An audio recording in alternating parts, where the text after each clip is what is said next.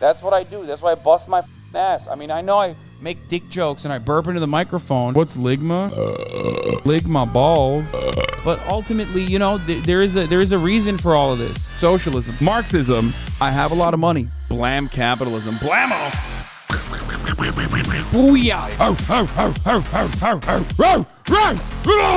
This is how women make me feel. Oh, I got your nose. Lick mich im Arsch. What about me? Me. I'm manifesting it. I got crystals shoved up my blammo. Yes, mama. I'm doing Scorpio behavior. Awooga. My Virgo is in rising. Honk. Humana. My Mercury is in Gatorade. My mouth opens up all the way to the ground. My tongue rolls out like the red carpet. There's steam coming out of my nose like this. You know what I'm saying? Just be normal. Okay, little bro. Fight. Boop, boop. Wah. Gatekeep, girl boss, slay queen. I'm an old person in China. Direkt olarak yani. Yok abi zevk alıyorum ben. Dude, once America is destroyed, I mean, the opportunities are endless. That's crazy.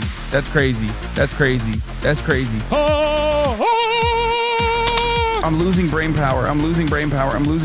Obama! I'm a sheep.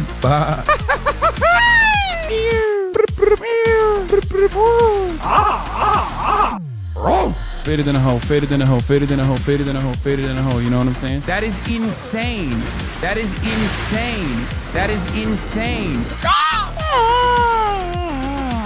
Oh.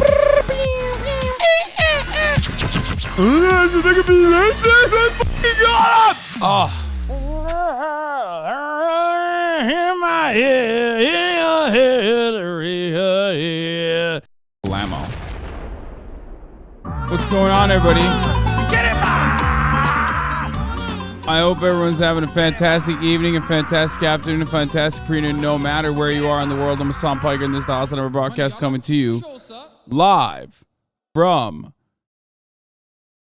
sunny Los Angeles, California, folks. We're live and alive, and I hope all the boys, girls, and MBs are having a fantastic one because today's a beautiful day. Today's a wonderful day. Today is a really, really cool, really chill day.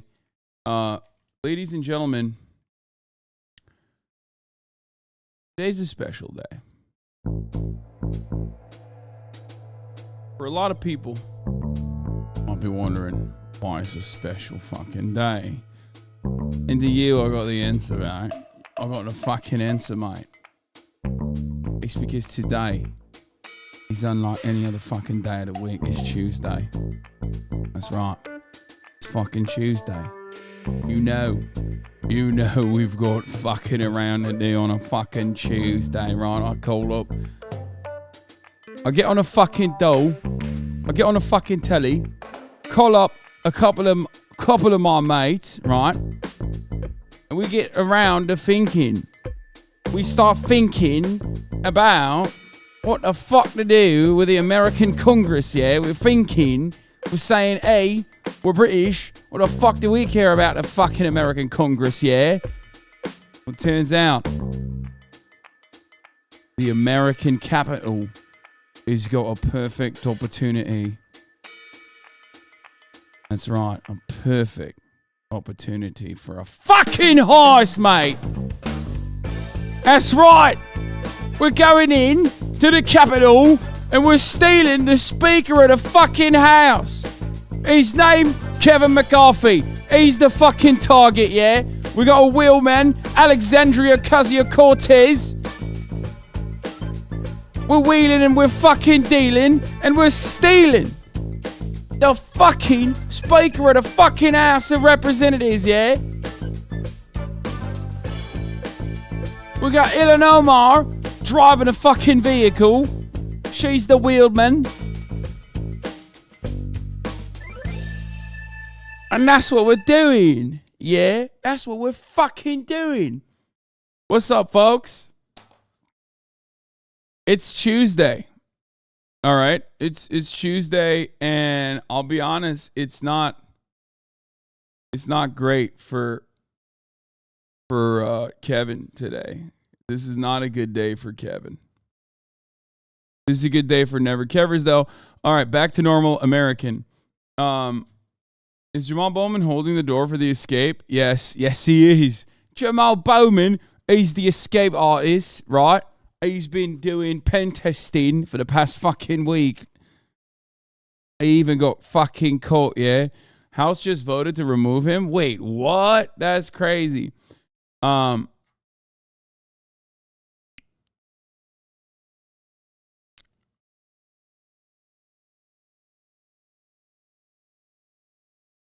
shit! Grimes sues Elon Musk over parental rights of all the three children. Respect. I'm actually on board with that. Full support to Grimes. Okay. Critical support to Grimes. Full support to Grimes. Grimes is good again. Play C-SPAN, bro. Voted to have the debate. They're in debate now. Yeah, we'll get to it in a second. God, some of you are so horny. Some of you are immediately like, Hasan, I don't want a run of show. I don't want sex. My husband just died. Okay? I don't want any love. I don't want to date. I just want to fuck. Like, some of you literally analyze politics from the framework of a pornography ad. Okay? Gilfs in your area. My husband just died. I don't want love. I don't want a relationship. I just want to fuck. Basically, some of you debate. Basically, some of you live life like this, where you're like, nothing, no thrills, no frills, no run of show. Are you out of your fucking mind? I need a. Oh, dude, this is a sick ass list. I need the juice right now. Hit me with that fucking C-SPAN stat. Okay. I need 8 syringes connected to my body with morphine.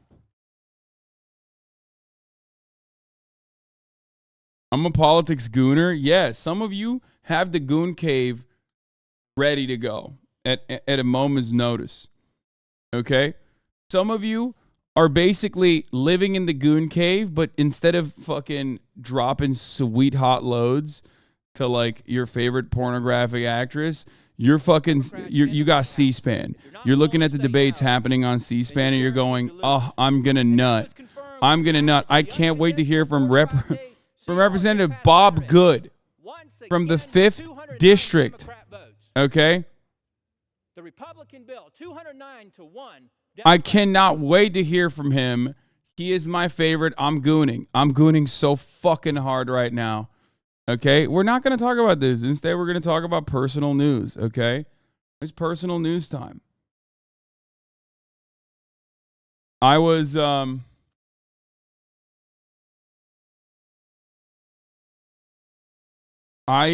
actually, there is not really personal news time. Merch talks, maybe. Yeah, there is merch talks. I'm wearing my new merch right now. This one has like a shitty print on it though, and we have to fix that. But Q4 merch, there's also another run of merch. I didn't even realize that, like, I forgot. I've been teasing it a little bit. Hey, duder, you met my wife last night and she said you were really nice. I did? What did I? What? How? Oh, last Friday. I didn't read that correctly. You said last Friday. Oh, that could be. Yeah. Leaving the club? The club? Oh, I know who you are. Oh my God, I know who you are. Yeah, your wife works at the club. She's yeah, I know. That was Caroline's birthday. She sent a pic of you two. Yes. She told me that you literally have me on the TV at home all day, every day, nonstop. Yes, I remember now. Yeah. In the club, we all yeah, remember when I went to Caroline's birthday? I told you guys and I left immediately. This chatter, 18-month subscriber's wife works at the club. It's so funny to hear. I mean, listen, Wu Ben. Yeah, dude, Lo, she said you were nice. Oh, thank you. I'm not an asshole, I don't think. But what was really funny is I do know some people in that scene still from like back when I used to be a fuckboy who went out all the time. And what's really funny about that is that there was one of the people that works in like the VIP services or host services, whatever it's called, at the restaurant / club that I was at, was like, oh yeah, you do politics. I have a friend who does politics. And she was like, yeah, have you ever heard of that one guy, Anonymous? And I was like, what? Like, and I think it's that fucking like weird white supremacist guy on Twitter. Or what's his name? Not like Anonymous, like not your Anon News or Anonymous. Like, what is the guy? Like, it's like one of those like N wokeness type accounts. Anomaly? Is that the guy? No. I can't think of it. I don't know who it is. I don't know what it is. It's like a very big account. It's like one of those fucking guys, man. It's not a CS guy. No. It's a politics guy who like straight up says like shit. No, it's not Anomaly. It's like a Guy Fawkes guy, maybe? Is that? Yeah, I think it is. He has like a Guy Fawkes photo, like a PFP. CIA chatters are CIA and they can't find him. Maybe I'm thinking of someone else. Anyway, whatever. She was saying like, oh, this guy, yeah, Anomaly. This guy. Yes.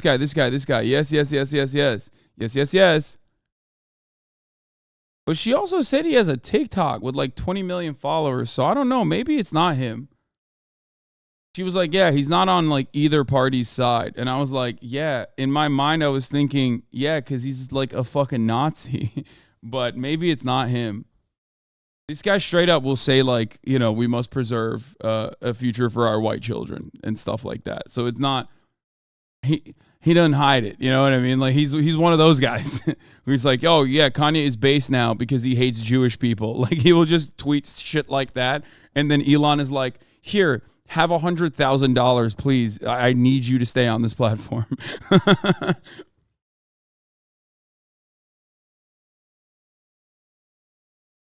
I posted an edit of you on my story today. I've never had so many story answers from pissed off men. So thanks for your service. I loved it.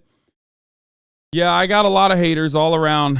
You know, it is what it is. Not too much I can do. Not too much I can do about that. Luckily, all my haters are just like unwashed and rarely go outside.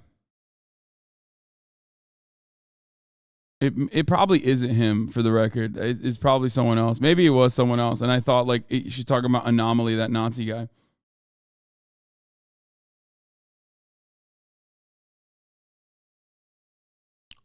So Matt Gaetz. God, I gotta get this out of her. She's still been eating this the Nordic ram horn, and honestly, it always smells so weird. It smells like shit.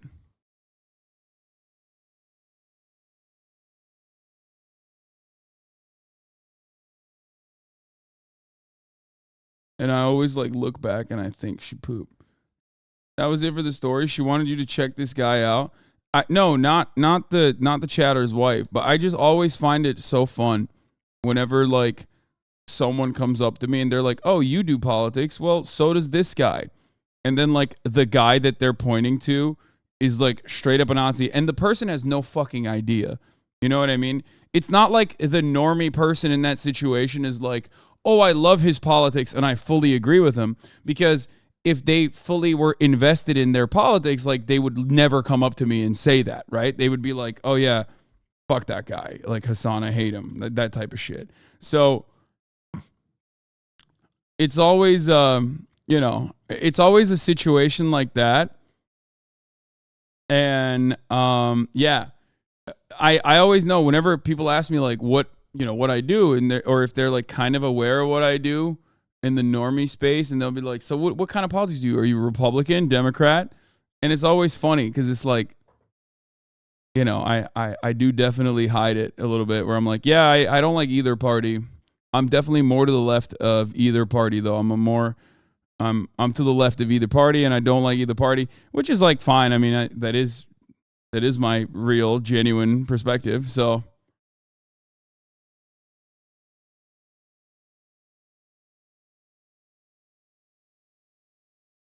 most people don't care about politics anyways and think people who do politics are weird nerds. It's true. We are fucking weird nerds.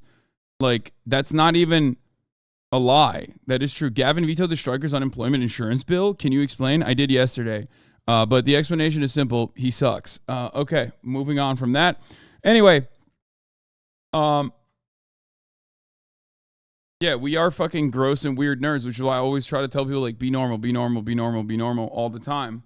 And then people are like, actually, I will not be normal, sir. Normalcy is a state of mind, and it's an attitude, and it's maybe even an oppressive construct, depending on what we're thinking about. So, yeah. I'm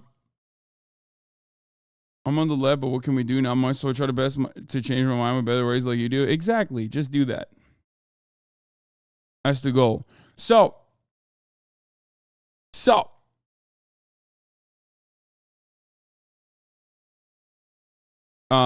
Where was I?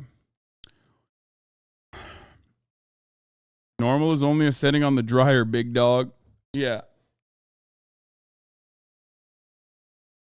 You finished Band of Brothers? I did. So last night I finished Band of Brothers, and it was fucking excellent. Okay? I loved it.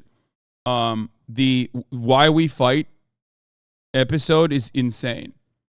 Like, you can hate Nazis just like every other person does, but honestly, like, you see that again. It's such a perfect one-to-one depiction, by the way, of like what the concentration camps actually looked like, which was crazy. Because it's like, it's basically, it looked exactly like the photos that I have seen of concentration camps from, like, it was so historically accurate. It was like a little too brutal almost. And, but it's, you watch that and you go, oh, dude.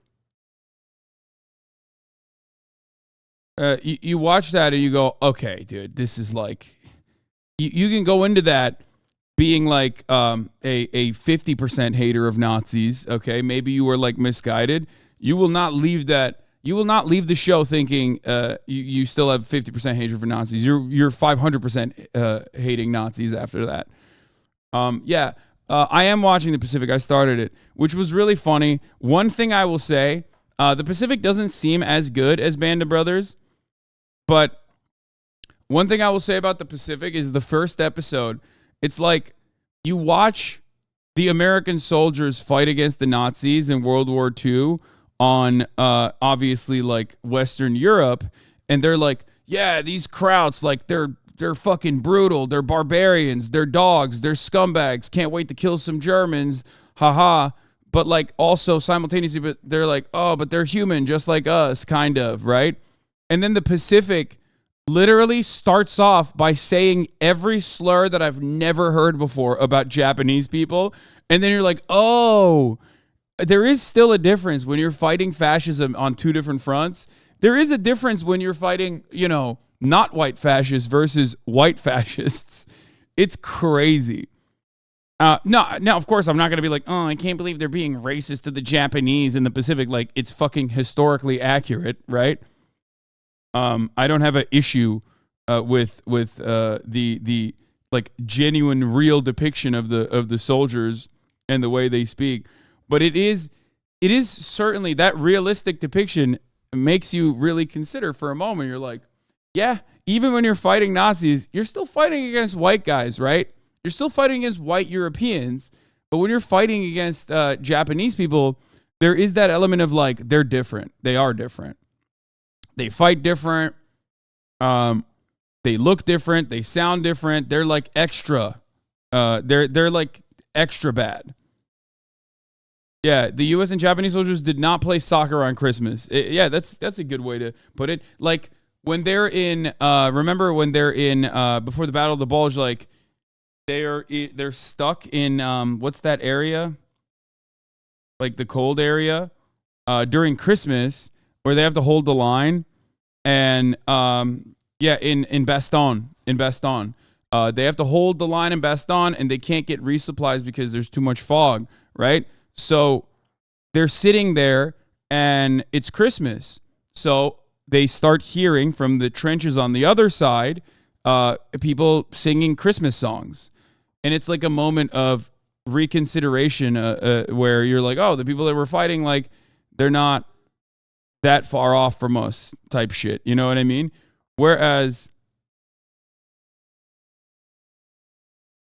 that's World War I? No, I'm not. No, it's not World War I. I'm talking about World War II. No, I'm talking about World War II. It is. No, they still. No, it happened in World War II as well. I have it right. I know that it's like the classic World War I story. But they show it in World War II as well. It happened in World War II as well.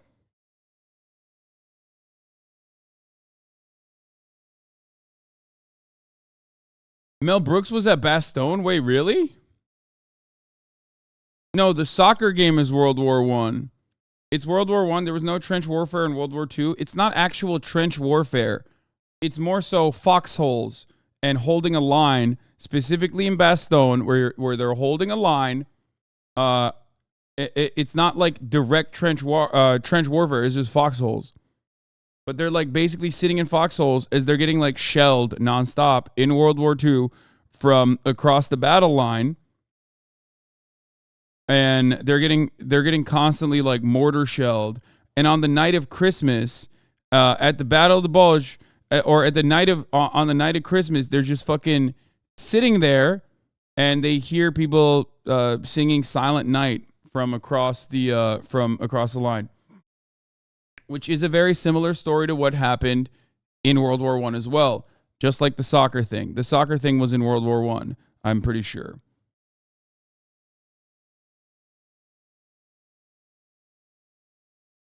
From what I heard, the Pacific show is way more accurate and less grandstanding American heroes saving the world. The show gives a good presentation of how awful the Pacific was.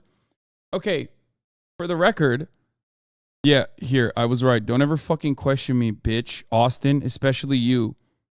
Okay? This motherfucker's in here being like, oh, I saw World War II in color. Like, I know everything about World War II. I'm a World War II historian, okay? Guess what? I saw Band of Brothers. I'm the real World War II historian now.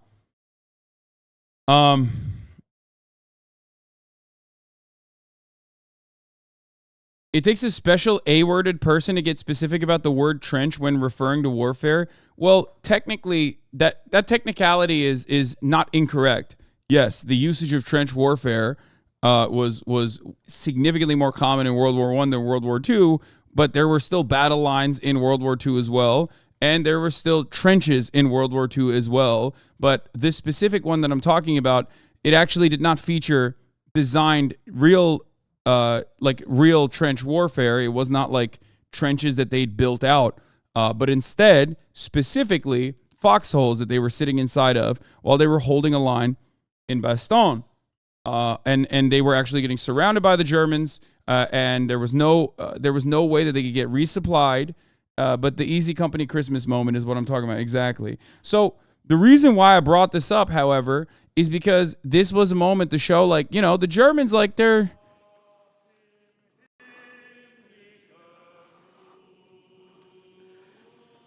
like the Germans, they're Christian and white, right? Think about that. Anyway, so why did I bring that up? This man said trenches work changed my mind. What are you, a fucking general? Are you a German general in World War I or French general in World War I? What the fuck's going on? What's next, dude? Are we going to go back to fucking flamethrowers too? Like, what's happening right now? He said trenches work changed my mind. Machine gun haters. Guys, yeah, we need to... These aren't trenches, they're foxholes. Dude, I made that distinction 11 times now, okay? You weren't here for it.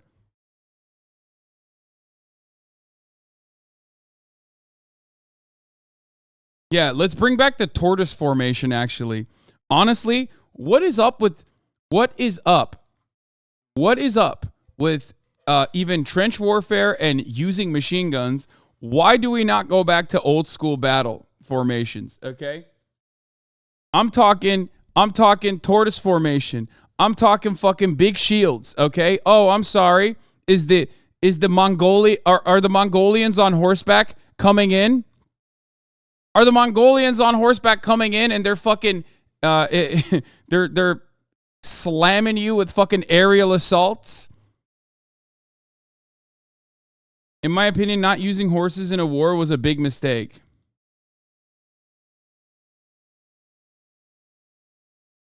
I'm a World War II historian and a veteran born in 96. Please refer any questions to me. He said, Austin show, get a grip, buddy.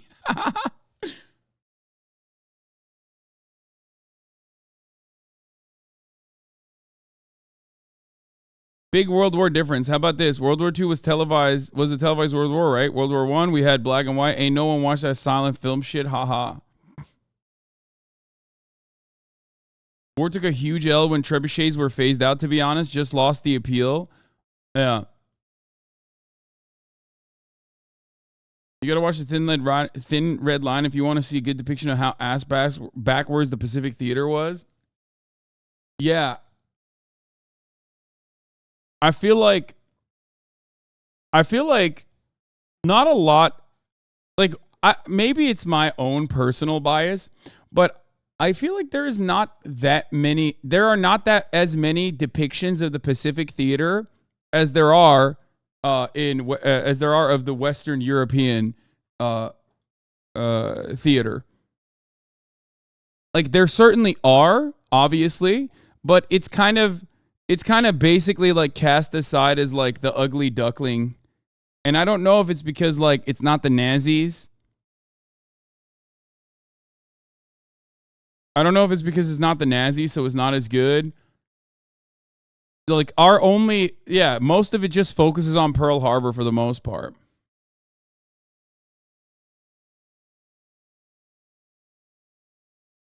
It's because we took ears in that theater.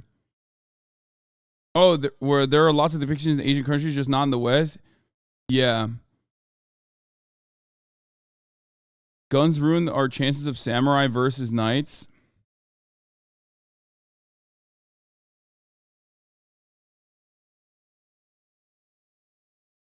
It is deadass is about racism in Pearl Harbor. I think there's not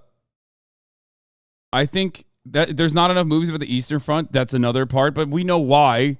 I mean, there probably are like Russian movies, I suspect, but no, obviously America's like charm offensive heavily features its battles for a very specific reason, a reason that they actually ended up being very successful in achieving, which is why globally everybody thinks the United States is like single-handedly the force of good that liberated Europe from the Nazi scourge, and that the USSR is like whatever, they were just kind of there, even though they fucking lost 20 million people, you know? Like, still one of the, nobody thinks that. That's really interesting because there are actual studies conducted on the matter, and even in fucking Europe, who experienced this, like literally experienced the worst side of like the Nazi imperialist fascist scourge. Even there, they just also have had an attitude shift, which of course always plays, I think, a formative role, which unfortunately is more important to talk about than ever now. It plays a formative role in like saying, you know, the USSR bad, USSR bad, America good, USSR bad. They didn't collaborate in World War II, or even if they did, they were like, you know, whatever. They were just like kind of aligned, but it's not a big deal. Also, the USSR bad. Have I told you that? Yeah. That's why there are studies conducted on this. I always show that one study from France. After the war, most French people considered USSR to be the real liberators, but today they think it's the U.S., the overwhelming majority, saying that the U.S. shares the major, U.S. took on the major workload and the burden.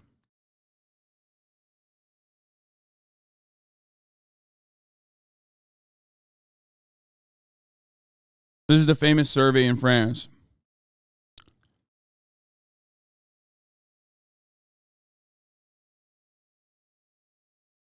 See? And of course it's on Reddit, so like immediately people are like, well, you know, they did, but also they suck.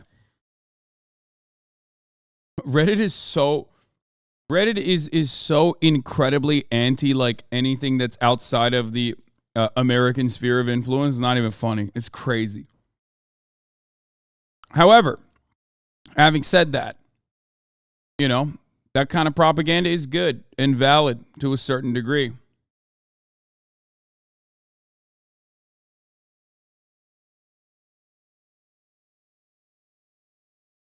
Because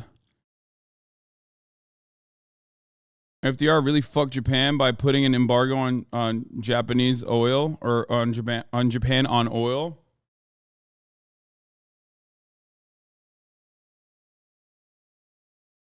The history memes thread about this today was psycho. Yeah, people forget USSR but never remember China sacrifices who lost the second most people in war.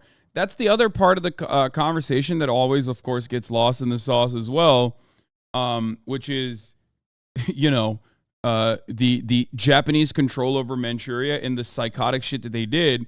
But that's also partially because it was like Asian on Asian violence, and obviously nobody gives a fuck about that in the Western world. That's number one.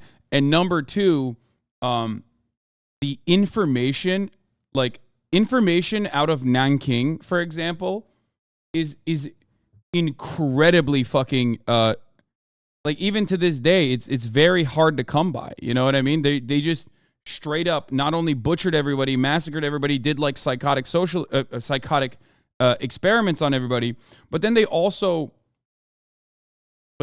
turned around and like kind of hid it from the world a little bit. And Japan also to this day does not accept it. So that's another. It doesn't not only doesn't accept it, but also like kind of defends it and hypes it up. So when you have that situation, you know, I mean, don't get me wrong, I love Japan, I'm a fucking weeb, but like, come on, you know, that shit is ridiculous. Which is another unironic ally in that time frame, you know. Non-traditional ally allegiances were being conducted left and right. I'm a historian, and the lack of good Western stories for the Sino-Japanese War during World War II is criminal, is so sad, and I wish the general public would know more. Yeah. That will never happen because we're so anti-China. I feel like if they had the Sino-Japanese War during World War II, like Americans would just straight up be like, no, the Japanese did the good thing and the right thing, actually, which is not all that different from the attitude that the American commanders had at the time. as far as like utilizing their research, which is why they didn't really prosecute any of the war criminals on the Japanese side, despite the USSR trying to actively get them to be prosecuted. So, it was even worse than the fucking paperclip shit. But yeah, what was your favorite scene from Band of Brothers? I watched when I was like 13 and bought the collector's steelbook. I used all my 13-year-old money on it, Lamau. I think one of my favorite was like one of the more impactful moments for me, other than like the classic ones, like, when they finally see a concentration camp and go, holy shit, what the fuck is going on here? Right? I think that one of like really, really impactful moments were like when they enter and the Dutch are like shaving the heads off of the women and like painting swastikas on their fucking foreheads for the crime of like having sex with Nazis. Like that was why I had no idea shit was like that. Okay. I had no idea shit was like that, brother. I did not know it was really like that, okay? It's tough. It's a fucked up moment. It's like there are a lot of moments like that where you're like, God damn, like obviously immediately when you fucking rip when you have Sergeant what's his face offer packs of smokes to the prisoners and then just fucking shred them with a Thompson gun, like that was crazy.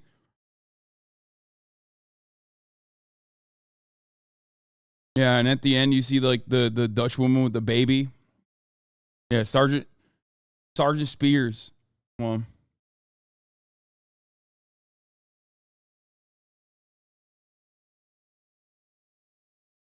and then they brought a bunch of kids as their spy network. I mean, it was against the Nazis, so I don't have too much of an issue, even though they do show them as like crazy. They show them as like crazy guys. I suspect those were like the resistance network was probably comprised of mostly communists, I assume, just like it was in many other places that were occupied by the Nazis. So that's probably the reason why they showed them as like real aggro. But I actually don't know. I haven't looked into it.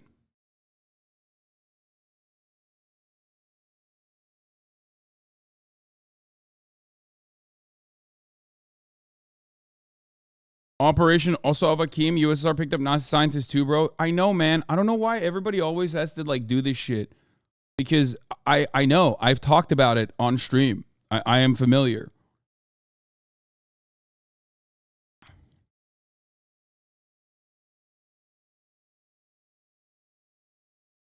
Thoughts on the Bastogne episodes? It was great. I love that they also do like a fuck you to General Patton in it, like twice, where they're like, we never actually asked for help. Also, General Patton is the perfect depiction of why I say America, if things were like a little bit different, would have probably been fighting alongside the Third Reich. Like, he's the type of person.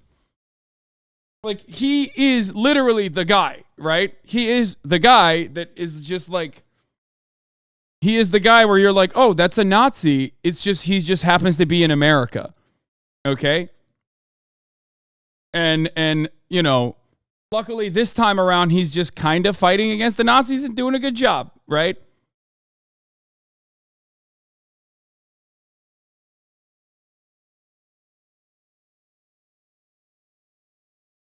Patton would slap the socialism out of you if he was alive to do it. Yeah, well, guess what, dude? Major L for him, isn't it?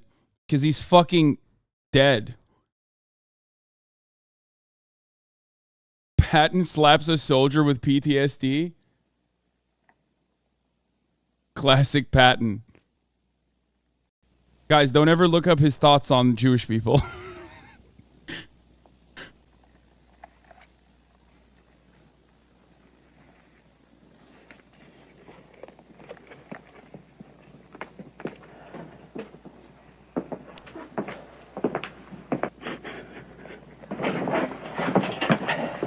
What's the matter with you?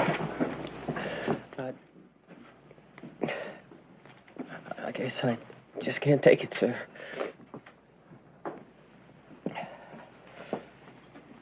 What did you say? What circumstance do you think could have led to America fighting alongside the Nazis? FDR gets assassinated. And then, I don't know, some like Chamber of Commerce type motherfucker becomes the president. And, you know, they really let the German Bund movement get out of control. They start allowing paramilitary formations to just start beating the shit and like straight up killing the trade unionists and labor in a similar capacity to Germans. We sell more weapons to the Germans. Like we have. Yeah, that's another huge part too. The de-Germanification, the Anglicization of Germans in World War I is also a major plays a major role in that too.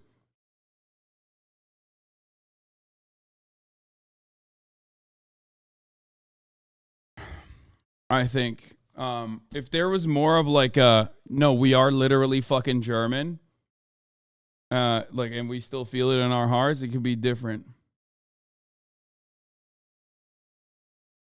What was the show on Prime that did the alternative history? No, that Man in the High Castle is when Germans win the war, not when Americans become Nazis. Germans win the war and take over America.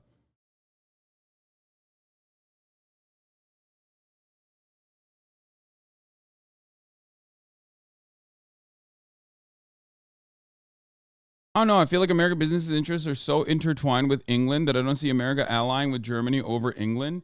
Well, the thing is, in that situation, one thing to consider is the business interests are significantly more important than like any kind of ideological allegiance there. And there was certainly a lot of collaboration with Nazi Germany at the time, at least with our industry. Who knows though? Yeah, Pearl Harbor as well, obviously didn't, like, a couple things need to not happen. A couple things need to change. How close was the U.S. to becoming communist? Oh, no, not even remotely close, brother. There has never been a history. There has never been a moment in American history where we were close. Maybe like the indigenous tribal lands were closer to like, primitive communism than, and that's it. Like, that's the last time America has been close to, like, America is the most capitalist nation on the planet. Like, the entire nation building project is so fucking perfectly capitalist. It's like if you aligned everything. Someone's saying, Obama. That's so funny. First of all, if anything, you could say FDR, and even then it doesn't touch anything. Like, it doesn't come anywhere near socialist. Germans were and still are the largest ancestry group in the U.S. Yes, but the difference is Germans in the United States are so perfectly anglicized. Like, there is no, like, there's no one even fucking thinks like, oh, I'm German. Like, remember my German roots? Like, they don't give a shit about that at all in America due to both World War I and World War II. They're brought broken. Is that what Matt Christmas says? That's so funny. Well, he would know better than anybody else. He's the most white man on the planet.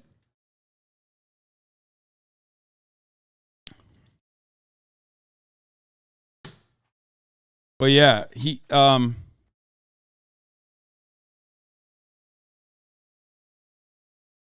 year 2 centuries of assimilation will do that. Yeah. No, there is definitely like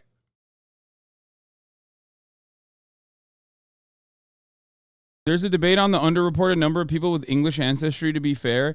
Yeah, I've looked into these numbers before. I don't know where I fucking saw them, but there's like very strange reasons why people do this thing where like there's possibly an overreporting of like being Scottish, Irish, or German because it's considered like spicier white by white standards. So like there is also that part of the conversation as well where like people misreport. Yeah. Instead of saying like English ancestry, some people like to, claim ancestry even if they are even if they're completely removed from it.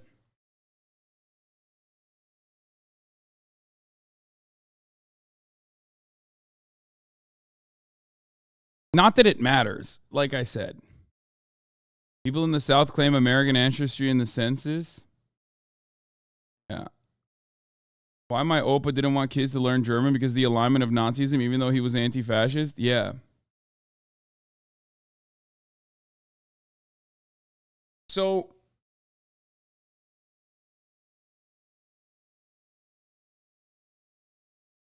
U.S. would probably have joined Germany against the USSR if UK surrendered when France did.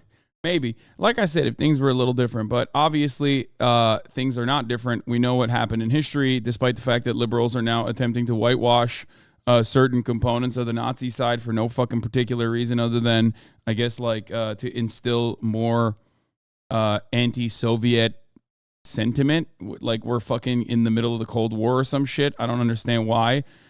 But I digress. We've been doing this for like literally an hour, and I haven't even blasted off yet. So I'm just gonna do that right now, and then I'm gonna get into the news. The other reason why I am talking about all this shit is because, like, on the one hand, I'm conflicted because, like, I feel more patriotic in my blood, brother, more than ever before.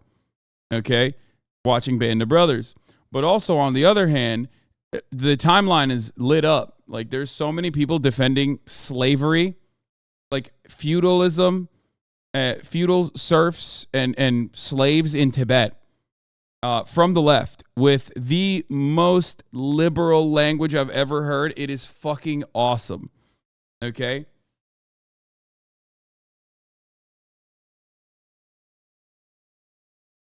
There are so many people who are just like, wow, Hasan is such a colonizer, making like ridiculously disgusting comparisons to the Aztec or Afghanistan and Iraq, being like, America actually invaded Iraq. It's like saying the PLA working alongside Tibetan Maoists or, Tibetan communists to liberate Tibet from straight up 98% fucking slavery was actually a bad thing. And you're ridiculous. Like, it's their cultural heritage that should have been preserved. You're fucking so bad. Hasan Tibet take is horrific. I know. It's horrific. It's horrific because, people are trying to say, no, people are trying to equate the PLA freeing Tibet from slavery and serfdom is literally the same as the conquistadors. You know what I mean? It's insanity to me. This comparison is ridiculous, and I think it's mostly because I made a good comparison, and I said that it was akin to like considering the North in the Northern War of Aggression and the Civil War to be engaging in imperialist action. And everyone is so fucking mad about it.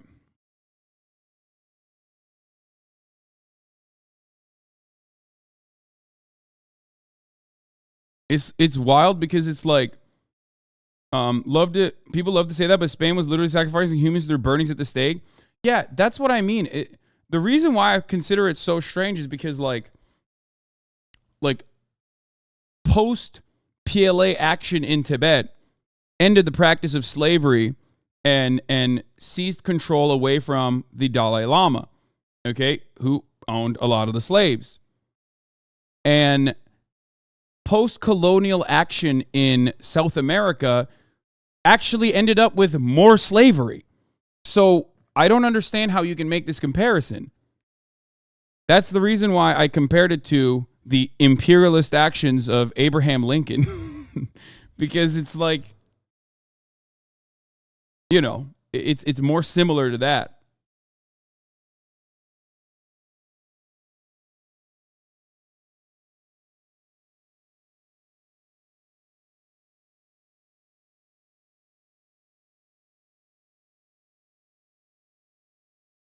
But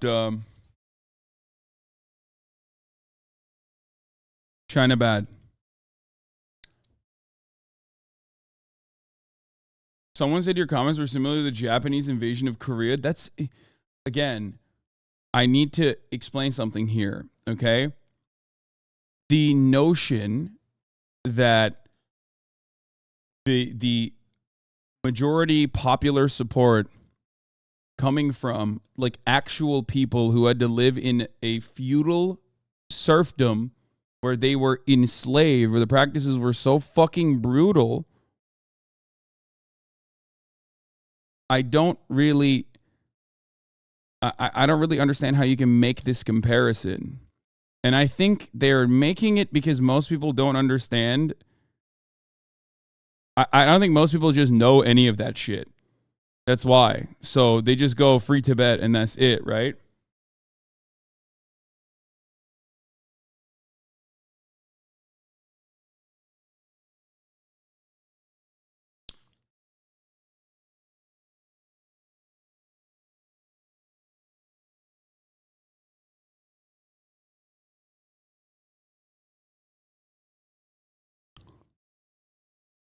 Look at this. No, Hasan, I'm saying you're treating East Asians like mythical creatures who are incapable of doing the same imperialism America does.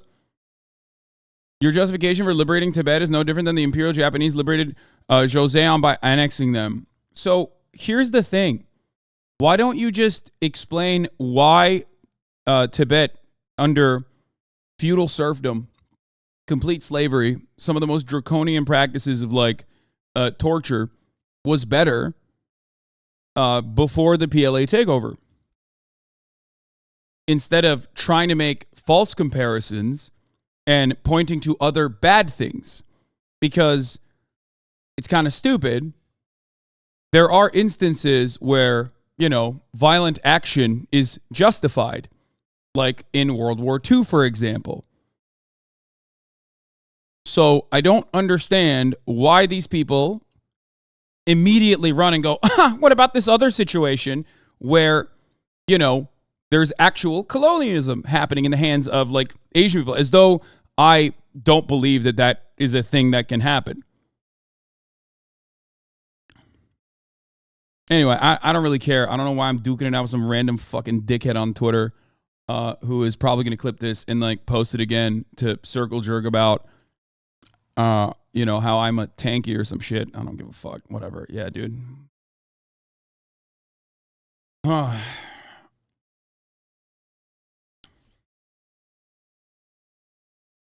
I think they just love debating.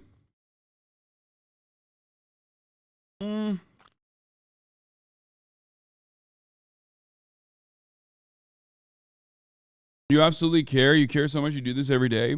I do enjoy it to a certain degree because, one, I think it's productive to, again, a certain degree. When you cover issues like this, there are always going to be people that turn around and go, I had no idea that it was like that.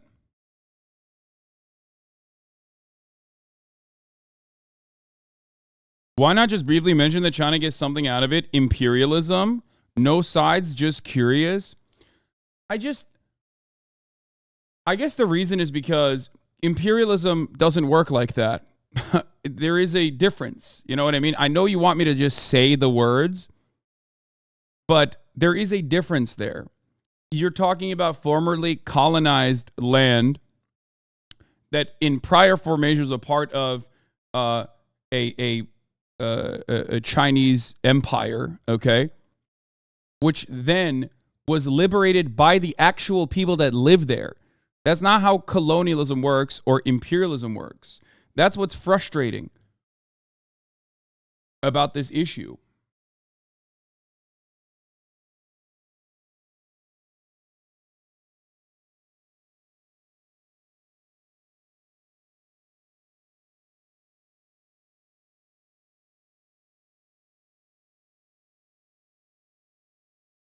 Yeah.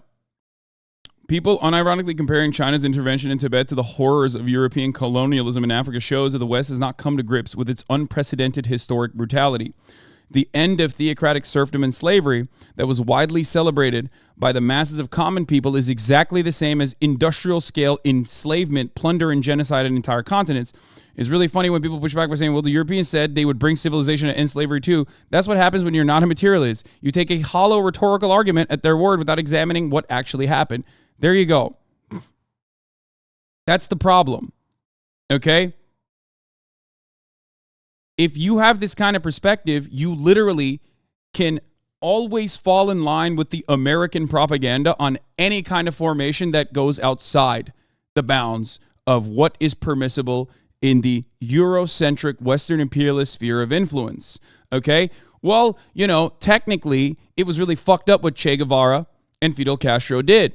Let's not look at Batista. Let's not look at that development. Let's not look at any of the fucking militant dictatorships. It's just that it was fucked up that they did that. They were violent and they were bad.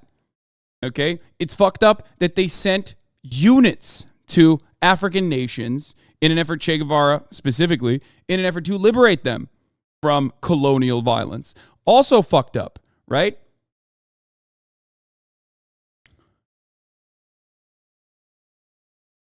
And it's just like there is never a moment of consideration. Red Scare is in full swing, plus jump on the Hasan bad bandwagon, power some donations to these young online leftists to influence recite State Department. No, I don't think it's like that. I think it's more so people see the writing on the wall and they recognize that it's you know, there's a lot of interest in people offering you American foreign policy repackaged in a more like radical way. Where you're not like a regular fucking MSNBC State Department cutout that, you know, got its licks in at fucking Raytheon. Okay, maybe you served in the military, then you went over to Raytheon, and now you're just like saying these things, or you're writing for, you know, one of these like NATO papers, right? You're like more, you're cooler than that. You're like, oh, I'm a based, I don't know, maximum artillery fire pilled, neurodivergent minor who fucking loves, I'm based in NATO pilled. I'm NATO maxing. Like, it's just like, it's liberalism, but it's fucking repackaged. It's repackaged liberalism. It's repackaged State Department propaganda. I'm fucking NATO maxing. Oh my God, I'm cooming. I love being NATO maxed out. I'm NATO pilled. You are a fascist. You're red fash. I heard that term. You're tanky. You're tanky. I heard this term that you are. And it's odd phenomena, but it's not necessarily new. And you know, it doesn't come up all too often, but it is definitely an area of, didn't you used to rail against tankies? I still do. All the time. That's the other problem, because there are aspects of it that I disagree with. And people who come in here and they're like, I love Stalin. He did nothing wrong. Fuck you. Like, they're dumb. They're stupid.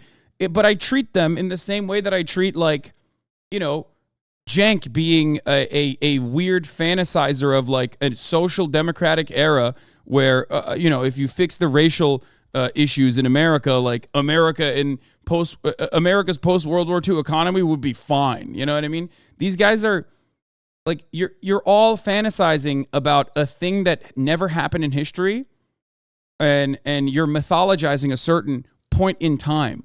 Okay? That's the issue. Like, you have to look at different socialist formations. Okay? Like real existing socialism in the world, and you have to look at the good and you have to look at the bad, and you have to weigh them against one another in an effort to never repeat them again. You know, the mistakes.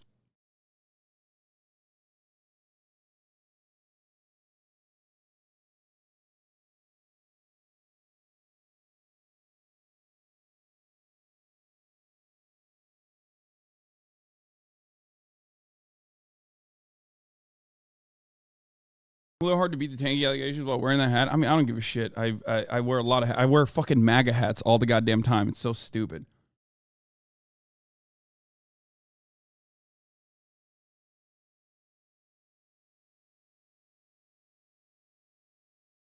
You do have the heavy quotations here, tanky position as far as communism goes. I don't think so.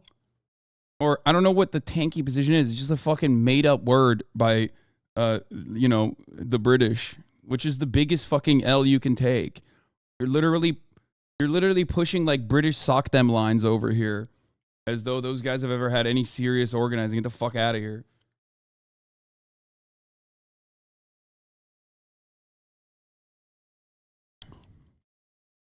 I heard a lot of libs and conservatives cutting propaganda about Pol Pot. What's your take on Cambodian socialism? What are you're a Pol Pot supporter? What? Like, hello? What is happening? Is this has to be like a meme, right? I think he's just saying this because he suspects that I will come out as like pro Pol Pot or whatever, so he can like cut this, but you're delusional. Henry Kissinger in the chat. Yeah.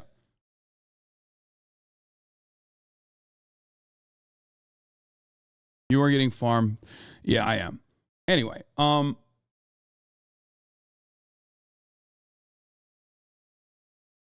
Pot was America's guy. The Khmer Rouge was America's project.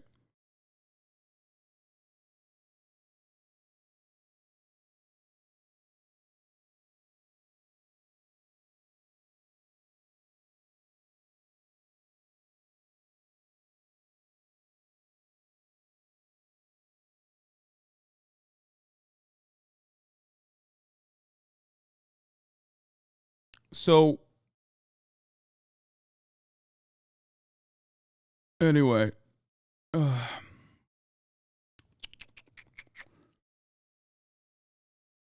I did not blast off yet. There's a sect of online Maoists who write for Pol Pot for some reason. Yeah, exactly. That's hilarious. That's it. They're funny. That's ridiculous. Okay, you've read too much at that point. You need to dial it back.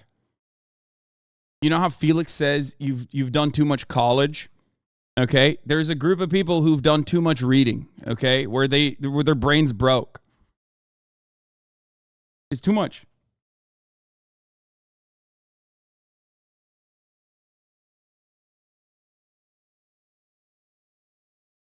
Overall though, I am perfectly willing and able to cast aside differences because I do not consider like silly little online debates to be all too significant in the grand scheme of things, especially when it comes to improving the material condition of workers in America, which will open up the avenue to scale back America's intervention globally.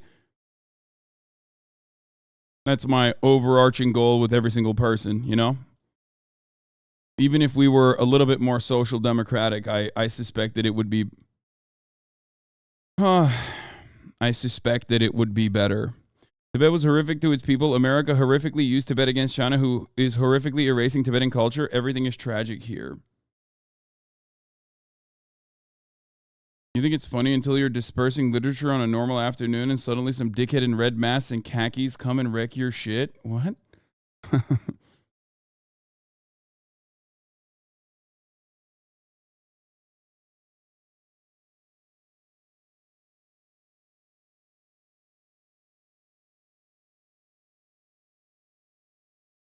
Everyone who doesn't 100% agree with me, Ben Shapiro and Stalin would be friends, is either a fascist or a lib.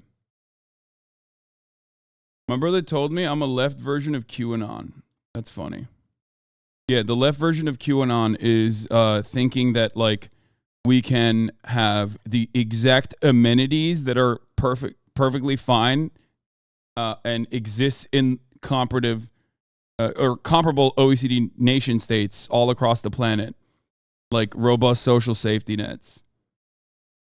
It's crazy. Tibetans have over 90% literacy rate in their own indigenous language and have a full schooling system with their native languages as the medium of instruction. Native Americans have below 10%. No, there's no comparison to what Americans did to Native Americans in with what the Chinese did or what the PLA did, which also comprised of Tibetan people. Okay, Jesus Christ. That's not a fucking historical comparison. Listen.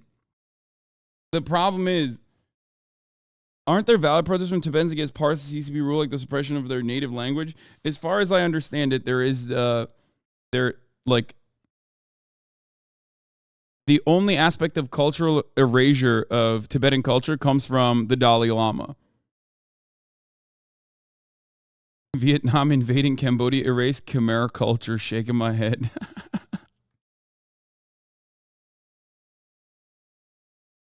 Yeah.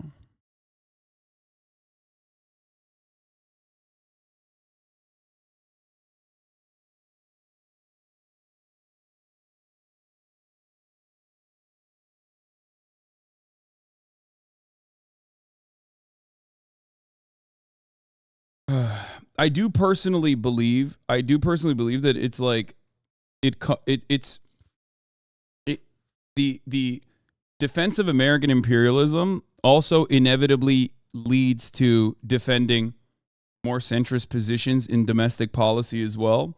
So if you're one of those people who is swept up in a community like that, where like you always find yourself thinking, oh, which one is better? Well, I do consider American imperialism to be better.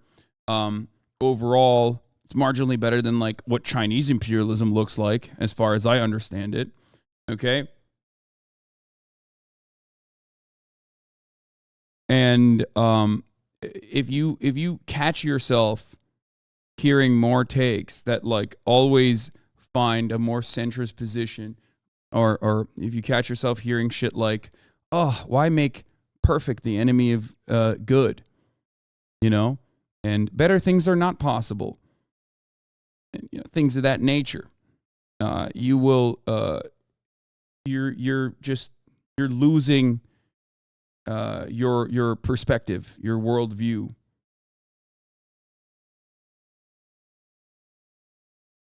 You're forgetting that at the top of the hour, there's a 3-minute ad break.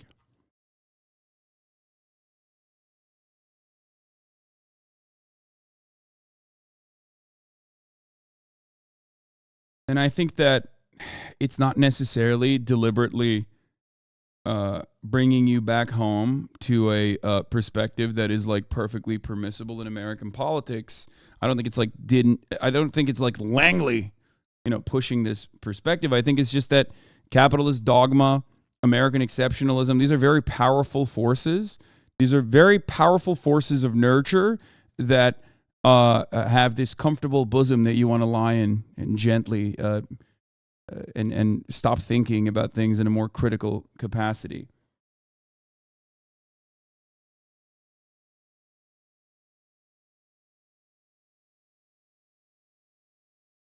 So yeah, that's it.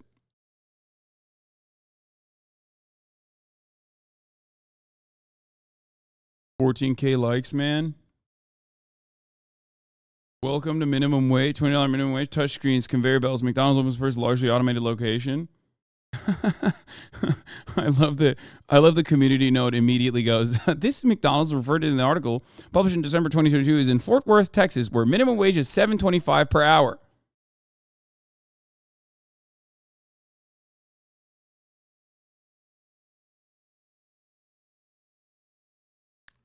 Thanks.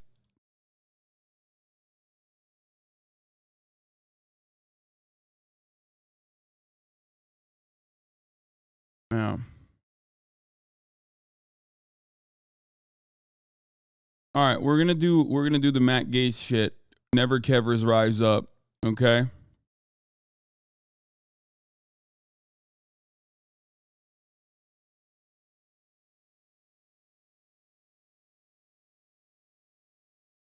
I hope that people don't consider this kind of clarification to be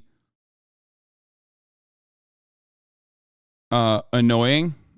I think it's important, especially because this is a big deviation from the norm, and it's often unaddressed. And I don't want to cede ground to others who are using this as an effort to, like, I don't know, promote their own platforms, to be like, position themselves against someone like myself. Bro, you legit look so tired. Why am I not allowed to fucking spam?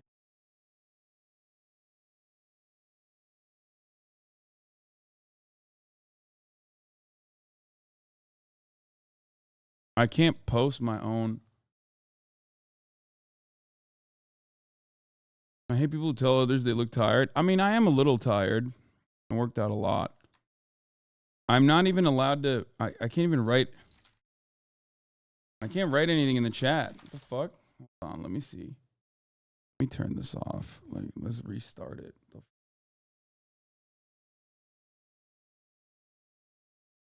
Right. Oh, there it is. It's working now.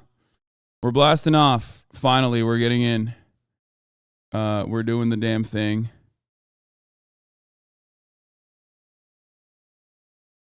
Let's get started. Don't get it twisted. Before I joined this community, I was really lost in life because the pandemic seriously disrupted my life plans, and even the time I watched it, I had a really hard time finding something to believe in, dreams, chase. But thanks to your coverage, I realized my one true conviction is that I'm a never kever for life. Hell yeah, brother. Final 3 minutes of Matt Gaetz is live right now. Let's take a look. Of the House of Representatives, and he has failed to take a stand where it matters. So if he won't... Yeah.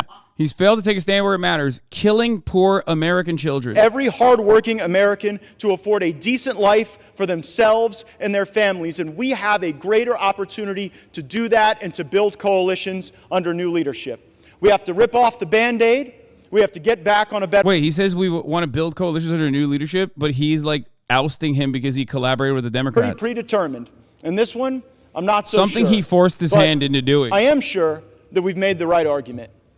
That this place deserves single subject spending bills, that we should have 72 hours to read a bill, that something that spends more than $100 million shouldn't be put on the suspension agenda such that we can't amend it, and there shouldn't be secret side deals made on a continuing resolution to lump Ukraine in with border security. That is not right for Ukraine or border security because it fails to give either of those issues the dignity that they would require. But we can return that dignity to this House. We can get back on a better path. We can have single subject appropriations bills. We can set a budget top line. We haven't had a budget in this place since I was in high school. So let's get a budget. Let's get our act together. Let's get on with it. Let's vacate the chair. And let's get a better speaker. I yield back.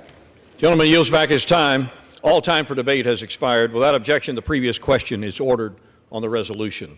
The question is on adoption of the resolution. Those in favor say aye. Aye. Those opposed, no. No. The noes have it. The resolution is, gentleman from Florida. I'd request the yeas and nays.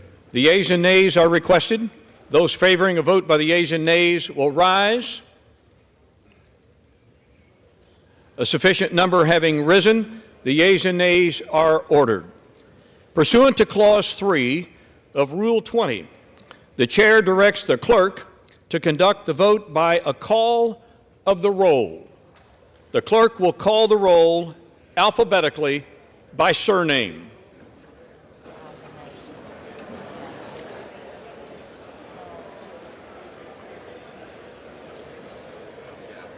What happens if they get rid of him? Then they need the same amount of votes to be able to vote in a new Speaker of the House. Matt Gaetz just heard that the coal industry likes McCarthy. He heard miners, not miners, and got to work. Oh yeah, he was eliminating the threat, the competition. He can be the only one. It's like that one meme, the worst person you know made a great point in respect to the funding of the military-industrial complex in Ukraine. Yeah, except it's not real, right? Is not like Matt Gaetz doesn't give a fuck about that, dude. What are you, crazy? He is a careerist.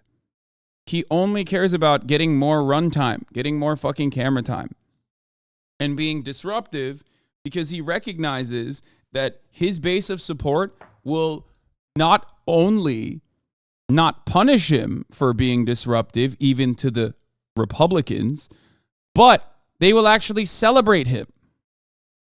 So why wouldn't you do that? You know what I mean? Why wouldn't you do that if that's the case? And given that there are plenty of constraints and plenty of issues with the way that Congress works, ultimately you can make reasonable points even if you have no genuine interest in making those changes. Right? Shouldn't Dems be pro-unseating McCarthy to make the Republicans look more disorganized? Yes, they are. Hakeem Jeffries actually came out like a couple hours ago and said Democrats will not only, they won't stay out of it, they will actually vote against Kevin McCarthy. So he will be voted out in this process. So it's awesome. I mean, it's good. It's good overall for the Democratic Party, I would say, because it's chaos in the Republican Party, which is a fucking clown show. It's chaos caused by how many concessions they've made and how they have basically whipped their fan base into thinking that like all manner of obstructionism is actually good because the ultimate goal is to destroy the federal government. And you know, a good way to do that is by you know, dismantling the legislative body, picking it apart piece by piece. So yeah, the House GOP can select anyone to be speaker, right? Do they think there's a chance we get Trump as speaker? I mean, no, I don't think that'll happen, but yes, anyone can be voted in as Speaker of the House. This is true. They could fucking vote for me if they wanted to.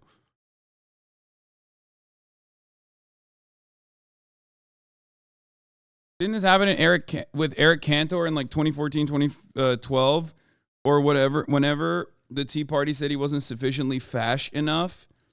I mean, it has, I don't remember that. It could be. I'm out of my element here. Jesus Christ.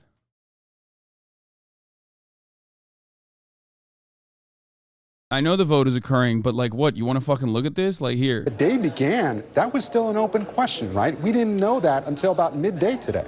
It was very much an open question. In fact, we didn't even know that this vote would be held today. McCarthy had the option to schedule it any time within the next 48 hours or so, but he apparently decided at some point this morning to rip off the Band-Aid. It was interesting watching these dueling interviews this morning from McCarthy and Jeffries around 8 o'clock, where they were both sort of saying they were going to talk to their members and let the chips fall where they may. McCarthy said that he... I mean, I don't like Hakeem Jeffries, okay? But would he be better than Kevin McCarthy? I mean, marginally, yeah. But I don't like him. I want to point that out, okay? I am not a fan of Hakeem Jeffries, okay? Not a fan.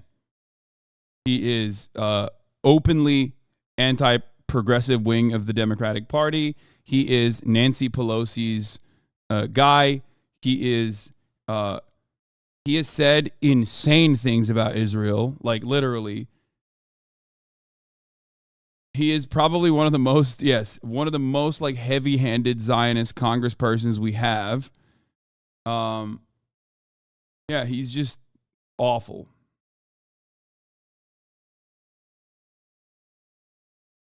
But there was every indication leaving that conference meeting this morning, which sounded like a pep rally at times from the outside, the Democrats were going to stick behind their leader, Hakeem Jeffries, in this latest unprecedented historic moment on the House floor. You know, Garrett, we're going to come right back to you shortly, I'm sure. But first, I'm joined now by Republican Congressman David Valadao. And, sorry, some technical difficulties here. We're going to bring in the panel here. Former Senator Doug Jones is here, and I'm also joined by Deepa Shivram, political reporter at NPR, former Democratic Senator from Alabama, Doug Jones, and also Stephen Hayes, editor and CEO of The Dispatch and an NBC News contributor. Also, let's see what Fox News Cardenas. Yay. Have they cut him off? Kerry. Nay. Carl. Nay. Carson. Aye. Yay. Carter of Georgia. Nay. Carter of Louisiana. Let's see what Cavato is saying. Yay. 15 votes to kick him out. Then what happens? Let's say he doesn't survive this vote. What happens after that? Like you say, there'd be no speaker. We'd be in historic, territory here. Yeah, there's a little bit of difference. This is so perfect because, like, they can't even say anything about the Democrats in this situation because it's the Republicans that are doing this to themselves, which is why it's awesome. It don't even fucking matter. Boebert voted no for now. Oh, wow. Whoa, whoa, whoa, whoa, wowie, whoa, wow. The clerk of the House, at that point Cheryl Johnson, presiding over that vote because the House was not constituted. Here you have a constituted House, you have members sworn in, you have committees that can be stood up, and so that Speaker pro tem would preside. But by rule, what they're supposed to go to, the next act on the floor is to elect a Speaker. The highest precedence in the House is to elect a Speaker. You can't do anything else until you get a Speaker elected. And so once you get that, then you can go on. So no legislative traffic. And does that take a couple of days? Does it take a couple of weeks? We just don't know. But it took, 5 days back in January, Neil. Yeah, and 15 different votes here. I'm wondering, would they immediately proceed to that vote tonight? Again, this is in the event that the Speaker loses his speakership. This is the fly in the ointment because you have that Speaker pro tem, whoever that might be. They probably have a little more agility to declare a recess in the House, maybe adjourn the House for the day, but they can't do anything else on the floor until they elect the Speaker. So you're kind of in this cryogenic freeze at that point until you get a Speaker. That has to come first. Of these 11 or so Republicans who voted, bring us to this point. Is it possible some of them peel off and, having made the statement, go back and stick with the Speaker? Absolutely. I mean, Victoria Spartz, Republican of Indiana, we talked to her just a few minutes ago here, and she said she was still willing to give Kevin McCarthy, the Speaker, a chance. There might be a handful of people there, but again, there were 11 no's. So Kevin McCarthy said this morning, and maybe he was really telling us what he knew. He said, if there are more than 5 Republicans who vote against me, I won't be Speaker. So there were 11 on the procedural vote, kind of the test vote a few minutes ago.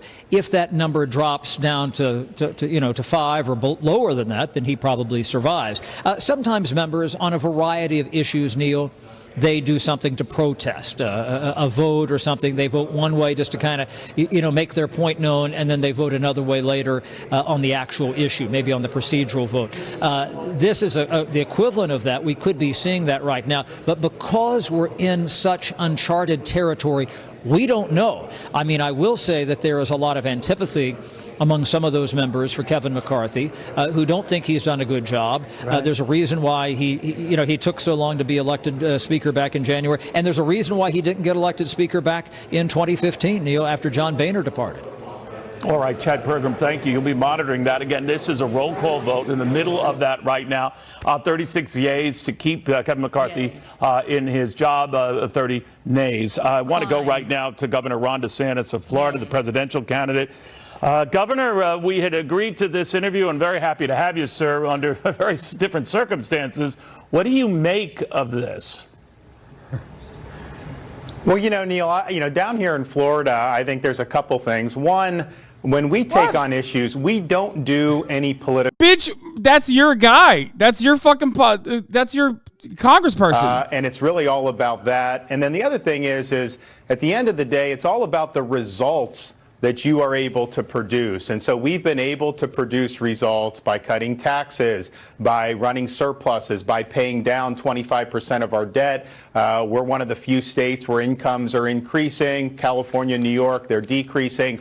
So that's really what it's about. And what I see up there is Matt Gaetz literally helped you do debate prep. Get the fuck out of here. Come on. Promised to deliver. Come on. I also see a lot of political. Someone on Fox News has to ask him that question. Matt Gaetz is your guy. People are fundraising or whatnot, a lot of chaos. And you're just not going to be successful if everything is constantly in a state of chaos. I mean, there needs to be leadership. There needs to be a common agenda. And you got to be able to marshal people to be able to get that done. And so there's a lot of frustration when I'm in Iowa, New Hampshire, South Carolina, a lot of frustration with the state of the country. And then really the lack of urgency that I think a lot of people in Washington have had for quite some time. The border's never been worse. Inflation and interest rates haven't been this bad in 40 years. We have crime infesting cities. I was just out in the West Coast, Neil, for this debate, talking to people in Southern California. I must have run into 6 or 7 people who had told me they've been mugged in the last year. When has that ever happened? And that's normal in a lot of American cities. And of course, we have a bureaucracy that is is out of control, that's been weaponized against the American people. So we want to see leadership. And I can tell you, as president, when I get in there, we'll provide the leadership. We're not going to provide chaos and drama. We're just going to provide an agenda that we can get done and turn the country around. You said that you would provide the leadership. Are you saying in the House Kevin McCarthy did not, and this is his comeuppance?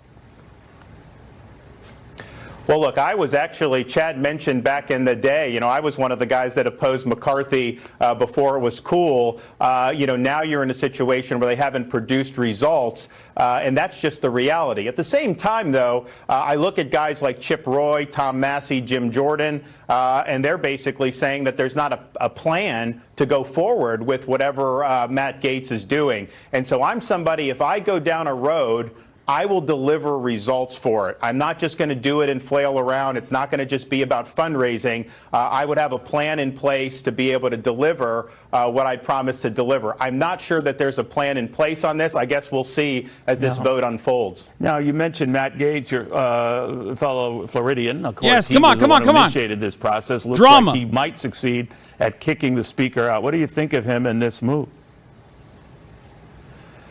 Well, look, when I see the Republican congressman pointing out that there's a lot of fundraising going on around that, that makes me uncomfortable. When you're doing things, you need to be doing it because it's the right thing to do. It shouldn't be done with an eye towards trying to generate lists or trying to generate fundraising. And so that is not the way I would operate. When we operate, we do what we think is right and let the chips fall where they may. Sometimes when you do the right thing, you do get more support, and that's just the nature of it. But that shouldn't be what's driving any of this, and I'd hope that that's not the case. The reason why I mention it, Governor, is that much has been said that Republicans are risking grabbing defeat from the jaws of victory here. They had control, albeit tentative and tenuous control of the House, and they're botching it right now. And a lot of people are looking at Mr. Gaetz as the reason for that. He has already kind of laid out the possibility that after your Florida term is up, and wherever you go after this, sir, that he wants to run for governor. What do you think of that? Well, look, leadership starts at the top, and so you have different members that go, but I think the leader has got to get people in line and try to deliver the victories. But I look at an issue like. Why am I looking at my phone? My followers are here for me, and I act like I don't even care. Do you find it to be disrespectful? It's because I'm doing reading on my fucking phone, specifically related to this issue, so I can offer you better, more insightful commentary as fucking this dumbass is actually talking about his own personal goals and his own personal motivations. That is why I'm doing what I'm doing, because I have to do live production as a singular person. Maybe you say that before you do that. Maybe you just, get fucking banned and suck my cock in the process. Maybe I do this content in the way that I'm doing the content, and you just watch. And if you have an issue with it, instead of being a fucking entitled little shithead and then posting about chatters' rights on whatever fucking subreddit you crawled out of, okay, you just shut the fuck up and enjoy it. If you have a genuine issue with the way I'm doing it, then you could just tune out, leave. Why are you fucking micromanaging the way I operate? Okay? Motherfuckers think that they can come in here and micromanage me in the same way that they fucking treat service staff like they're servile little slaves for the moment in time when they're like trapped serving them at fucking Chipotle or Applebee's, okay? And then they get shocked when I ban them. And then they fucking turn around and go, Hasan, he just hates any kind of pushback, dude. That's why I got banned, not because I was being a little fucking asshole. Okay, so Arthur Engeron had posted a gag order on him because the former president was posting online what the judge deemed to be dangerous comments about the judge's clerk, his staff, what have you. What did you think of that? What do you think of that? So I have not seen that. I knew that there was something going on. What I will say is, live breakdown. When you have the Attorney General of New York running for office saying she is going to, quote, get Trump, that is not the way justice is supposed to work. You don't go after somebody and then just scrutinize them and try to come up with something. And so what I would say. Yeah, currently as it stands, there are 11 GOP votes against tabling the motion to vacate so far. This needs 5+ all Dems to oust McCarthy from speakership.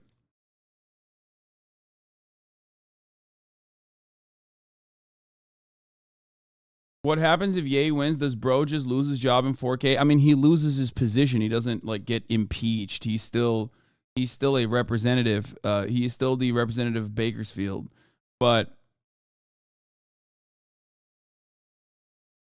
he's just not the speaker. And the funniest part about this, of course, is that they just don't have, like, they don't have an alternative as far as I understand.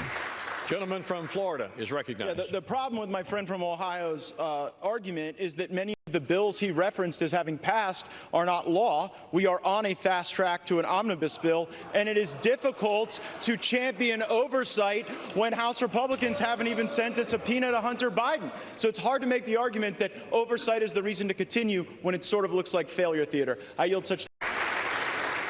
Gentleman from Florida is recognized. Yeah, the problem with my friend from Ohio's argument is that many of the bills he referenced as having passed are not law. What's the speaker position? It's the most important position in the House of Representatives. It's like the majority leader. It's the same principle behind like being the majority speaker in the Senate, where you are the majority leader in the Senate. You're basically in control over the House of Representatives. You are third in line, I think, to the presidency. So, like, if the president and the VP die somehow, then you're literally third in line. So technically second in line, because it's the VP is this. The VP is first in line. And the speaker is second in line. I just said, like, the first in line is the president. Stupid distinction. It doesn't matter.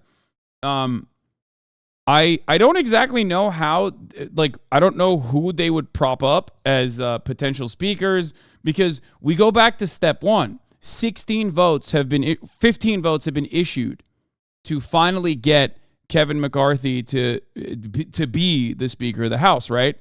So what is this? Expectation from House Republicans is that after McCarthy is formally ousted, they'll move to appoint a Speaker pro temp from McCarthy's list and then recess to go to conference. No formal notification yet. So why can't they keep calling for a vote if McCarthy wins?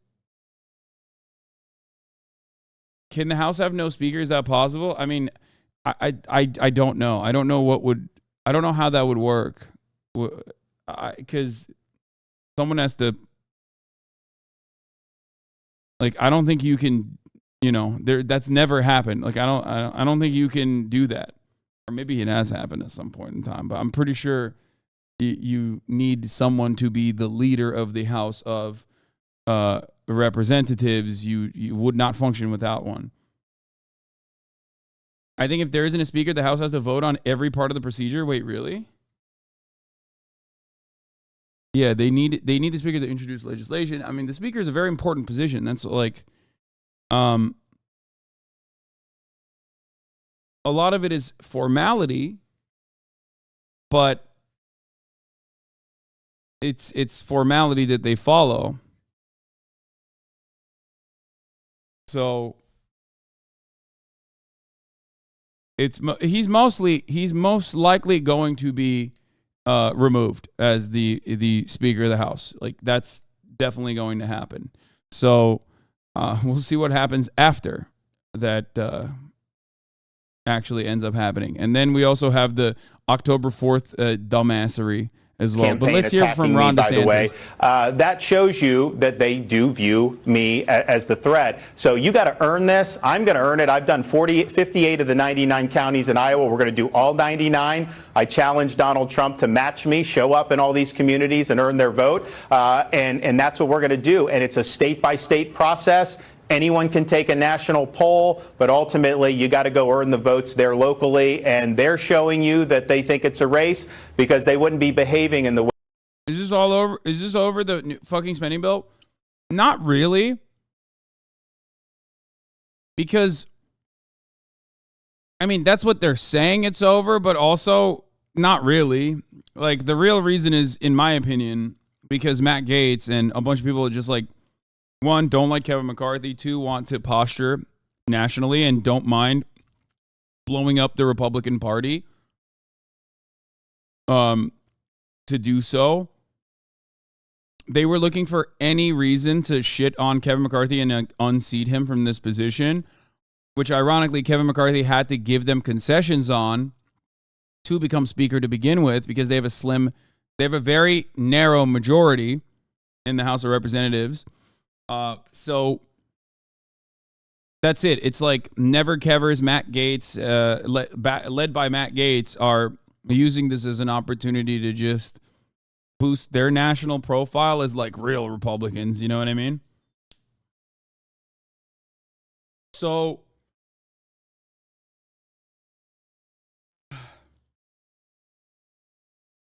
do you think this is the Matt Gaetz, Trump crowd's version of just saying, look what I can do if you choose not to fuck with me? Kever made contradictory and impossible promises just to get a job. Yes, but like in the beginning, he didn't have to make those promises. If he had if he was popular enough in the Republican Party, and if he was like Nancy Pelosi, who, you know, has a pretty solid whip, right? Nancy Pelosi knows how to fucking bring caucuses together, okay? She knows how to whip her party. As much as I don't like her for ideological reasons, like I will never sit here and act like Nancy Pelosi doesn't know what the fuck she's doing and doesn't know how to, one, fundraise, and two, whip the party in whichever direction it needs to go towards, right? She is infinitely better than, yes, Chuck Schumer and Dick Durbin, who absolutely suck ass.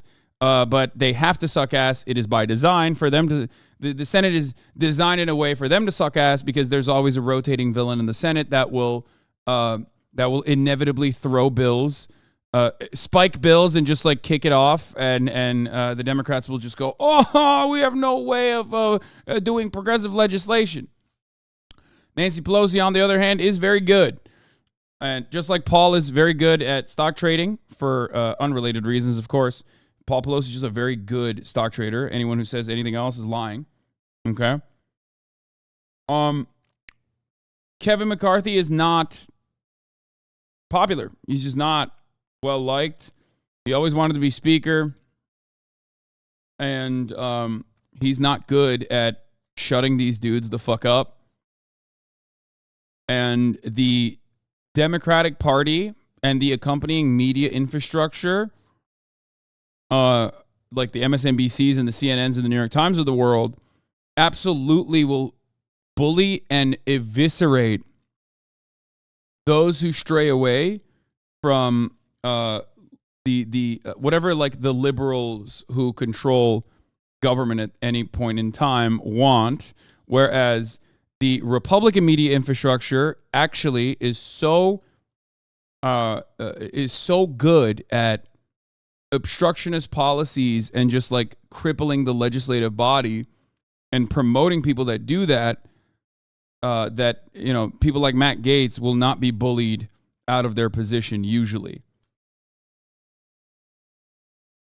So it's the same spiritual problem that I have mentioned time and time again that the Republican Party is facing, which Ron DeSantis will not be able to solve, by the way. Yeah, the live count as it stands is 136 no's on ousting McCarthy as speaker. 126 Dems have voted yes, and 0 Dems have voted no. 7 Republicans have voted yes as well. It's over. It's definitely Jover at this point. Andy Biggs, Ken Buck, Tim Burchett, Eli Crane, Matt Gaetz, Bob Good, and Nancy Mace voted to oust Kevin McCarthy. Yeah, it's Jover. It's for sure Jover. So If they can't oust him, what do you think Will Gaetz will pull up next? I'm sure he's got something to back up if all this fails. No. Why do you think the Dems refuse to leverage this to their advantage to try to work out a deal with Kev? Because why the fuck would you ever try to get a deal out of Kev? Kevin McCarthy is not going to deal with the Democratic Party. Kevin McCarthy is not going to deal with the Democratic Party at all. There's no fucking shot that would happen. I think this is the best of both worlds for the Democrats to just sit back and allow the Republican Party to fucking self-implode is the best thing to do in their situation. They're actually operating in the correct way because there's no alternative. I don't think that Republicans can easily find someone else, but I also don't think that Republicans or enough Republicans would ever vote for a Democratic Speaker of the House.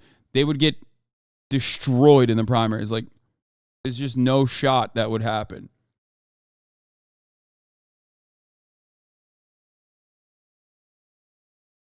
They have a 4-seat majority. He will not be the Speaker of the House tonight. But he was, pretty confident that he would prevail.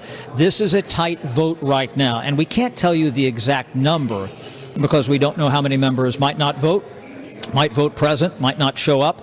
As I said, there's just a couple of votes between the yeas and the nays differentiating this right now. So this is going to go on probably for the next hour and a half. They're calling the entire roll by name. We're wondering if the Speaker of the House might come by here. But to do a reset about what happens at the end of this vote, let's say that Kevin McCarthy wins. The nays on the motion to vacate the Speaker, in other words, to oust Kevin McCarthy, let's say the nays prevail.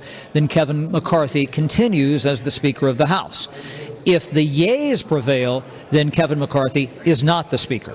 They must elect a new Speaker of the House, and that's something that we've not seen since usually at the beginning of a Congress, or we had this in the fall of 2015 when John Boehner, the Speaker, he decided to retire, and eventually after a couple of weeks, they elected Paul Ryan, the Republican from Wisconsin, but they have to elect a Speaker of the House, and that's the first order of business. They can't do anything else legislatively. And think about what this does off stage. Yes, committees can continue to meet and so on if you don't have a Speaker, but what does that do to the impeachment inquiry? Other just routine investigations that the House is doing. That's a problem for the House because they're not getting direction, because at that point there is not a Speaker of the House, Neil.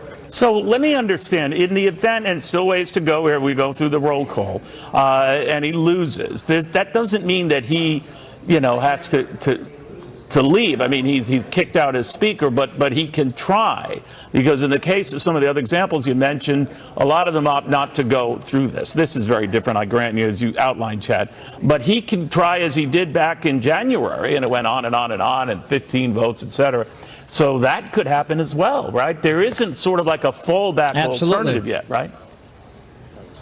Right, but that vote is just as hard, if not harder, to win now than it was in January, because what it takes to elect a Speaker of the House, regardless if it's Kevin McCarthy or Nancy Pelosi or somebody else, it is an outright majority of all members of the House voting for a candidate by name. So right now, the membership of the House is 433 members. There are 2 vacancies.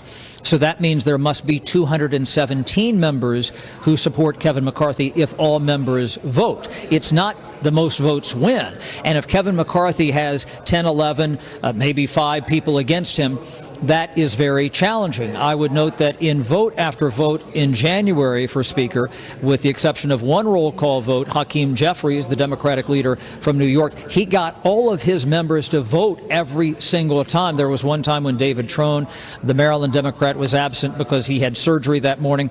But Hakeem Jeffries, he put up this kind of united front.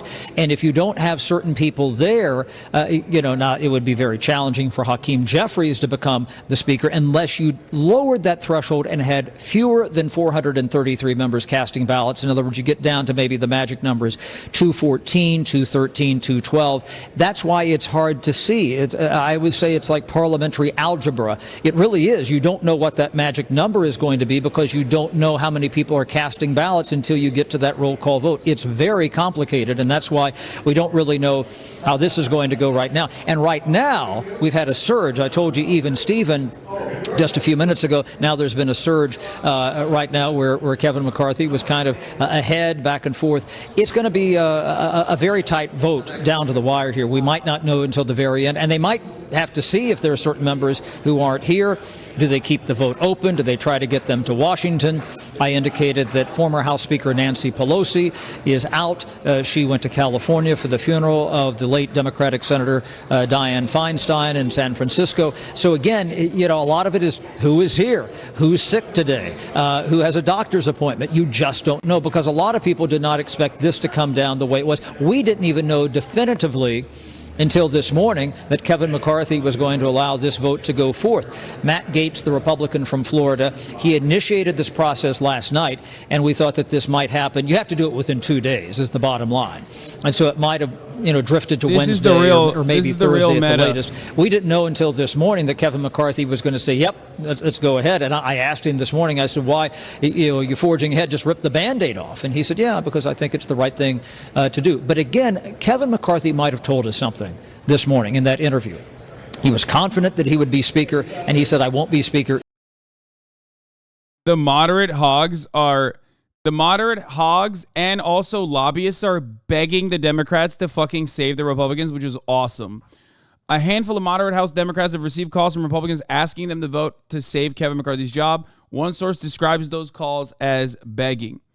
And also lobbyists too, because they're like, please, please help us.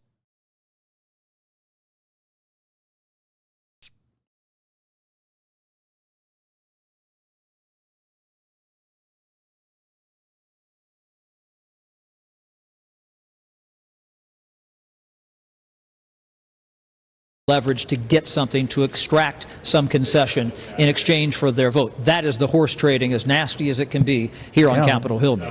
All right, if you can just stay there. Again, it depends on the total number who are voting. We think it's down to about 4 to 32 members who are voting. A simple majority. It is interesting to kind of see a similar situation play out in the UK as well, where they had this issue trying to fucking figure out like party leadership.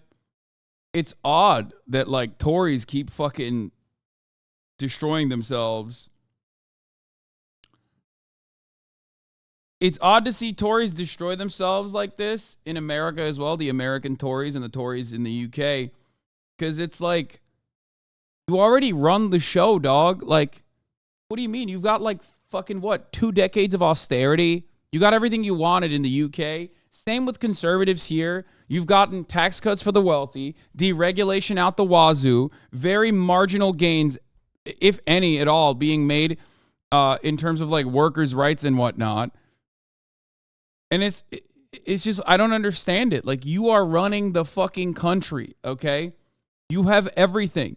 Since both the Reagan-Thatcher era, conservatives have been winning, even when liberals, supposedly liberals, are in positions of power. Bill Clinton is a great example of this, where the Bill Clinton administration did so much neoliberal austerity and so much neoliberal trade deals that absolutely drove the fucking knife into the throat of the American working class, that I don't know.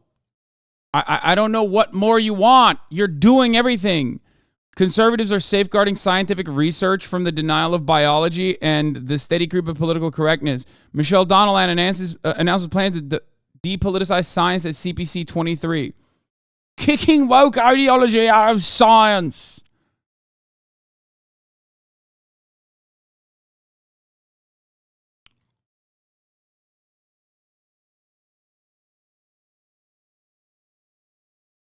And it's new Daily Show tweet. Refreshing to see Matt Gaetz fuck someone over 18. That's funny. I mean, yeah, that's a good one. I'll take that. That's pretty fair. Nay. Sorensen. Yes. Yay. Hold on, I got Pete. Soto. Yay. Yay. Spamberger. We are monitoring this vote Yay. right now. We have about 80 votes to go, and right now, more in the United States Congress want Speaker Kevin McCarthy to leave than want him to stay. Of course, that could change. We're still early in this process. Well, not too early. Larry Hogan is with us right now, the former Maryland governor. What he makes of this? What do you think, Governor? Well, it's kind of a mess, right? It's a train wreck. That might be an understatement. I don't know exactly how the vote's going to come out. It's very, very close, but it's not looking great. And I think we're going to see shortly how it turns out. But I think it's a sad day. I think it's Matt Gaetz is a disgrace that has done more to damage the Republican Party with his actions today than any Democrat ever could. I think it just proves that Washington is hopelessly divided and broken, and that's why people are so frustrated with Congress and both parties, frankly. It's showing that we can't lead. And in the middle of an election year, they've already got 15% approval of Congress. This is going to hurt our chances to keep the House and to elect Republicans in November. I remember, Governor, talking to you after the midterms, and one of the things you noted was the surprisingly close nature of the midterms, where everyone was expecting a red wave. You were not, I remember. You were concerned about that. This has come back to haunt Republicans, just the narrow nature of this. Well, and I remember that discussion, and I was concerned, and it turned out there were talk about we were going to have a 40-seat majority, and it was going to be a huge red wave. Provided ample cushion for and it should have been. Yeah. It should have been, but we shot ourselves in the foot by this kind of stuff, by the far right fringes of our party. Those were some of the ones that won the primaries. They lost general elections. We lost the swing districts. Who do you blame that on?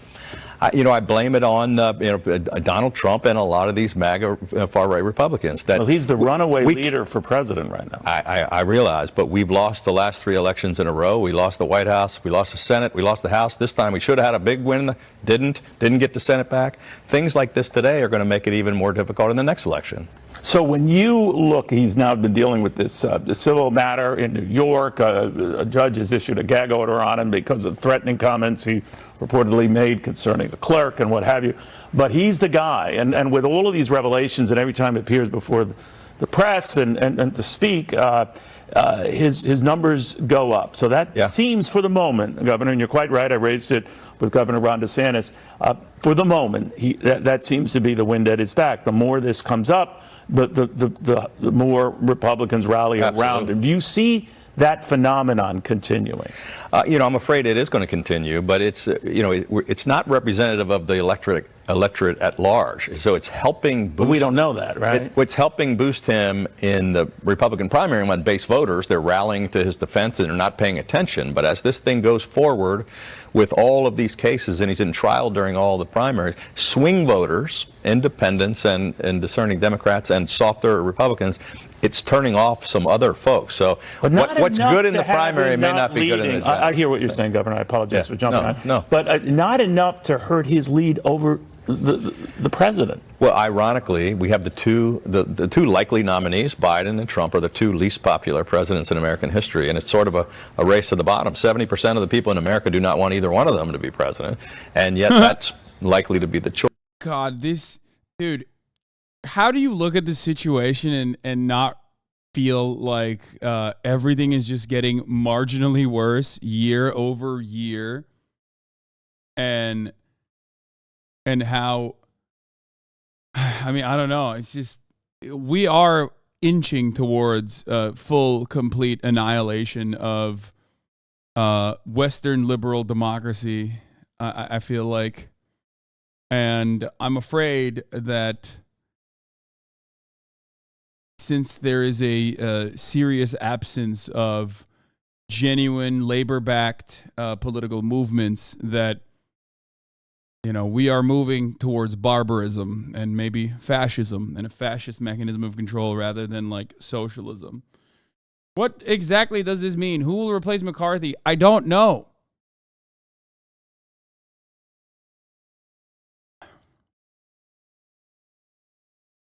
I don't know.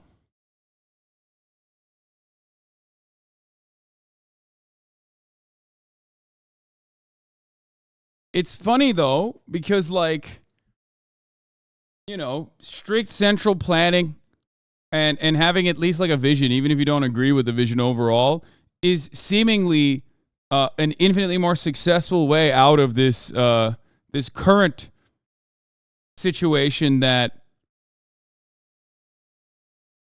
Bro, how was Mike the doomer boomer talking about how hopeful he's been the past few months and you're sitting here being the doomer? I mean, it's because I look at the gains being made. Kaiser Permanente nurses are authorizing a strike, 75,000 nurses is huge, right? I see UAW, I see striking workers all around. Oh, it's over, by the way. It's over. Sorry. Let's talk about this and then we'll talk about it. 218 presumably would do it. We don't know that for sure. It depends on the exact number of voting. They hit the threshold. On that. Hey, Chad. Hey, well, 217 would do it for sure. They might be over the edge right now because we just don't know how many members are out. As I indicated, House Speaker Nancy Pelosi, the former House Speaker Nancy Pelosi, is not here today. She's attending the funeral in California for the former senator, the late Democratic Senator Dianne Feinstein. So if you're at 432 members, 216, gets you right there on the edge. So we're right on the edge right now. We don't know definitively, but certainly if there's one more on the board, then the gig is up for Kevin McCarthy, and he would be ousted as Speaker. I would note that Kevin McCarthy, when they went through the roll alphabetically earlier, he did not vote. Now, historically, speakers do not vote. They only vote a few times a year. He tends to vote a little more frequently than others. But if you see that board go for sure to 217 based on the overall math of the House, because there's 433 members, they have effectively ousted the Speaker. It is wild that Nancy Pelosi's not there to fucking drive the knife because she's too busy going to Dianne Feinstein's funeral. Vote or change their vote at the very end. So that's why, it could be ruining another vote even right after now. death. Yes, dude. Feinstein's legacy continues, okay? Her fucking carcass is capable of like ruining a good moment. You understand? Her fucking carcass is able to do it. Get out of here. This goes walk by here in just a few minutes. But I tell you, this is as high drama as you can get on Capitol Hill. This is higher drama than even what we had this past January when it was very close, 15 rounds over 5 days to elect Kevin McCarthy as the Speaker. And I should point out, when they do kind of stop with this roll call vote, they won't close it immediately. There will probably be some back and forth to make sure that the tally is accurate. Right. But this is going to be a nail biter. This is going to be very close, Neil. All right. Indeed. They still have about half a dozen or so more members to go to here to see it. Yeah, Boebert, I think they have the votes, for the record, on the Republican side. But, like, Dems would have been able to shut this down. But Nancy Pelosi is attending Dianne Feinstein's funeral.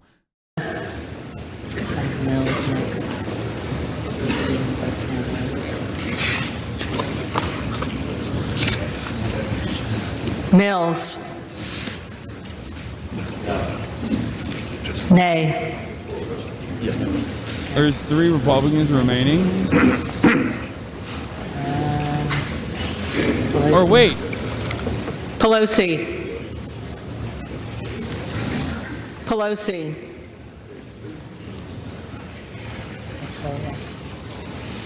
Peltola.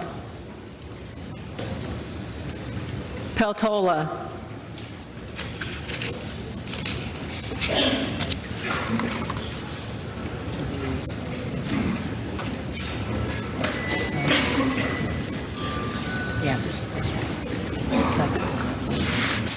To be fair, Peltola is in fucking Alaska, so. Sykes. I don't even know if she's there or not, but.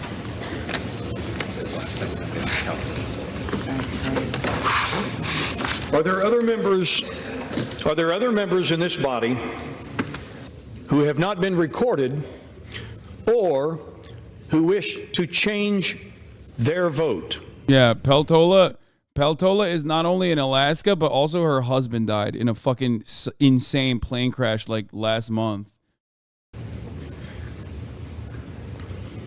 So, declared vacant. Here's Lester Holt. Good afternoon, everyone. We're coming on the air with breaking news and a major shift in power on Capitol Hill. The House just voted to remove Speaker Kevin McCarthy from his post in a high-stakes vote just now on the House floor. It comes after McCarthy, the top Republican, cut a deal with Democrats to avert a government shutdown over the weekend that angered some in his own party whose demands were dropped in the negotiations. It happened because one of those Republicans, Florida Congressman Matt Gaetz, introduced the resolution to remove McCarthy just last night. And it's the first time this process has ever successfully removed a House Speaker in American history. Let's go right now to senior Capitol Hill correspondent Garrett Haig. Garrett, what happens now? Well, Lester, a speakership that began in historic fashion less than a year ago now ends in historic fashion with Kevin McCarthy, the first speaker to ever be removed from that position by a vote on the floor. What we'll see in the immediate term is the naming of a speaker pro tem, a temporary speaker, a caretaker speaker who will lead the House through the next election to replace Kevin McCarthy and select someone else to be second in line for the presidency. This could be a contentious process as well. The speaker lost 8 Republican votes, along with every Democrat voting to vacate the chair. Do you think you would have predicted something? I mean, yeah, the Never Kevers said that they were going to do this, and they did. An open question. The House will be largely paralyzed until that question can be answered, Lester. Is there a timeline for them to get this done? Lester, we are in uncharted territory. It's cliche to say, but we have never been in this position before in the United States Congress. The House will move quickly. This Speaker pro tem idea is actually a new post 9/11 change to ensure continuity of government. So we are very much in uncharted territory, but it is every indication that the House, Republicans still control it, will want to move quickly to name someone as their leader so they can continue the business of governing. Remember, they only have some 40-odd days to fund the government on a longer-term basis after that deal from over the weekend. All right, Garrett, we'll let you continue to work the story. Let me turn to our Meet the Press moderator, Kristen Welker. Garrett put it pretty well, uncharted territory right now. So what does this mean going forward in terms of the mechanism of government? And that other question, who would want... There's nothing funnier to me. I'm sorry, we're going to get to what this means for the government going forward, but there's nothing funnier to me than, like, trying to bully the Democrats to vote to save Kevin McCarthy. He's one of the names that has been floated about. But I think big picture, Lester, it really highlights the deep divisions within the Republican Party right now. The fact that this is happening after that showdown over trying to keep the government open.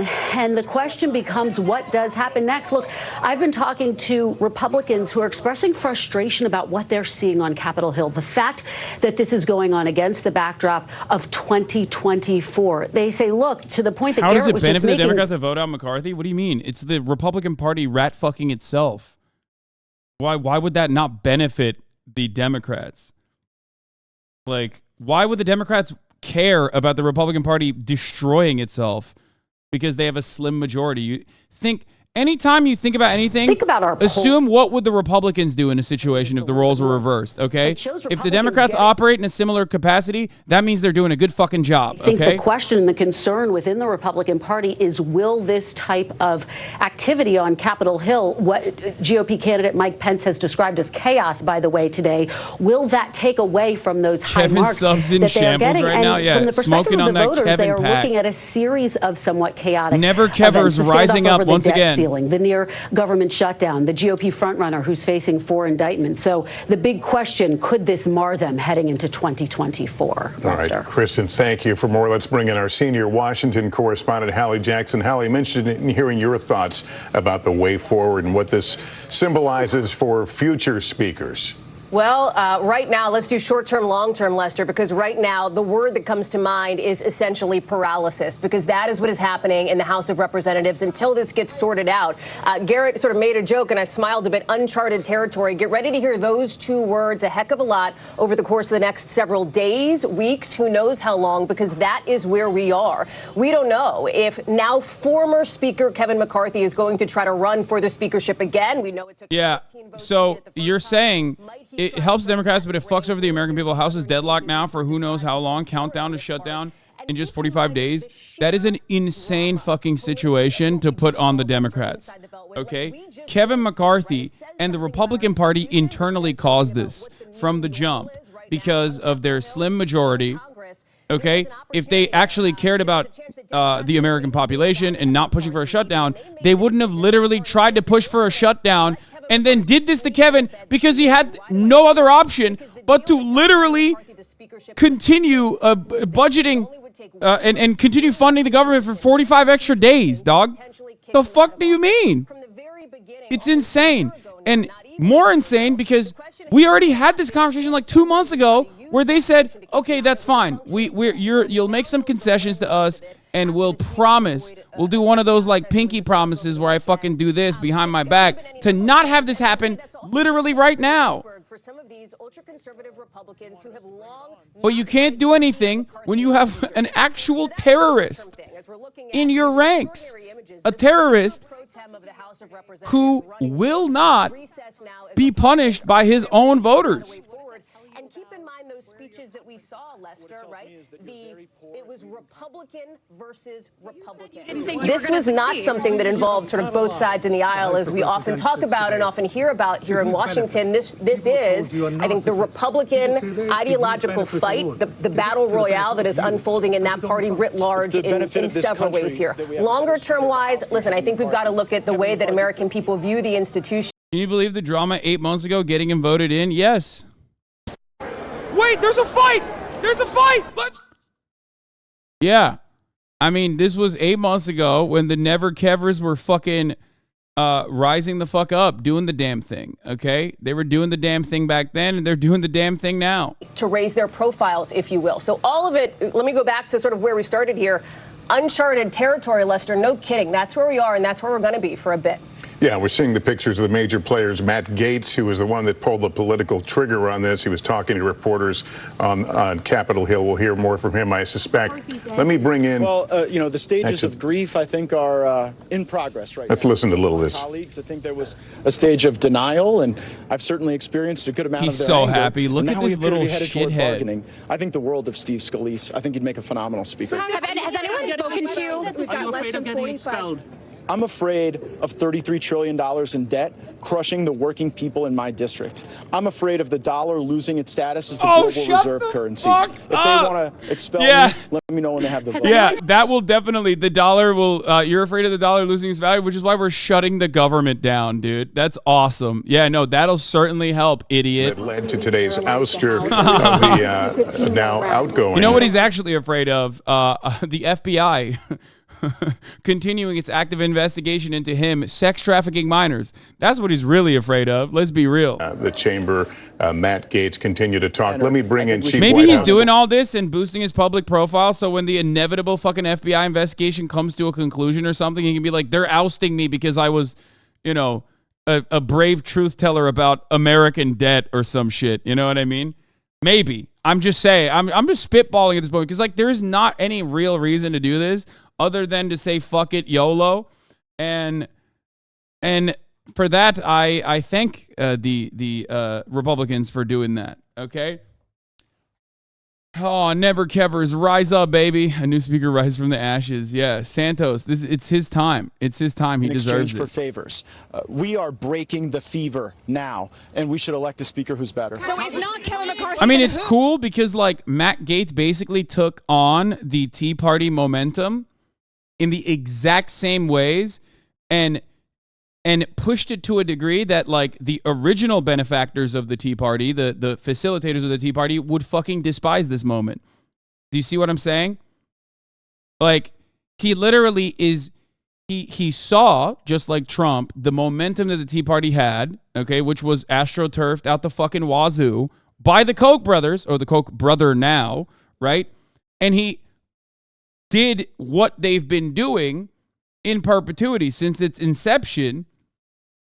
And now it's actually hurting the same capital owners who just only want to weaponize this kind of thing to their benefit, to continue crippling the federal government. Because he's not going to actually be able to make demands that get addressed by the broader Republican majorities, gutting child tax benefits or some shit. I don't think that that's going to happen. So, who knows? I say the FBI continue its investigation instead of stepping away from said investigation on Matt Gaetz' misdealings with minors. Okay? That's what I say. That this represents the ripping off of the Band-Aid, and that's what we need to do to get back on track. How do you pass anything if 200 Republicans? How do you pass anything? What do you say to your colleagues who argue you don't have another name right now? You don't have someone else who could get 218 votes. What do you tell those colleagues? Well, I would tell them that for certain Kevin McCarthy can't get 218 votes, so let's try the next person. How do you pass something with pro tem, obviously? There would have to be a real meeting of the minds there. Congressman Gaetz, how do do you pass something if there's 200 Republicans? Somebody else has another question. Are you going to ask for a guarantee from whoever is or floated as a candidate for the next speaker for them to actually move the appropriations process along in a speed that satisfies you? Yes. Congressman, at this So, point, will you be putting yourself forward for the speakership? Absolutely not. I have no desire to be Speaker of the House. How do you pass, Congressman, with all due respect, how do you pass something if you don't have 200 Republicans behind you? I know we've already asked about names, but what about Emmer and others? I think the world of Tom Emmer. He'd make a great speaker. Congressman, have you spoken with any of these? Have you spoken with Scalise? Have you spoken with Emmer? I've spoken with him, but I'll probably keep our conversations between us. Congressman, take the speaker. Ben? What was going through your head when the vote gavelled down and it was official McCarthy wasn't speaker? Just we got to move to the next step. You know, we are not at the end of this process, okay? At most, we're approaching halftime. We've got to be able to assemble a governing coalition. We have to build from a place of trust. The reason Kevin McCarthy went down today is because nobody trusts Kevin McCarthy. Kevin McCarthy has made multiple contradictory promises. And I'm making memes in real time, chat. He lost votes. I'm having fun with maybe it. Don't even ideologically agree with me on everything. Take, for example, my colleague from South Carolina, Ms. Mace. She has different views than I do on a variety of subjects, but what we had in common, Kevin McCarthy lied to all of us. Congressman, hold on a second. You're saying that nobody trusts Kevin McCarthy, but you're talking about, including yourself, about 7 Republicans compared to about 200 and about, you know, some odd Republicans who actually do trust him. So can you kind of explain that here? Well, as it turns out, getting 200 Republicans to trust American you chatters, you are now behaving like one of our European social democracies' massive L. No, the massive L is that we're behaving like a European social democracy without any of the fucking benefits of a robust welfare state or public transit. That's the big L here, okay? We love taking the absolute worst from our contemporary countries, our peers, and not any of the good, okay? It's just the fucking worst. With great confidence that I'm doing the right thing. Did the former president call you today? Did the former president call you today? Americans who are concerned about the future of the conservative agenda in the House GOP. I would say that the conservative agenda was being paralyzed by Speaker McCarthy. We hadn't even sent a subpoena to Hunter Biden. Our oversight was lackluster. Our spending priorities. Ask my conservative mom about this. She's upset and now strongly dislikes the far-right Republicans and is showing signs of finally ridding herself in the anti-trans hate, saying who actually cares about trans people? It's completely blown out of proportion. It's almost like the Republican Party destroying themselves some sort of curse. Yeah. Any future speaker elected allows the motion to vacate to stay at a one-person threshold. Yes. Congressman Gaetz, considering that Steve Scalise votes in line with Speaker McCarthy most of the time, why should he want the job after this just happened? That's a question for him, I guess, not me. He said he's uninterested. He's already said he's I haven't heard him say that. No, he's already. What has he said to you? Well, here's what I would say. Here's what I say. I think a lot of members are going to reflect on their thinking after this historic moment. I think anything that people have said before the McCarthy ouster is probably bearing less weight than the way people may be thinking about these questions after the McCarthy ouster. What is the end game? Comments about Steve Scalise yesterday and today. Will you yourself nominate Steve Scalise for Speaker of the House? Maybe. I want to hear from him. I mean, I'm not here to make. Dude, that's my favorite part. He doesn't even have a guy. He doesn't even know if Steve Scalise wants it, dude. He's like, no, I'm going to do it. He'd like to put himself forward as a candidate. Dude, that's so good. This is so perfect, dude. This is a perfect demonstration of Republican obstructionist policies in display. They do not have any real goals. They've actually made all of the all of the tangible policy goals, like eviscerating fucking federal regulation, the regulatory body in general, like they achieved all of that. So they have nothing left. So now they're just like spitballing and fighting one another with no objective sight. Okay? Well, I mean, with no reason, with no real transparent objective in sight. Sorry, where they're just kind of fucking each other up now for no fucking particular reason. They're just like bored. They said YOLO. Let's fuck shit up. Suffering from success. Exactly. They forgot that you're not supposed to go that far. You're not supposed to win all the fucking time. And now they're doing it. They said, fuck it, YOLO, don't give a shit. No 3-minute ad break at the top of the hour, except the reality comes kicking in. Because at the top of the hour, there is a 3-minute ad break. We're going to get to the Fox 5 right now. And if you no longer want to see those ads, if you don't want to miss a moment of that, all you need to do is subscribe for $5 or for free. Is Gaetz the pedo Democrat they always talk about? And he's destroying the Republicans from within. I mean, he is allegedly a pedophile. Don't know if he is a secret Democrat, though. Probably not. He's just from Florida. I'm banning the person who said you have wrinkles. I just wrinkled my dick into your mom last night. Here's the 3-minute ad break now. Let's get to Jesse Waters, the biggest douchebag of all. So the Democrats and Republicans will meet separately to discuss who they want to have as Speaker.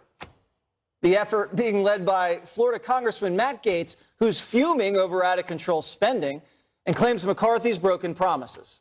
Lawmakers duking it out all day over what Kevin's fate should be.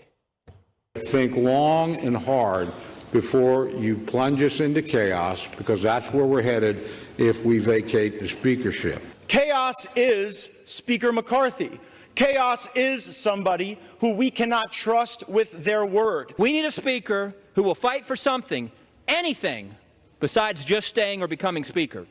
Under Speaker McCarthy's leadership, our House Republican majority has actually defied all odds and overperformed expectations again and again and again. This chamber has been run better, more conservatively, and more transparently under Mr. McCarthy than any other speaker that I have served under. If this House of Representatives has exceeded all expectations, then we definitely need higher expectations. Former President Trump weighing in on Truth Social, saying, quote, "Why is it that Republicans are always fighting among themselves? Why aren't they fighting the radical left Democrats who are destroying our country?" Judge Janine. Wait, I'm furious. First of all, what? Without the radical Democrats. Something like this hasn't happened in well over 100 years. And now what we've got is total chaos when the Republicans are playing out their infighting on national television in a historic way instead of fighting Joe Biden's policies. The one time we are what policy, dumbass? You have no policy. You want everything. What policy? What do you want to kill women that even think about getting an abortion? Like what's the policy you have? Like a federal mandate? I am furious. There's no question that this is something that they What policy? Just like melting homeless people? Melting unemployed people. If you're on unemployment insurance for more than fucking 4 months, we just kill you. Or we come to your house and we use the National Guard to make you get back to work at gunpoint. If you're on disability, we just fucking kill you. Is that the policy? What policies remain in the Republican Party, really? Are now joining with the MAGA Republicans to oust Speaker McCarthy. This is like the devil is in the middle of all of this chaos, and Donald Trump is worried. Why are the Republicans fighting with each other like this? That's fucked so up. Chad Pergram is telling us. Oh, that's from January 4th. They may meet tonight.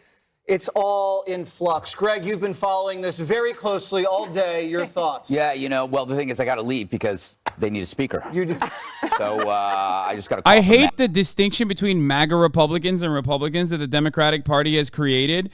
But I'll be honest with you. I also find it particularly funny that they have started using that distinction on the Fox side because everyone's a fucking liberal at the end of the day. There is no distinction between MAGA Republicans and Republicans in general. They are all extremist psychopaths. Stop trying to make a distinction between MAGA Republicans and regular Republicans. They're all fucking psychos, dude. They broke promises. I had to go find out what these promises were, right? He promised to use the 2022 baseline numbers as appropriation numbers Especially for this year. when the Republican Party goes, Democrats are either pedophiles or communist pedophiles that are vampires. All of them are vampires. And on the liberal side, they're like, oh, I don't know. Let's go back to a reasonable Republican Party. The reasonable Republican Party wants to assassinate you. Now, obviously, they don't literally want to do that in Congress, but they're caving and capitulated to their base that fucking demands that from them. So shut the fuck up about this distinction is what I would say to the Democrats. But right now, today, we're all a little bit more liberal, okay? This is a day where the Never Kevers and the Democratic Party joined hands in harmony and ousted Kevin McCarthy as House Speaker to be the first in history, the first House Speaker in history to lose a no confidence vote and end up losing their position as House Speaker. That's right. He's a historic loser. Don't care about. This has no effect on our viewers. Does it make our streets safer? No. Does it make our borders real again? No. Does it make our gas prices go down? No. It's just sound and fury signifying incompetence. And I get my sense is this was a personal thing. It's a personal thing that's being acted out publicly. And you know what? It's kind of pathetic. But that's my opinion, and I'll be going now. So, the Speaker Gutfeld. Yes. Where's your gavel? We got to shine something Judge, can I borrow your gavel? Right. Yes, you can. So, McCarthy says it's personal. Gaetz says this guy's signed off on reckless spending that he promised he wouldn't do. What does KDP say? Well, Nancy Mace voted to oust Speaker McCarthy, which I think was surprising to people who were watching. Why is that surprising? And she says it was because it was about trust and keeping your word. Now, why is that surprising? Nancy Mace is also like a trumped up he was lying, weirdo. He didn't do what he said he was What the gonna fuck? do, but it's a 5-seat majority, and Matt Gaetz is sitting in a very safe seat in Florida. And when you have a number of Republicans who are in Biden districts, if you want a majority to win. Maybe someone said, the literal pedophile House Speaker didn't get ousted. Yeah, he is also a record holder. Dennis Hastert, the literal pedophile House Speaker, is the longest running House Speaker in the United States Congress. Now, something that's funny about that, maybe Matt Gaetz wanted Kevin McCarthy gone so he could replace him with Dennis Hastert, a like-minded ally in the war that both of them are fighting against the age of consent laws. I don't know. Because there is really nothing here. There is really nothing else going on. I don't know what the fuck they are doing. I don't know what Matt Gaetz is doing beyond just like personally trying to boost his own fucking profile and doing it in this like psychotic way. Oh, let's hear what our liberal correspondent says. Rub it in, Jessica. Rub it in. That's not Make my it quick. style. Pop off, Jessica. No, I'm going to make it really long, actually. No. You hear a lot about the impossible job of managing a It's time for caucus Jessica like this. Tarkov. You only had a 5-seat majority. That is the same number that Nancy Pelosi had, and she managed just fine. Yep. Nothing like this ever happened when Nancy Pelosi was in charge. And the judge is correct in that they are squandering an opportunity. Today, Gallup released their economic poll data. Republicans have the largest advantage on who's better to handle the economy since 1991. And this will be the cycle for I don't know how many days, especially if they don't even go back and meet with their caucuses tonight. There are 18 Republican congressmen and congresswomen in districts that Joe Biden won. And those people voted for divided government. They said, we want Joe Biden in the White House, but we want to make sure that we have Republicans in control of Congress. This obviously signals that they made a big mistake. But McCarthy actually has no one to blame but himself. Obviously, Matt Gaetz has his own agenda, et cetera. Kevin McCarthy decided that he should go on Face the Nation this weekend and lie about how that continuing resolution got cut over the weekend. He tried to blame the Democrats. Marge Brennan pushed back and she was like, no, they saved your butt, like they did back in January. And it's being widely reported that if he had not done that, there would have been Democrats that would have shifted over and supported him to keep him in control of this. It was a big, big mistake that he did that, squandering that opportunity to hold on to the speakership for, I don't know, a few more months. But yeah, Nancy Pelosi, hats off to you. Well, it's easy to hold the line when you're a Democrat because you just want to spend trillions. Republicans don't want to spend that kind of money. There's a diversity. There's a big difference. There's an ideological diversity within our party, but we're unified by the fact that you're we're unified. not You want to break the bank, Jessica. Sorry, there's no unity. Don't act like you care on the about Republicans. spending. Republicans spend. How dare you? How dare you? No, I mean, Jessica's right. The whole spending debate, that's left the building. Well, there's only 8 that I guess don't want to spend trillions of dollars. Nancy Mace is mad because she said that Kevin McCarthy was going to work with her on women's issues and gun control. I don't know how you got hoodwinked into thinking that a Republican majority leader was going to work with you on those kinds of issues. She just wants attention, too. Maybe the 15 rounds getting him in the first place and the previously failed speakership years ago were going to be a hint and a preview of where the way this may go, unfortunately. And here we are, going to spend days, maybe weeks, figuring out who they're going to appoint next. It's easy. It's Gutfeld. Yes. He's going to D.C. right now on the Amtrak. Don't carjack me. Don't miss tonight. Matt Gaetz will be on Laura Ingraham at 7. Wait, from New York to D.C.? Like, that's where you live, Buttfeld. After a Democratic congressman gets carjacked at gunpoint in our nation's capital. Wait, they're moving on? There's no way they're moving on from this. Oh my God, they're moving on from this. And dramatic chapters in American Bill O'Reilly, #1 best-selling author of the Killing series. Yeah, #1 historical revisionist. All right. Legislation turning into legislation, but someone else we have to pay attention to is Nancy Mace from South Carolina, who also voted. And she voted in the way she did because she said Kevin McCarthy had not kept his promises to her.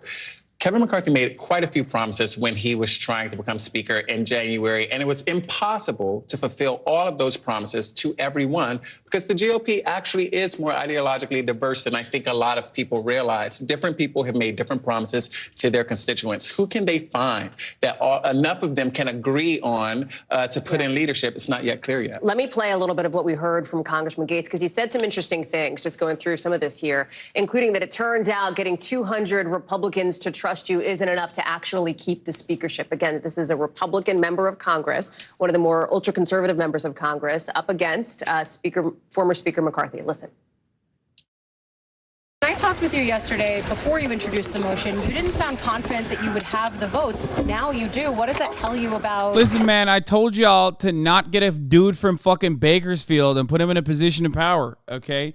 I told y'all, and none of you motherfuckers listen, okay? This is what you get. This is what you deserve, okay? You get a dude from Bakersfield and you put him into a fucking position of power like this, he's gonna fuck it up. Further evidence that the whole party's in disarray. And again, this started, Hallie, back in 2011, 2012, but Donald Trump and the culture that he's instilled in the Republican Party has accelerated all of this, has put it on steroids. And that's what pushed the party to the point where it's at today, where a small faction of members decided to embarrass their leadership, to diminish their party before the country, to send the message that this party cannot govern because it cannot even elect or keep a leader in one of the chambers of the U.S. Congress. And Matt Gaetz, someone who I know, someone who I served with, someone who I thought could actually make some contributions when he was first elected. Last time I said I would mod Matt Gaetz if he held out on the Never Kevers, and you want me to mod Matt Gaetz, I'm not doing that. Sorry, I have a strict no pedophiles policy. So I'm going to go back to Sahil Kapoor, who I believe is still with us there from Capitol Hill. Sahil?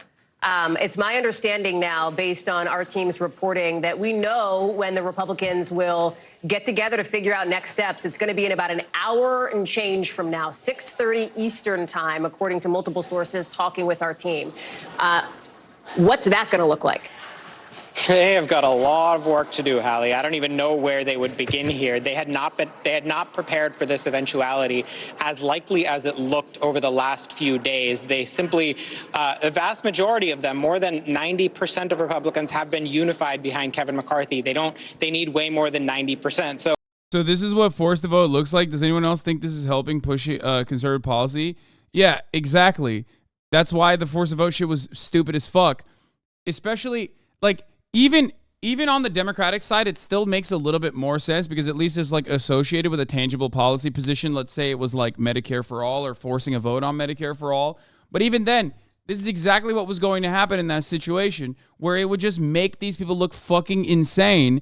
A comparison you can't make, by the way, within the Democratic Party, and I brought this up earlier, a comparison you can't make in the Democratic Party and the Republican Party is that the Democratic Party does not run on obstructionist policies, or rather the obstructionists within the Democratic Party are neoliberal corporatists who are always defended by the mainstream media, whereas obstructionists in the other direction that would try to disrupt process in the direction against, in the direction against corporate interest will be absolutely destroyed. No such similarity exists in the Republican Party, where the Republicans, their Republican base of support, do not punish the Republicans for doing this kind of thing.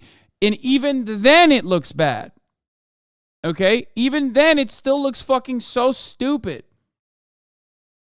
That this is, and Congressman Castro, Secretary Castro, I'll bring you in here. This is a Republican on Republican issue. The debate made that crystal clear. This is a matter for the Republican Party. But there was a moment about looking at the clock 7 hours ago where there was a question of whether Democrats might actually bail out Kevin McCarthy, perhaps. Conversations that were allegedly being had based on our team's reporting, some members getting calls, for example. And I'm curious as to your perspective on this, because we heard from the Democratic leader in the House of Representatives, Hakeem Jeffries, laying out the very specific reasons why Democrats.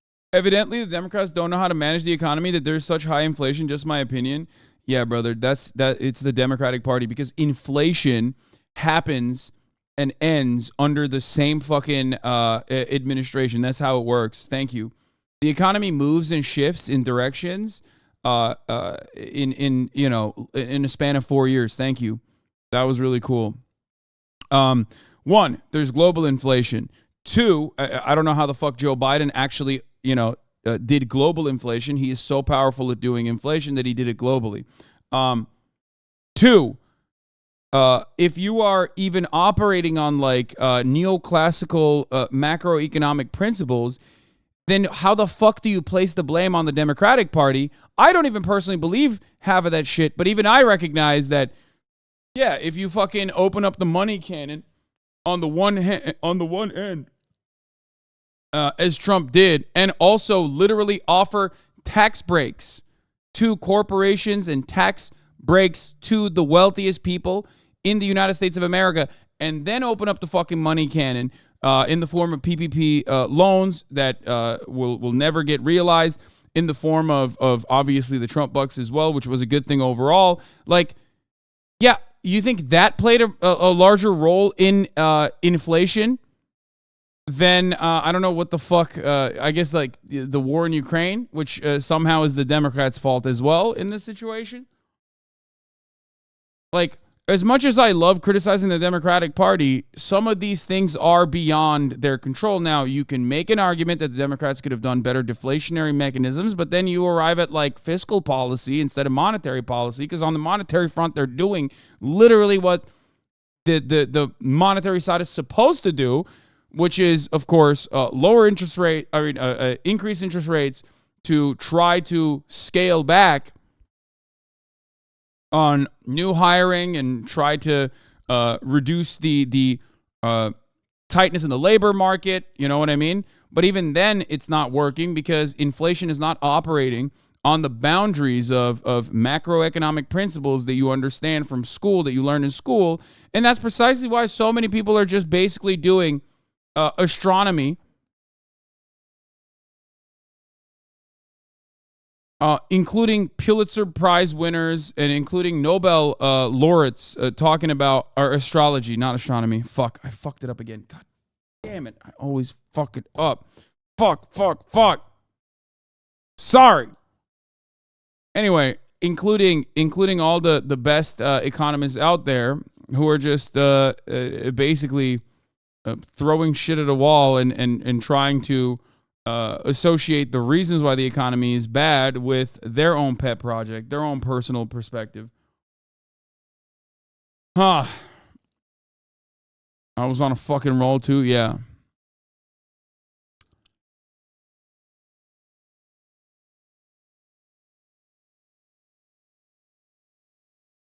In a nutshell, Democrats typically mend the economy through neoliberal policies, and conservatives struggle to uphold the already flourishing economy, effectively making it worse for the long term. But I don't agree with that either, because what the Democrats should be doing is not mend the economy through neoliberal policies to try to make this like made-up structure work, but instead actually push for socialist policies or higher degrees of socialization, higher degrees of spending not on the military-industrial complex, but rather higher degrees of social spending on areas that are in dire need of improvement, fixing the roads, building a robust public transit network that commerce can thrive on, okay? Railroads, things of that nature, socialized medicine, socialized housing. These are things that would actually also do the classic deficit spending, okay? Except this would be in a direction that genuinely improves the material conditions of the American working class and also genuinely improves the American economy in the long run. So, yeah. But we're not going to do that. The way to enact deflationary fiscal policy would be to increase government social spending, to take away things from the private sector, plus improve the economy on large. Well, another thing that you can do for deflationary fiscal policies is just fucking raise taxes, which good luck doing that even with the Democratic Party. The Democratic Party had full control, okay? The Democratic Party had the ball in their court under the Obama administration, okay, where the Bush-era tax cuts for the wealthy were slated to sunset, and Joe Biden personally sidestepped Harry Reid to make those sunsetting tax cuts permanent. So there have been moments where the Democrats have not only like dropped the ball, but picked the ball up and fucking spiked it. So no, it is by design.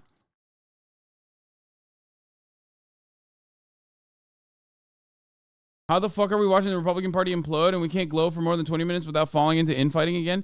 I don't think this is infighting. I mean, this is fun. This is great. I love this. I love watching shit like this happen. But obviously, at the end of the day, someone brought up neoliberal austerity that the Democratic Party implements that like saves the economy, but it saves like the current broken economy or broken understanding of the economy.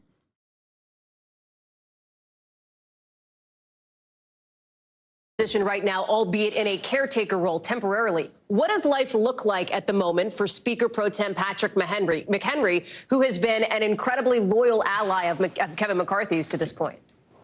Just to keep the trains running as simply as humanly possible and not 6 people of 220 of them, not much infighting. No, that's you're losing the plot in that situation.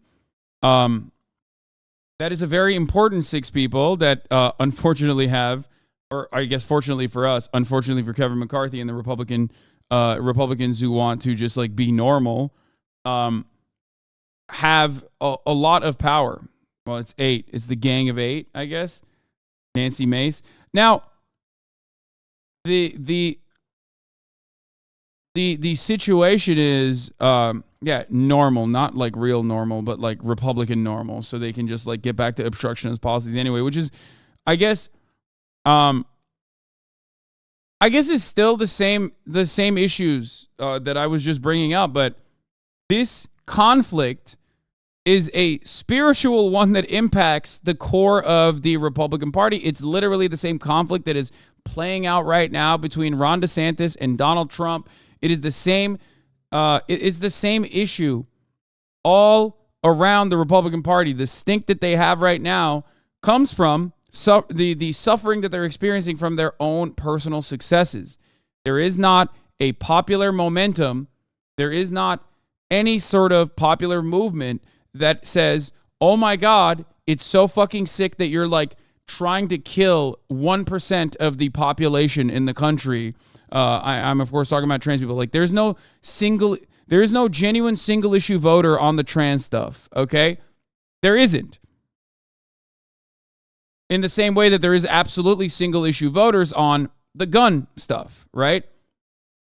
So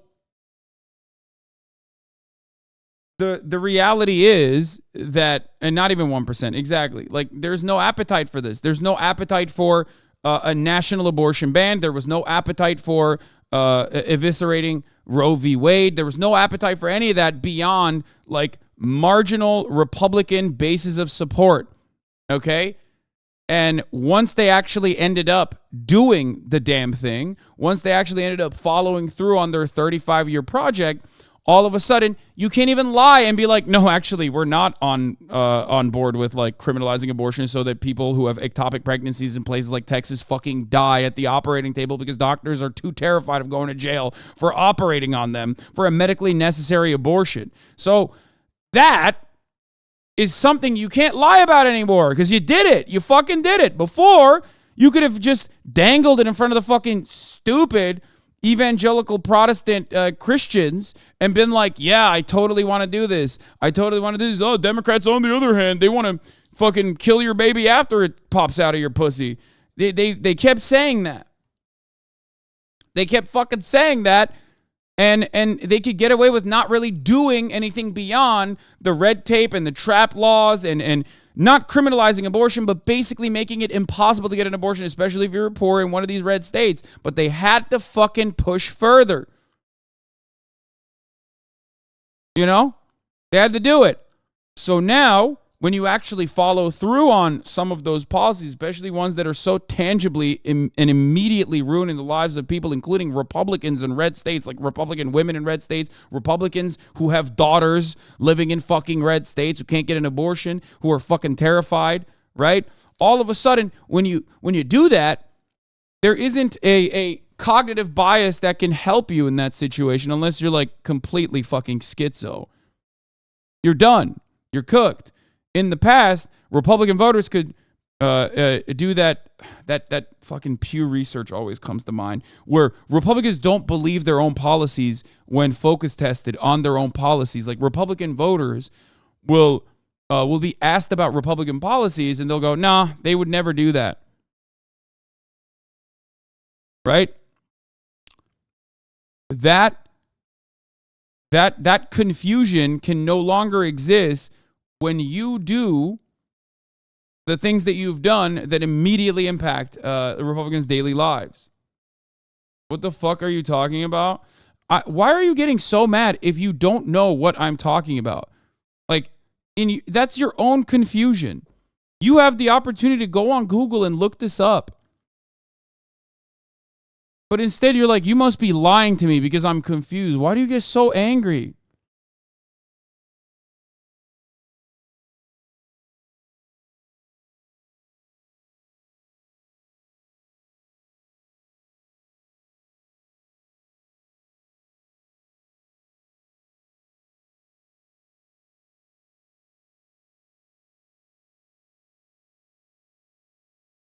Anyway, let's continue. World. I mean, look, my family came to this country from Cuba because this was the beacon of democracy, right? The place where everything worked well, where people disagreed but shook hands and then figured it out. Well, that image is disappearing, and the United States is going to have less of a moral voice on the world stage as a result of this. So the consequences are real. I know it's easy to dismiss this as just more DC chaos. This is annoying. Who cares? They'll figure it out. No, this is a big deal. Congressman, thank you. In 1 hour from now, we will see the Republicans meet, according to sources talking with members of our team, to figure out the next steps forward. Yeah, the delicious irony in this situation is that Matt Gaetz was so mad that Kevin McCarthy had to pass a spending bill that was already previously negotiated on by siding with the Democrats, that he sided with the Democrats to oust him. That's a win-win for the Democrats, man. That's it. Anything else? John Allen. The chaos is the point. Matt Gaetz and those with him love chaos. They want it to look like Washington can't function, so they win when it doesn't. Eugene. I'll be paying attention to who's present and who's absent. Secretary Castro. Well, they're going to have enough of those Republicans that are going to be adults in the room now. They accomplished what they wanted to with Kevin McCarthy. Are they going to be adults in the room now? Final word to you, No, I was just kidding, dog. What the fuck? Gaetz' ouster of McCarthy draws attention to his ethics issues. Representative Matt Gaetz is facing a House committee inquiry into allegations of sexual misconduct and misuse of funds. Representative Kevin McCarthy has argued Mr. Gaetz' motive against him is payback. Oh my God.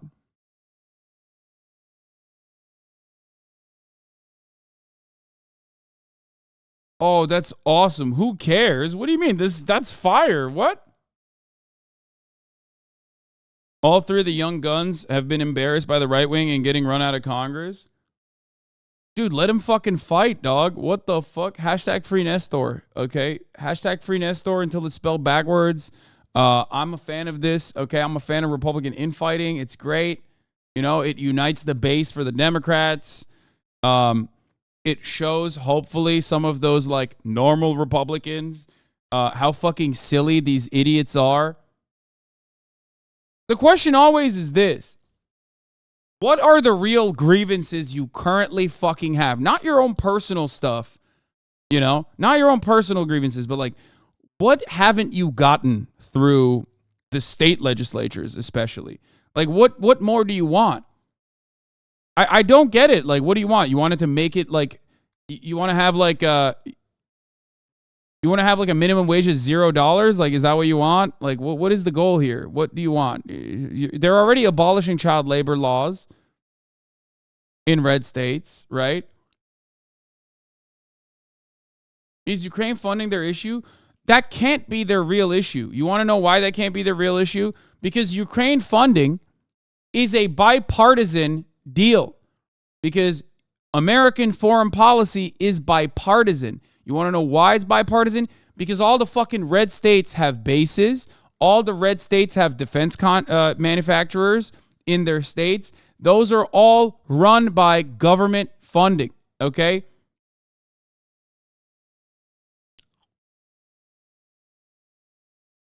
You have to understand blue states as well, of course. But I'm simply talking about why Republicans, like, in their anger towards the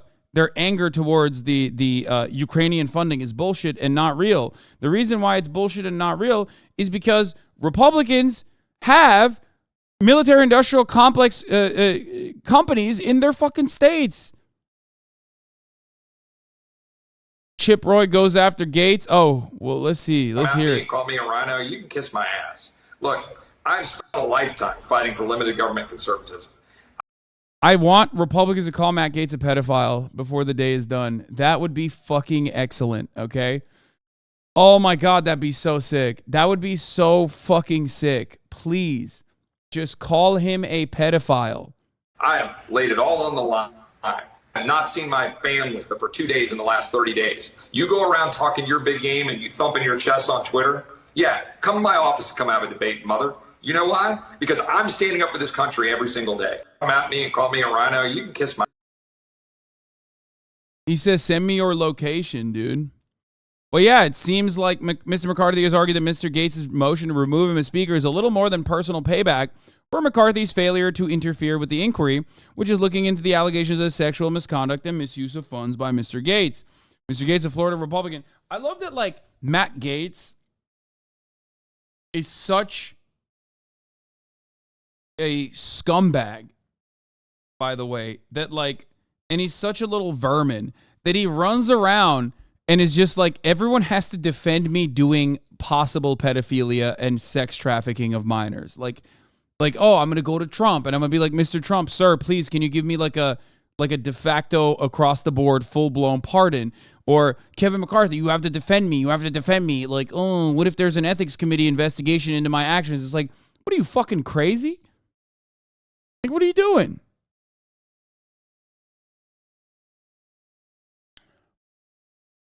It's just such a wild thing. Yeah. Sir, Mr. President, can you please give me a preemptive pardon for no reason? I swear I'm not a pedophile. Please, can you do that for me? Is what Matt Gaetz said to Donald Trump. Something any innocent man would do? Yes. Who amongst us has not asked? Who amongst us has not asked the fucking president for a preemptive pardon for a crime that they have not committed, according to them? It's pretty normal and good, and it happens all the time in all of these circumstances. He posted a picture on social media on Sunday of himself glowering as, what the fuck is that? Oh, glowering as more than a dozen guns were being pointed at his head. Since the spring of 2021, Mr. Gaetz has been under investigation over allegations he engaged in sexual misconduct and illicit drug use, shared inappropriate images or videos on the House floor, misused state identification records, converted campaign funds to personal use, and accepted impermissible gifts under House rules, among other allegations. By the way, still not enough. Still not enough to just fucking take him out. Okay? Still not enough. He's like, I want to do all of the illicit things. Okay? The secretive congressional investigation was paused while the Justice Department carried out the related investigation of Mr. Gaetz's conduct, including allegations involving sex trafficking and sex with a minor. In February, the Justice Department decided not to bring charges against Mr. Gaetz after concluding they could not make a strong enough case in court. That is fucking such bullshit, by the way, because they have Venmo records. They have literal Venmo records of him. Why is he giving $700 on Venmo to a 17-year-old?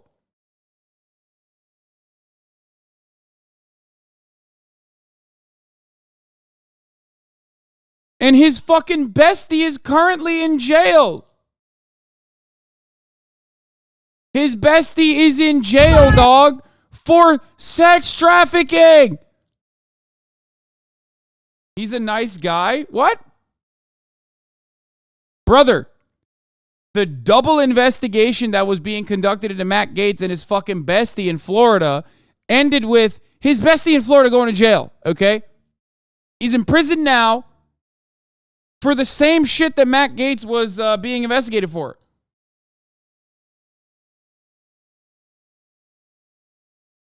Wasn't he or an aide in this chat at one point? He was, yes. I think before his account got yeeted. I don't know if they lasered his account, but he definitely did. He definitely did write in here before. I think he wrote like MAGA and like posted the American flag emoji or something. Pedophile! This is what MAGA votes for! Pedophiles! That's awesome. The lesson for moderate GOP is work with Dems, they can save you, which is pretty hilarious.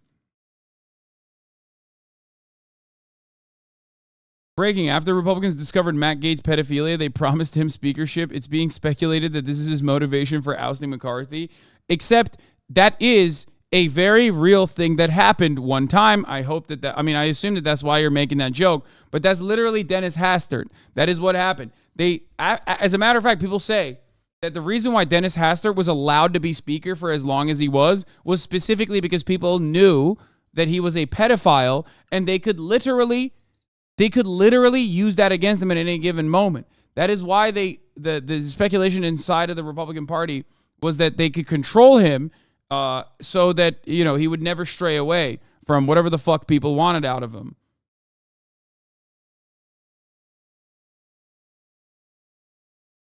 Here's me finding Matt Gaetz in my chat. Resub to Congressman Matt Gaetz. Jesus Christ, Danny Penguin. This is not actually Congressman Matt Gaetz, man. You guys are so dumb. But that's funny that you said that. Wait, what the fuck? It's actually him? No shot, bro. Wait, what? Bro, one of his staffers is going buck wild. Wait, no shot. Is that what his account links to? Twitch.tv, Congressman Matt Gaetz. No fucking shot. No way. I don't believe it. There's no fucking way. One of his staffers has got to be a fucking fan of mine or something, dude. What the fuck? My hair was so long. Oh my fucking God, it's him. Oh my God, it's him.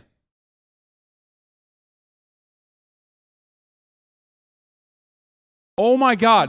It's literally him. America First is inevitable US, MAGA, suspicious user ban evading. It's actually him. Wait, why does it think it's a suspicious user? Why is he flagged for ban evasion? Dude, there's so much happening right now.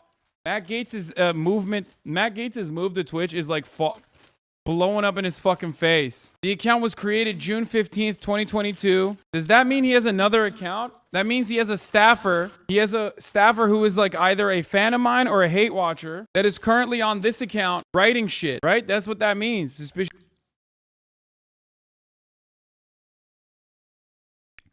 He's banned off Twitch now.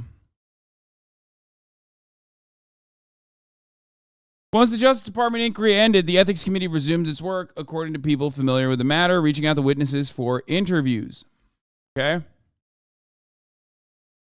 However, a person familiar with the matter said the committee, which is made up of an equal number of Republicans and Democrats, has not yet reached out to a key witness at the search at the most serious allegations against Mr. Gaetz. People familiar with the situation spoke about the investigation on the condition of anonymity because it is confidential. Once he learned of the resumed investigation, Mr. Gaetz began complaining to some of his Republican colleagues about it, according to people familiar with the matter. Mr. McCarthy has repeatedly suggested the Ethics Committee investigation prompted Mr. Gaetz to lash out at him, blaming him for the inquiry. The ethics complaint against Matt happened in the last Congress, Mr. McCarthy said on Fox News on Monday, adding, "It would be illegal for me to do anything in that committee." Ah!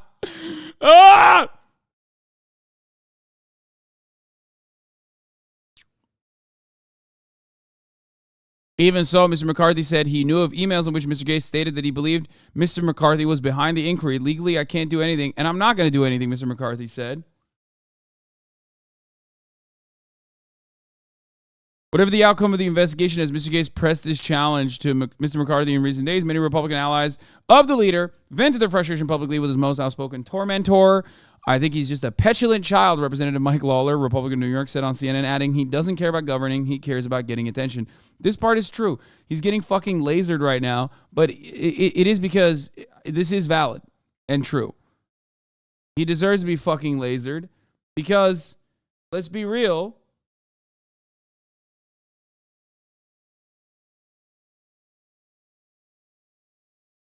you know, say what you want about Representative Matt Gaetz, but his friend is currently sentenced to 11 years in prison in sex trafficking case. Joel Greenberg, okay, who is a Republican Party guy in Florida, or was, sorry, not anymore, not is, but was, because now he is in prison for 11 years for sex trafficking of minors, of a minor.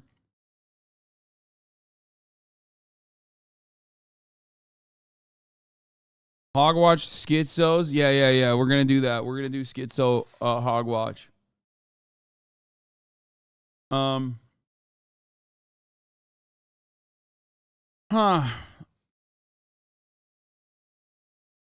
Yeah, weird coincidence, that one.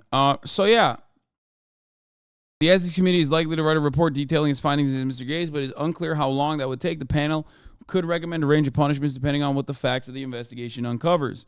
Mr. Gaetz said this week he would not back down. Right now, by the way, in the Republican side of Congress, you also have George Santos. Like, the one guy on the come up from all of this is George motherfucking Santos. We all forgot about like every lie he's told.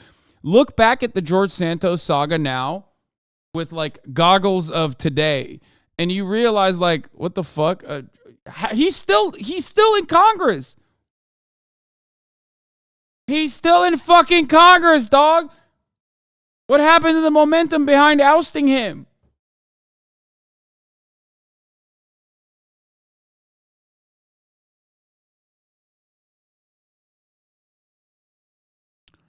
Yeah, we're going to talk about the October 4th nonsense in a bit. It's pretty cool.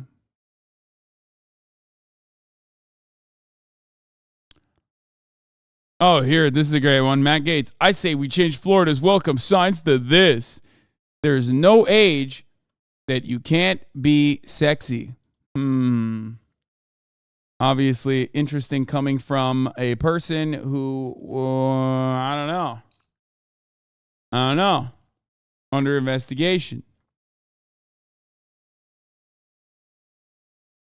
other issues. Tonight, they can't even vote on those issues because there is no Speaker of the House. They need to elect a Speaker of the House. That is the next order of business here. That's why they will be That's the meeting only next behind order of closed business doors, in perpetuity. Just about an hour or so in the House GOP to try to pick up the pieces, try to figure out what's next, and try to figure out whether or not Kevin McCarthy himself is running for Speaker. That is still an unknown. There's no answer to that question at this moment. What will Kevin McCarthy do? That is significant because if he runs, he will have a sizable amount of Republicans. We probably have more than 200 Republicans voting for him to become Speaker, but he will not have 218 Republicans. That is the magic number. Who can get 218 Republican votes? At the moment, nobody, especially if McCarthy runs again. So many questions right now about what is next. McCarthy himself not answering questions. He's huddled up, meeting with his advisors, his close allies in the Speaker's office at the moment. But we'll see what he has to say if he goes to that conference meeting, if he makes himself a candidate for Speaker,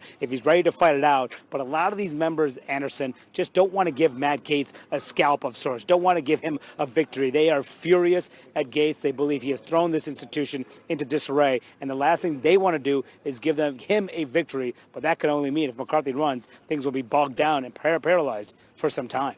So the Republicans are going to be meeting tonight, this evening. Can you just talk, Manu, what you are hearing from Democrats about the Democrats' decision not to throw a lifeline to Kevin McCarthy?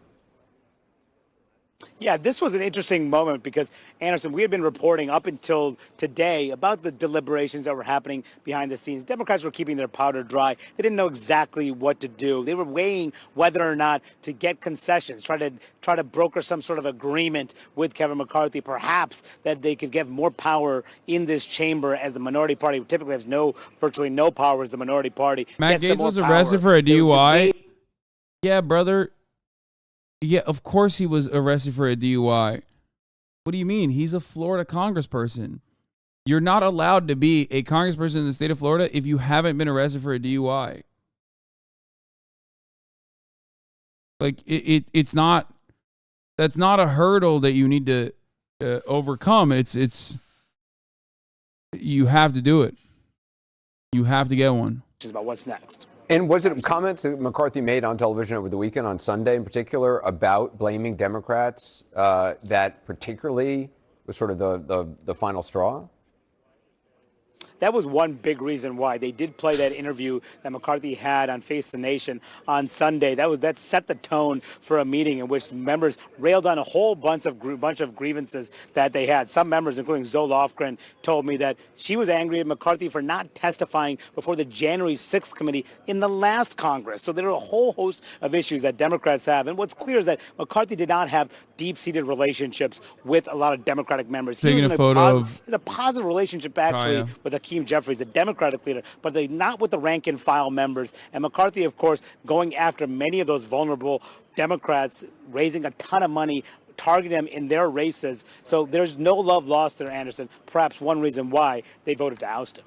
All right, Manu Raju, thank you. I want to go to Lauren Fox, also on Capitol Hill. Lauren, you just spoke to one of the 8 Republicans who voted against Kevin McCarthy today. What'd you hear? Yeah, what you're hearing from many of these Republicans is they're relieved that McCarthy is gone, and yet there's no clear alternative of who is going to take the helm of the Republican Party in the House of Representatives right now. I just got done speaking with Representative Matt Rosendale, and he also went off saying that whoever takes the job next has to take the demands of conservatives more seriously. Here he was. If you guys don't take anything else away from this, what I'd like you to take away from it is I'm tired of being lectured by people that have been here for decades, okay, and have put us in $33 trillion in debt. And they're going to tell me how to do my job. Where's that sexy ass TikTok congressman to explain to us what's going on in Congress? Going to take the job next. And we also pushed Representative Matt Gaetz on that. You know, it's interesting. When I asked Rosendale, who do you think should get the gavel next? He said, well, the king was just ousted at this point. So it's open consideration right now. Basically, they believe, these hardliners believe, that because now no one is in the job, more people might be willing to come forward. Of course, the looming question, does McCarthy try again to get back the gavel? And if he does, what does that mean for alternatives like Steve Scalise or others who some conservatives have cited by name they think would be better at this job. Anderson? Lauren Fox, appreciate it. Thank you. Back with the team here in New York. Listen, I mean, for Republicans, if there are Republicans who want to actually get things done, and there are many Republicans, obviously, who want that both in the country and in Congress, how does this get fixed? Because you can't have this small group holding everybody hostage. Well, it's a shameful day for Republicans, and frankly, this should have been able to be worked out in a House conference tonight. That's what we're going to see. I've been in many House Republican conference meetings, and basically it looks very similar to what we saw on the House floor. It's a lot of arguing, giving speeches, probably some heated debates. I am hearing from Republicans that there is growing sentiment about trying to actually remove Matt Gaetz from the House conference, which he can do. But I'm keeping an eye. What would that actually mean? It essentially means he can't serve on committees. I believe he still maintains his vote. I would have to check on that, but he would lose committee representation. Wait, trying to fire the Speaker of the House? Just enraged the one group he's been trying to play nice with all year. No, we already did this. We already watched this yesterday. He says a whole lot of nothing. Dude, yeah, I love looking at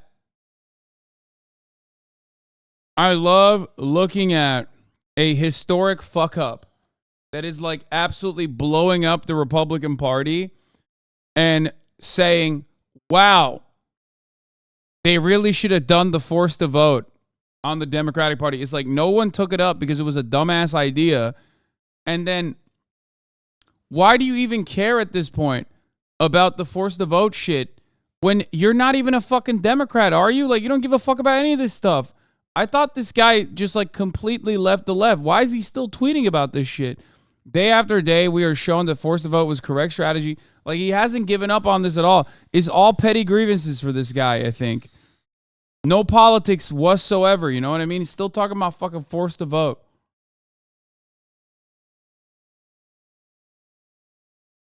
Yeah, I mean, literally, when your enemy is making a mistake, do not interrupt them. Sun Tzu, Art of War, straight up. That is exactly what's going on here. Like, what policy positions does Matt Gaetz even have, but what is he getting? What concessions is he getting? I can't believe it.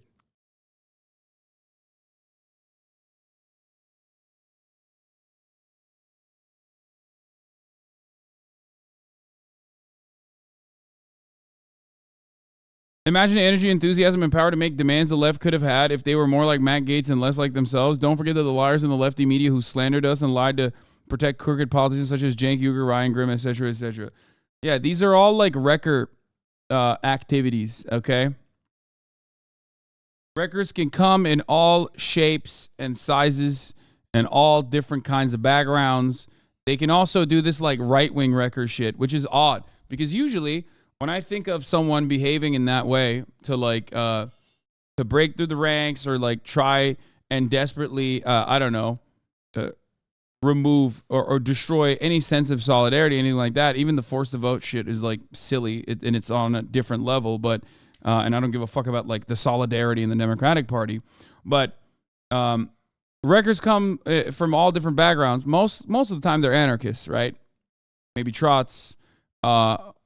CIA, that sort of shit. But then now you got right wingers too, who like, who ride the aesthetics of being a supporter of the working class, but then also almost always hit that the real support for the working class only comes from the right. Like there's a real shift, there's a real attitude shift in the Republican Party. They genuinely care. Yeah, these new MAGA communists, dude. What is this? Tommy Tuberville banger?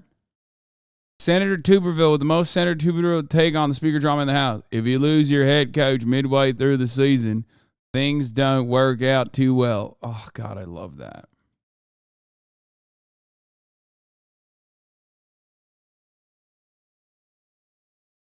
I'm not an anarchist, but I'm wondering why you hate on them so hard. I mean, I think anarchists are very important for pushing social change on the ground and doing direct action. But if you want to know why I get so fucking mad at anarchists, like literally look at my Twitter replies. Okay? look at my Twitter replies, and you will see all of these like NATO defenders who claim to be anarchists or radical people with radical politics, revolutionary politics, and they almost always are somehow anarchists. It's odd.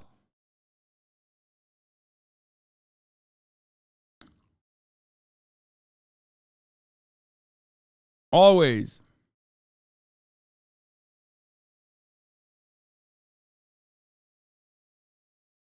Yeah, I saw this. Hasan is absolutely correct. The destruction of the Tibetan feudalism was in fact carried out not by the Red Army, but by themselves. Don't take it from me, take it from the Tibetans themselves. According to the interview with their mother, Wei Sei's father was very enthusiastic at the beginning of the Cultural Revolution and he loved Mao. Another interviewee states that at the time, belief in the CCP was like belief in the religion. Another interviewee said that he really believed Mao was right, and many others did as well. Another Tibetan who used to be a servant of one of the religious teachers of the Dalai Lama also states that he likes Mao because Mao respects the Dalai Lama and because Mao supports the poor.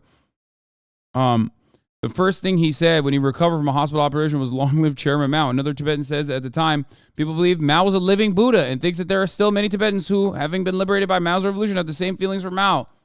Like, there are...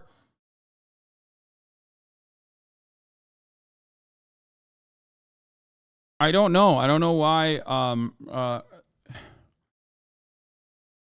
I think in situations like this, the best thing you can do is like look to even Western outlets that have no interest in writing about the situation on the ground accurately. If you got even Western outlets conducting interviews, if you even have Western outlets saying, well, you know, as much as we hate China, the situation on the ground was significantly worse pre-PLA liberation, okay? Then yeah, what the fuck are we doing? Like you're fighting this battle that I don't even know whose side you're on at that point.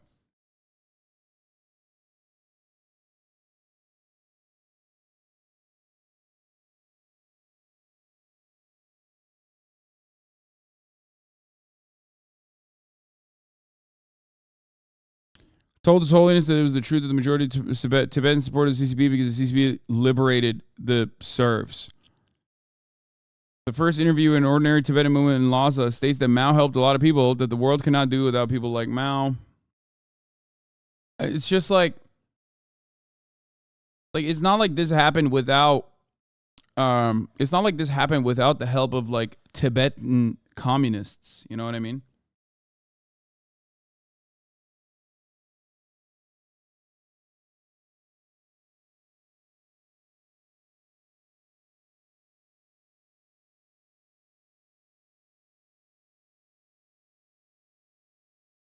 Anyway.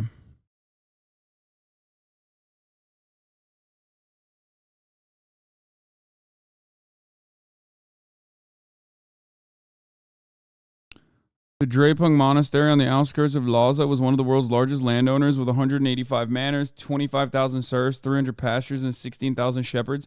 High-ranking lamas and secular landowners imposed crushing taxes.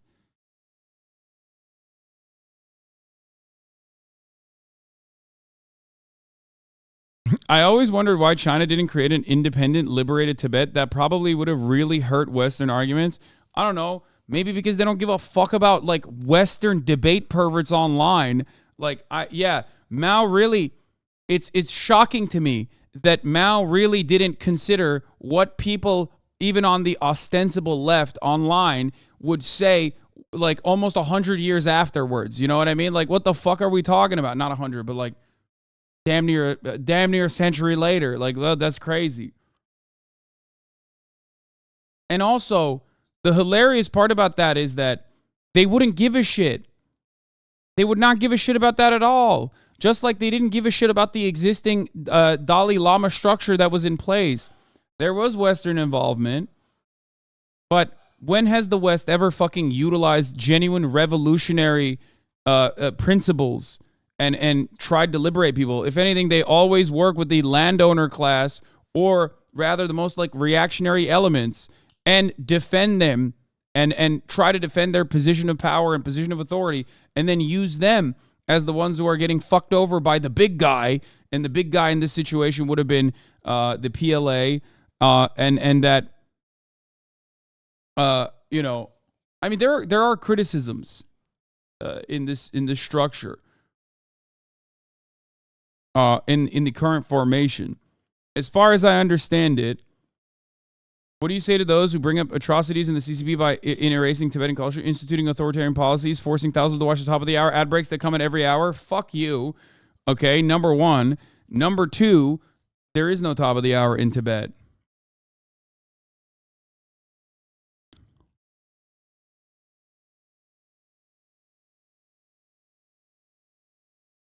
That's actually fucked up. You won't see. Tibet has been historically and culturally part of China for hundreds of years in the Qing and other dynasties. Not like the Chinese are foreigners, the Tibetans. Not only that, but as far as I understand, Tibetan literacy improved under Chinese development. It's not like they're not allowed to speak their own language in the way that like a lot of I hear a lot of this from people online, and I have not seen any evidence for the matter. I think they're just like running the same fucking talking points for Tibet that they would anywhere else. It's important to note, but the Imperial King government, the warlords under the Republic, and the KMT all invaded Tibet and were far more destructive and bloodthirsty. The KMT in Taiwan still claims Tibet. Well, they claim Mongolia. It's important to note, yeah. The KMT in Taiwan still claim Tibet, and Hutch blocked me for mildly defending your correct position. Yeah, I know. It's just like, I think for a lot of people at this point, they're projecting when they say, Hasan, you have no genuine policy opinion, you have no genuine foreign policy analysis skills. You're just simply going America bad. Why is it pure projection? Because I think that they don't actually have any fucking real literacy in the matter, and they just go America good. And assume that anyone that actually dare deviate from that Western standard set by mainstream media turns around and goes, oh, you're fucking tanky. You must be a tanky. I'm going to say you're a tanky. I'm going to say you're a tanky. Or I'm going to say you're a fascist. There's so many people saying I'm a fucking fascist while simultaneously defending a feudal serfdom in the fucking 20th century. What the fuck?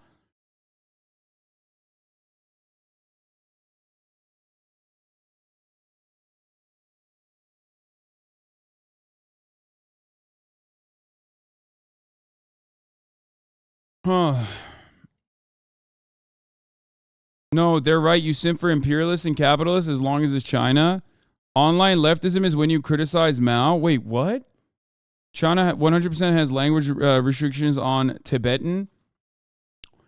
I mean, listen, if you have real, genuine literature on this that is not like fucking Radio Free China shit, okay? Radio Free Asia shit, or sponsored by the National Endowment for Democracy, or USA, like CIA-backed outlets that are think tanks, okay? Why is that not a good source? Because why the fuck would that be a good source? Do you think that the Chinese sources are adequate? No. So why the fuck would that be a good source when it's an American State Department cutout? What sources I would trust are people that are not entirely involved with the American State Department, okay? It's not like these are places that these are places where like access is impossible, okay? There are people who go there. There are people who conduct studies. Like, that's crazy. I don't believe the fucking CCP across the board, okay? So why the fuck would I turn around and be like, well, but I do agree when America says stuff about a country, then it must be real and good. There was an article talking about how Tibetan was banned in Tibet, but literally the main picture of it had school to kids with textbooks in Tibetan.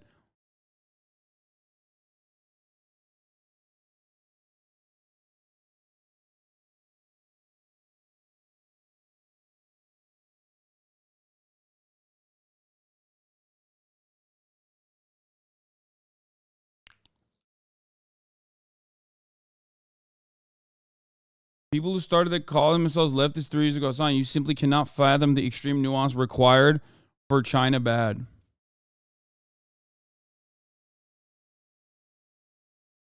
And one other thing that people never understand in this process is that there are so many different forces at play. People end up unironically considering other foreign nations a monolith.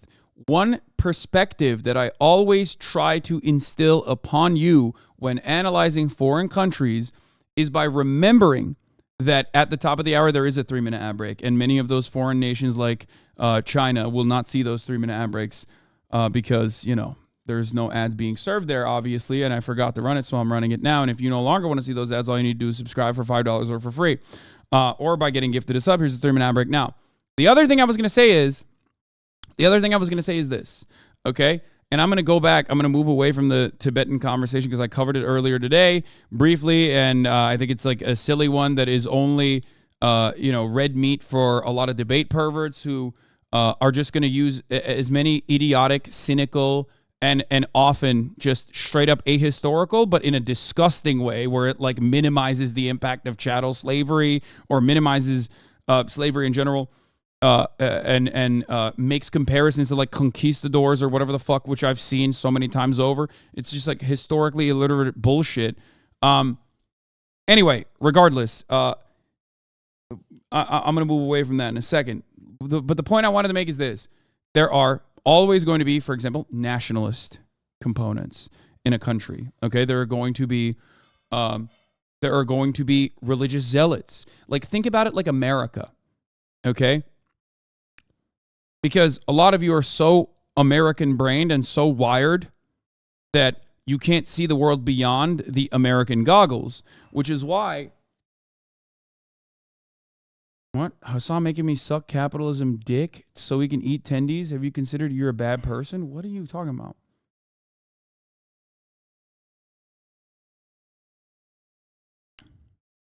These debate perverts have defended the Waffen-SS, chattel slavery, and feudalism in the same week, not even once. Yeah.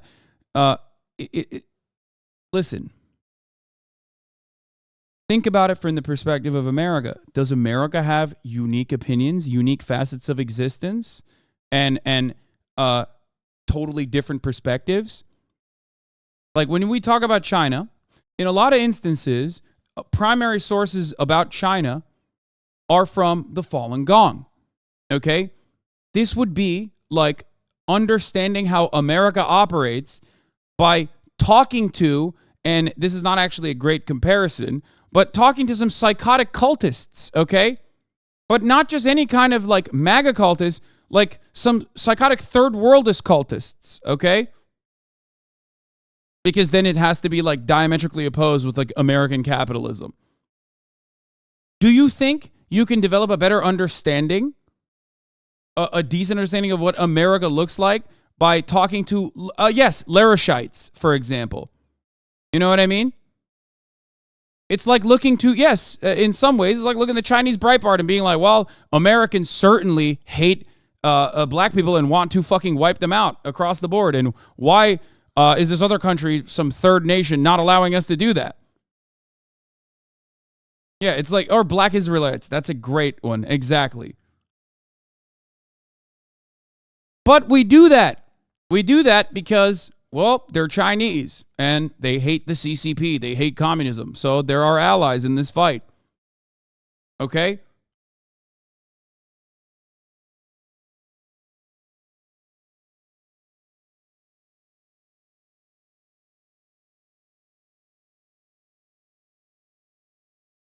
You talk about China liberating people, but I've never heard you talk positively about American liberation. I have talked positively about American liberation. What the fuck you mean?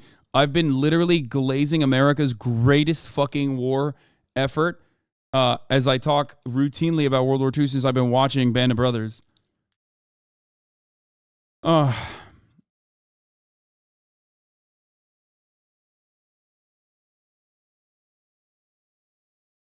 Anyway, the point is that China is not like North Korea, where information is like completely isolated. Okay? You can fucking just go there, right?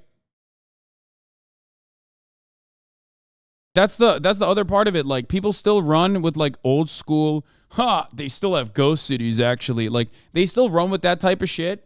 And it's always funny because it's like, it's always funny because I'm like, well, but that's demonstrably false. Like, you can see it with your own fucking eyes. Like, there's American students that study in China. There's Chinese students that are studying in America. It's not like this is some random fucking country that we have no dealings with, that we have facilitated like a global trade embargo on. Okay? Yeah, it's pretty easy to get info in China law. People think that Chinese people have no idea what life is like outside, which is so crazy to me because there are hundreds of thousands of people that are traveling between the two countries all the fucking time and engaging in commerce. So much trade. You know, it's fucking ridiculous. Very small faction. Now, that is because Kevin McCarthy gave them the power to do so in order to obtain the Speaker's gavel. That is because they ran candidates that did not give them as robust a majority as they hoped they would. When you say I'm struggling to see how an anti-imperialist POV allows for a case where the less bad country invades a bad country, like where's the badness delta that makes it okay? That is why the example I used would be like invading the seceding South during the Civil War, okay? That's the example I used, which is why you got all those fucking all those liberals, panties in a bunch, which is why they try to avoid that fucking example I used in an effort to not talk about slavery or the Dalai Lama or anything like that, so that they can just like talk about some other random irrelevant points of Western imperialism. That's the funniest part about the matter. There you go. I gave you a fucking example of like some certain things are not always imperialism. Okay. Do you agree with the Civil War and the outcome? Do you agree with the actions that the North took during the Civil War? Yes or no? If you do, then you should understand what happened with the PLA in Tibet. That's it.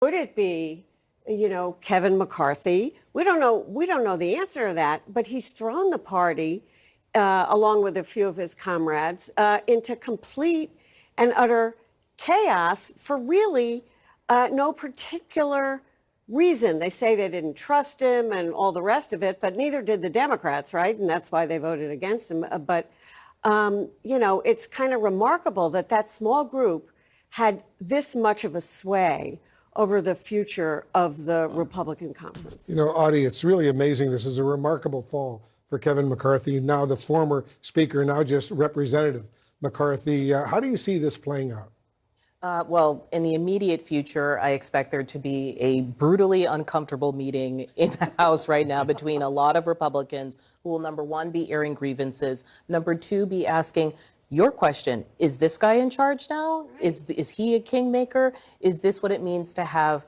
power, just being able to cause this level of dysfunction? And lastly, I think this question about who's next is fascinating because it's not like we didn't see this coming. As soon as you had to do 15 rounds, someone must have thought, maybe on my next vote, I would have done X. So I do wonder whether this could move quicker than we think. And a lot of it has to do with the people who are the options. Will they look around and say, this is a thankless job, no thanks, based on what I'm seeing the last couple times? Or, yes, this is my time, and the first test will be the next question about the government shutdown. And will they have to cut deals? Just like McCarthy had to cut deals. Do they get it for free? I don't think so.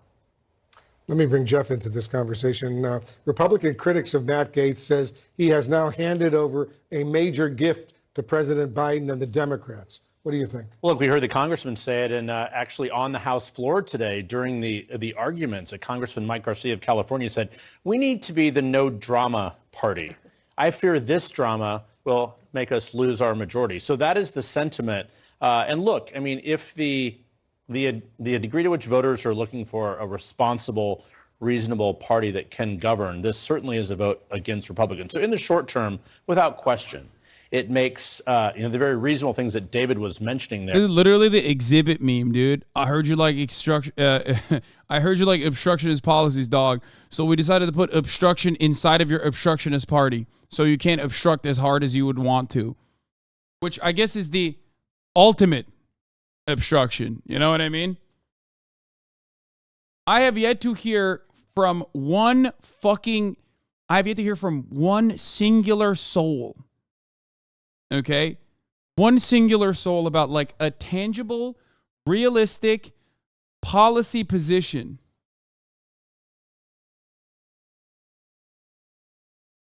I want to hear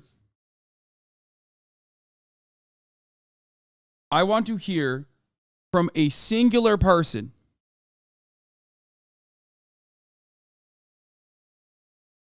about what the Republican demands are. Okay? Like, what does... No, real one. Not like no Ukraine aid, because that's not a real fucking demand.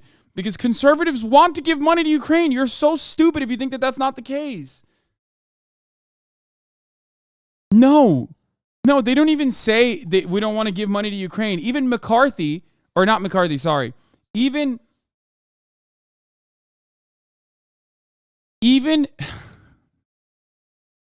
Matt Gaetz said, we're not even saying that no money should be going to Ukraine. We want to also pair that up with stronger fucking border policy. Okay? He said it. He's like, I'm not even saying no money to Ukraine. I just want to also send money to the border so we can invade Mexico. That's what his goal is. Why do you have to call someone stupid? Like they're just chatting and giving a take, no reason to hurt people's feelings. The reason why I sometimes do that, and I do have the tendency to sometimes like go off the fucking get extra angry, is because people aren't just coming in here with like, oh, I'm confused about the process. Can you please explain it to me? People come in here with already formed opinions that are just objectively incorrect, that are operating in bad faith. They try to make it seem like they're genuinely operating in good faith and like simply asking questions. But in a lot of instances, they're just in here to be like, just curious, like, can you please explain to me why you are a fascist? And also, the reality is, if you come in here and you fucking, if you come in here and try to, most of the time it's valid. Very rarely do you go off on someone that's genuinely trying to learn. Yeah, exactly. My soy-ass friend doesn't like you because you make fun of bald and short people unironically. I don't make fun of bald and short people. I'm a defender of the bald. If anything, you can get mad at me for fetishizing the bald a little too much.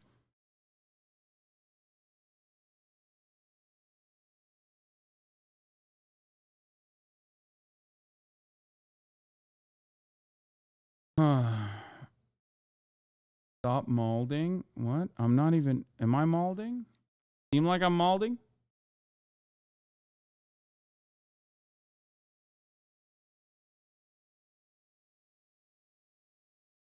Do you plan on streaming tomorrow? Oh, will your power be off? Yeah, I'm turning the power off, brother, because let me tell you, I'm terrified of the fucking new emergency protocol service that they're launching. Okay, they're testing out. They say it's just a test, but in reality, they're going to be playing a sound that activates the communist sleeper cells.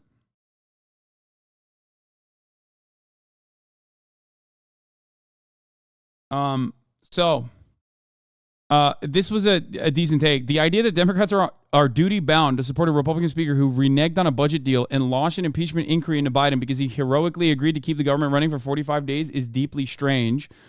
The baseball crank came out popping off with this, saying, remember, Democrats may say they want a more responsible Republican leadership, but they will side against that every chance they get and then complain if anyone tries to hold them responsible for their own choices. It's because there is no responsible Republican leadership, okay? Like, there is no fucking responsible Republican leadership. Like, Kevin McCarthy is not a responsible Republican, okay?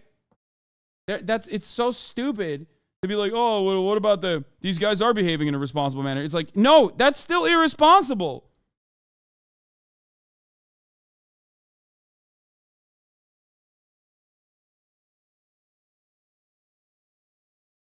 Sometimes when we hear criticisms of you from other communities, it makes us confused and we want to see your POV because those people don't show you in a positive light, though I know your takes are more nuanced than they will allow. Yes. But after the 11th time that has happened, I don't know, like for each individual person, if you hear a criticism about me, okay, from another community that oftentimes portrays me in a very negative light, and it happens to you every single time, like, how do you not go, maybe these kinds of criticisms are not actually fucking valid? You know what I mean? Maybe they are devoid of nuance for a deliberate reason.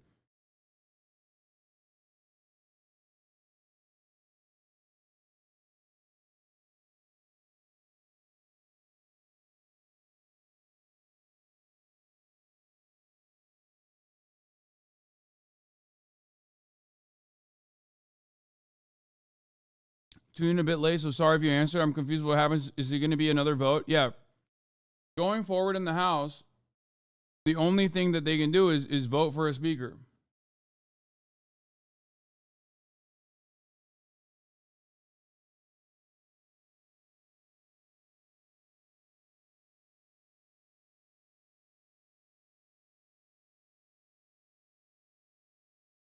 Anyway, let's get to Trump's civil fraud case. And if there are further developments on the Never Kevers saga that is ongoing, then we will talk about that. Also, we obviously have the FEMA and FCC emergency alert system that is like breaking the brains of many people. Here, let's hear his allies, one Kevin last McCarthy's update here, allies and then Capitol we'll move Hill, on. And they said while they would love for him to be able to become speaker once again, they said they don't know if it's the wisest decision to keep nominating him if he does not have a path to get the votes he needs. In fact, Steve Womack, a longtime ally of Kevin McCarthy, told me, then you're testing everyone's limits. And in some point in time, if you can't, that is, if you can't get McCarthy elected, it will dawn on people that maybe it's not in the cards for Kevin McCarthy. So that is a pretty striking admission from one of his top allies on Capitol Hill. But again, it's unclear what is going to happen at this point. The House cannot conduct any other business until they elect a new speaker. But in the meantime, we're already seeing some of the fallout and fury from this historic vote to remove the speaker. I'm told that some Republican members of the bipartisan Problem Solvers Caucus are now considering quitting the group en masse in retribution for their Democratic colleagues in that group for voting to remove Kevin McCarthy. There's a lot of angst about the decision to do that. We're also seeing some now calls in the Republican Party to remove Matt Gaetz from the House Republican Conference. That's something that Don Bacon told my colleague. Wow, it was really fucked up. Democrats reached across the aisle and voted with Republicans to save the country. And these problem solvers hate that. Wow. Like I said, until they elect a new speaker, we are not expecting to be election votes tonight. They have a lot of things that they need to sort through, so we'll learn a lot more at this 6:45 p.m. meeting. Aaron. All right, Melanie, thank you very much. And Melanie's words to our panel here, which she said there's people considering quitting the Problem Solvers Conference. Because there's nothing like taking your ball and going home when you're in the Problem Solvers Conference. I'm not sure what kind of threat that's supposed to be. Maybe some sort of, I don't know, something that says everything we need to know right now. Congressman Walsh, so you obviously been in Washington. This is your party. It's in chaos. This is a disaster. They've got this meeting coming up, Melanie says here in these next 15, 20 minutes. What's going to go on in that room? They need to pick a speaker in 5 minutes. Aaron, this is a political disaster for the Republicans. I know a lot of prognosticators. They're going to lose the House because of this. This is the kind of thing that matters. This is utter They brought Joe incompetence. Walsh in. And I agree with some of the prior CNN speakers. is out of control, they bro. Can't dilly-dally around long. They got to pick somebody pretty quickly. Okay, Abby, the odds of a speaker being They're picked fucking in 5 insane. minutes. I mean, just look again, just to put the math out here, right? You had 210 vote for McCarthy, right? That's a unified conference. Then you've got these 8.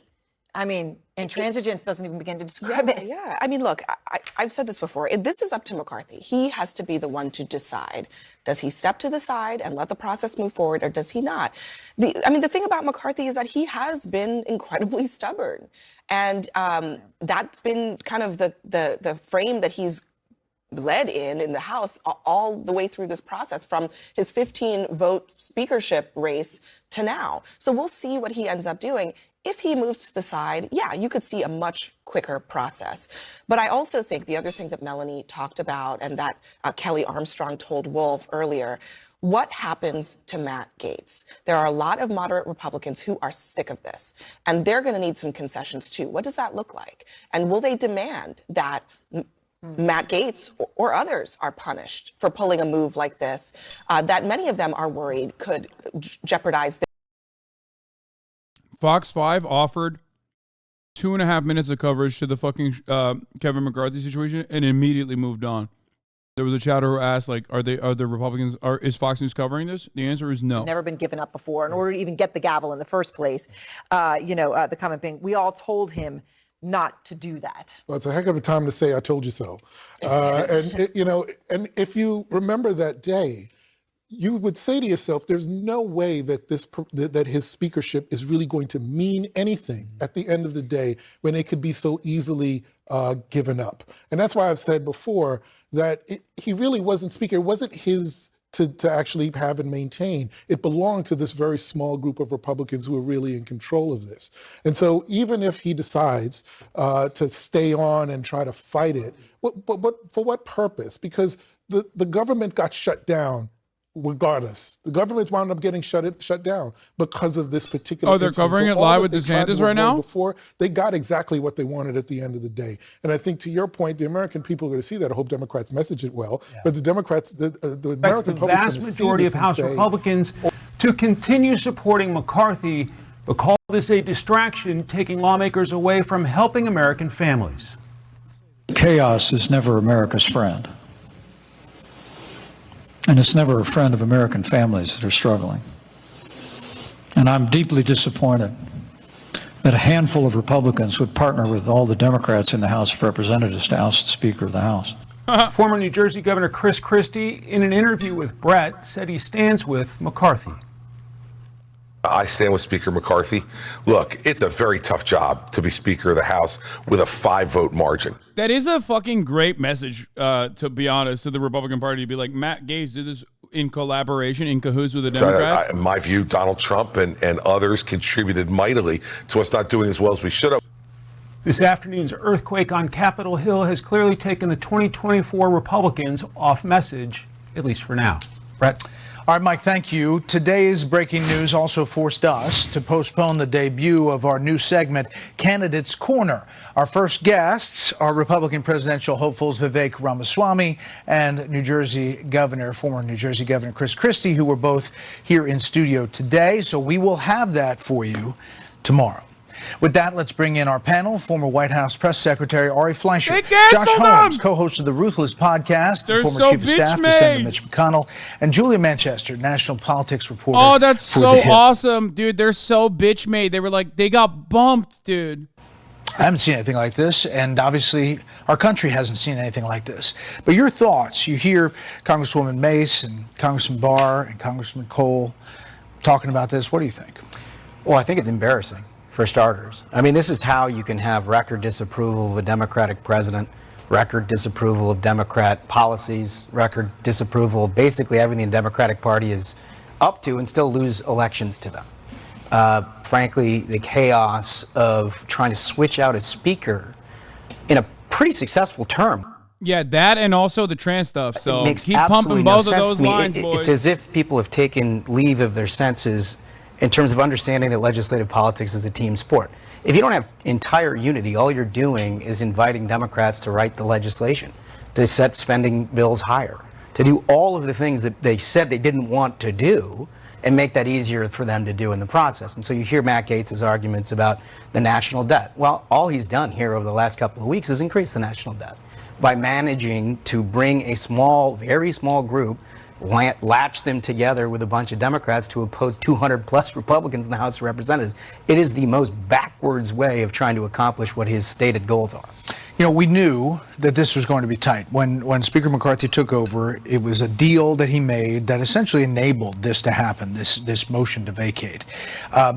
One would argue, whatever happens going forward, that's probably not the deal that's going to be cut. No, it's not. And, we'll have to see who becomes Speaker, if Kevin McCarthy will continue to fight. But I think just to piggyback off of Josh's point, what we're seeing right now in many ways, I think, is emblematic of the polarization we're really seeing across the country right now. And that's really started in the House. And I think it started to definitely infiltrate that. And I think, going forward, talking to a lot of Republicans today, one concern I hear is, what do we do about the swing districts in 2024? How does this impact? Bro, this is so awesome. Because they're talking like liberals. They're like, oh, we got to be more moderate. We got to be more centrist now for the swing districts. That's he said sick. This a long time. Fox never does this kind of commentary. That's how you know shit is fucked up. Else, Ari, the former president was mentioned Have we before. gone on Truth too Social far? Said, why is it that Republicans are fighting among themselves, why they aren't fighting the radical left Democrats who are destroying our country? But asked about that specific post, Matt Gaetz said this to Aisha Hasni. How do you respond to the former president? I would say that my conversations with the former president leave me with great confidence that I'm doing the right thing. And that's quite something, because McCarthy was former President Trump's guy. Arguably, he took a lot of heat for being too close to the former president. Well, I think it's fair to say that you're only President Trump's guy temporarily. Nobody's President Trump's guy for a long time. But let me look at what's happened today. I want to step back in some perspective. I was at the White House when Senator Trent Lott, then the Senate Majority Leader, had to resign under pressure. And he was replaced, and life moved forward. The difference, though, was it was a much more unified Republican Party at the time. The Republican Party today just can't govern. Nancy Pelosi, with a 5-vote majority, she was able to govern. The Democrats have become the party of discipline, and the Republicans have become the party that lacks discipline. And the reason for that is this internal clash. You've got a Republican base that does want to shut it down, that does want to stop funds to Ukraine, that is angry, that wants to do something about the debt. So they cheer for Matt Gaetz because he's given them the speech they want to hear. But then when it comes time to vote, he cannot deliver the votes that he needs to get anything done. So there used to be a party called the Know Nothings, and now I think Matt Gaetz is leading a party called the Do Nothings, and that's where Republicans are. And for the people on the other side of that coin who say he's articulating what we're fired up about and we're sick of omnibus spending bills that get negotiated behind closed doors, and he talks to the things that they really identify with, what do you say to them? Well, I think he has a good point about the omnibus. Nobody wants the omnibus, but do the single appropriation bills. But one of the reasons they couldn't do them was they didn't have the votes to pass them, because they only have a 5-vote majority. So even if the trains had run on time, I think we'd still be in a situation where Republicans are not unified enough to govern. So what happens going forward now? And obviously, is this process, we're in recess, House is in recess right now, Josh. They've got to find somebody that can take the ball. I don't think it's going to be Kevin McCarthy again to try this process again. Yeah, well, as you heard, they're going to be meeting tonight. I imagine that's going to be I'd love to be a fly in the wall in that discussion. I got to imagine that's going to be quite something. And there have been names that have been surfaced. You heard folks like Tom Emmer or Steve Scalise, and there are others that are in the part of that conversation too. I think obviously what they're going to want to do is try to fix this as fast as possible. Quickly. Yeah, I mean, if we're dealing with this next week at this time, it is catastrophic. I mean, it means they literally can't. Yeah, we got to make sure we fix we solve the problem solvers caucus. We covered this already. Republicans of the bipartisan problem solvers caucus are considered quitting the group en masse after the Democrats of the group voted to oust McCarthy. Latest sign of fallout after historic removal of the speaker.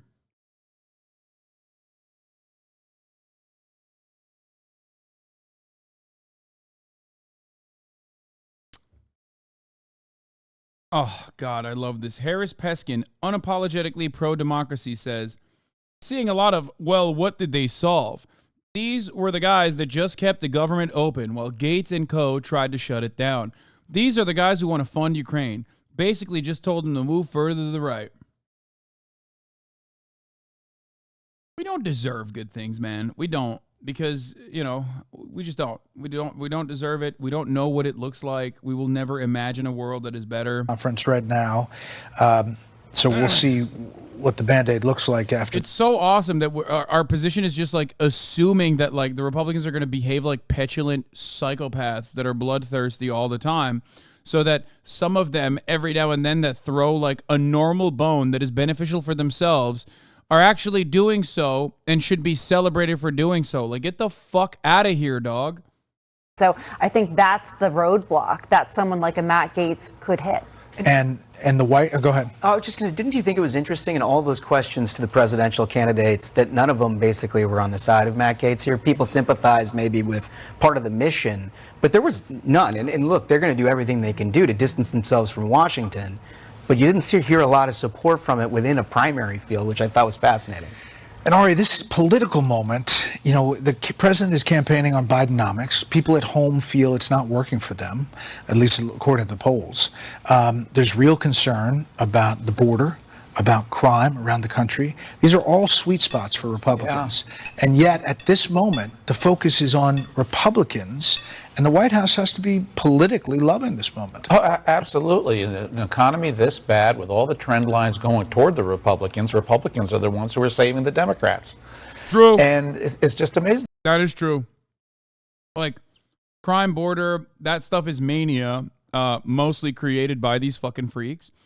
But it is effective in the sense that, like, Americans do care about that sort of thing. They're made to care about that sort of thing, thinking that it's a real issue. But yeah, this is a moment. I can't believe I'm saying this, but Fox News is correct.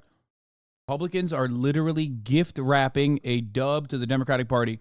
And if it wasn't fucking Joe Biden's decrepit carcass manning the ship right now, the Democrats would be winning by Reagan levels, okay?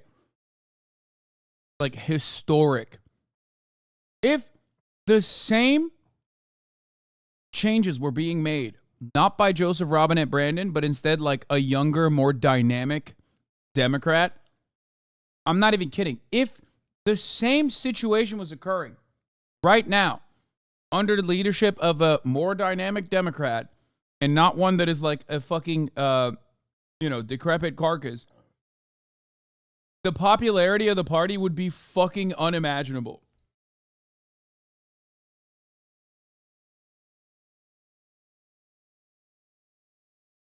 Like, Joe Brandon's age is such a massive burden.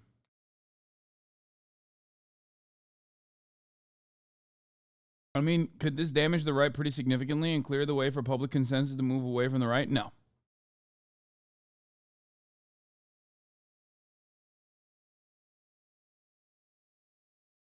Has nothing to do with Biden. The country is hopelessly polarized. What?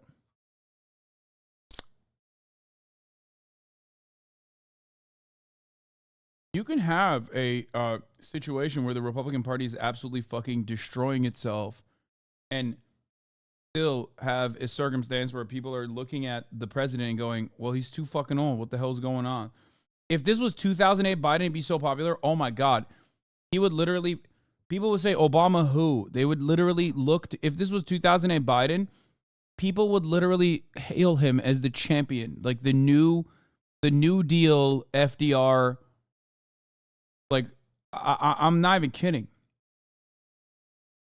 2008 Biden was a who, though? No, he wasn't. What?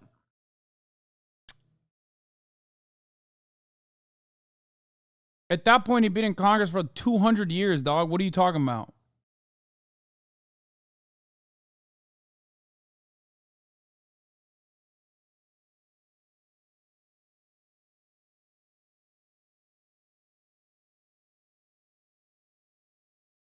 Because there is an issue here. What the Democratic Party, or at least like some of the federal agencies, are doing. What some of the agencies are doing is like not actually bad. It's actually good, as a matter of fact. The economy has not recovered. Okay, the economy has not recovered, of course, to a comfortable, or has gotten to a comfortable pace. But that stuff takes a lot of time, and a way to immediately open, like a way to immediately remove the floodgates and allow people to feel like they're in a better economic situation is, in many instances, doing something like a massive debt relief, right? Forgiveness for a shit ton of debt. Student loan debt, maybe. Debt that's controlled by the Department of Education. If he did something along those lines, oh my God, it would be crazy. But beyond that, if Brandon was at the level of vibrancy as Trump, or at the level of vibrancy of Bernie Sanders, like if he looked like he was all there all the time, and it wasn't just like sometimes the lights are off when he's in public, you know, and you can kind of tell. If the situation looked like that, he would be pretty popular. Do you support giving nukes to Ukraine in order to preserve peace in the Middle East? Only if Iran gets them too. Yes, I'm an advocate for Ukrainian nukes. Actually, I don't know, because they've been fucking droning the shit out of any fucking part that they can actually fly their drones to. I don't know. I feel like if Ukraine got a nuke at this point, they would probably immediately nuke Russia. But yes, my policy is add other countries into mutually assured destruction and allow them to have nukes, because otherwise nobody's stopping. Are those Oliver People's glasses? No, I think these are Warby Parker. Yeah, these are Warby Parkers.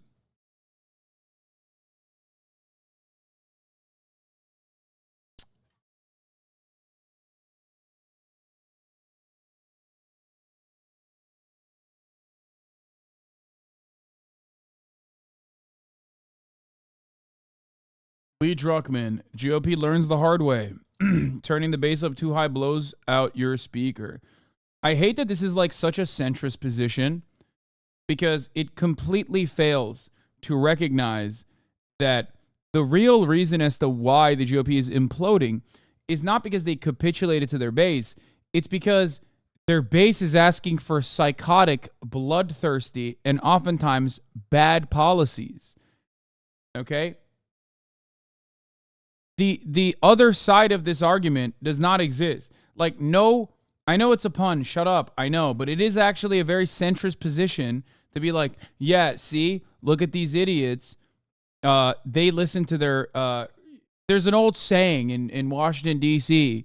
where, Democrats run away from their base, Republicans run towards their base. And look how bad of an idea that is, right?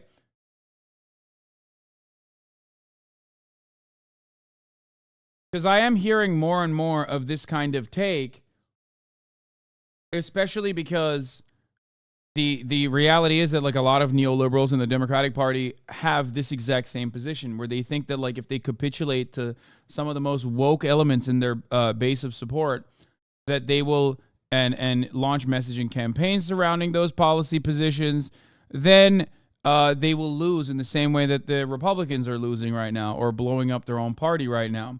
But there is a difference, and I love to repeat this all the time. There is a difference between good things and bad things, okay? Leadership sometimes doesn't just mean constantly trying to find the middle ground. Sometimes it's about having moral courage and demonstrating it, okay? Damn, Hunter looks fucking yoked right now. Several months after a plea deal that would have dismissed those charges blew up, thanks to the judge in that case. The president's son is under strict conditions to avoid detention. Correspondent David Spunt is in Wilmington, Delaware tonight with the latest on that. Good evening, David. Hi, Brett. Good evening. This happened in court. It's not even 30 minutes long, very short, in and out for Hunter Biden. If he does not follow those conditions of release specifically, he could face some serious trouble. He pleaded not guilty to 3 felony counts surrounding his time owning a gun back in 2018. He appeared before a magistrate judge here at the federal courthouse in Wilmington, Delaware today. Inside the courtroom, Brett, he sat just feet away from attorneys representing special counsel David Weiss, the man who just in July was ready to cut him a plea deal. That deal fell apart, and now Weiss wants to put the first son in prison, potentially for up to 25 years, though it's unlikely given no... I love that they're like, hey, by the way, now that we covered the Republican shit show for 5 minutes, let's move on to what really matters, Hunter Biden. Imagine a younger Biden with this level of risk right now. I don't like a damn thing about him. No, I'm only kidding. Only kidding. Dennis and I have been friends for 25 years. I think this is a ridiculous exercise. Dennis, the thing I like best about you is your wife. And Congressman Kucinich talking about Senator Gravel. Wait a minute, he talked about my wife. Well, your thoughts on You Gravel? notice what CNN did. They didn't put anybody to the left of me. Think about it. I'm not Senator sure it'd be Gravel, possible to find anybody. Senator, and you know what? And you won't. Damn, they're having so much fun, dude. Not a care in the world, baby. If only you knew how bad things were going to get. Okay? Oh, man, oh, man. And I'm glad I get a chance to debate you to my left, because there's no one more mainstream on the war, on health care, and on trade than I am, Anderson. Now, about Senator Gravel. Didn't he show great courage during the Vietnam War when he exposed what was going on with the Pentagon Rest in Papers? power. Really courageous American. I'm proud that he's up here. Thank you, Senator Gravel. Oh man. Yeah, I mean Brandon was the Mac attack guy, dude. He was a good retail politician. He always was. He was a goofy, gaffy guy, but like that actually helped him.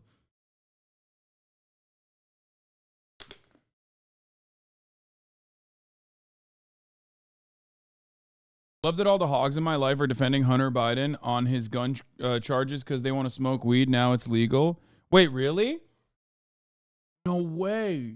I actually thought about that. I actually made jokes about that a lot, about how like it's kind of funny that hogs are like trying to shit on Hunter Biden for gun charges.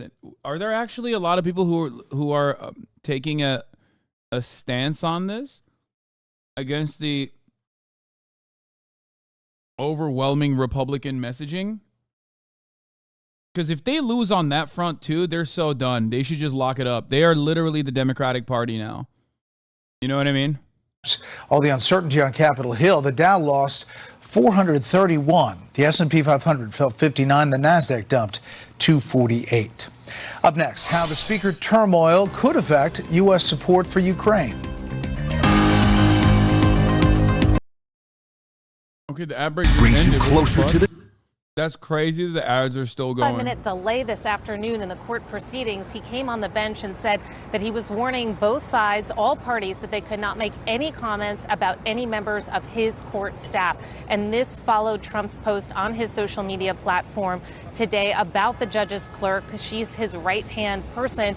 And on that post, Trump had linked her without any evidence to Senate Majority Leader Chuck Schumer. So when the judge took the bench, he said that the post that Trump made was untrue. And he said personal attacks on members of my court staff are unacceptable, inappropriate, and will not be tolerated under any circumstances. And the judge said that he had warned the parties yesterday about this, and that was because Trump had made statements about the clerk in the hallway as he was entering the courtroom. Here's what he said. And this rogue judge, a Trump hater, the only one that hates We Trump, called this, by the way. Gag order, baby. Up there is person that works with him. She's screaming into his ear on almost every time we ask a question. A disgrace. You want to know the truth? It's a disgrace. The judge said if anyone violates this order, they will be facing some serious sanctions, and those sanctions could be anything from financial penalties to potentially jail time. Wolf. Interesting. And Kara, what actually happened with the testimony in court today?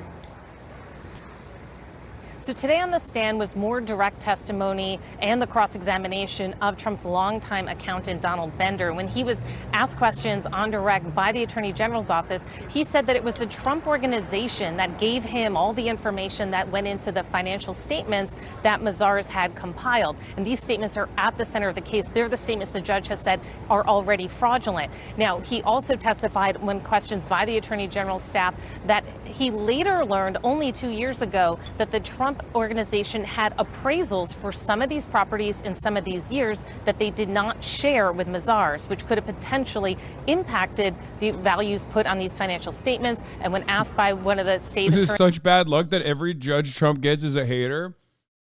Yeah, even ones that he actually appointed. It's so odd. Everyone's a Trump hater, dude. The fucking prosecutors, the attorneys general, the fucking judges, like even ones he personally appointed.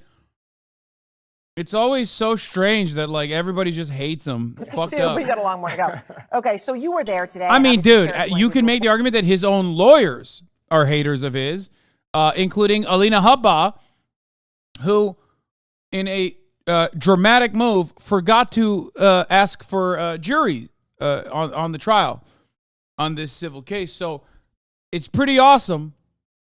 Alina Habba also is a big hater of Donald Trump, it seems. But she is a big lover of possibly League of Legends. I assume. I don't know. I'm making that up. But she does have a RGB gamer, an Asus ROG gamer laptop. bench when he did let everyone back in. He said, this just cannot be tolerated. And Ryan, here's the thing, though. I understand the judge is saying it can't be tolerated, and yet it is tolerated because he keeps doing it in case after case, and there's been narrow gag orders, now this one. You heard Kara say that there could be penalties, could include financial penalties or jail time. Will there really be penalties? I think so. I think if he crosses the line at this point, because apparently the judge did warn his counsel yesterday in a closed manner, so it was off the record, and so then he violated it within 24 hours, and the judge didn't just tell him that this is your new set of rules. He said, take that down. And what did Trump do? He took it down. The post was eliminated or deleted. Was eliminated by Trump, not by whatever, the social media site. Right. And so it's now laying down a ground rule. The judge has said there'll be stiff sanctions, and I think that Trump has to take it very seriously. In a certain sense, he's met his match, and the match is the justice system. And he's also facing a similar kind of gag order that might be imposed in D.C. Right, which I know you've talked a lot about. At this point, narrowly targeted, but they can get wider and wider. Exactly. Now, Eric, what about second day? Obviously, Trump didn't need to come at all, right? He's here by choice. Everyone that was surprised he came, they said, okay, he came on day one for the PR of it, the politics of it, but then he showed up on day two. Now he's going to show up on day three, which I'll ask you about in a moment, but did you notice, what's his demeanor like? How involved is he in what's going on in the room? His demeanor is very serious and stern. He's not cracking any smiles. He's not joking with anyone. But while the trial is in session, he's frequently leaning over, speaking with his lawyers on either side of him, staring intently at the monitor of evidence that's in front of him. He's paying close attention, but he's often hunched over, folding his arms, looking kind of angry at different times, to be honest. But, he's a defendant in a serious trial, so that's not too surprising. But he's taking it, very seriously, and he does not seem very happy. Ryan, what do you make of that? And by the way, to point out, he did say, I'll be back tomorrow. So he's coming in every day. He's deeply involved, as Eric is saying. What's the implication of that? So I think there are a couple implications. One is he seems to be trying to control the narrative, but now he's kind of running. I think it's pretty funny that he cares so much more about this than his criminal trials, even though those ones could technically put him in jail. And the real reason why he cares about this is because this is his business, and that's the only thing he cares about. No such thing. So there's this weird debate going on with statements he makes out of the courtroom and then what the judge does. He's there literally every day. And under normal circumstances, the CEO doesn't fucking sit on a trial like this every goddamn day. That's crazy. Can you imagine? No shot. But he has to do it because he's like, I'm the only one who can do this. I'm the only one who can save it. Then it's on you. And it seems very clear he did, right? He wants to be there calling every shot. I mean, absolutely. And looking at all the exhibits and things like that. All right. Well, thank you both very much. Of course, all this going on, and it's crucial amidst what's going on Capitol Hill and the ouster of Speaker McCarthy. And we have much more coming up on that breaking news because 6:51 Eastern Time, Republicans have just started their crucial closed-door meeting after that historic and shocking in many senses vote to oust the Speaker. So who will be the next Speaker of the House? When will there be it? I will be it. So the other thing is, and this is yet another circumstance where Donald Trump has fucked himself up. He doesn't have any good lawyers. He doesn't have a single fucking lawyer that is worth its salt, worth the pay, which he notoriously doesn't pay for in general. So he's cooked. Who's he supposed to trust? He's got nobody on his corner because he is a notorious cheat. He rarely ever pays. And I feel like that's going to hurt him. See if that transpires to your point. That's incredible. Who comes up next? Aisha, great reporting today. Thank you. Right. Whoa! Up next, today history unfolded on Capitol Hill, and we'll take a look way back. That's crazy. Kevin McCarthy will not run for speaker again. He's about to make an announcement in a closed GOP meeting. Oh my God, this is actually huge. What the fuck? Big stuff. Never Kevers won the war, dude. They may have lost the battle at a certain point, but they never gave up, and they fucking ended up winning the war, baby.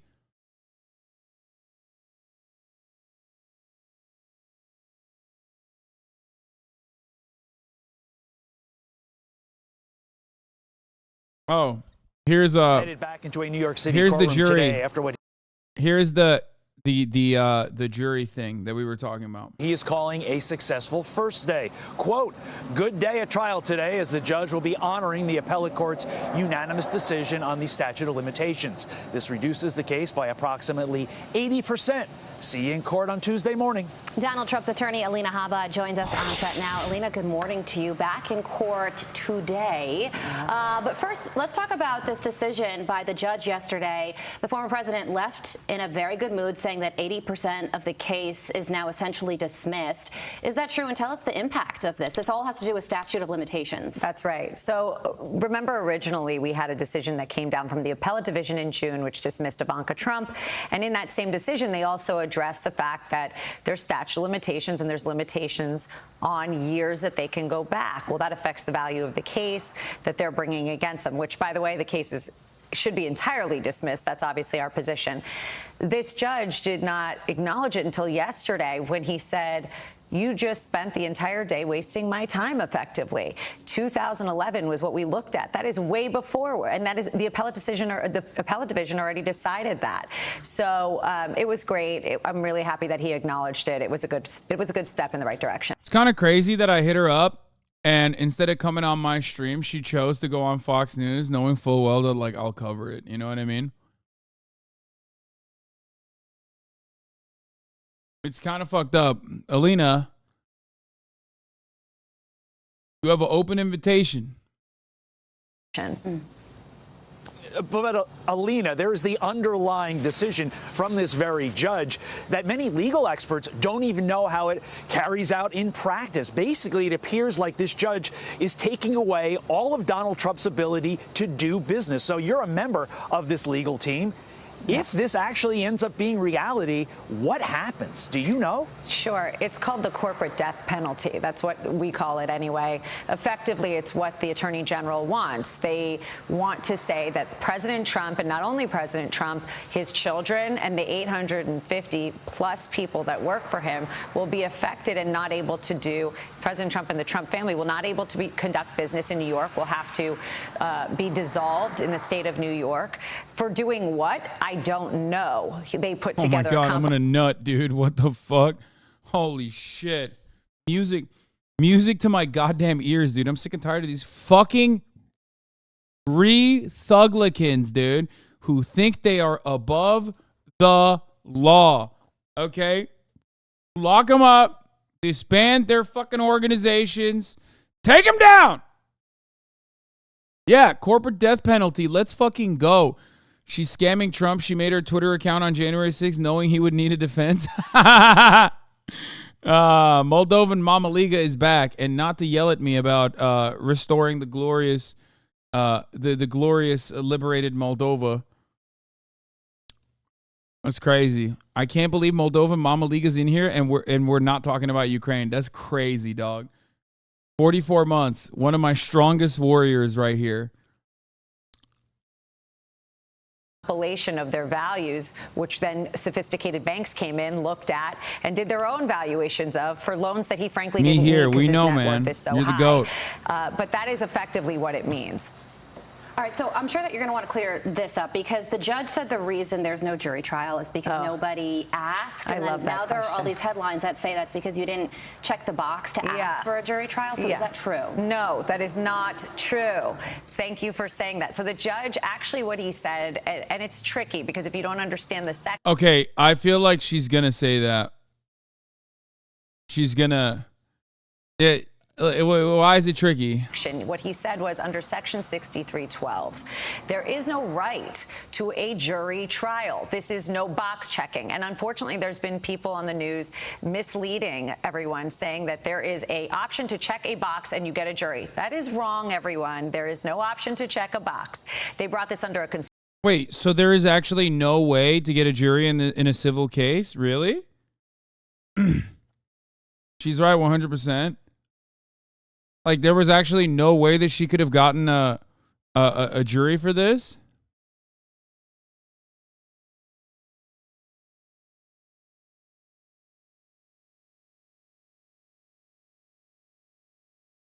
Where is whatever Biotin or whatever the fuck, our law tip guy, our law tip Andy? Where are all the fucking paralegals when you need them? She's saying there's not a box, not that there's any way to do it. I know. I understand that that is her defense. But is she actually saying you do not have a right to a jury trial, but you can request a trial by jury? Okay. But did she request it is the real question. The judge claims that she did not. Okay? The judge said she did not request a jury. She's saying she did. She's implying that she did. Okay? She's implying that she did, but the judge said you have no right.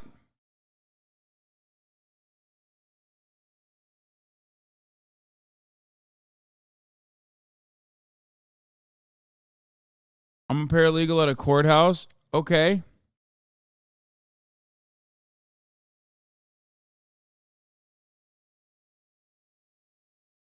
I'm trying to understand if she actually had the opportunity to request a jury and failed to do so, or if she forgot, or if she actually had no way of doing so. But there's always a way. At the top of the hour when there's a 3-minute ad break, there's a way to avoid those ads. No, I did not forgo that at the top of the hour there's a 3-minute ad break. I'm paralegal. It's a very small step that she did not do. She fucked up. Like, anyway, at the top of the hour, there's a 3-minute ad break. If you no longer want to see those ads, all you need to do is subscribe, which you can do for $5 or free with a Twitch Prime by connecting your Amazon Prime account to your Twitch account. Okay. You can also get gifted a sub if you are lucky. Oh my God, McCarthy is scheduled to speak at Capitol at 7:30 p.m. This is it. It's Jover for him. In the next 30 minutes, Kevin McCarthy is going to come out and commit fucking Sudoku on camera, dude. He is going to come out and say, I just got cyber fucked by Matt Gaetz. I got fucked harder than the children. Never mind. I shouldn't go there. The children that Matt Gaetz is imprisoned is what I was going to say, but I shouldn't say that. Allegedly. Okay? Allegedly.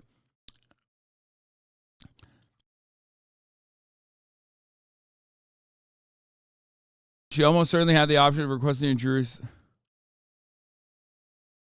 No. That was a button moment? Not really.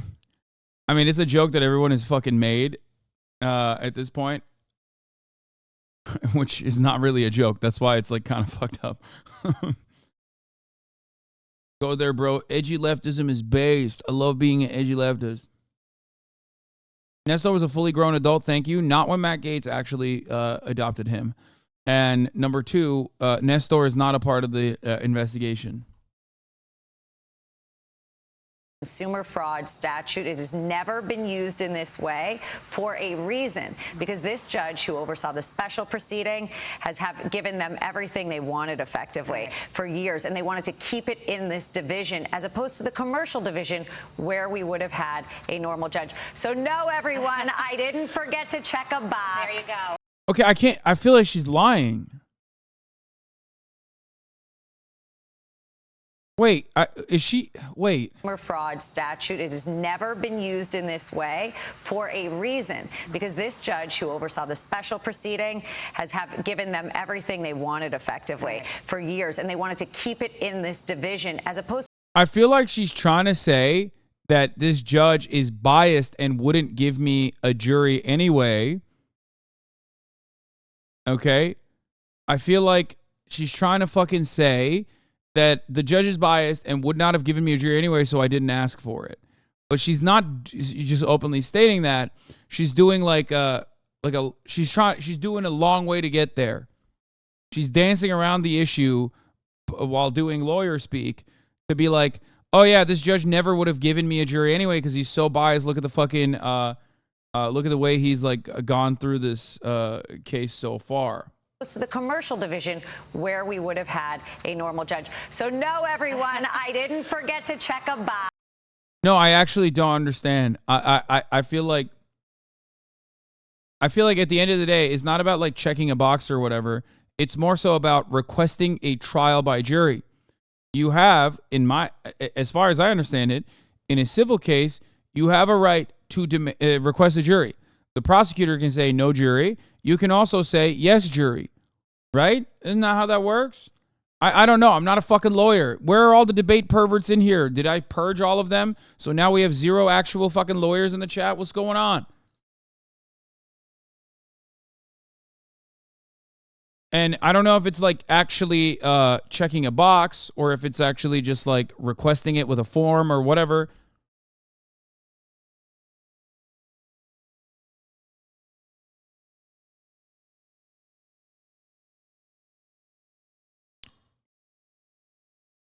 She has to infer that because she can't outright say because she didn't request a jury trial. Yes, you have to request it. Most often it is included on what is essentially your cover page in big, bold font.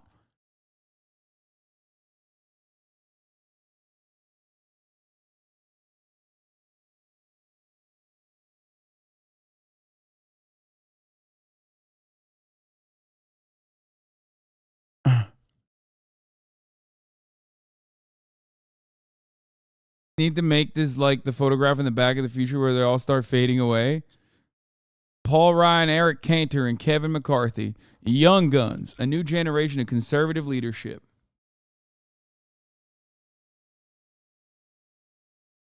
Anyway, in the state of New York, you can only demand a trial by combat. Good one. Actually, that's why New York is a crime-ridden hellhole. You know what I mean? Here, let's go to this. Of course, have live coverage of Kevin McCarthy's news conference coming up this hour. So everybody stand by for that. Manu, thank you very, very much. Congressman Garcia. All right, and you see Manu getting ready to speak, Congressman Garcia there. And yes, as Wolf said, we're going to be bringing the former Speaker McCarthy's news conference to you live when that begins any moment. Joe, former congressman, you know him. All right, this is Congressman Gaetz. Let's listen to Gaetz continue now. our work on our appropriations bills and electing a new speaker. I was Let's very go! disappointed that Mr. McHenry said that we won't be engaging in the people's work until next week, until Tuesday of next week, and I think that's burning a lot of time. One single member to call for a vote. Wow, he's so upset that that Congress is shut down. The forces out for a week. Guys, notice how sad Matt Gaetz is that Congress is shut down for a week, which is definitely not what he wanted to do from the jump, and then literally ended up fucking ousting Kevin McCarthy over for stopping that from happening, and knowing full well that that is exactly what would happen. Oh, man, it's so sad, dude. It's so funny. He's just like, oh, shucks, how did that happen?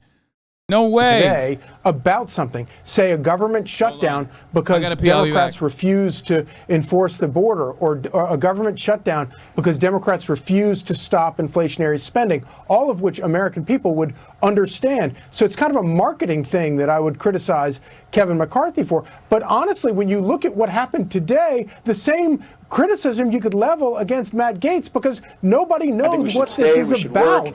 I think that a lot of the underlying issues are important, and I agree with Matt Gaetz about it. Together but as a conference to do that, and so I just nothing. hate when we pause and right the now, clock. I hate Matt when Gaetz we has nothing. Stop our work. It reminds me of the Green Eggs Who are you going to get behind as a candidate? Ted Cruz gave to try to get rid of Obamacare. It was kind of a fun speech. It was fun filibuster, but it didn't I do want to get some more to the point that they as soon as we wanted. can on that, because okay, Manu, can you hear me now? Yeah. Okay. Yeah, I can actually hear you. And what did Congressman Gaetz just tell you, that Patrick McHenry told him that there isn't going to be a vote on this till Tuesday? Well, let's get a clarification. Mr. Good. Just to get a clarification here, because Mr. Gaetz, we're live on CNN right now. Mr. Gaetz just told us that McHenry just said that the House will not be in session until next Tuesday. At that point, is that when we expect a speaker's race? What did he disclose in there? What Mr. McHenry said was that that candidates would have the opportunity to make their intentions to run for speaker known, and to socialize that, and to meet with folks, and we would come together Tuesday evening to have a candidate forum for those who are interested, and that we would hope to vote on a speaker on Wednesday. So the speaker's race on the floor will be Wednesday, but you'll have to nominate someone on Tuesday? He said we would have a meeting Tuesday night to have a candidate forum, and allow those candidates to make their case, and then we would hopefully, I use that term, hopefully vote on a speaker on Wednesday. And I don't know if that would mean within conference Wednesday or within conference Tuesday night or on the floor. So the certainty was Tuesday night for a conference meeting to have a candidate for. What is your reaction as being one of the 8 members who pushed Speaker McCarthy out? His decision here to not be a candidate again for Speaker. I thank Speaker McCarthy for his service. My position on the situation was well documented. But do you feel like you're going to be marginalized within this conference? You are one of a very small minority who set this House into paralysis. I believe was best for the country. And I will say there has been a blow dealt to the status quo. And if Americans are concerned that things don't seem to change in Washington, with $33 trillion national debt, a $2 trillion deficit, a federal government they believe is weaponized against them, oppressing them, not working for them, and that things, again, just seem to stay the same. Let's go. Freedom Caucus, baby. In the right direction. Thank you, guys. There's nothing funnier than like the machinations that those who already control, that have institutional power within the Republican Party from the outside, obviously, their own product is now cooking them. Okay, their own product is getting in the way of maybe even certain things that they may want to do. Their own product is basically causing the Republican Party to look bad. The Freedom Caucus, okay, which is the Tea Party caucus, the Tea Party coalition within the Republican Party, is completely comprised of corporate-backed charlatans who decided that right-wing populism and really hammering on wedge issues while also simultaneously using those wedge issues to just like erode the federal government's powers in an effort to deregulate for their own profit margins, to improve their profit margins rather, would be the most effective way to go about controlling the legislative body. Now they need to get fucking Trump out of the race because they think he constitutes a threat for their profit margins, and he's too much of like a volatile entity, okay? And he's genuinely causing a rift in the Republican base and the Republican Party, and that's partially because he's too successful as a president, right? So now their own demon that they have cultivated, their own demon that has been burning brightly within the Republican Party, is now hurting the Republican Party itself. $33 trillion debt, though. Thoughts on what's going to happen when Social Security collapses soon? Everyone knows the answer. We need more tax revenue and less spending. When do you expect the tax revenue to come? This is not how this works at all. Social Security is not collapsing anytime soon. That is also not true. But if you do believe personally that Social Security needs to be a self-funding mechanism when it's not the case at all, well, then guess what? There's plenty of people who are currently paying into Social Security, even from that perspective. Two things that are collapsing any minute now: Social Security in America and also the Chinese government. It hasn't happened and will not happen.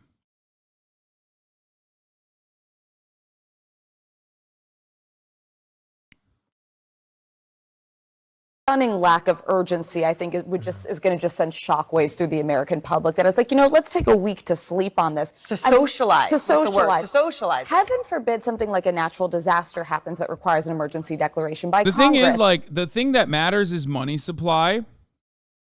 Okay? Donos are not broken. I just didn't read your dono. Love your stream. Cappy TJE says, $10 dono. Love your stream. Started watching you on YouTube, and it's so strange to see how Democrats would be right-wing here in the Netherlands. Also, as someone who's in law school, this is the best stream, Lamau. Hell yeah. Shouts out to the Netherlands. One of my favorite fucking places. God, Amsterdam is like literally my favorite city. One of my favorite cities in Europe.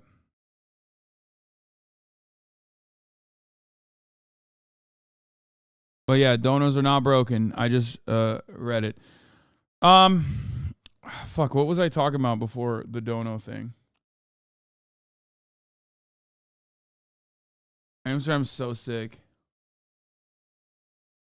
Oh, quantitative tightening. Yes. So the reality is, yes, the money supply can cause inflation. Okay. And on that front, there are fiscal and monetary policies that you can implement. But beyond that, the notion that Social Security will be harmed in a serious way, or it's like the deficit or the budget or whatever the fuck, like it's all bullshit, okay? Bullshit. It's bullshit. If the American dollar collapses, that is a significantly larger problem than just American dollar being devalued or collapsing, okay? It means the entire world has collapsed. America controls the entire world. Thoughts on MMT? A lot of people talk about thinking about the Roman Empire. Some men think about modern monetary theory. Okay? MMT, I think all this shit is fake. Okay? So yeah, I don't give a shit about MMT. Great. Do it. Print money. And within reason, of course. And control the money supply by printing more, and then also taking money out of taking money out of the economy by taxing. We already do MMT. Okay? Like MMT in and of itself is like, people make it seem like it's just completely made up. See, people immediately have very strong opinions and they say MMT is absolute shit. What part of MMT is absolute shit? It's true. We do MMT for the fucking military. MMT is beloved by the most annoying heterodox liberals. Excuse me. I can't believe that you're literally slandering Sam Cedar, who is my real uncle. Okay? That's fucked up. And no, he is not simply a heterodox liberal. MMT in and of itself, of course, doesn't solve the underlying problems within capitalism.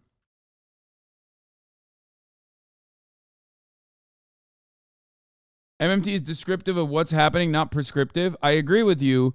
But again, MMT is just one part of the conversation. The real issue is capitalism and the way that commodities are produced.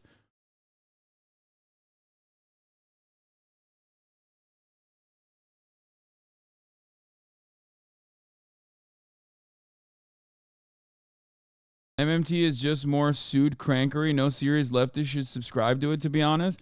See, this part I don't understand. What part of it is pseudo crankery as far as MMT goes? Like, what part of it is pseudo crankery? Is it the reality that, like, actually no, taxes are the reasons as to how we fund the government, like how we fund our actual, in the United States of America, not in other countries, but in the United States of America, do you actually think that MMT is like pseudo crankery because taxes do actually fund the government? Is that what you legitimately think? Because if that's the case, how the fuck do we have Sam Cedar is a liberard?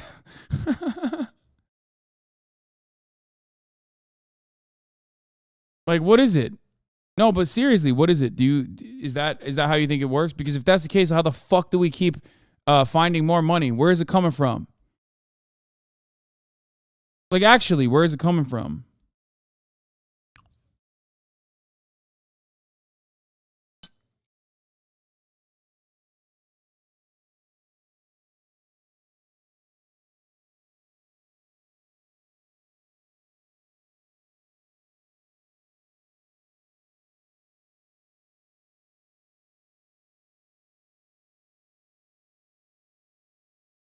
Yeah, he doesn't give a fuck that I'm asking him questions. Anyway, let's get back to Manu Raju. I don't know if you caught that, but he basically said that we have to have a discussion with the people. But this is really the situation that we're in, that there are just so much uncertainty about who can lead this conference, who has the support to do it, who can go after, to handle some of these members, those same holdouts. I talked to one congressman, Austin Scott. I'll see if, Mr. Perry, do you have a candidate in mind for speaker right now? I don't. I'm waiting to hear him.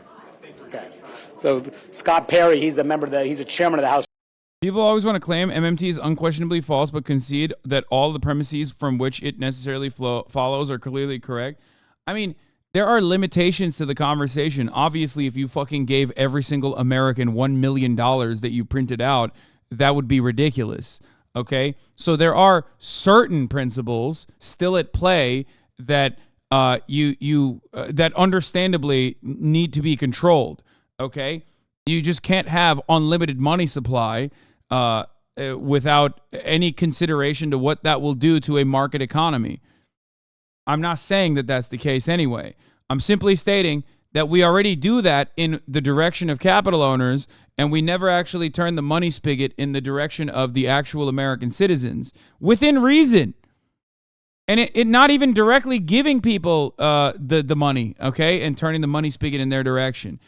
If you're simply, if the goal is to say, fuck it, YOLO, it's not like it's pegged to the gold or anything. It's not like the dollar is backed by anything other than confidence. Then yeah, build fucking houses. What are we doing? Build houses. Build houses and hospitals and pay doctors and nationalize healthcare.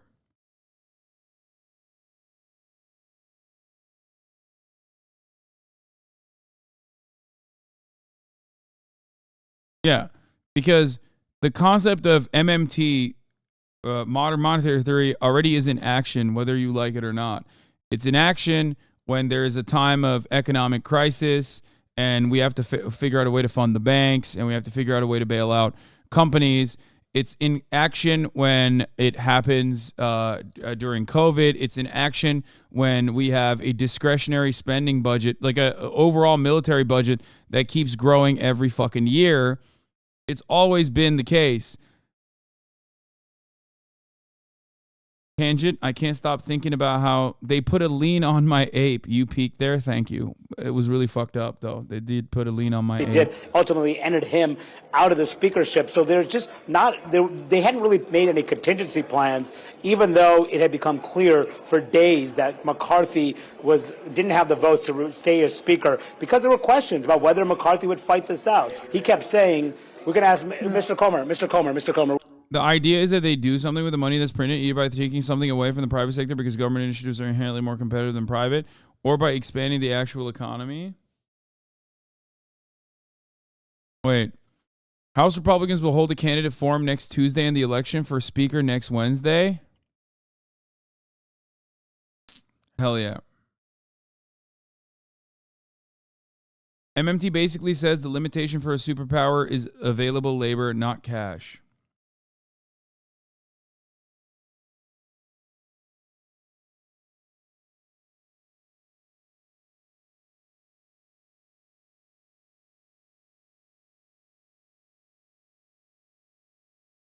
Oh, I was in the bathroom when they said that.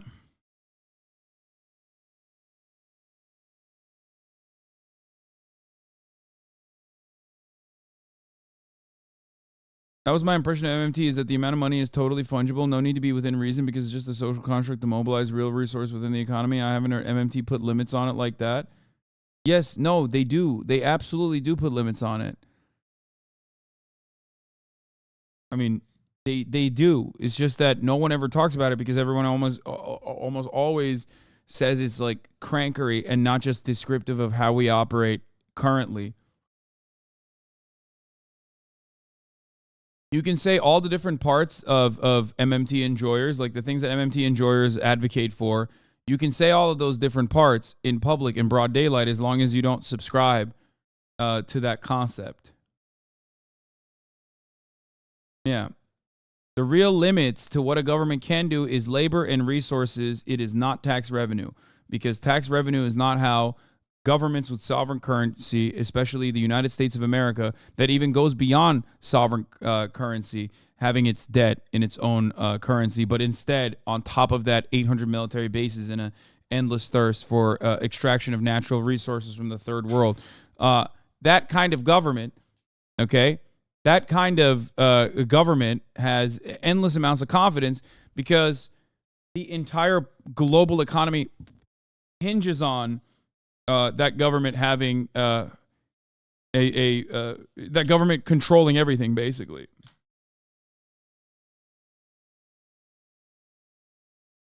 But yes, the limits are resources and the limits are labor, but more importantly, resources.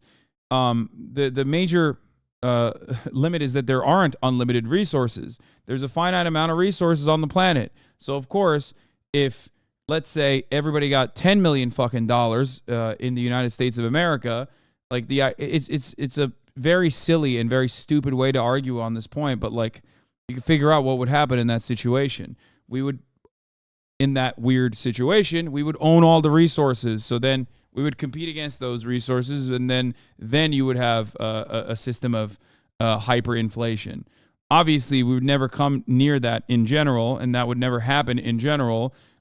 It's just that there are limitations.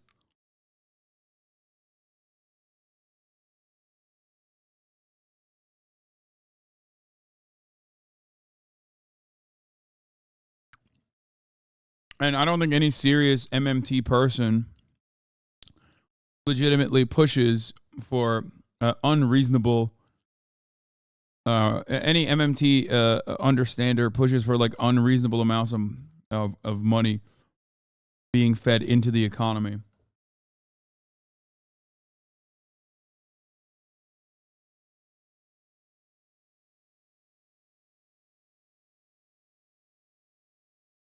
But yes, the idea is ultimately the American government does not rely on tax revenue to fund its initiatives. State governments might, but even then they still get money from the federal government overall.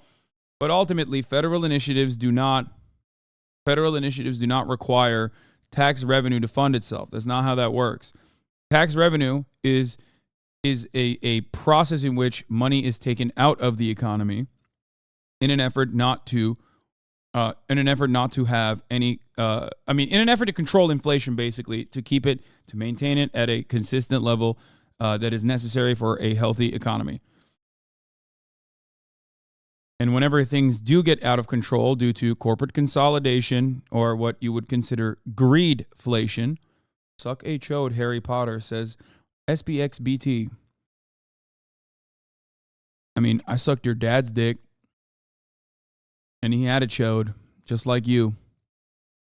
He loved it. He's gay now. You have a gay dad. Enjoy that. Suck on that.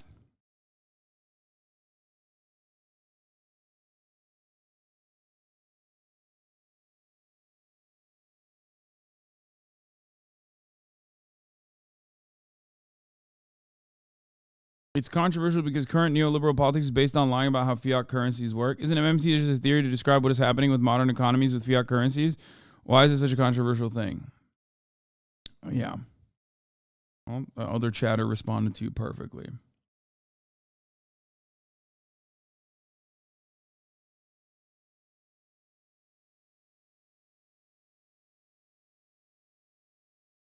Yeah, we already covered this. Donald J. Trump already being nominated for speaker, which is fucking awesome. You're talking about how you tried to broker a deal between We're waiting for the Gaetz and Never McCarthy. Kevers. Fair enough. You voted to keep McCarthy as speaker. Ultimately, when it came down to that vote, you voted to support him. But that vote wouldn't have happened if you had not also voted. It's a huge deal because people think that their tax money goes to something. When you try to convince them that it doesn't really, it breaks their brains. I mean, taxes still need to exist in order to control the money supply. So I am not even anti-taxes in that regard. And I also am not going to make MMT or pro-MMT arguments when I'm colloquially having a conversation with normal people, because then they will look at you like you are a fucking magician and not a serious person, even though people just simply do not understand. Plus, there are aspects where taxes do fund initiatives, like inside of states in the United States of America.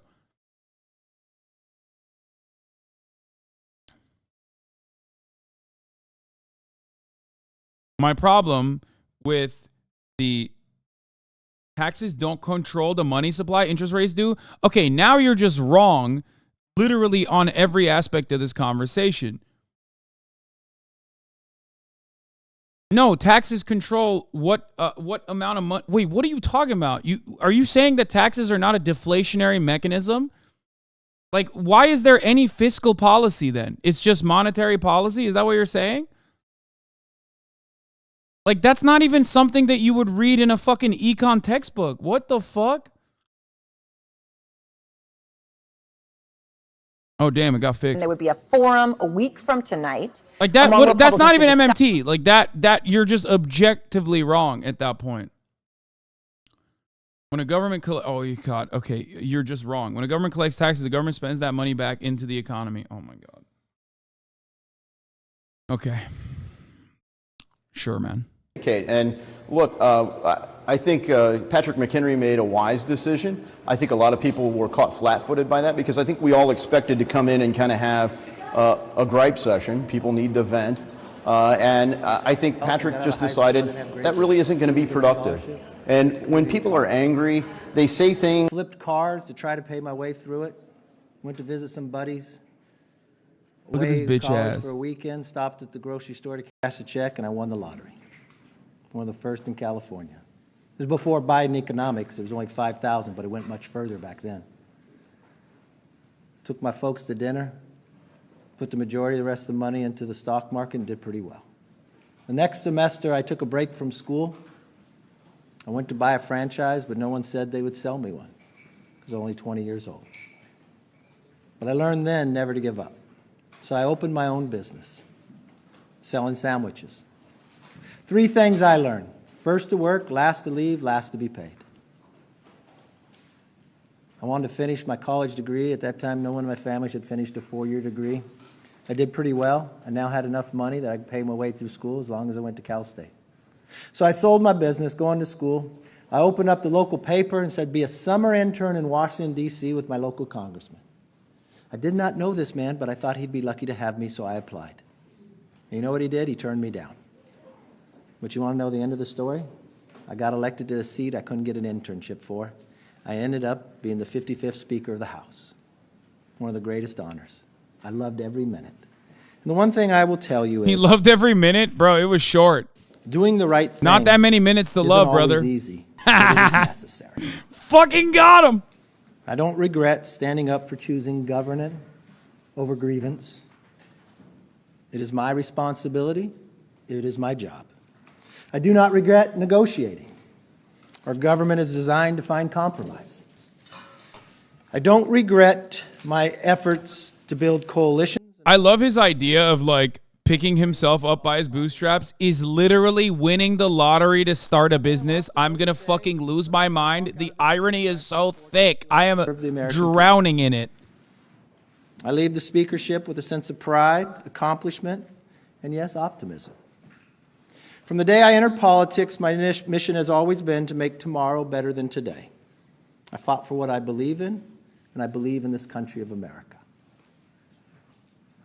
My goals have not changed. That's cool. You don't see people do their own eulogy very often. True. You need 218. Unfortunately, 4% of our conference can join all the Democrats and dictate who can be the Republican Speaker in this House.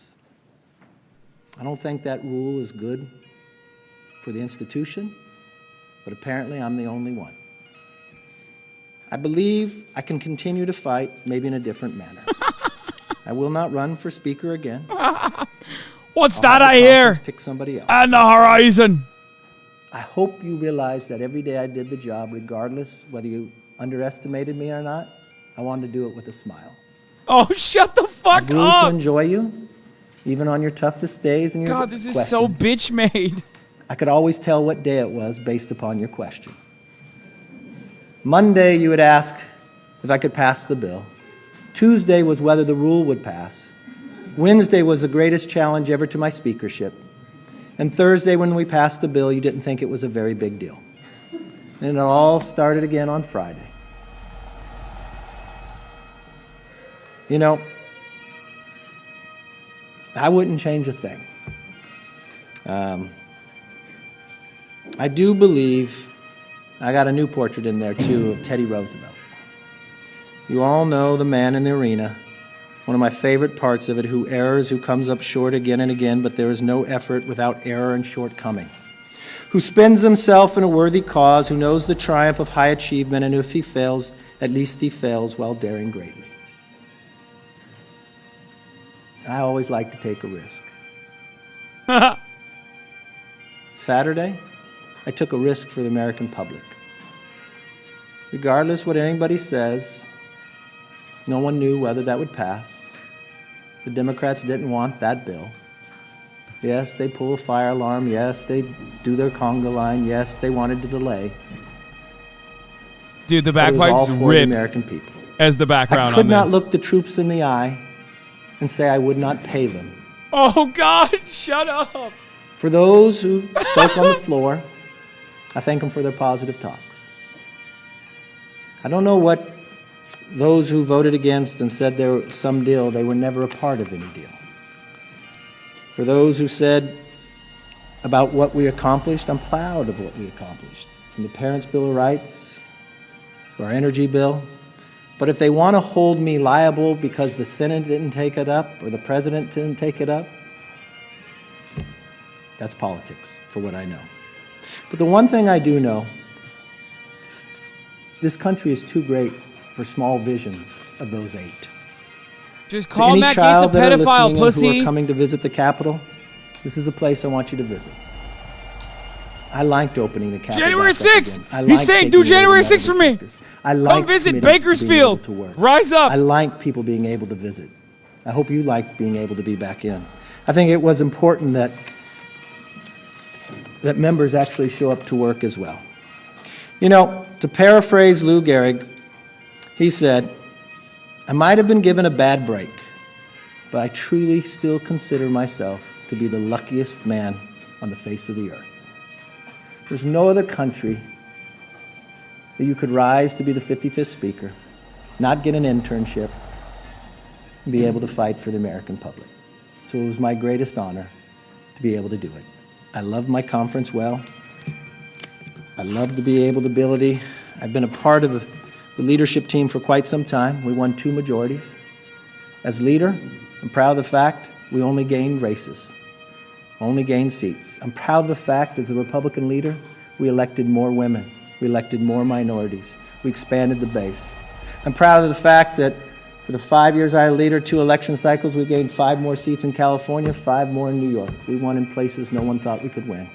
The same thing, you would underestimate me. You always said we'd lose each time Dog, around. you fucking didn't win. That's why you're I intend to make cooked sure right that now. we gain and keep the majority in the next cycle as well. With that, I look forward to Does your he mean positive George questions. Santos? The one guy. Yes. The one guy who fucking did it, who did the damn thing that he's talking about, was a liar. You still obviously command a lot of loyalty within the conference. We've heard you say approximately 10,000 times that you never give up. So I'm wondering, why not? Why did you make the decision not to put your name forward again and try to grind it out? Bro, come on. He did 15 votes. Come You on. know, you need let's- 218 for the rule, 218 Let the man die. to move forward. And I'll never give up on the American people. That doesn't mean I have to be speaker to do what I have to do for the American people. There's a lot of things I could do for the Chatter, I'm the one who played the bagpipes. But not them. you know what's Congress interesting? didn't actually play bagpipes for Kevin McCarthy fucking Everybody's resigning. That's crazy. sitting there. In today's world, if you're sitting in Congress and you took a gamble to make sure government was still open, and 8 people can throw you out as speaker, and the Democrats who said they wanted to keep government open, I think you got a real divide. I think you got a real institutional problem. Interesting, it was in this room after we had won the majority, I hadn't become speaker last, and Nancy Pelosi came to me. She was speaker at the time on the way out. And I told her I was having issues with getting enough votes. And she said, what's the problem? I said, they want this one person can rule you out. She was the only speaker to have changed that rule. I had the power to call the vote on her, but I never would. I lost some votes because of it. And she said, just give it to him. I'll always back you up. I made the same offer to Boehner and same thing to Paul, because I believe in the institution. Oh, I think shut the today fuck was up. a political decision by the Democrats. And I think the things they have done in the past hurt the institution. When they just started removing people from committee, and they just started doing the other things. And my fear is the institution fell today. For 15 years of your life, this position was your can't life do the goal, and this is how job. you got out. These people do not have warm blood in their veins. I mean, he deserves. 96 He deserves every moment of anger and frustration that he will carry on for the rest of his life, even though he'll probably go into the fucking private sector after his run and will inevitably fucking become incredibly rich. But ultimately, the idea that like, oh man, the Democrats are undermining the speakership position is so fucking funny because it's like literally Republicans that have weaponized every fucking facet of government for like the most idiotic reasons. I might. Yeah. I don't know who's running it. I'll talk to people. Oh man, I can't believe the institution is collapsing because former people before me. Yeah, a lot of them I helped get elected, so I probably should have picked somebody else.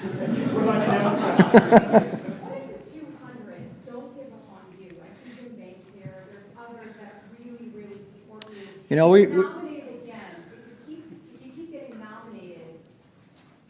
know, I love these 200. They've gone through so much. They're down in the conference. Yeah, his biggest failure was not stopping the pedophile ethics committee investigation in the Matt Gaetz.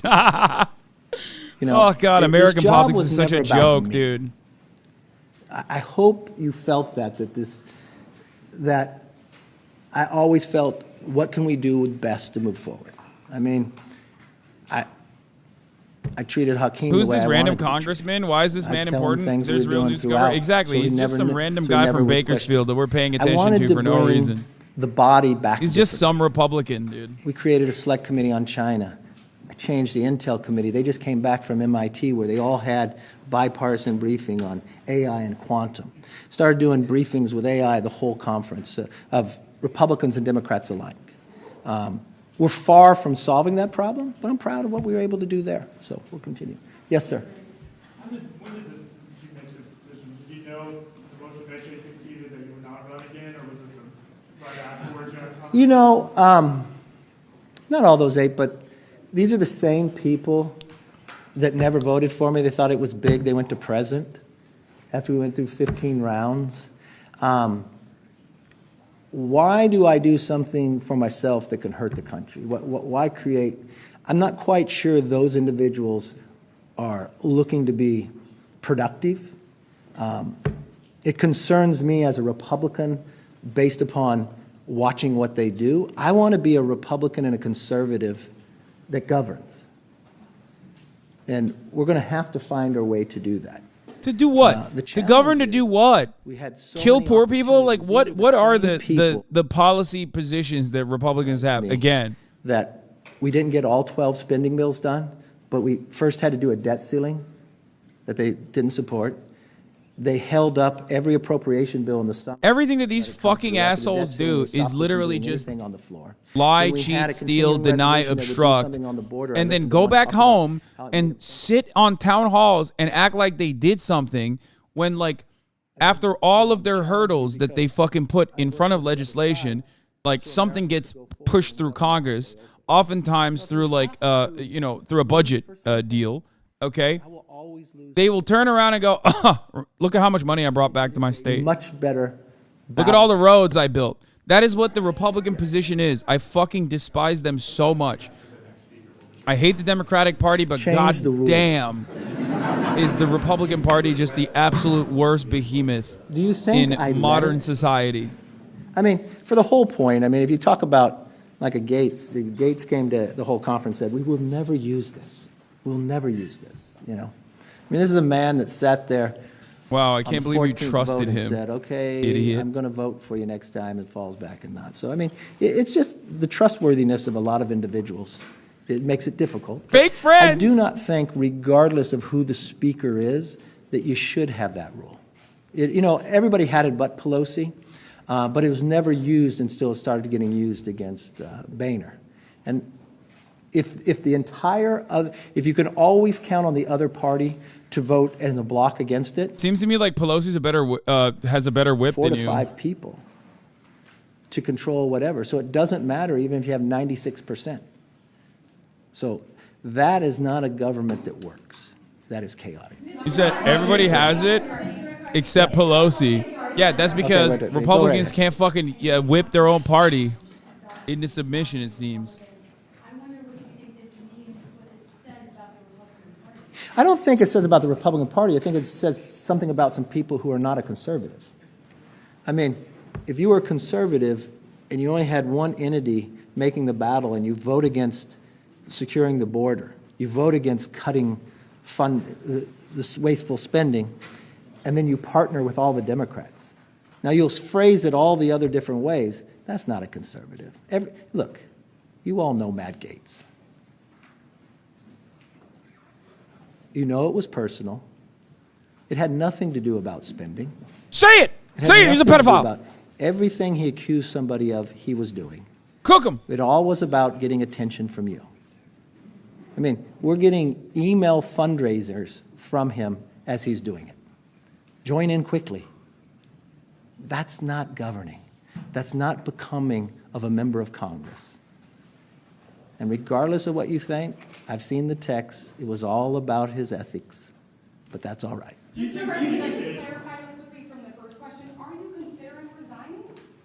No, I said, he asked about that. I haven't thought about that. I said, yeah. And then just on where you're placing the blame, you said the institution is... Look. No. I'm not going to blame anybody. There's not blame anywhere. Look, I give it as good as I get it, right? So you know the challenge. I knew going in, you would take a poll all the time. Is he going to get thrown out this week? But you know what? If I lose my job over doing what I truly believe what's right, I'm very at peace with it. You asked earlier, like, when did I decide? I knew they would make the motion on me. It didn't make one bit of difference. I felt very comfortable in that decision. And I think the American public believed that decision was right. That's the conference's decision. Mr. Cardi, now, you mentioned that you're looking to maybe help instill in another way, but would you consider having another position somewhere in Congress, whether it's leadership or the chairmanship? Can you talk about No. There's a lot of great people in conference. There's always other people. Is it true that the speaker does not have to be a rep? Yes, this is true. Anyone can be speaker if there's enough votes for it. As speaker, that we lifted more of that talent up. I look at people doing a lot of different jobs and the different opportunities we did, and they're doing an exceptional job. We have so much talent. It is remarkable. Yes. Is this kind of, in your mind, a little bit preordained from the beginning? Obviously, it was a much more narrow majority than what you anticipated, what Republicans considered. 15 rounds, the longest speaker's race since 1859. And then I made history, didn't I? It was that, well, we did do that, yeah. But was that kind of always thought that it was inevitably going to go this because of the narrow majority and because the writing might have been on the wall? Well, would any of you think if it took that long and you had one person, you knew it was always a possibility, so that was fine. Didn't bother me, didn't change any of my decision I made. But it was interesting. I read a tweet the other day of Matt Rosendale. He goes to Mass every day. But you know what he said his prayer was all last year? That Republicans didn't have a big victory, that they had a narrow victory. When you have members like that are part of your team, you got a tough team. You know, look, when I was in business, I got to hire and fire who worked with me. Somebody else hires them, somebody else fires them. My job was to inspire them. I think we did some good work, and I think we'll continue to do good work. Yes, sir. No. Can you reflect back on 2010 when you guys were the young guys, right? You, Paul Ryan. Eric Cantor, yeah. Now, all three of you guys have been essentially... Well, we're not that young anymore. Well, all three of you have been pushed out by... I mean, that was literally 10 years ago. There's plenty of much older No, people let's than be you, fair, dog. and it's wrong that you ever say. They are not conservatives. They voted against, one, the greatest cut in history that Congress has ever voted for, $2 trillion. They voted against work requirements. They voted against NEPA reform. They voted against border security. They voted against... They don't get to say they're conservative because they're angry and they're chaotic. That's not the party I belong to. The party of Reagan... They do, because that is like true American conservatism. Govern in a conservative way. They are not conservatives, and they do not have the right to have... The difference between conservatives, like in the American sense, like real Republicans, and what you're describing is what you're describing happens in the Democratic Party. Why do you say that? Because your question doesn't hold true to history. Like you're literally describing being a fucking Democrat. Okay, being a you can look at all of our being a fucking budget hawk, deficit hawk Democrat. The policy, but we've been very successful. Versus being a conservative who just wants to fuck shit up. The Abraham Accords. I mean, you can go victory after victory. the price of gas. We were energy independent at the time. We had more businesses growing at the time. We didn't have to evacuate our embassies. You know, it's easy on its merit to see the difference of what Biden has destroyed America to what the policies we were able to create. Yes, sir. Can I ask you, what about your conversation with King Jeffries? What did he ask from you? What were you asking from him? No, we didn't ask for anything. You didn't ask for anything at all? You didn't ask for anything, impeachment inquiry or anything like that? No. And you know, I have a lot of respect for Hakeem. He wants to win the majority. I heard what they said in conference, you know. Why would they vote for me if I've won every time as leader? I raised 70% of all the money. It's an opportunity for them. The real question to the 8, why would you enable and allow the Democrats to do it? That's the question, yes. Do you regret making concessions to those holdouts? What concessions did I make? You could have leaned towards Democrats to give them possibly To what? to secure speakership in the first. Look, I'm not going to, no. I'm a Republican. I win by Republicans and I lose by Republicans. It's not that way. And so, did I work with, I believe you should work across the aisle. I worked across the aisle at times. Do I want to make the bill the most conservative possible? Yes, that's the goal. It's difficult when you can't get 218 for the conservative bill. And then they want to challenge you when you went and solved and kept the government open. Yes, sir. The last few months, you've been a firewall against the debt ceiling crisis, government shutting down. We did pretty well, didn't we? How big of a risk do you think a shutdown is in November without you as speaker? Oh, other people can do the job. You know, it's interesting. I've never received so many texts from so many senators about how big a play we just did the other day, or how many congratulations about the debt ceiling and the other. I mean, if I would go back to the days before the debt ceiling, none of you even thought I'd get a meeting with the president. All of you'd ask me, is it going to fall off the cliff? End of the day, we worked an agreement out. Some of those people got mad about it, but 2/3, the highest number of Republicans. Wait, what? never voted No, for a debt ceiling. it was the original deal. No, didn't that is like that was the moment they wanted to go after, and that's what he got nothing. It was the old deal that yeah. What the fuck? You should. Biden Look, literally government's did not. designed, Biden said no to meeting with him. You can't get everything that you want. Biden said no to meeting with him. He said, no, fuck off, dude. Yeah, Biden ran his pockets on his debt ceiling. By both Democrats and by Republicans is that perhaps it's been too transactional. The Ukraine funding. In which way? The Ukraine funding package was added on. In which word did I not keep? Which it doesn't Name even matter. one thing I did not keep. Gaetz says that there's several things you didn't keep from January. Oh, no. Tell me. What did Gaetz say? What did I not keep in Gaetz' mind? Because Gaetz had never been a part of a discussion. Just because Gaetz said something, don't believe it's true. I haven't heard him say one true thing yet. Democrats say you were Come on, man. Hit On it what? harder. He's debate On lording what? the reporter is That so is not Jover for him, dude. So no. If you're going to ask the question, you're going to say it. Tell me how I did something different on the debt ceiling bill. Any of you. Tell me what I did different on the debt ceiling, that I didn't keep my word. What is he doing? You said it was a floor, you said it was a ceiling. Is it not a ceiling? Okay, this is the Okay, no. When you agree to spending levels, that's the maximum amount you can spend. This is what is wrong Bro, with I've been Washington. there. I've been there. I've been where Kevin's at. Because it's the height that you can spend, you can also spend less. We're a different body. So does any of you believe then the Senate broke their word on the debt ceiling? Oh, no. Because they spent more than the limit. But somehow I'm wrong because I want to save the taxpayers more money. We're our own body. I have 2 children. If I give them each $100 for dinner, This is why this tax conversation is important. Our MMT enjoyers and understanders are important to be heard here. It's not our money. And why am I getting criticized because I'm fighting for the American people that we can eliminate waste? And you know what?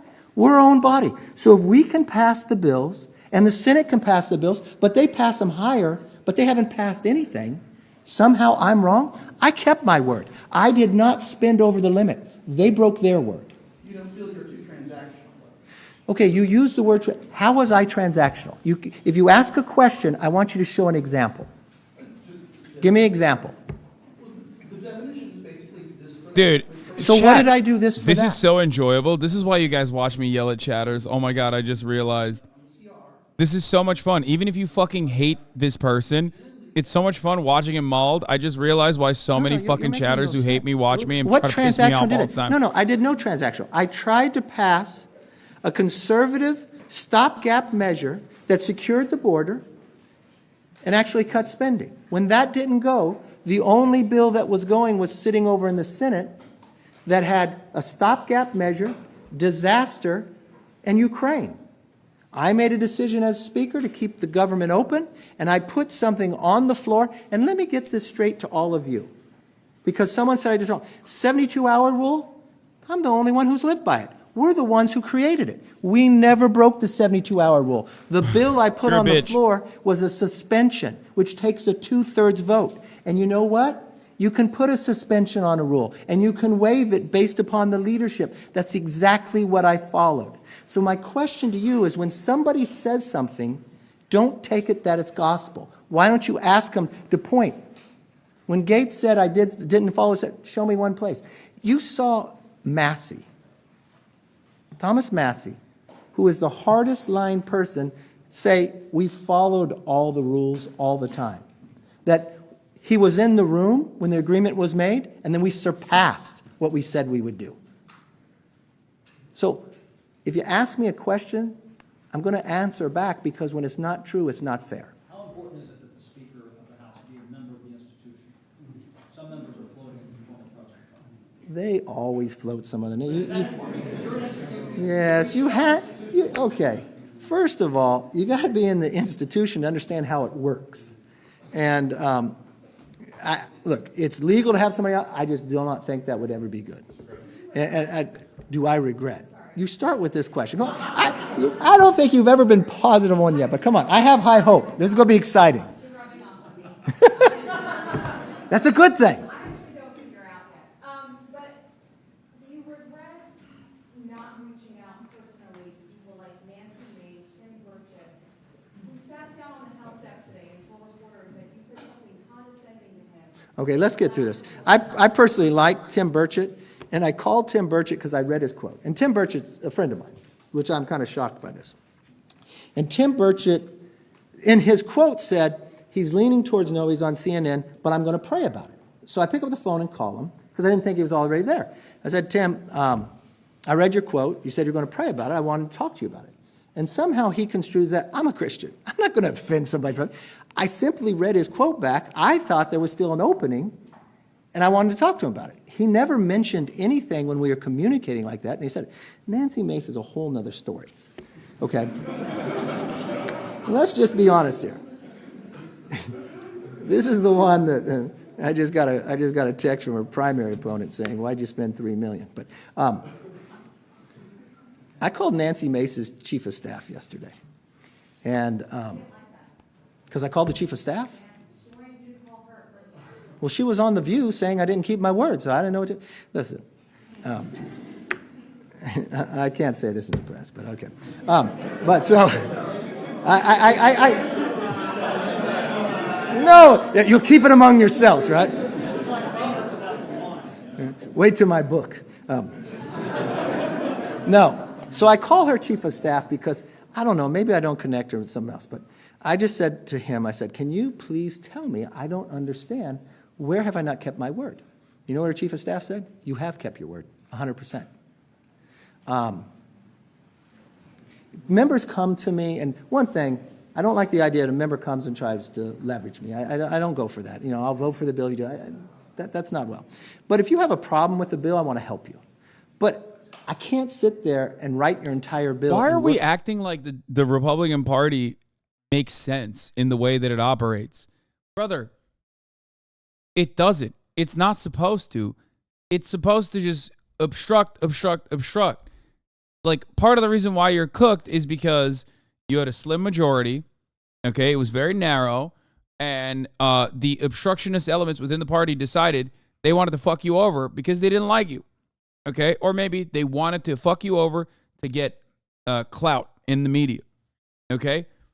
And you happen to be the guy that they were going to use, that they were going to bully. But that's it. They were doing what they always do.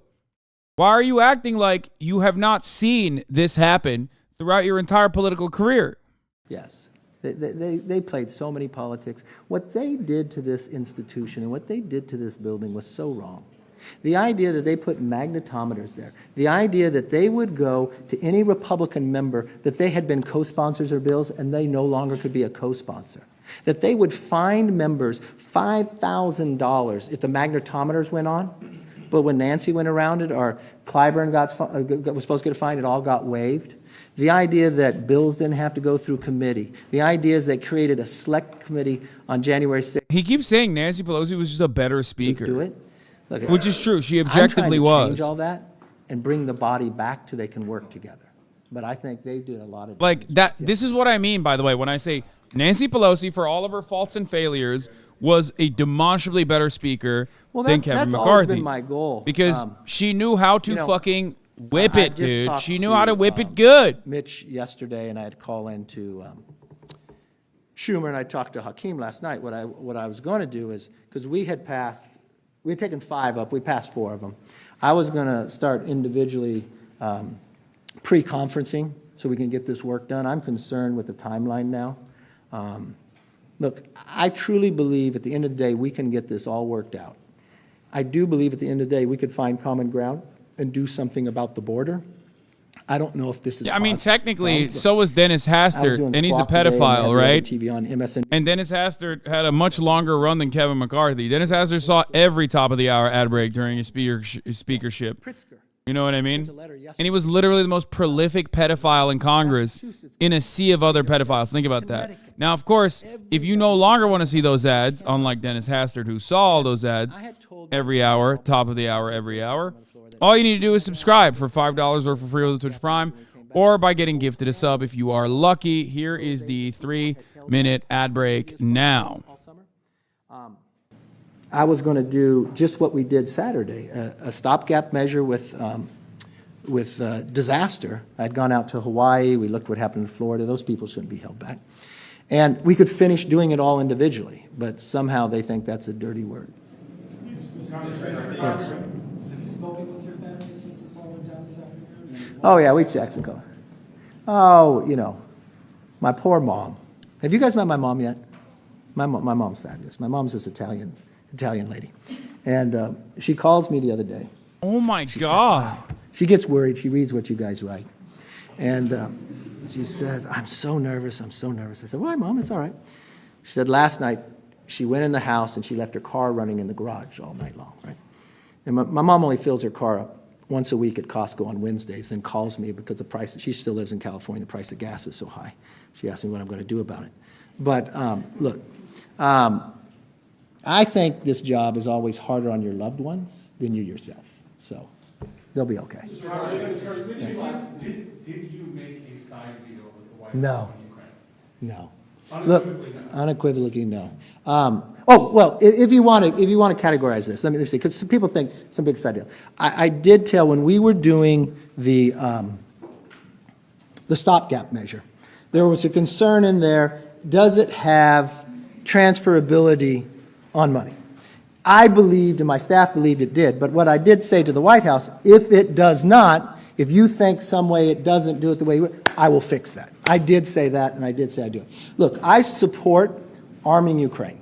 That doesn't mean sending them cash, but arming Ukraine. But I have been on the White House even before they sent this supplemental. I said, you guys are doing it all wrong by just sending us a supplemental. And I think the president is failing here because he's not telling the American public what is the mission. Now, we have a lot of members who are Navy SEALs who've been in theater and F-18 pilots, and they're frustrated. They want to support, but they don't want to support an ever-ending war. They want to see what's going on here. And I've really been on the White House. You've got to come down and talk to everybody, but you should listen to them and the prospects. I'm really concerned, though, long-term. What's happening around looks a lot like the 1930s. A lot of actions that Putin takes is very similar to Hitler. If you are history buffs, you'll know Hitler served in the World War I army, right? He hated that his country collapsed, and they signed the Treaty of Versailles. And what did he do? He ran and created a new party and ran in democracy again and again and again until he won. And when he won, what did he do? Dude, he's awesome. He did everything right. He's just a lib, his dude. Military, and even though it went against the Treaty of Versailles, the world powers said nothing. And then what did he do? He took part of Czechoslovakia. He took Austria. And then he told the entire world he was going to take the rest of it on a given day. So now the world power could not sit back, so in come Neville Chamberlain. But what had happened? Well, Hitler loved it because he was equal now to the world power, but he saw weakness. Neville Chamberlain made him sign a piece of paper and told us peace for our time. And then he invaded Poland the next year, and World War II began. If you study Putin, Putin didn't serve in the Soviet Union army, but he served in the KGB. He hated that his country collapsed to the West. He hated it so much. When he hated it so much that he took advantage of the destabilization to rise to power alongside all the other corrupt Western-backed oligarchs. But dependency makes you weak. He rebuilt it by selling natural gas. Famous hater of the West, Vladimir Putin. In his pipeline that went through Ukraine, when they changed power, he didn't want to pay. So he proposed a new pipeline, Nord Stream 2. Everybody loved it. America at least sanctioned it. Yeah. Merkel said, great. But what did he do when he rebuilt his military? Invaded Georgia, took part of the Donbass, took Crimea. And the world powers really didn't say much. But then when he parked 100,000 troops on the border of Ukraine, and after he watched Afghanistan collapse, that's going to give us challenges for the next 2 decades. He got his meeting with the world power. So in comes Biden. And what does Biden do? He lifts the sanctions off Nord Stream 2, but asks nothing for it. Putin misreads that and invades Ukraine, thinking it would collapse in 2 weeks based upon Afghanistan. But now we have something even worse that's happened in the 1930s. Does he think if he doesn't shut the... Wait, it's worse than the 1930s? Moved, he created an axis of power, right? Wait, Italy what? And Japan. All countries who wanted to expand their sphere of influence. What? Before Putin invaded Afghanistan, what did he do? Create an axis of power with China, Putin invaded Afghanistan? What? And Iran. All countries who want to expand their sphere of influence. So what we do here is very important. We can't sit there and just collapse it. Bro, he's literally a based anarcho-NATOist, dude. If we provide the weapons to be successful, but why it's so much personal to me, in 2014 or 2015, when Putin invaded the first time, I went to Ukraine. And then I came back. And I took a bipartisan group, and we went to the White House. And we sat in the Situation Room with then the vice president who was in charge of Ukraine, Joe Biden. And we advocated, let's sell them javelins so they can stop tanks. So they wouldn't invade. He said no. And he said, Europeans wouldn't want it. I said, well, why don't we sell them to them now and keep them in Poland then? Didn't think that was right. And I fear of making the same mistake twice and sending the wrong messages. But the thing I would tell everybody is, bro, he's more just Americans a Democrat. are dying on the southern border than are He's a dying Democrat that's like more aggro about Each and every the day, deficit. a plane of Americans crash from fentanyl. What? And I don't understand how the White House continues to ignore it. What are you doing? My whole plan, and I've been up front from the very beginning, what I would say, if you want anything on Ukraine, we got to do something with the border. Mr. President, you mentioned earlier you regret helping get some of these. I was joking. They're all right. Considering supporting primary challenges to any of these 8 Republicans? Well, you know, one of the things, when I was running for Speaker, that said I couldn't get involved in primaries. But I told the conference I'm a free agent now, aren't I? I think I'm pretty good at electing people.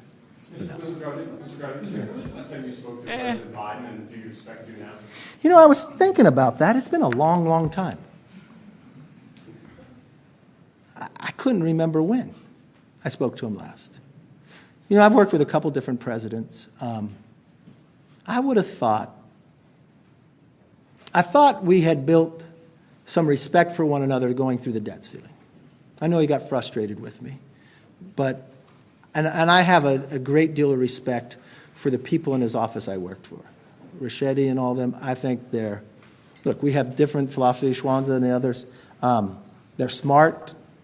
No, to the Haywatcher liberals in here who always shit on me for like having a different perspective on a lot of American foreign policy.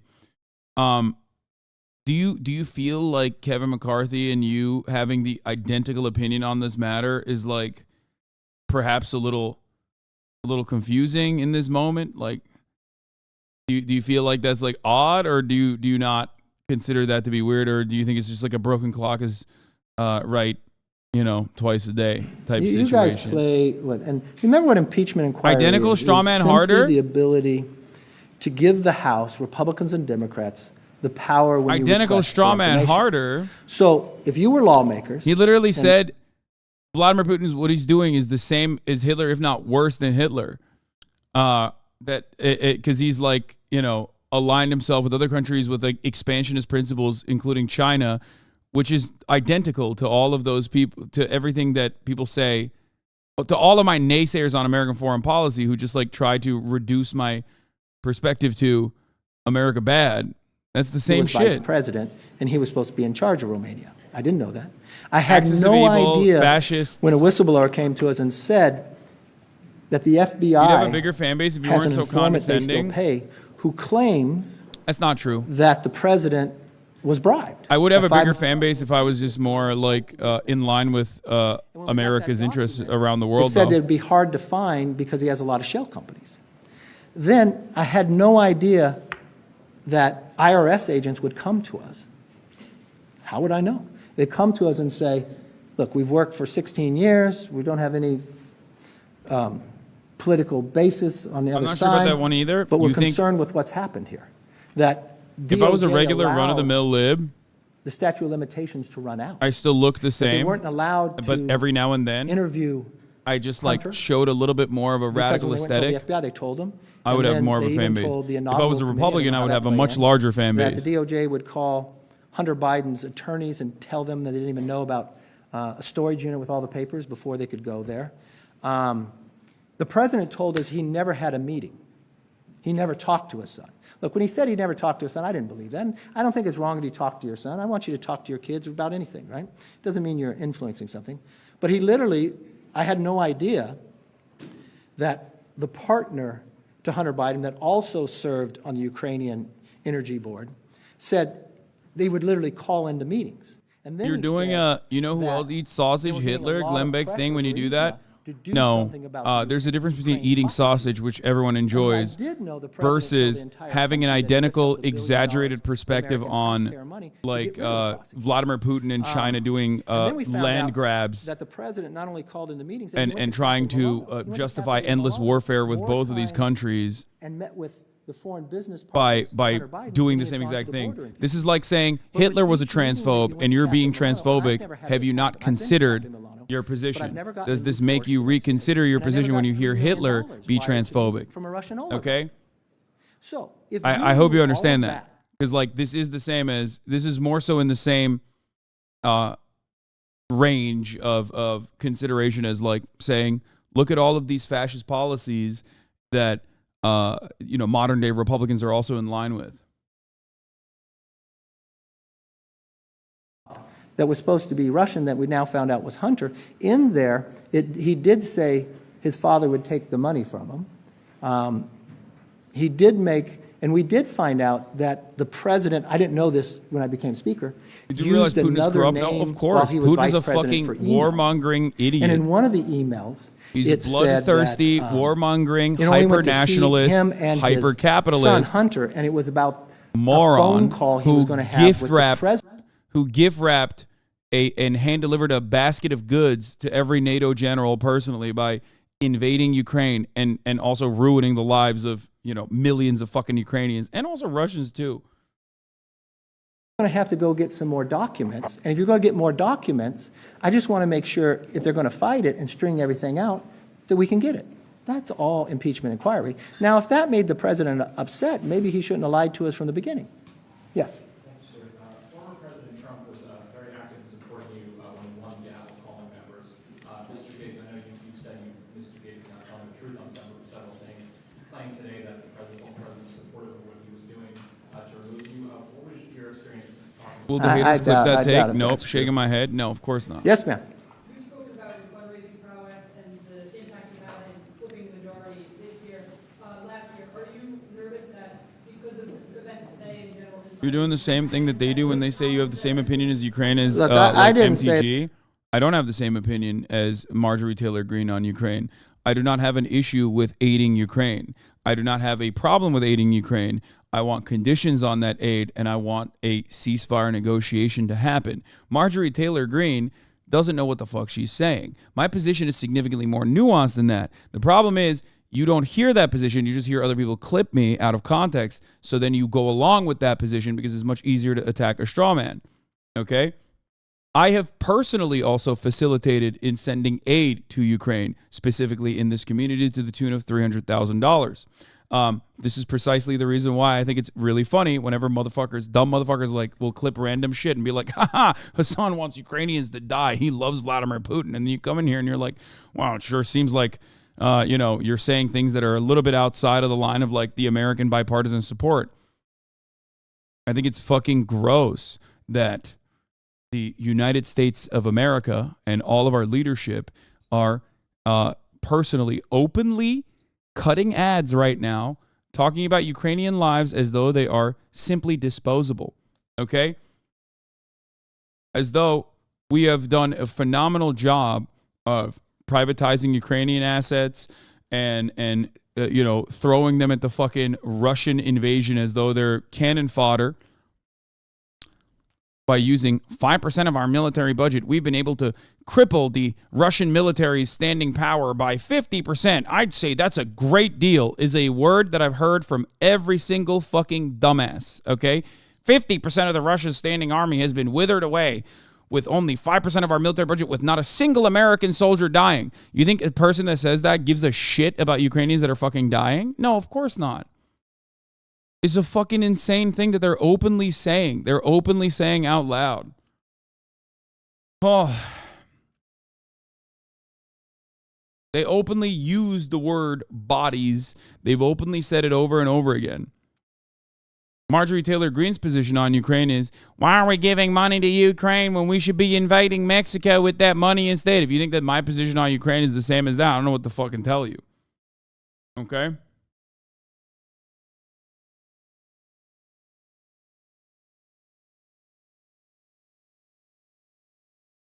Now, having said that,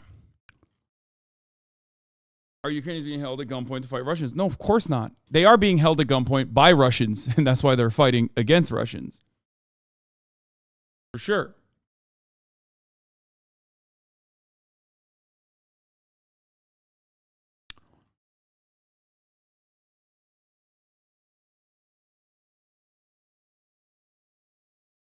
They are being held at gunpoint to fight by Russians. Dems are victims of their own pro-crime policies. This is going to be the new meta that they're going to be going on with, huh?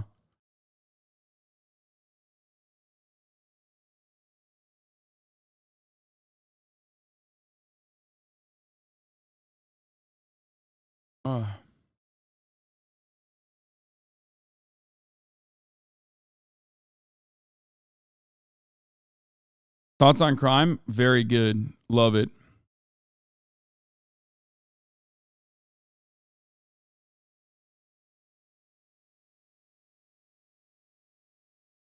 Cuellar got carjacked last night, so he goes on Fox.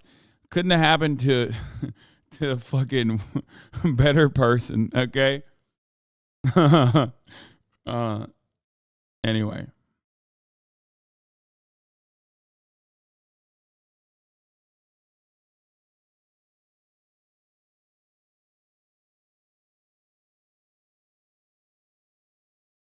I did not see the fucking OJ, or not, sorry, I did not see the car chase last night.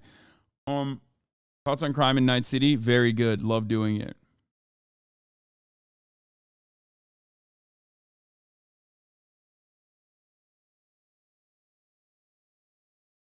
Not one chatter you have debated with has talked about any progress to peace. They don't understand how settlement happened. They say stupid shit like, then Russia shouldn't have invaded. It's like a child. Nothing they say is based in reality. They will never change their mind. Yeah, like we both agree. Russia should have never invaded. Russia shouldn't have invaded even from like, even if you were pro-Russian. That's why like the Pushing Z guys are so stupid. Like the Pushing Z idiots who are like, oh, Pooty Poo, he's doing the best thing. Like, I'm a MAGA Republican. I love Vladimir Putin. Like, those fucking dumbasses don't understand that, like, even if you were pro-Russia, even if you thought, like, you know, Russia plays an active role in the multipolarity and it's actually going to be a significantly important one, and that they're, like, genuinely interested in, I don't know, spreading communism or something. I don't know what the fuck they think Putin is doing. And he's not just, like, an ultra-nationalist who is, and also out of his fucking mind. An ultra-nationalist who's out of his mind, who thought that he could just like go to a country with 44 million people living in its fucking borders and not destroy any crumb of goodwill that he may have gotten from like the eastern territories that he's currently actively bombing in the fucking rubble. Okay? Like, those guys are stupid. Even from a Pushing Z pro-Russia point of view, what Vladimir Putin has done is a disastrous policy, is disastrously stupid. So there is no real good reason for doing what he did. None whatsoever. They think he's spreading democracy and fighting fascism? Bro, but they're also fucking pro-MAGA. So how do you parse the two together? I just don't understand what steps towards peace can be taken even if the U.S. helped. Not trying to be adversarial, just genuinely uninformed. I've talked about this quite a bit, but I think forcibly instituting the Minsk Accords at this stage would be beneficial for every single person. If that can't happen, there was at least 15-point peace plan that was floated, but bringing every single person to the table, including the Chinese backers of Russia, to the table to settle a ceasefire negotiations to start a ceasefire and to start a negotiations process is the right kind of conditional aid to Ukraine. If Cuba was doing the same to the U.S., we would be doing what Russia is doing. I mean, we've done so much worse to Cuba. It's not even comparable. Anyway, MAGA communists are grifters through and through. What happens if Russia refuses to engage in good faith? We go back to the same situation that we're in currently, which is already a not favorable position. Hello? Like, what do you mean? Then we just continue, which is what we've been doing anyway. Like, what do you mean? You go back to the bad situation, which is what we're in right now. What the fuck? People always say this, as though like peace negotiations or ceasefire is like unimaginable. And what's the alternative? It's like the alternative is what's going on right now. Okay? Except there's never going to be some kind of move towards ceasefire and conditions being set if America keeps talking about Ukrainians like they're fucking cannon fodder, which is, you know, what they're doing now. It's both very complex, but also very simple at the same time. It just depends. The alternative, Ukraine annexes Russia and we all live happily. Yeah. Yeah, that's what's going to happen. I understand. I just wanted your opinion. I know, but like I've given my opinion 1,000,000 times over. So how the fuck have you been in here for 42 months and have never heard my opinion? That's crazy to me. Like, it's okay, chatter. It's understandable. I will always repeat my positions no matter what because I'm a fucking idiot.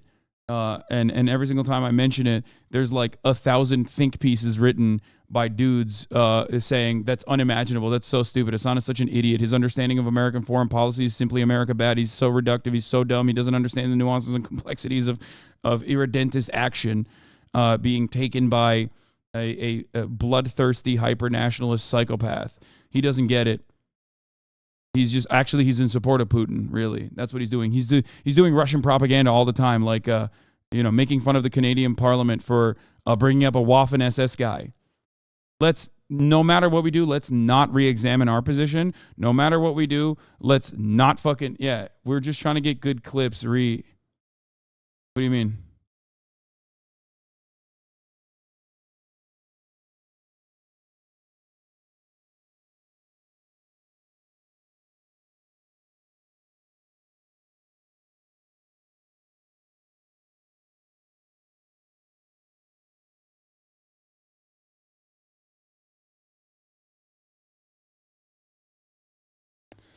Anyway,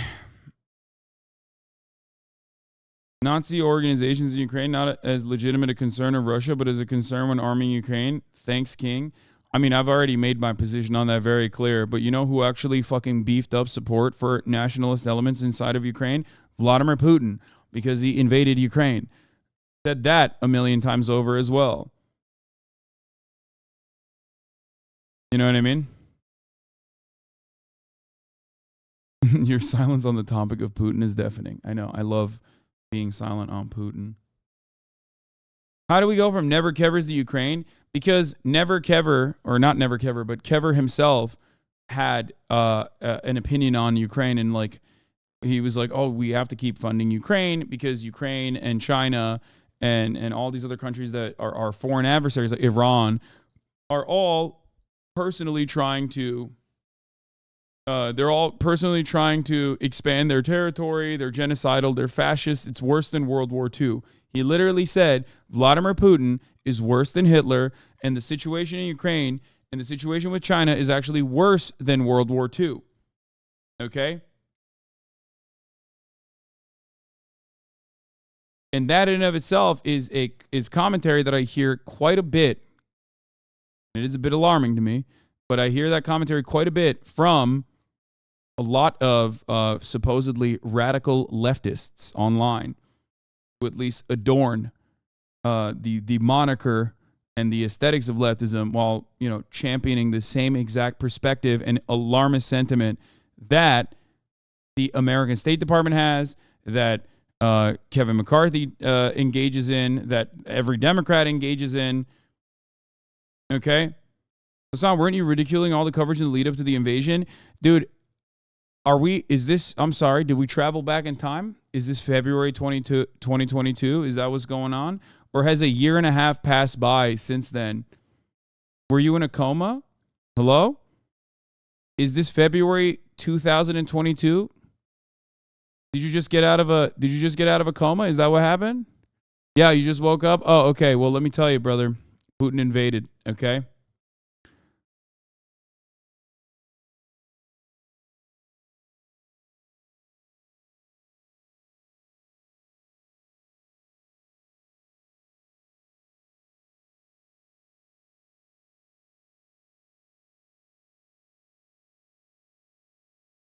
Anyway.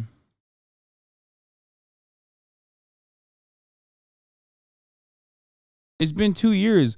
At that point, you're betraying. At that point, you're basically betraying the supposed genuine care you have for serious discourse. You're betraying the values that you're trying to espouse. Like, you're trying to make it seem like you care about real discourse and truth, and then you cynically bring up something that I've openly admitted I was wrong about, even though my analysis has remained prescient on the rest of the conversation. But it doesn't seem like there is any genuine care. You just want to have a bad faith discussion on it.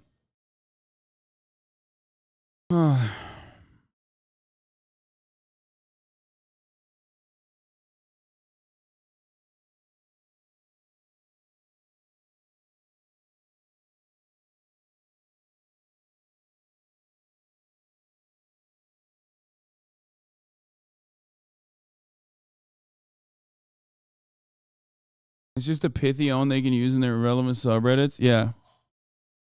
Guys, Hasan was correct in his assessment, thinking that Russia would not invade Ukraine because it would be cataclysmically stupid move. His mistake was thinking that Putin and Russia were more rational actors than they were. Sincerely, an anarcho-NATOist HasanAbi fan.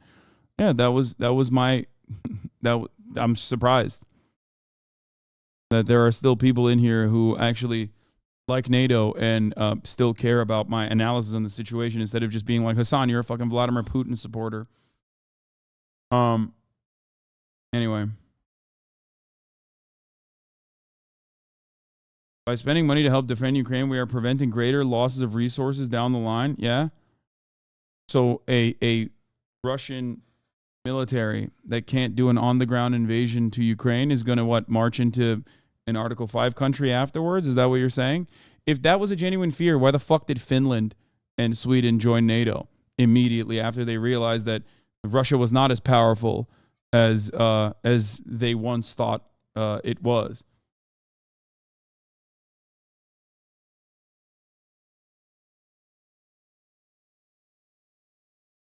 Isn't the reason why Russia is struggling because of our aid, though? I think our aid is certainly helpful in making Russia struggle more, certainly.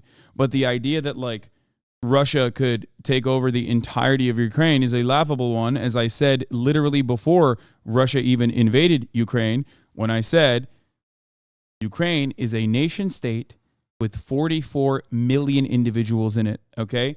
I don't think people understand.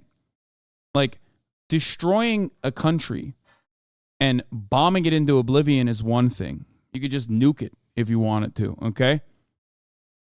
Occupying a country that does not want you there is an entirely separate project. This is why America was not able to do it in Afghanistan. This is why America was not able to do it in Iraq. Think about that. America is the behemoth, is the giant of the world. And they couldn't do it in Vietnam, and they couldn't do it in Iraq, and they couldn't do it in Afghanistan. 20 years of occupation, and they failed. Why the fuck do you think a nation state was going to be able to do that to a more developed state, okay? A more developed state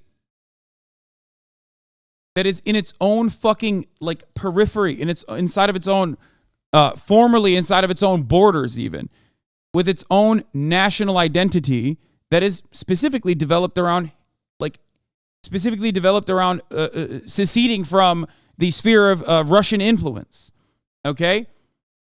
The insurgency would have made annexation impossible. That's why I make the distinction between Ukraine and the Crimean annexation, okay? There is a major difference there. It is literally impossible to engage in that level of imperialism, okay? You're going to suffer. Unless you're the United States of America, you're not going to be able to put up with that for 20 fucking years. And Russia, demonstrably, is not able to put up with that.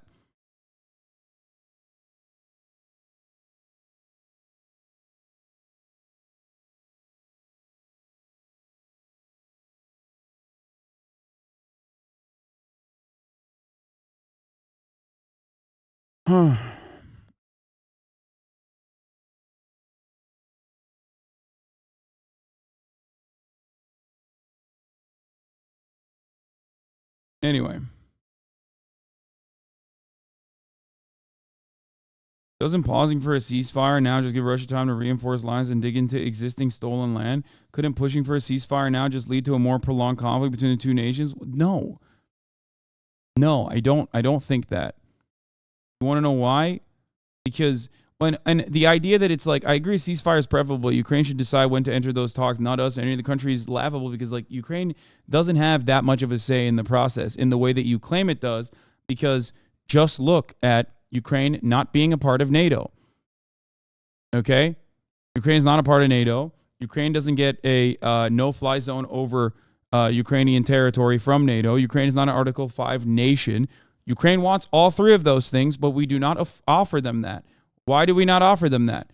Clearly, we do not care about all of the interests that Ukrainians have, specifically purging Russians from their borders.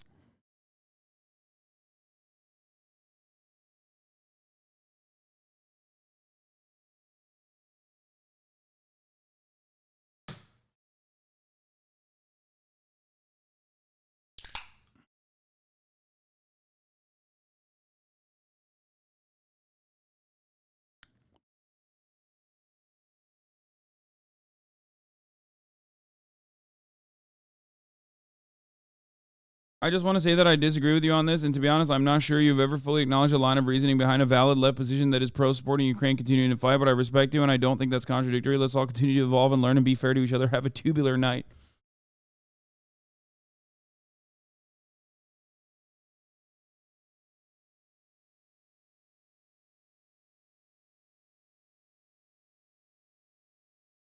I don't get why you keep saying Finland joined NATO because they saw Russia being weak. We wanted to join NATO. People critical of NATO before. As soon as we learned a full-blown invasion started in Ukraine, we're afraid we're next on Putin's irrational behavior. Okay, you didn't join NATO up until that very moment because you thought maybe if Putin fucking invaded that there would be serious problems for Finland. Okay? That's it. When you realize that Putin can't deal with Ukraine, you realized, oh, well, on the one hand, it is a legitimate threat, okay? It justifies all of the fears that people might have that Russia might come knocking down their door, like they did with Ukraine. But it also simultaneously shows them that, like, it's not a very serious threat because Russia Russia tried threatening Finland. They did. They said, don't even fucking think about it. And what happened? They thought about it, they followed through with it, and nothing happened to Finland.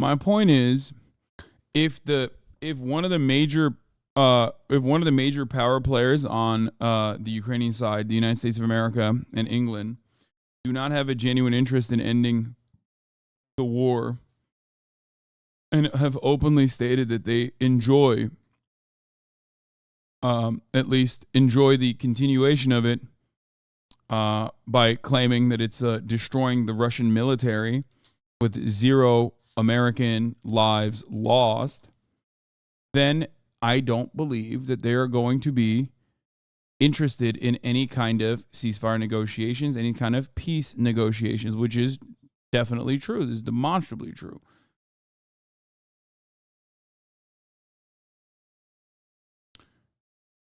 The real reason as to why they want the war to continue is because now it's an empty budget. It's a money sink that you can dump a lot of funds into, that you can immediately have financial control over, and that the military-industrial complex is happy. All of the other elements that had interest in Ukraine are happy. Everybody's happy. Win, win, win. The people that lose, on the other hand, are the Ukrainians.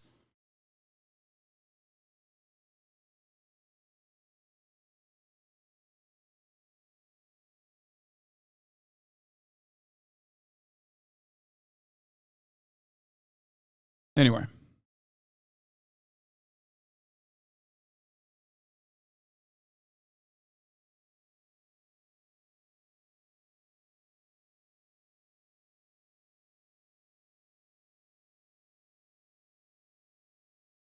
You get rid of old military surplus, justify spending more money to refill those weapons, re-up on ammunition. It's great. It's awesome. NATO is stronger than it's ever been. And that's where we're at. Yeah. I know you can't hear the audio because I'm talking to you guys about something different. And if you're too young to remember those names, then that's part of the problem, because they didn't make it, right? They didn't become the next generation of leaders. They became the next generation of ousted leaders.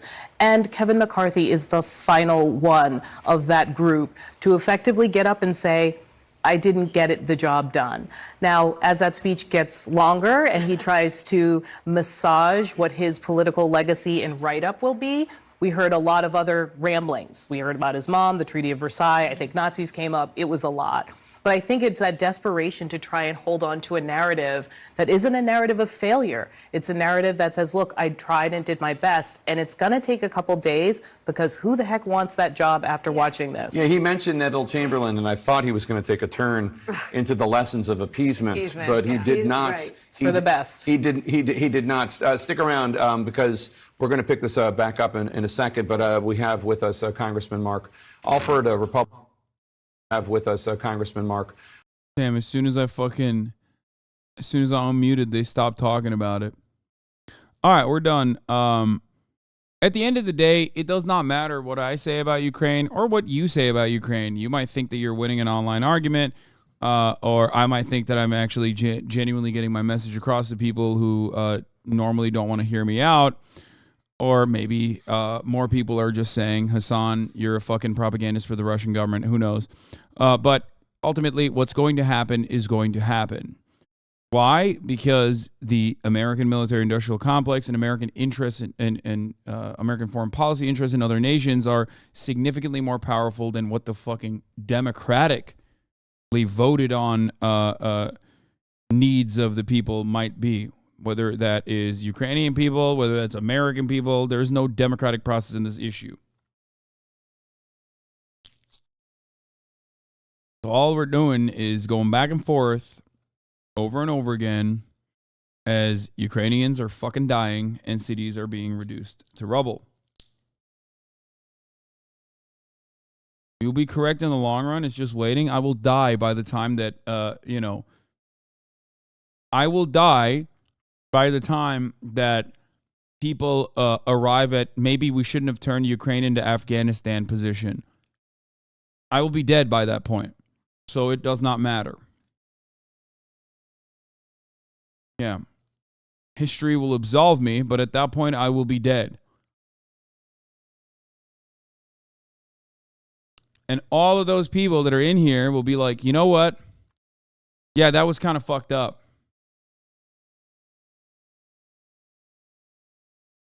And,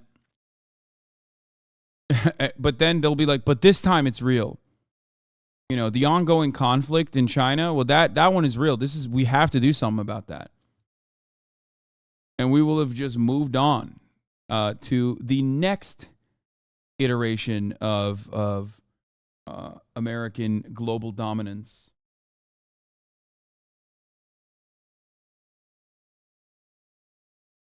No, they will deny they ever had those positions like motherfuckers with Iraq. That's true. That is another thing that a lot of people do.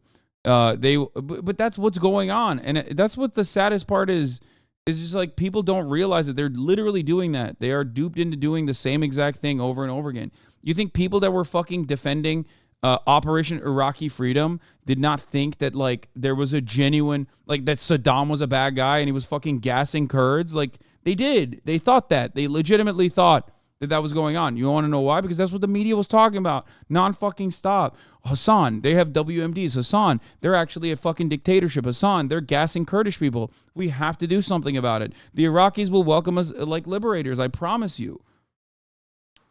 And those very same people quietly changed their positions, like Donald Trump, who now fucking shits on people who openly voted for the Iraq war and can turn around and act like they're a peaceful dove. You know what I mean? Why? Because the position is moved. Because we now live with the recognition that what happened in Iraq was ridiculous. Because Iraq is so similar to Ukraine? Of course. No, it's not similar to Ukraine. It's not. It is significantly less developed. Okay? Well, yeah. I mean, Ukraine has better infrastructure than Iraq, for sure. And due to the USSR, but overall, it's not super far removed given its economy. But that's not the reason why I made that comparison. What I was talking about is Western opinions on American involvement in foreign affairs and where that is born out of. That's the argument that I was making. I wasn't saying it's a one-to-one comparison regardless.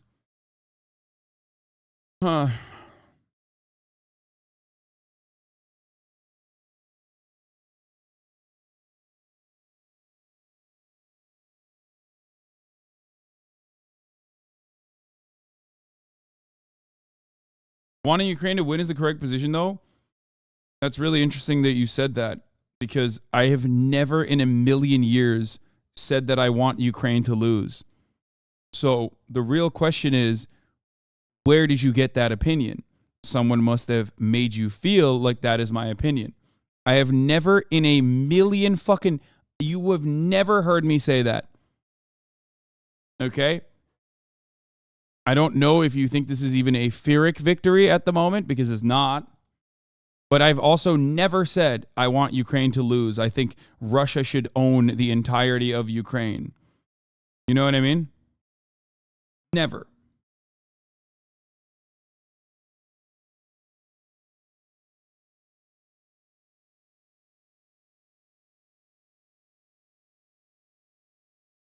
Pyrrhic. Pyrrhic?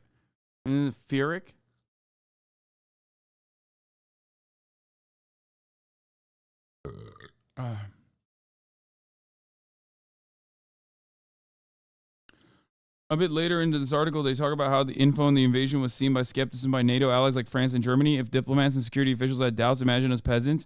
People in Russia did not think that Russia was going to invade. People in Ukraine did not think that Russia was going to invade. Zelensky did not think that Russia was going to invade. Every single person, with the exception of the American State Department and American politicians, said there is no shot that Russia will invade. They're simply doing war games on the border. You want to know why? Because it would be fucking insane if they did that, because they would cause complete fucking collapse of both of the countries.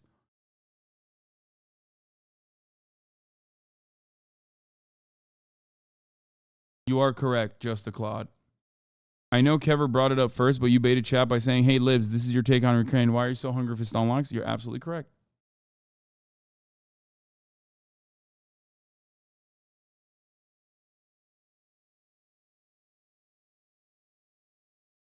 Too late, dude. I've already made this meme where I depicted myself as the funny little Doge and you as the angry crying Sojak. It's over.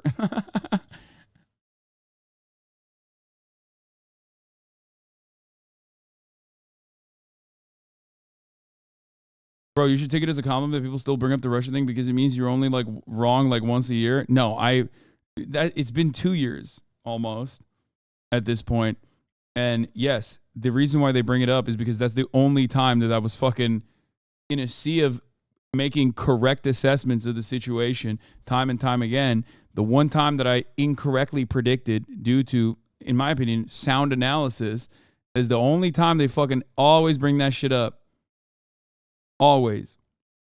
I was wrong one time 2 years ago and they never shut the fuck up about it, which is fine. Like, I immediately recognized I was wrong. I apologized for it. I said my prediction was wrong. Okay. And I apologized for it. And motherfuckers did not give up on that shit. Oh my God. All right. Let's get to Kaiser Permanente. And then we're going to do Hogwatch, because that is actually fun stuff. The cell phones, October 4th, really devastating things are happening tomorrow, okay? Everyone needs to be ready for it. The funny thing is, you don't even need to apologize. I know. Nobody ever fucking you don't have to apologize for being wrong. Well, it wasn't that I was just wrong. I was also very smarmy about it. You know what I mean? I was very smarmy about it. I ate a little bit of humble pie, but motherfuckers have not moved on from it, because you know what? Because they don't care about like actual fucking Ukrainian lives or anything of that matter. They just care about winning arguments. And I made them feel bad. I made them feel stupid when I called them stupid, and I yelled at them and I told them that you're wrong for thinking Russia will invade. So they will live, especially those who like loved me at the time and had like parasocial feelings for me. It doesn't feel good when you get yelled at by the guy who you listen to 12 hours a fucking day. Okay? And then when you get that sweet justice of that smarmy, commentator that you absolutely fucking now used to love but now despise being wrong, I will never let you live it down. I will never let you live down how you made me feel. 2 years later, I will still carry that torch. And I will use active conflict as a simple talking point.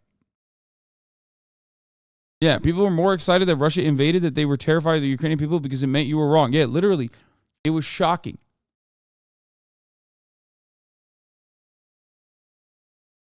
What is this? What is a great hot clip from 2 days ago? Not the American way. These damn bills that come out here all the damn time come out here at the last second, and I gotta try to figure out how to vote for my people. What the fuck?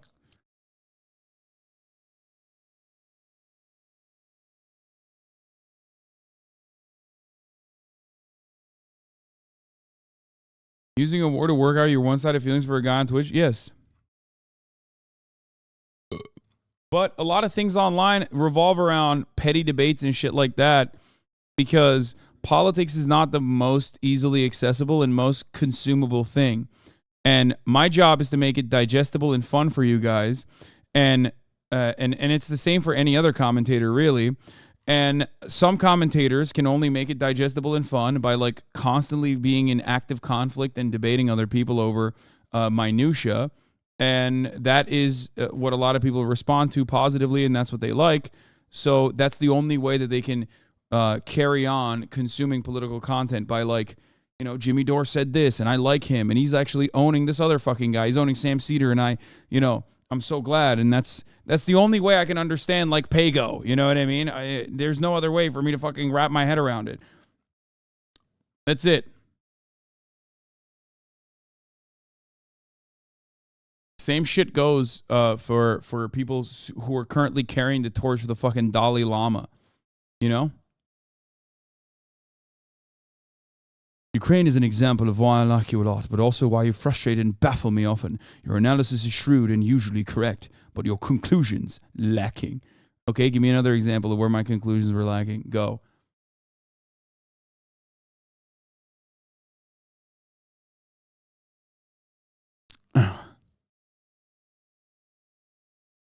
All right, let's get to Kaiser Permanente. Strike across the U.S. could start in about 24 hours. Tens of thousands of healthcare workers at Kaiser Permanente are threatening to walk out if a new contract is not reached by tomorrow's deadline. Our consumer investigative correspondent, Anna Werner, looks at the potential impact. Anna, good morning. Well, good morning, Nate. Yeah, Kaiser Permanente and union leaders began the negotiating in April of this year, but the workers' contract expired on Saturday. Now, if they're unable to reach an agreement, more than 75,000 healthcare workers will go. Dude, I didn't even read a single thing about this. Let me tell you, okay? I know exactly what they're striking for. Are you ready? Didn't read a single piece of information on it, okay? Staff more nurses. Staff more nurses. Increase nurse pay and staff more nurses. It is fucking insane. They never get any benefits. They rarely ever get time off, and they are stretched too thin. These are not demands being made specifically for lazy nurses that just want to work less, but instead specifically made so that they can provide better health care to everyone, okay? Do you want to know why I know this without seeing the fucking strike? Actually, you know what? Let's watch it first and see if I'm wrong on this or not. Target hundreds of Kaiser medical facilities and hospitals in several states and Washington, D.C. The coalition says some of the hundreds of jobs that could be affected by the strike include nurses, pharmacists, technicians, therapists, dietary services, housekeepers, and more.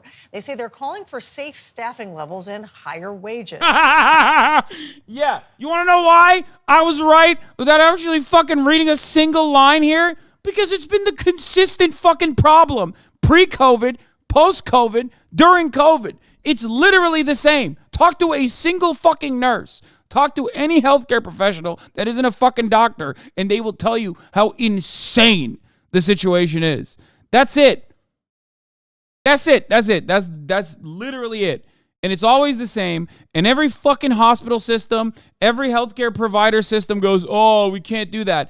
And then they just like wait it out and try to fuck over the nurses by overpaying traveling nurses who are professional scabs, okay, more money than they could actually ever imagine paying the fucking actual staff nurses. Oh.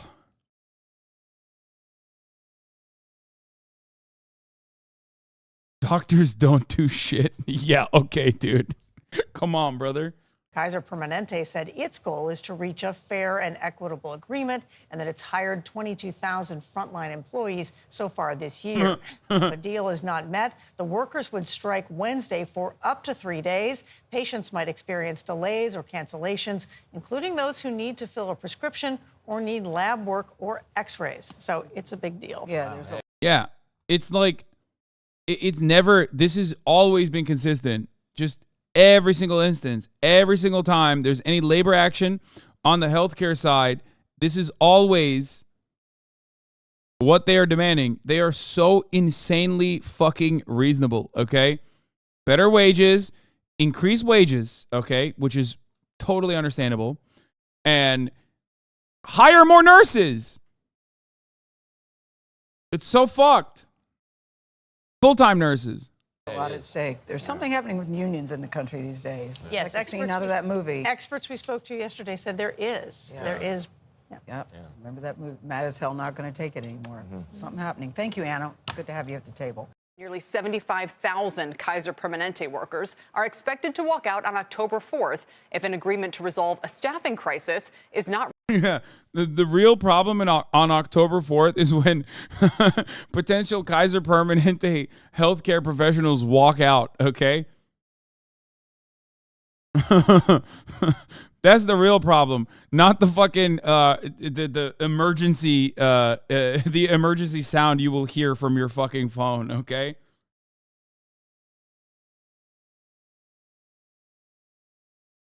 Reached by the end of this week. The stoppage would be the largest healthcare strike in U.S. history and could cause a major disruption to the broader ecosystem. For more on what to expect, we're joined by Caroline Lucas, Executive Director of the Coalition of Kaiser Permanente Unions. And for the impact on stocks, Mizuho's healthcare sector specialist Jared Holt joins us. That's crazy. Dude, this is such a sick setup. They're like, hey, guys, on the one hand, we have the people that are making these demands, a representative from the union. On the other hand, we have what really matters, the stocks. Okay, let's be real. What's the stock going to look like? That's so sick. As well, welcome to you both. This is more honest than any other kind of mainstream media coverage on union action. I'll take it. Here's why. Okay? Because they rarely ever show these two conflicting values in such obvious terms, okay? It's like a fucking, it's like if I had an alarm at the top of the hour that said like, 3-minute ad break incoming, instead of just doing a segue, okay? This is dialectics? Yes, it is. It is. I love that. I love that they're basically saying, like, whose side are you on? Moneyed interests? The nurses are there. They just don't let enough work for each shift. They started having us rank our patients by acuity, a.k.a. how much work/care they require. And the higher the ranking, the more nurses are called for. So we lie if we have to, then we get enough staff. I'm sure that won't last. A resident nurse has chimed in. A resident nurse and also famed writer, producer, actor from Pixar Sodas from episode 1 podcast.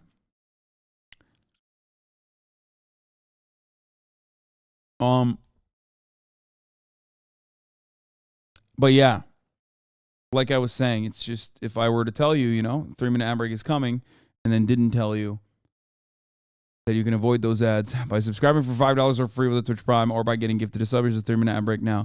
Yes, guys, I will not be giving autographs. I am Diet Mountain Dew, okay? That's me. Yes, you might have recognized my sound from the $1 trillion Disney Pixar production, Sodas.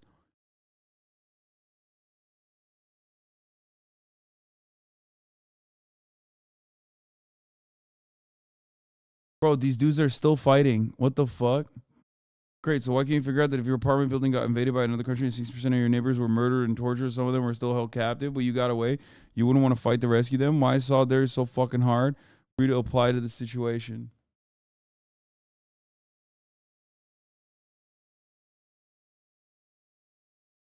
Oh my God. This is the problem with like Ukraine and NATO Andes, is that they thrive for the debate. Like, you think owning this fucking guy is going to change anything, brother? What are you doing? Like, don't worry. $20 billion is going to go to Ukraine, whether that guy says whatever he wants or not, okay? It does not matter. If your goal genuinely is to, like, ensure that Ukraine gets properly funded and properly has the proper weapons. Like, fear not, that's gonna happen regardless. Okay, why the fuck are we still debating the minutia in the chat? People are still gonna die. Okay, Russia is still invading. Okay, I just don't understand what good this does in your mind. Like, debating a random chatter in the chat, what does this do for you? And the same goes for the other chatter too. No, they're just lashing out because I called him a lib. I mean, but I just don't get it. I don't get why. What is happening?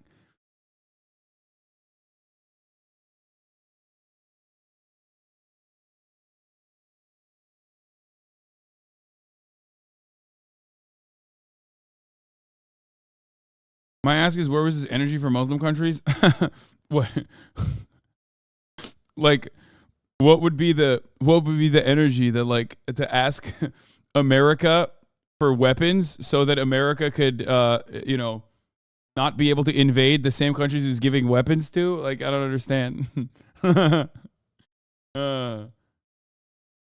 Wow, what a fucking youngest flexer in the game, dude. Look at this guy. He bought this golden kappa for 13 grand, okay? 13 fucking grand. Imagine spending 13 grand or more on the golden kappa. It's like as stupid as like paying $17,000 to collaborate with someone who, when you could just do it for free, dumbass. Ha! Who would do such a stupid thing? Bro, you don't even stream on this platform. You don't even stream on this platform? Okay? You don't even stream on this platform, and you paid. You love Twitch so much, dude. You love Twitch so much. You have Twitch tattooed on your body. You don't even have a YouTube tattoo. You have a Twitch tattoo on your fucking body, and you spent 13 grand on a platform that you're not even on. Also, why aren't you subscribed? What the fuck is that? You're a multimillionaire. You better fucking hit that subscribe button right now, son of a bitch, and give some subs. Especially if you're going to farm me for your fucking YouTube video or whatever the fuck you're doing with this golden kappa.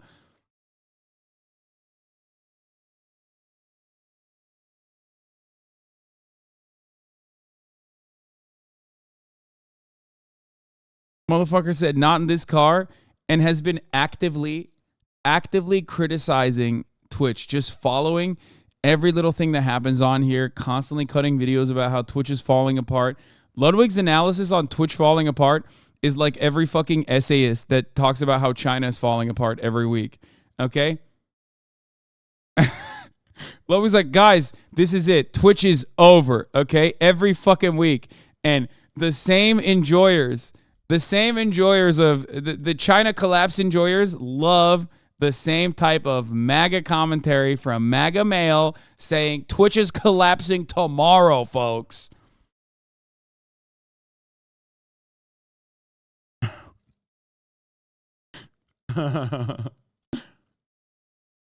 Lexi T, thank you for gifting a tier 1 sub to Ludwig. MAGA male follows the State Department when it comes to criticism of Twitch. Yeah.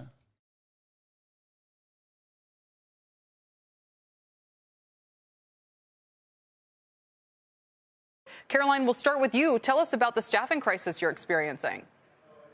Thank you so much, Kelly. I just want to say that we have been raising the alarm as frontline healthcare workers about the staffing crisis now for years. We are really concerned about the impact to not just worker safety, but also patient care of continually working short. And Kaiser executives are not showing up with the urgency needed to address this short staffing crisis. So as I read here, patients are seeing, and these are, I assume, mostly hospital patients, wait times for appointments, medication, x-rays, phone responses. Same with pharmacists, yes. Are intolerable and in some cases at dangerous levels.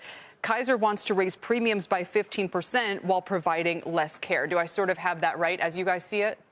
Kelly, you nailed it. We are really concerned about a healthcare system that is showing up in a way that undermines the staffing levels needed to deliver the safe patient care that you and I as consumers count on. By the way, 75,000 workers out of 85,000 may walk out. Is that because those 10,000 are critical?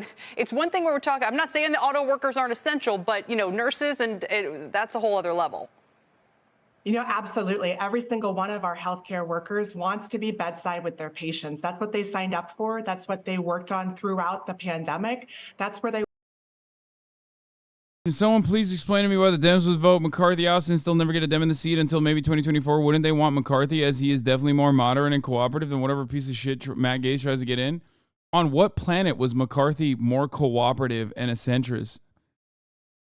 McCarthy literally reneged on a previous offer to fucking fund the federal government and also allowed a fucking Hunter Biden, Joe Brandon fake-ass impeachment proceeding to continue. If he's the most moderate Republican they have, like, it's cooked anyway, which it is, for the record. That's what happens when you lose elections, by the way. Like, he's not a moderate, okay? It doesn't matter who the fuck is in that position. They're going to be psychopaths regardless, okay? And also, chaos in the Republican Party is a good thing for the Democratic Party. It makes them look like clowns. It's a fucking clown show over there. They're infighting for no particular reason.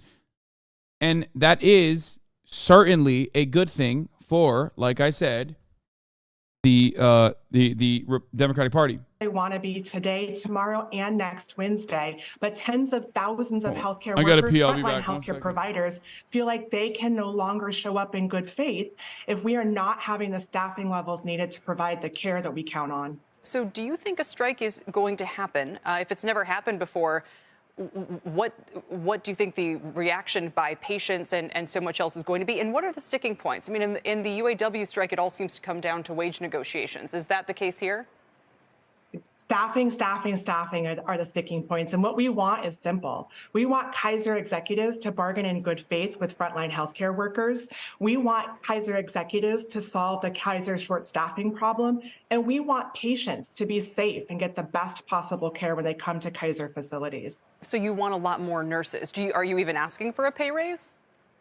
You know, our comprehensive proposal covers a whole bunch of areas. It does include wages and benefits because wages and benefits are a critical part of attracting the folks that we need in the healthcare industry and retaining the ones that we have. As I'm sure you know, we're seeing an exodus of healthcare workers, and we don't have enough new people coming in to staunch that tide. Here's the statement that Kaiser Permanente gave to CNBC. They said a strike authorization does not reflect a breakdown in bargaining, nor does it mean a strike is imminent or will happen at all. It is a disappointing action considering our progress at the bargaining table. Unfortunately, we've seen coalition leaders attempt to rally members through a strike despite important progress made through negotiations. What about this is not quite hitting the mark for you? Oh, Kelly, we have been bargaining for months over really critical issues. And while some minimal progress has been made, all of the thorniest issues, including a comprehensive solution to the Kaiser short staffing crisis, I'm gonna are not come on the horizon. So we are showing up this weekend. We will be available 24/7. Okay. Did I miss it, or did she not ask any questions to the stonk person? Like, I was listening while I was peeing, and I didn't hear a singular question asked on the stonk guy. Until the moment we walk out on strike to try to reach an agreement, because every single frontline healthcare worker wants to be providing care. Would you say that at this point we should expect at least a 3-day strike?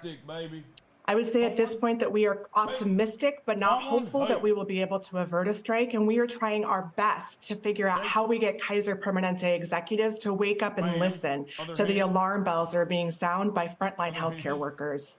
All right, Caroline, thanks for joining us today. We really appreciate it. Thanks for having me. Caroline Lucas.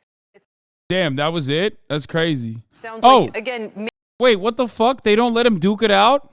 Is the second part? Trump's next speaker is real. Hannity sources are telling me that some Republicans have been in contact and started an effort to draft former Trump to be the next speaker, and I haven't been told that Trump might be open. And I've been told, oh my God! Again. Now, McCarthy will not... Oh, that's so sick. That's fucking so sick, dude. Yo, that's so dumb. America is a fucking clown show, dude. That's awesome. He's going to try to be like, I can't go to jail because I'm the Speaker of the House.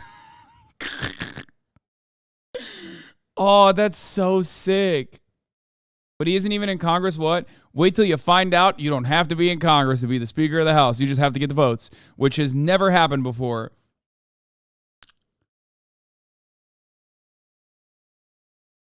Bro, this is very, I can't believe I'm going to say this, but this is like kind of like not American. Like they say like, oh, this is banana republic stuff, but like it kind of is. This is like very Turkish or maybe like Israel. You know what I mean? Like fallen former regime leader claws back the power while under multiple investigations. Like that is very much not like the serious American government shit. That is very much like Empire in Decline hours. This is cool as fuck.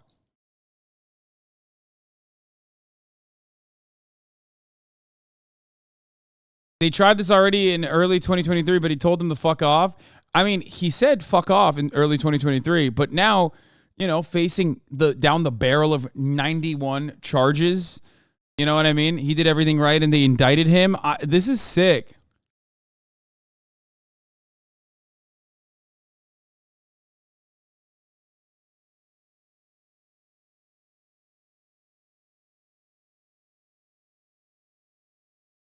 I just don't think he'll do it because the Speaker of the House is such an unfortunate position unless you're like a rugged statesman and a disgusting piece of shit who actually knows how to influence people and cut deals, which Trump does not. I don't think that he'd be able to do that role. It also requires him to like do too much work. That is like one position that you have to be like an incredibly annoying loser who wants it really fucking bad and a giant nerd. You can't really get away with like being the Speaker of the House and not really doing that. Like you could do that for president. You could literally be the president, not really do too much and just have your staffers and everybody take care of it. You can't really do that for the Speaker position. It's like,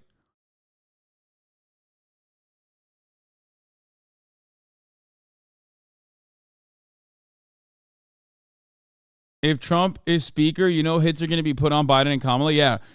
Yeah, second in line to the presidency, they're assassinating Joe Brandon by sneezing on him.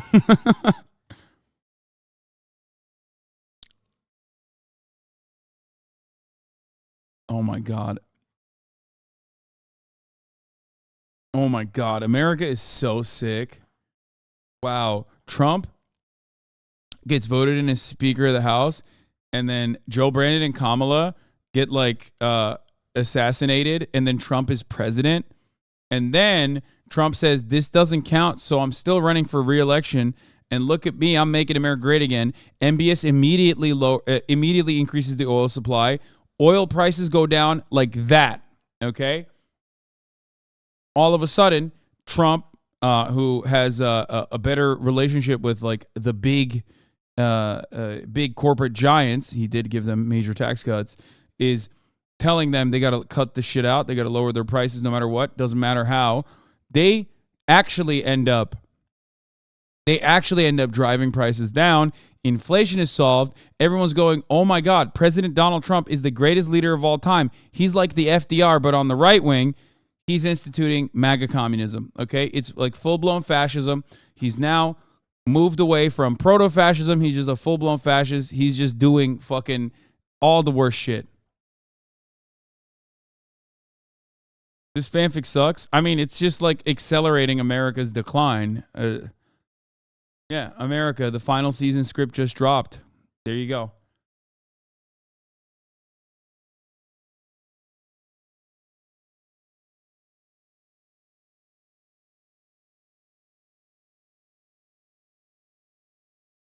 Anyway.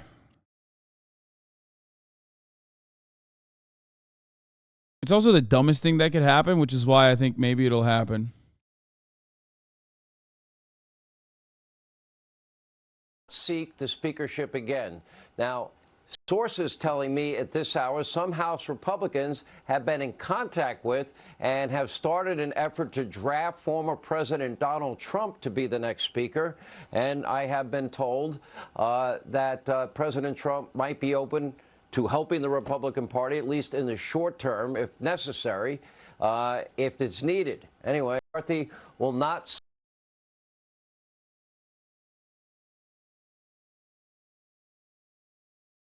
Note of caution, this is also coming from Hannity, so you know. Yeah, but Hannity literally has direct access to Donald Trump. He sucks his dick every night. So I feel like he might have access to information that we do not have access to. You know what I mean? That we are not privy to. Anyway, let's keep going. Maybe this starts as a 3-day effort. Unlike with the auto workers, you can't imagine something like this could really drag on.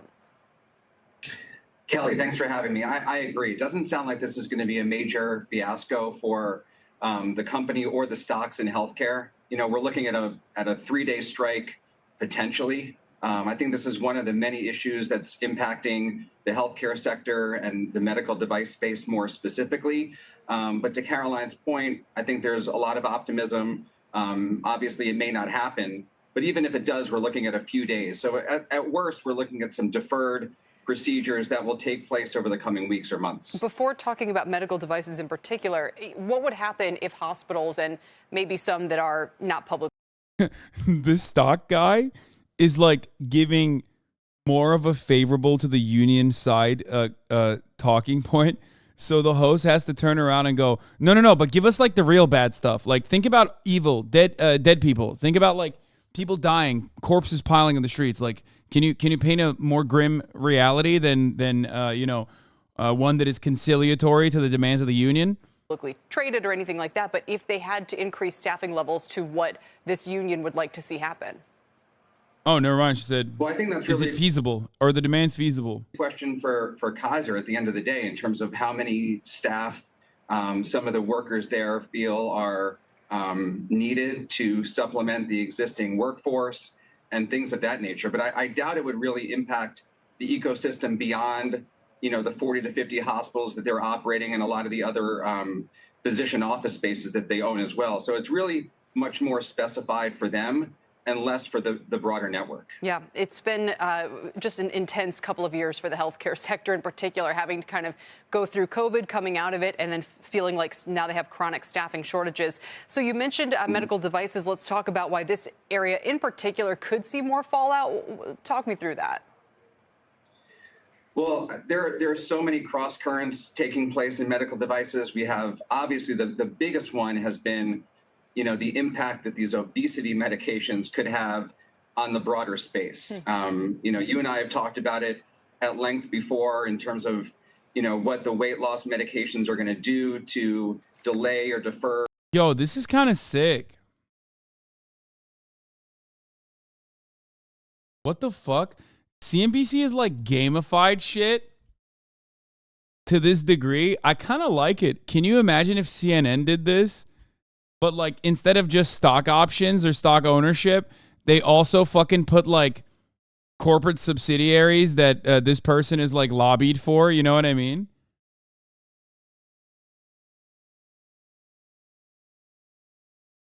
Wow.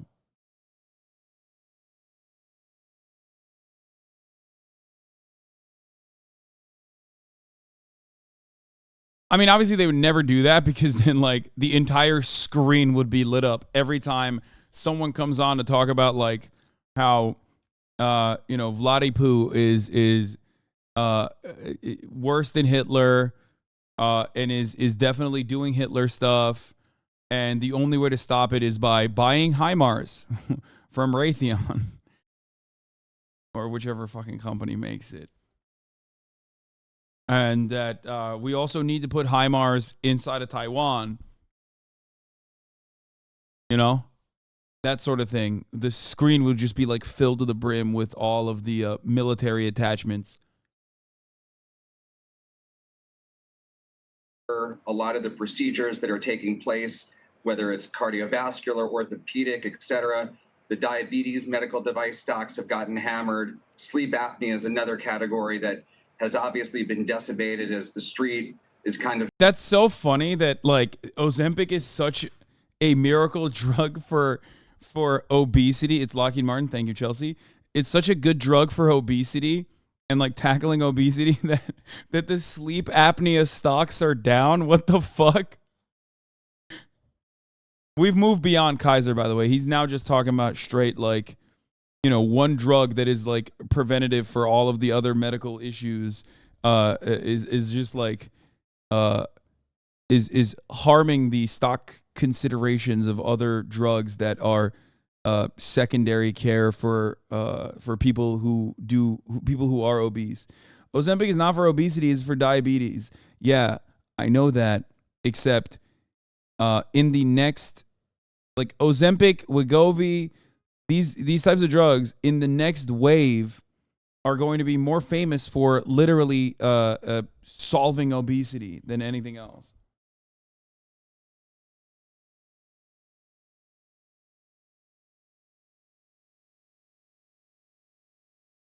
And yes, the FDA has approved it for obesity.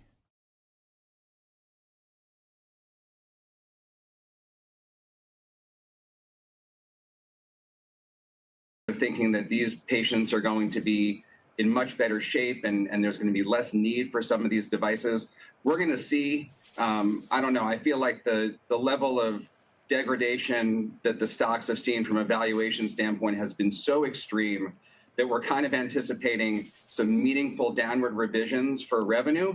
And if we don't get them, then I think, maybe there's going to be a pause in the action and these stocks will actually work. But the narrative is obviously, very noisy and significant, and it's been very, very difficult to kind of disprove it. And finally, is there any other fallout to the broader healthcare space that we should think about, whether it's from pressure on expenses through the strike and so forth? I don't really think so. I mean, the real problem is if they've shut off the Ozempic Wegovy faucet after getting everybody on it. I mean, there's two different problems. One, we don't know what the long-term complications might be from it, like especially thyroid-related issues potentially. And there's also the what is it, like there's like intestinal problems that it causes sometimes.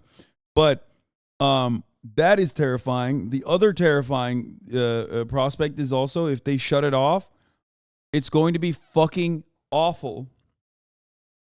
For one, people who need it for diabetes, and two, people who are on it for years can never get off of it, because if they do, then they're fucked. They will be omega obese. Because if you rely on an appetite suppressant, which they think might even have something to do with addiction, that's what I've heard. Like they don't know. I don't think they fully understand why Ozempic or Wegovy actually suppresses your appetite. They think it might even have it might have something to do with like literal addiction, because like it tackles not specifically like an appetite suppressant, but might have something to do with like dealing with addiction. But once but I do know for a fact that there's a major rebound on drugs like this, because you rely on it, and if you don't have it, then you get extra hungry and you rebound back. So one thing that doctors should at least always push for is to create a healthy habit in your life and don't just rely on the medication. But if people aren't doing that and they're still eating like shit, but eating much, much less because they have no appetite for it, I don't know.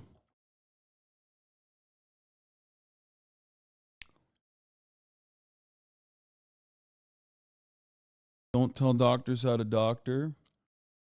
I'm an American, goddammit. What the fuck do you mean? Why the hell am I an American if I can't tell medical professionals what to do and what not to do? Fuck.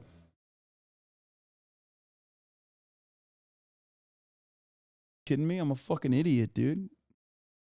I love hearing my own goddamn voice. That's like part of being an American. We're looking at some of the impacts that, some of the suppliers and device companies are going to kind of be held with over the near term. The strike is kind of a near term issue, and one that has really crept up over the past couple of weeks.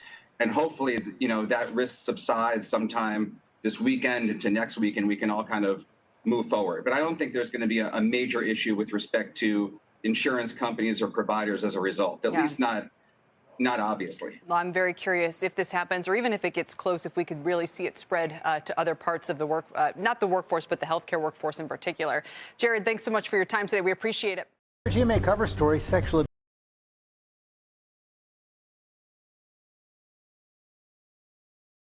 It suppresses your appetite by delaying gastric emptying, slows everything down. Meds like Contrave help the addiction to food aspect. When you develop a tolerance and end up eating more, no. As long as like the dosage is kept consistent, I don't think that that's how that would work. But the real problem is if you're off of it. If you're off of the medication, you rebound like crazy. Actually, you become fatter than you were before. There's some studies on it, which makes sense. That's how appetite suppressants work.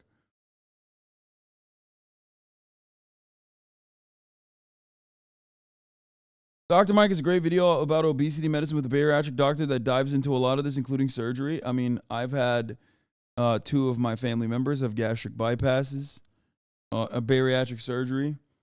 My dad got the full snip, which is like literally down to the goddamn intestines. They like shave off. They cut parts of your intestines as well. So his process is like similar to a dog. Like dogs eat the food and the body catches as much as it possibly can and then immediately shit out the food. That's what his internal gastric structure currently resembles. That's what it is. Isn't that crazy?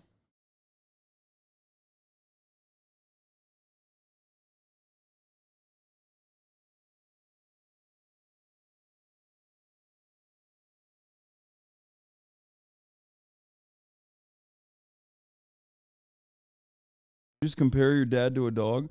You have no fucking like reading comprehension. Is that what you think I said? Is that what you understood from that? Yes, the food doesn't digest as much as it would.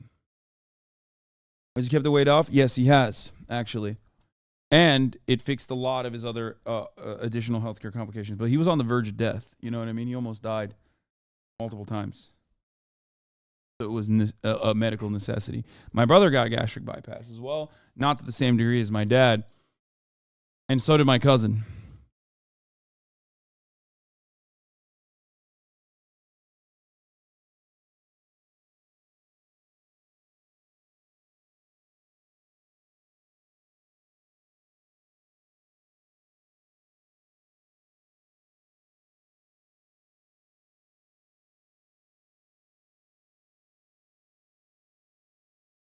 I think people, this chatter is correct. I think people, doctors or medical professionals look at the still unknown long-term complications and they weigh it against the current health complications with obesity. And they say, you know, that's probably why it's better to just be on Wegovy and actually lose the weight.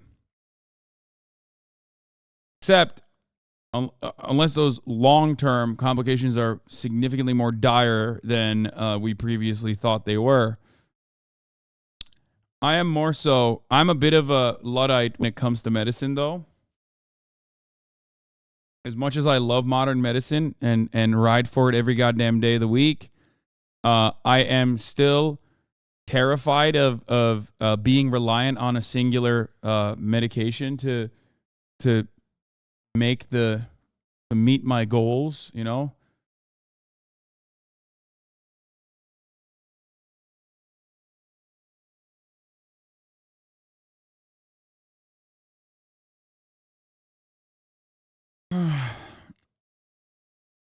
What about your hair loss medication? Yeah, that's a good question. It shows you that it's a more nuanced issue. Yes, I take drugs, right? I'm not always anti-drug, but I am terrified of appetite suppressants because I just don't want to rely on it. But also I understand how fucking difficult of a journey and a process it is to legitimately lose the weight and keep the weight off. Basically, virtually impossible.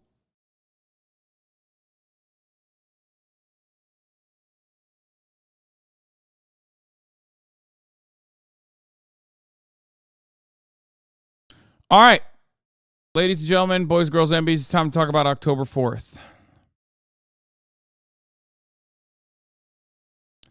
Turn off your cell phones on October 4th. The EBS is going to test, in air quotes, the system using 5G, says Gina Shearer. This will activate the Marburg virus in people who have been vaccinated and sadly turn some of them into zombies, which isn't the only kind of fear that people have. That's right. Tomorrow, on October 4th, FEMA and the FCC are testing the emergency alert system on our devices. Here are the most paranoid, insane reactions of the people of Truth Social. I will be adding more as we get closer. There is also a video. I believe there was a video at least. Is there anybody who has that video that we were going to look at the other day, but then I never ended up looking at it?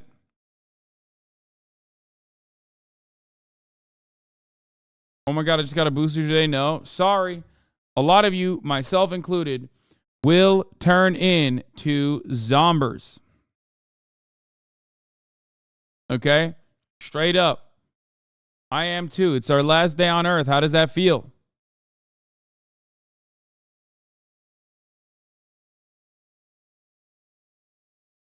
Here are some of the videos on the documented phenomena.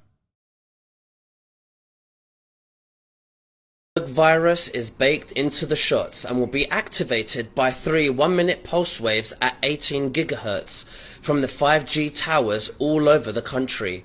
The government has been preparing for this for years now and will be released in October of 2023, according to attorney Todd Candler. Please take a look at this video. We know that Marburg is not particularly contagious, but it has an extraordinarily high rate of fatality. And we know the mechanism by which this will be released. And that is inside of these shots that people already received, inside the lipid nanoparticles, the hydrogel, there exists pathogens inside of the particles that have not yet opened. Those pathogens are chimeric. They include E. coli Marburg, Ebola staphylococcus, and brewer's yeast, amongst others. We know that upon the broadcast from the 5G system that is now employed across the United States and the world for that matter. Sorry, I had to turn on the conspiracy TikTok music because like otherwise I can't listen to these guys at all. When they broadcast an 18 gigahertz signal for 1 minute, 3 different times as a pulse, it will cause those lipid nanoparticles to swell and release these pathogenic contents, thereby Kaya, causing tomorrow I Marburg die, epidemic Kaya. that they've already spent the money on. It's already done, right? The Marburg epidemic, for purposes of the law, has happened, and now we just need the actual disaster to happen. And there's actually worse parts to it than that, including the 1p36 gene deletion that effectively will turn those poor people into zombies. I'm sorry, dude, but like, really? Really? Zombies? People are going to turn into fucking zombies? Like, let me tell you what's going on, okay? Let me tell you what's fucking going on.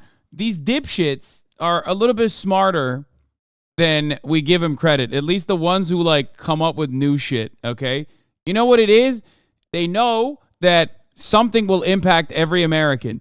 And immediately, like the vulturous, parasitic psychopaths they are, they seize on that opportunity, knowing full well that they've cultivated an audience of fucking dumbasses, some of which who actually believe in at least some of the bullshit that they spew. But basically, they prey on the mentally ill, okay, by going, oh yeah, this is going to be something that every single person is impacted by, okay? Every single person is going to hear this noise on their fucking phones. That's a weird prospect. That's a terrifying prospect. Now I can do the I told you so thing.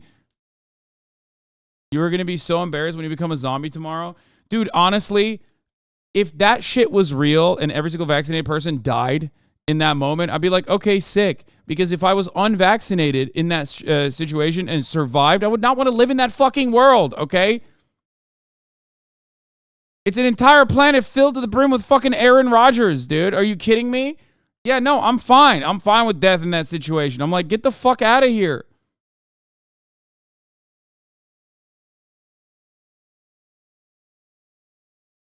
I don't have to put up with any of you dumb bitches no more, okay? Fuck. Now, obviously, the reality is the nationwide emergency alert test is coming to your phone on Wednesday. That's a big fucking deal when your phone just goes, brr, brr, brr, you know what I mean? It vibrates. But it's just a test. And, of course, the media has been covering this since the beginning of this week, but it doesn't fucking matter because dumbasses are going to seize on the opportunity and other dumbasses are going to elevate it. Let's hear what this person is saying. Hi, everybody. We're Sunday, the 24th of September. Sorry. Just wanted to say that it's very important to take all your electronical things, anything that can have Bluetooth, smart TV, smartphone, anything that is smart, that can get a signal from the, that can get a signal from the 5G towers, which, by the way, should be put down everywhere, the 5G towers, because on the 4th of October, they're going to send a signal from there that can destroy everyone. So what you should do is take aluminum foil and wrap them up and put them in your vehicle 200 meters away from your home. And also take a place in your house, a room in your house, and put aluminum foil 2-3 times layers in that place and stay there from the 4th to the 5th of October. And also you should have get a heavy metal detox, because all the chemtrails that they've been spreading have aluminum, and it is proven. If you don't believe me, just swipe your vehicle, put that dust on a paper, take an element and put it underneath, and you'll see all the aluminum that sticks to it. So you have to have a detox, a heavy metal detox.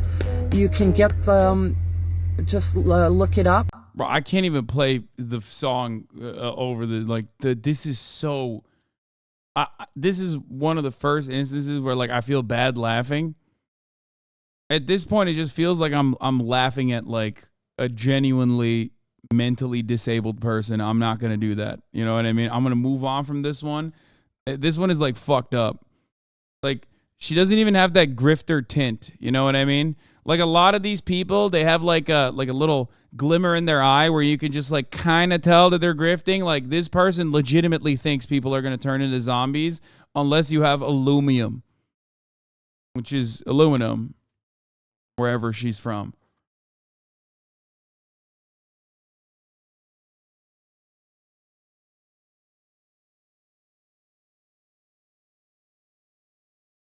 Chad, if you or anyone you know is in an unsafe situation, has a hidden phone, be sure to turn it off until you are in a safe place to turn it on. Like, people say this kind of stuff. I know that I get why it's necessary to, like, let people know. But, like, who do you think is, like, in Twitch chat right now watching me, but is also in, like, an abusive household situation where they have a secret phone? You know what I mean? And this is where they figured it out. Yeah, I'm hiding from my kidnapper right now. He doesn't know I have a phone that I use specifically to listen to the HasanAbi broadcast. I guess it's better safe than sorry. Okay, it's better safe than sorry. It's good to say it, but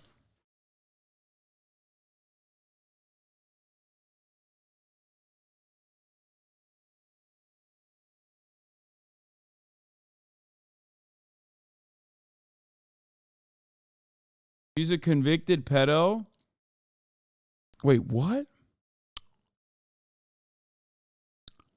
Melinda Stickles gets 18 months in prison. Oh my, are you sure that's her?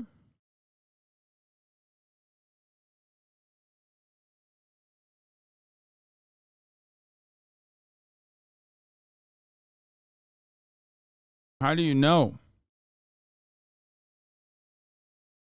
Hasan, when can you and Northern Line do content, please? Never, because I'm dying.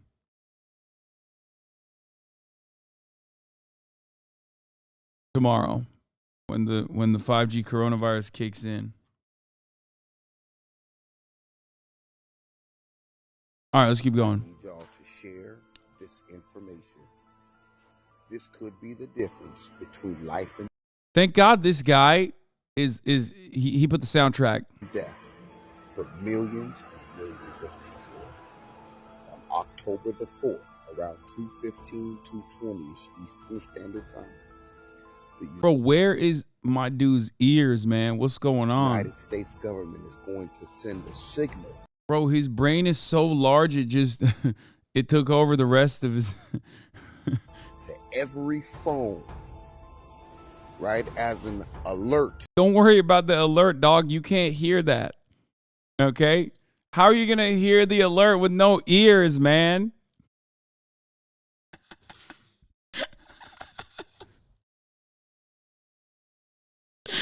Don't worry about it, brother. You're not hearing no fucking alert.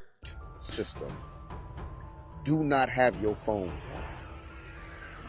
I can't verify 100%, but I'm about 90% sure.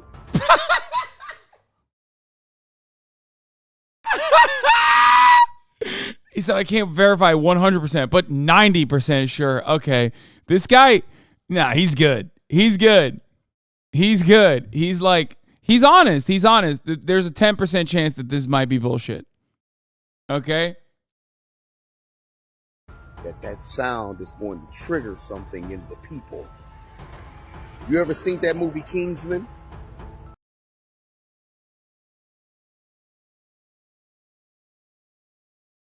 It's over. It's over. It's over. China won. China won.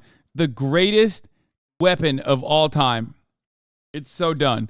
And it could not have happened if it wasn't for liberal capitalists in the Western world purposely fucking eroding public consciousness by destroying our education system.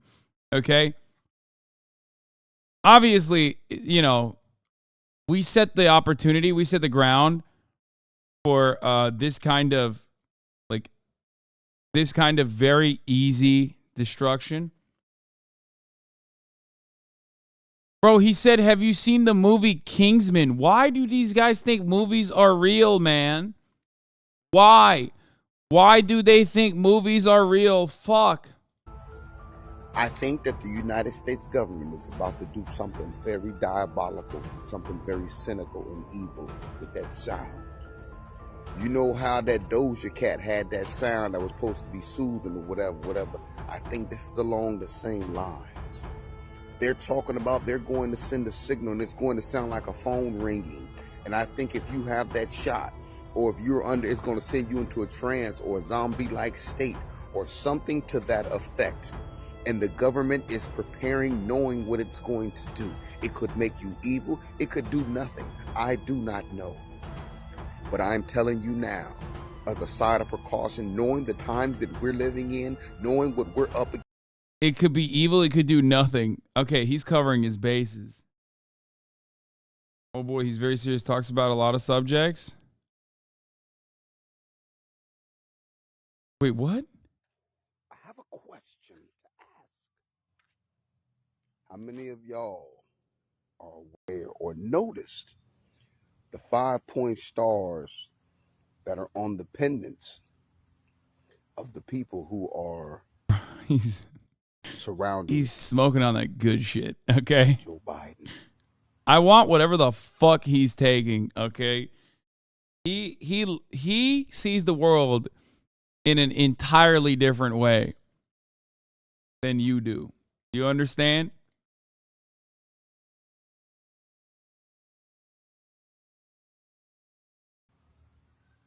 Y'all notice anything suspicious about that?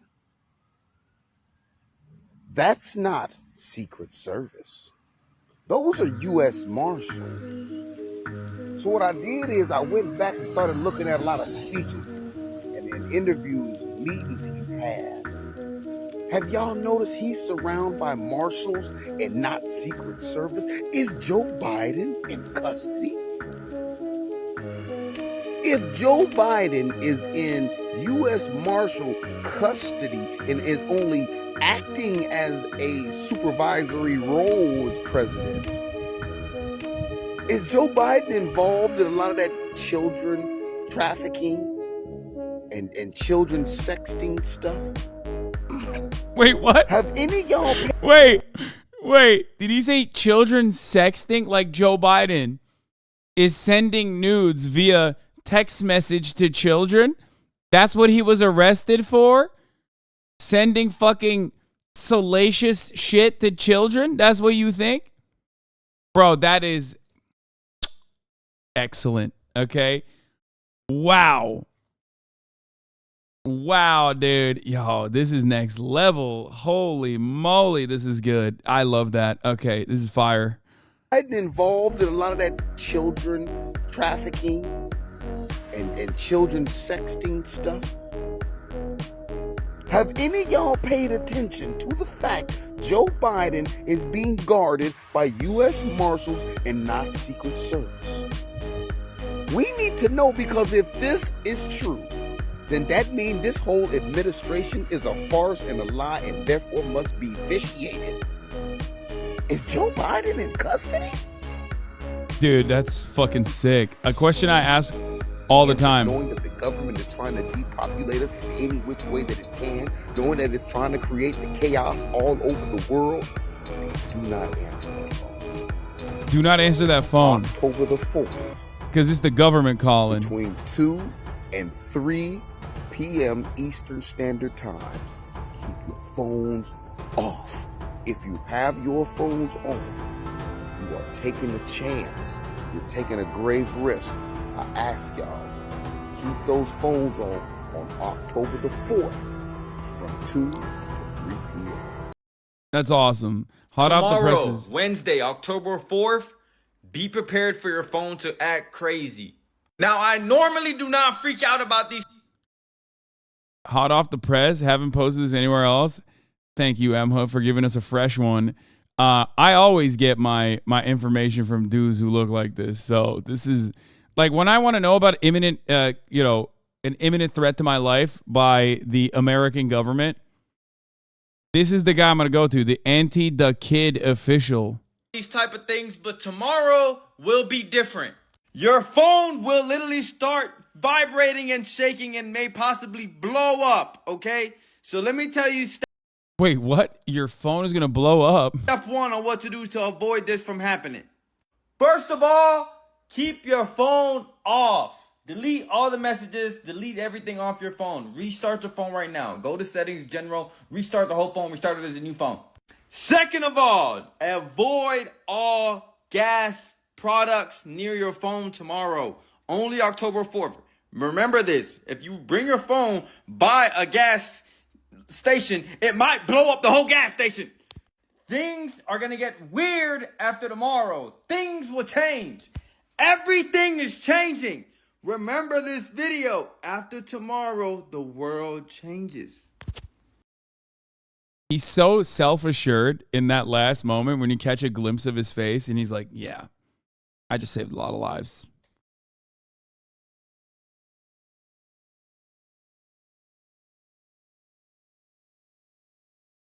Yeah.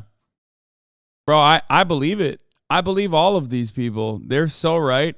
They've never been wrong. You want to watch this video? Oh, shit. Sorry about that. I just blew up your ears harder than the fucking government would tomorrow. In anticipation! I went live today, and a follower of mine brought up a very good point and possible coincidence, and let's put these pieces together. We all know October 1st would be a national FEMA emergency alert broadcast around 2:20, which there has never once in our life been a 50-state wide FEMA alert test. We've also have become privy to... Okay, so you brought up a good point. Where is it? Someone said, don't you think that if they truly believed it, they would be like significantly more scared instead of making a TikTok video and like doing a soundtrack? And yes, you're right. That's why they're half grifting, half believers, right? Like, that's why I felt bad about the pedophile lady, which I didn't realize was a pedophile. Like, that lady is insane. You know what I mean? And apparently a pedophile as well. And Canadian. I don't know which one is the worst, to be honest. I'm just kidding.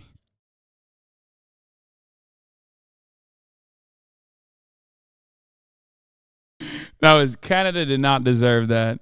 Canada did not deserve that, even though she is a Quebecer, apparently.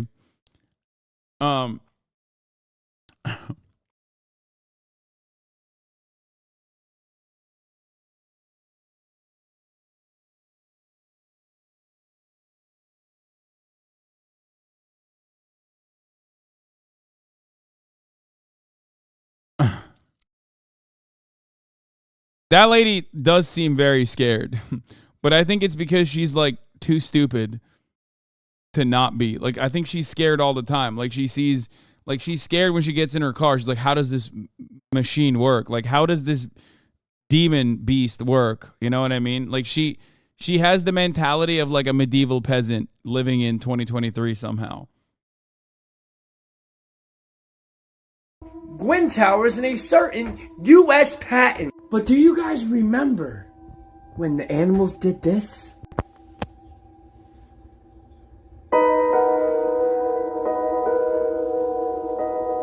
Y'all remember this, right? What? What the fuck? Bro, I'm sorry, but these guys are so funny because it's like they also straight look like crackheads too.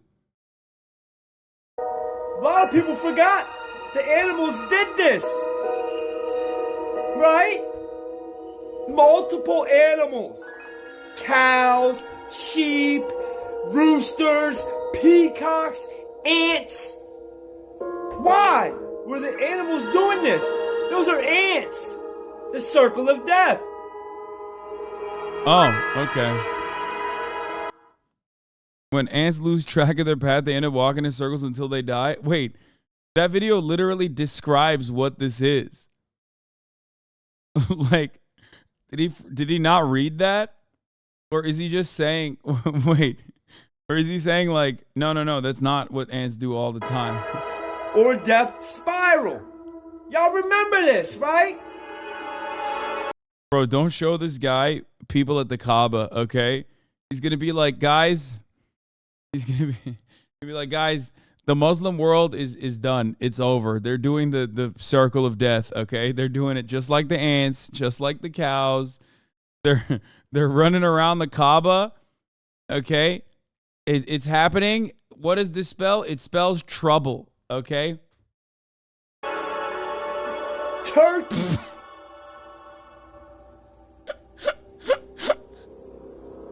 Oh, I'm about to fuck y'all heads up. Humans, and he shows the Kaaba, I die. I implode. I explode like the FEMA alert just triggered my fucking Marburg virus or whatever the fuck they were saying. I'm really about to fuck y'all heads up. What if I told you that was a test? This is for educational, entertainment purposes only. It's not real. I have no facts to back up what I'm about to say. Or claim. Wait, what? No, dude. Not the disclaimer, dude. Oh, hell no, dude. You can close your eyes and imagine him saying all these things to you while you're paying for gas and he's down the counter eating all the snacks he just bought. Oh, that's so good. He hit us with a not financial advice.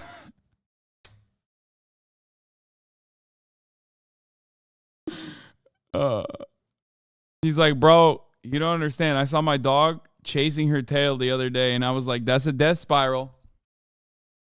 Okay? When dogs chase their tail, everybody knows that the Magneto death spiral is happening all around us. Claims. But I'm going to provoke your thought. Because they have to show us. They have to tell us. They have to make us aware of their plan.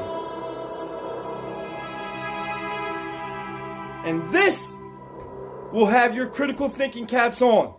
Now I can show you many, many videos of other animals doing this. But you also remember another video that wasn't animals, and I'm not going to show it because they'll ban the video. But you remember when you would see... Wait, what kind of animals is he going to show us? He's going to show us some new type of animal that we haven't seen before. You know what I mean? Like, I want to see the animals.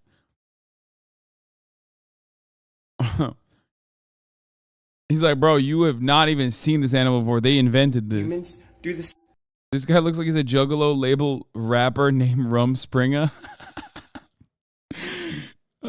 He's awesome. That took a certain thing, and it looked like they were attacking something spiritual, something that was not there.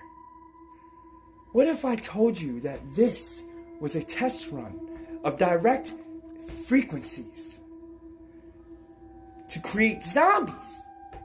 What's a zombie?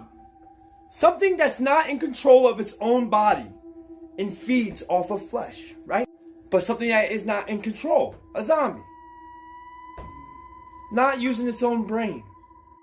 Bro, this guy, I think he has ADHD. He's just like me for real. He forgot the main point. Like, he deviated off the main point so fast, like he just sidestepped, and now he's talking about zombies and animals doing circles and shit. Like, I thought this was about to be the fucking 5G thing. Like, come on, bring us home, man. Go back to the fucking FEMA alert. What if I told you all that shit was a test run? What if I told you they showed up what's going to happen to the majority of the population? And what if I told you the truth is in plain sight? Is October 4th this? I don't know. He hit us with the I don't know. This? I don't know. Peace.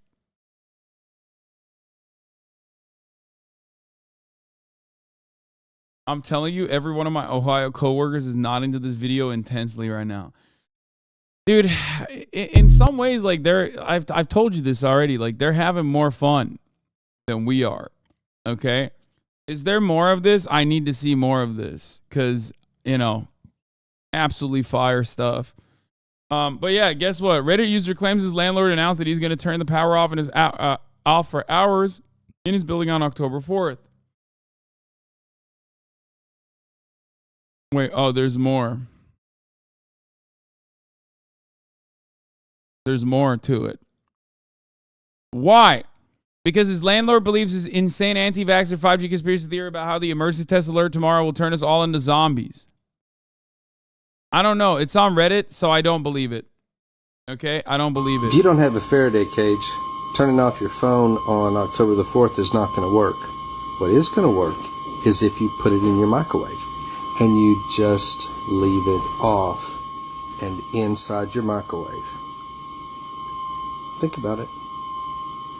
Pass this on if it's going to be helpful to you or to others. Wow. How is he filming this and uploading it from a Faraday cage is very impressive. Not a very good Faraday cage, I think. The very unimpressive Faraday cage he's filming and uploading this from.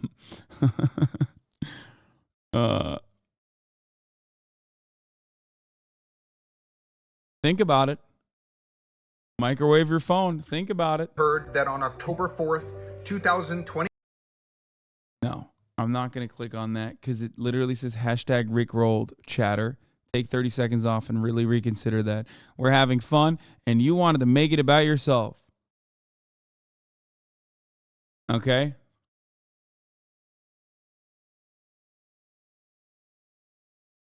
This one has a little production value. What the fuck? Military attorney Todd Callender is an expert in international law and morbidity mortality law. He's been filing morbidity and mortality law? What? Attorney Todd Callender, the vax genocide has likely killed 1 billion people. Dude, these aren't conspiracies. I guarantee. Okay, dude. No, you have no proof. You have no proof. If you have proof, come forward with it, okay? Don't try to fucking debate me at the top of the hour for a 3-minute ad break by saying some dumb shit, okay? I'm too woke. I'm too woke. A lot of you think that at the top of the hour there isn't a 3-minute ad break, okay? Some of you think that the 3-minute ad break is in your control. And guess what? It's not. It's in my control. It's in my hands, okay? I manually turned on the 3-minute ad break at the top of the hour. And let me tell you, there is a fucking way that you can avoid those ads. It's not by debating me, okay? By saying some unhinged shit and then getting me to fucking pull your logs and then immediately getting me to fucking, immediately hitting me with the, top of the hour ad break. That's not how you do it. That's not how you avoid the ads. You avoid the ads by getting in a Faraday cage. That's right. Get in a Faraday cage right now. Put your phone inside of a microwave inside of the Faraday cage. Turn on the microwave for 30 minutes. And that is the only way that you can avoid the ads. Just kidding. You can avoid the ads with another way. By subscribing for $5 or for free with a Twitch Prime. That's right. or by getting gifted a sub. Those are the only ways that you can avoid the top of the hour ad break, unless you put your phone inside of a Faraday cage inside of a microwave and then turning the microwave on and watching it pop off like a goddamn popcorn. Okay? Lino, thank you for the 5 gifted subs. Bobo Not, thank you for the 5 gifted subs, allowing 10 loyal patriots to no longer see the ads at the top of the hour. Patriots are rising up, and the fake American libtards don't want to see that. This piece of content was actually for entertainment purposes. Nothing I said is actually factual. This is not financial advice. Please do not follow any of the advice that I just gave you. Now that I've gotten done with that part of the segment, I just wanted to do some thought-provoking. Here's a 3-minute ad break now.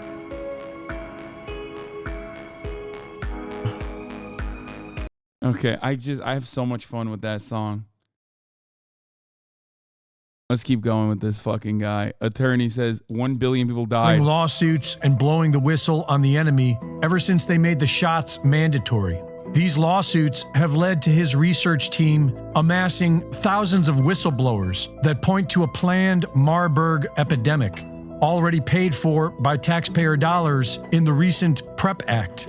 Todd Callender said that inside the lipid nanoparticles, there are sealed pathogens, including E. coli, Marburg, and Ebola, and that different pathogens can be released by different frequencies, pulsed through the 5G network.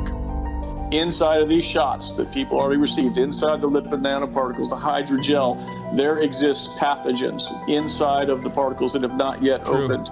Those pathogens are chimeric. They include E. coli, Marburg, Ebola staphylococcus, and brewer's yeast, amongst others. We know that upon the broadcast from the 5G system that is now employed across the United States and the world for that matter, when they broadcast an 18 gigahertz signal for 1 minute, 3 different times as a pulse, it will cause those lipid nanoparticles to swell and release these pathogenic contents, thereby causing a Marburg epidemic that they've already spent the money on. It's already done, right? The Marburg epidemic, for purposes of the law, has happened, and now we just need the actual disaster to happen. And there's actually worse parts to it than that, including the 1p36 gene deletion that effectively will turn those poor people into zombies. As odd as that sounds, our government's preparing for that. He also points out that 1p36 gene deletion is the #1 side effect of the Pfizer shots, a disease with zombie-like symptoms that make a person aggressive, including hand biting, banging or throwing objects, calling people Weasley little liars, striking people with violent physical activity. Oh God, I have it already. They reported self-biting, temper tantrums, reduced social interaction, Twitch streaming for 8 to 10 hours a day.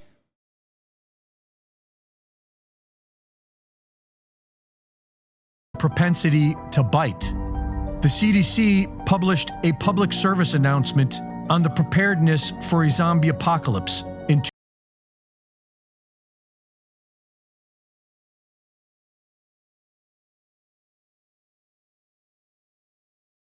That's sick. 2011. That same year. Wait, is this a CDC panel? Zombie preparedness?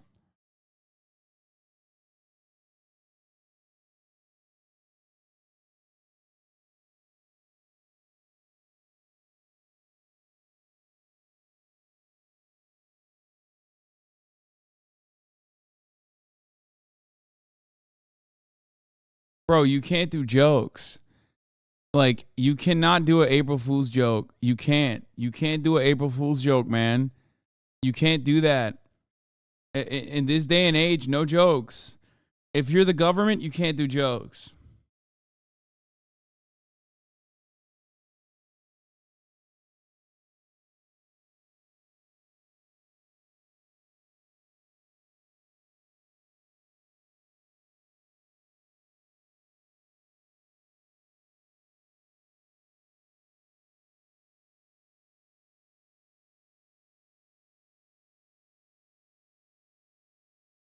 $2011 was a simpler time. No, it's a simpler time now. People are just more simple.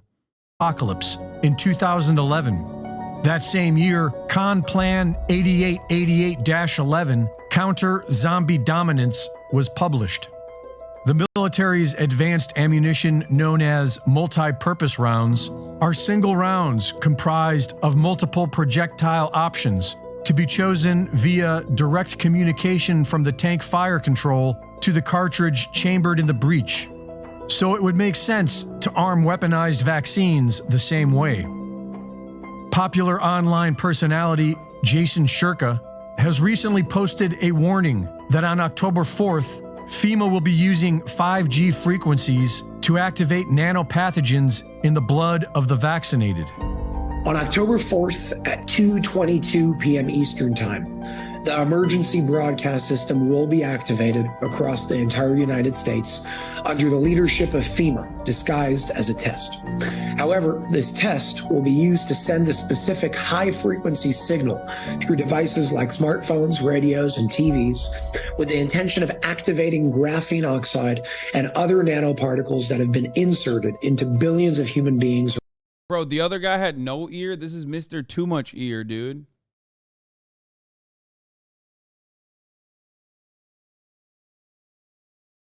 Bro, this guy's going to hear everyone.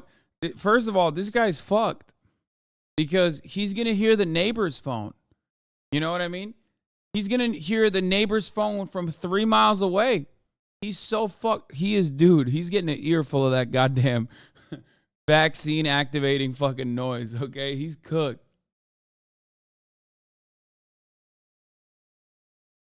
Around the world through the obvious mediums. If the October 4th date does not occur for any reason, the backup plan will be to do it on October 11th at the same time. In the case that this is not able to be stopped, I ask you all to shut off your phones and all other relevant devices at 2 p.m. Eastern Time for a period of 2 hours to be safe. I don't know who this guy is, but I will add that we probably want to turn the 5G off for good. And we definitely need to take control of our government, because a plan as diabolical as this would be game over. Reporting for InfoWars, this is Greg Reese.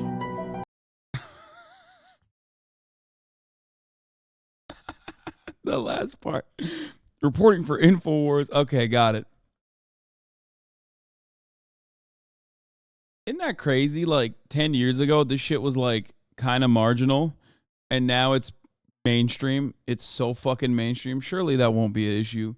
Surely that has no broad sweeping implications, like life-changing implications for the way we see the world, the way we experience things, you know what I mean? Certainly it won't be that big of a problem that like there are a lot of people who just straight up believe this, operate like this, normal and good. Very cool. It's almost time for the nationwide emergency alert test. If you have PTSD like me, let's keep it real, most of us do, and you're not going to want to hear the alert. Here's a couple things I'm going to do. Okay. What is this song? This is the other one, because it's not Paris. The song I play is Paris, but what's this one? Because I love this one too. Is it Suspense, Horror, Piano, and Music Box? That's it? Oh, God. You just elevated this stream so much, chatter. You have no idea. To prepare for the alert, or the lack thereof. The alert's going to happen sometime between 11:20 and 11:50 a.m. Pacific Standard Time, so that's 2:20 and 2:50. Dude, Fuckboy Connor Eats Pants is spitting the truth right now about the coronavirus vaccines and the 5G virus that'll be activating tomorrow. Time between 11:20 and 11:50 a.m. Pacific Standard Time, so that's 2:20 and 2:50 p.m. Eastern Standard Time. At 10:45 my time, I'm going to turn my volume all the way down. That's both ringer volume and phone volume. I work construction, and I say 75% of my coworkers believe this shit, and I have to pretend like I believe it too. Bro.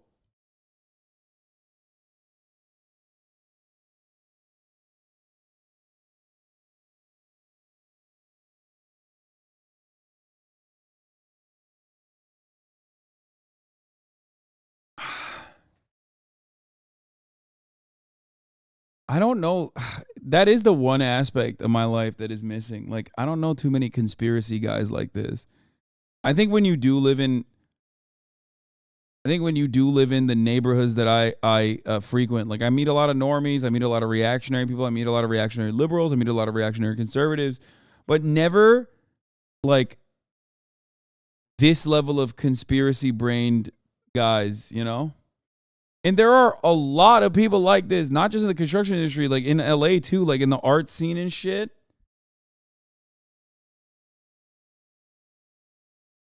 I work in a vitamin health food store. They are far more common than you think. Volume, and it's a very important step. After that, I'm going to power down my phone, and I'm not going to turn it back on until noon. I don't have any smart home devices, so I don't have to worry about door cameras, Alexa, Roombas, or anything These are the types of coworkers that make you start to eat your lunches in the car. like that. But I am going to disconnect my Wi-Fi modem and router. I'm going to power off all my electronic devices. The funniest part about this, a chatter was like talking about this too, but like we covered this in the beginning when people were like 5G towers are coming and they're going to kill you or whatever, which by the way, I wish, oh my God, we don't have any fucking 5G. You think our municipalities are going to fucking forcibly improve our infrastructure? Get real. That's number one. But even if they did actually improve it and 5G towers were placed everywhere, okay? You realize that like turning off your phone doesn't change anything, right? Like, wouldn't the waves just be everywhere regardless? Like, you're fucked.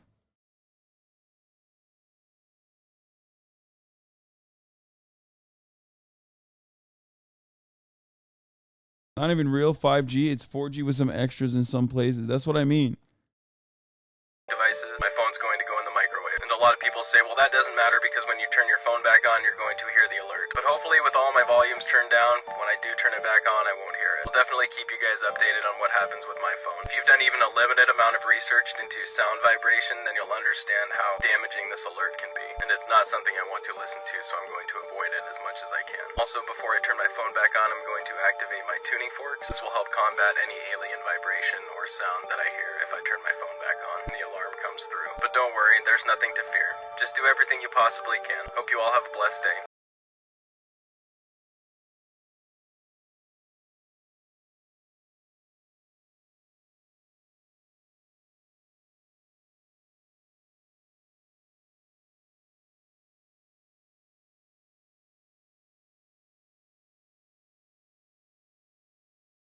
I mean, if you're a real one, you throw your phone away, right? Like, you don't fucking post on TikTok. You stop posting altogether.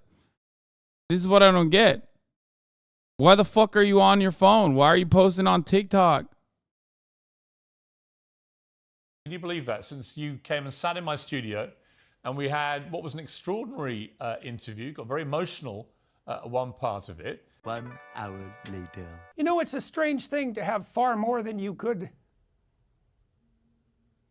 ever imagine. What do you mean? Well, that's my life. I have far more than I could ever imagine. I didn't think it was possible. I mean, you've become somebody who, in the later stage of your life... Now you did it again. You got me again. God damn it. Jordan, it's...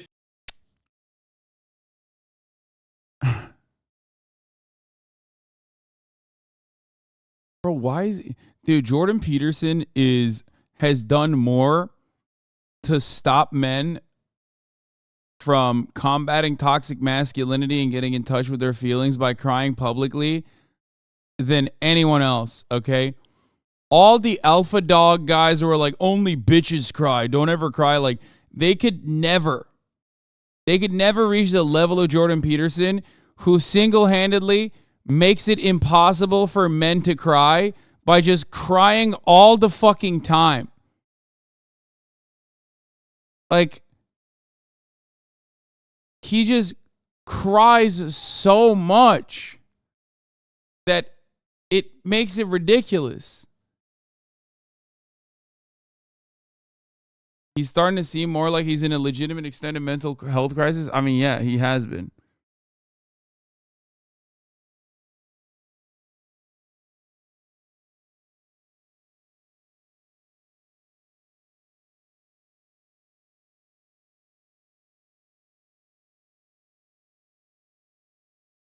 Oh, no. I would direct your attention to Rule 26A of the House Republican Conference Rules for the 118th Congress. Temporary step aside of a membership leader who is indicted. A member of a Republican leadership shall step aside if indicted for a felony for which a sentence or 2 more years of imprisonment may be imposed. Yeah, that's the Dennis Hastert rule, dude. Damn it. We can't get Dennis Hastert back on either.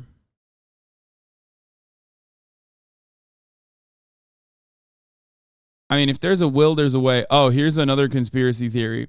Here's the disinformation video falsely claiming Judge Engoron is a hobo who drinks 40s on the job. This was shared by the same account Trump used and is now deleted attack against Judge Engoron's clerk. Want to see the judge that held Trump in contempt? Want to see the judge that canceled Trump's business registrations without a trial? Just watch this hobo judge drink from a 40 during a hearing. I have a feeling. Wait, they think that's a 40? That's literally mineral water. Like, what the fuck?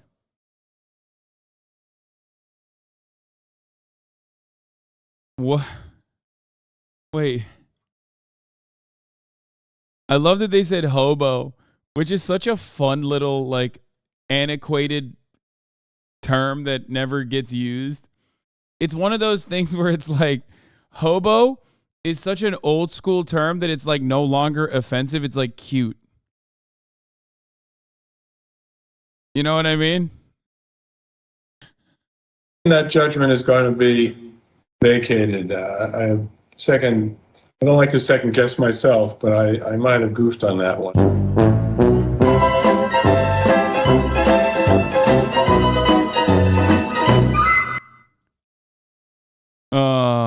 That's awesome. What's in the bottle? The account Trump amplified also claimed Trump's legal team confronted Engoron about drinking Tanqueray gin in court. Hobo champagne San Pellegrino. Also the 40 dog whistle? What? What's the dog whistle? I don't get it.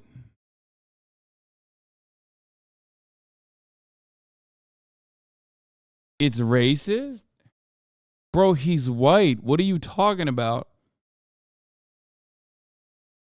Like, even if you were to say, oh, 40 ounces is like, oh, he's saying like that's black people drink, black people drink 40 ounces. Like, he's literally the whitest man in America. Like, what are we talking about?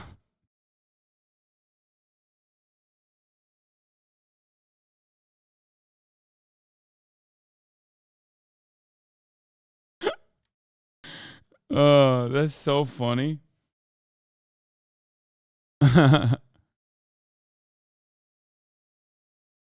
Some of you have never played Edward 40 Hands, okay? And it shows.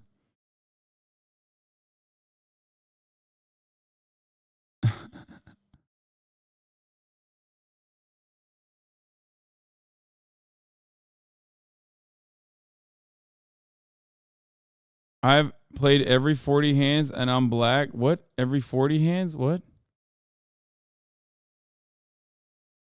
You mean Edward 40 Hands? Please explain to us what you're talking about to us foreigners with health care. Edward 40 Hands is when you tape 240 ounces into your hands and you have to drink them before you can take them off.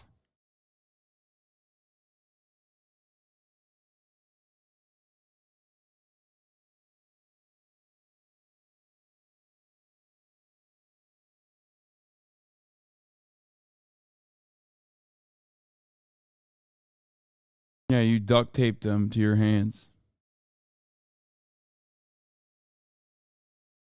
Hasan stole this joke from a chatter. Guys, fuck him. Wait, no. This is like a real thing that I did do. What are you talking about? Yeah, no, actually, I did not do it. I stole it from a chatter who would do such a stupid thing when they were younger, you know? Of course, I heard it from a chatter. Dumb chatter. Fucking saying Edward 40 Hands. I never knew about that until a chatter said it. I made it up. Okay. Oh, you want me to play the judge video again? This has been stuck in my mind, dude.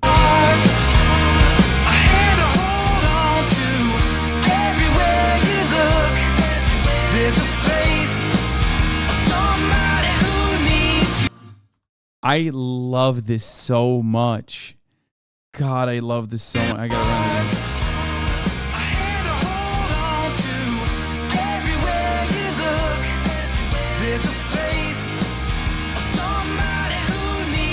I'm not kidding. I love this guy. I don't know anything about him.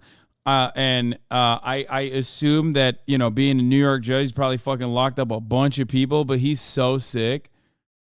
Like, he seems so awesome.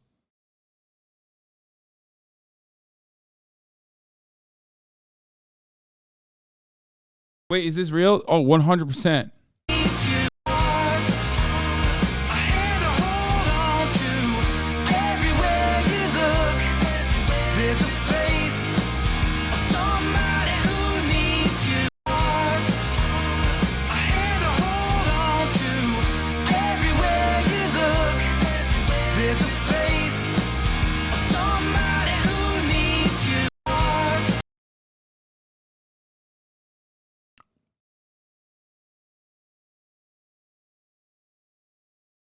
He'd be lenient on sentencing me because I learned a moral lesson. That's what he is giving off, those vibes.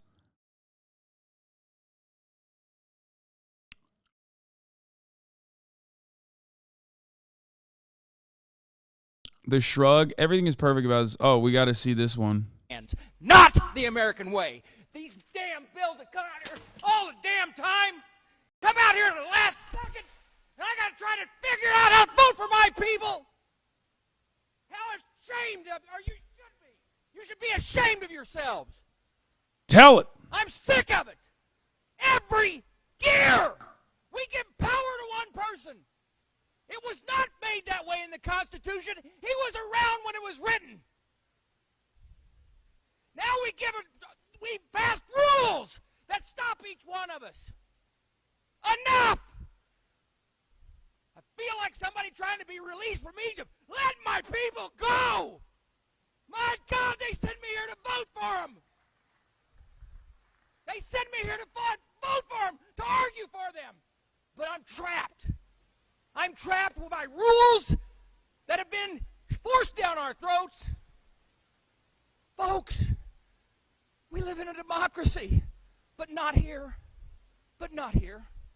So you go back and you tell your people, I'd like to do that, but the speaker has so much power, so much control, and each one of us do it in their districts. And have to go back and say that.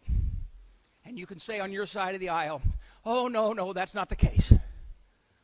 But yes, you do. All of us know you got to deal with it. When's it going to stop?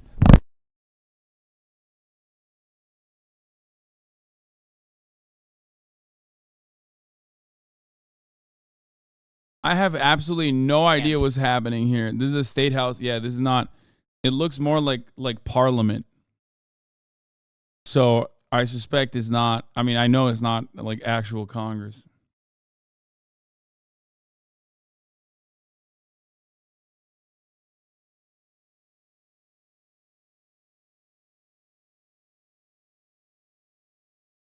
What? I think the misinformation is coming from muddying the water by misconstruing an emitted sound 18 GHz and an emitted wave form. 18 GHz waves aren't used in the wireless spectrum anywhere. Also, higher frequency, lower transmission distance. If this was real, you could play an 18 GHz sound on YouTube and zombify yourself. Okay, brother, that's not the reason why misinformation is coming from places. What are you saying? You fucking nerd. Shut up. Like, you think those people know the distinctions of the things that you just brought up? No, man. The misinformation actually is coming from everyone being autistic and knowing all the stuff that I know. It's like, no, dude, that's not where the misinformation is coming from, okay? What the fuck? There's a lot of misinformation on this broadcast where people say that I don't game at all, which is just simply not true. I game all the time, okay? Just wanted to point that out for those of you naysayers out there. We've been on a cyberpunk kick lately, and it's continuing. Drops are happening. If you watch, okay.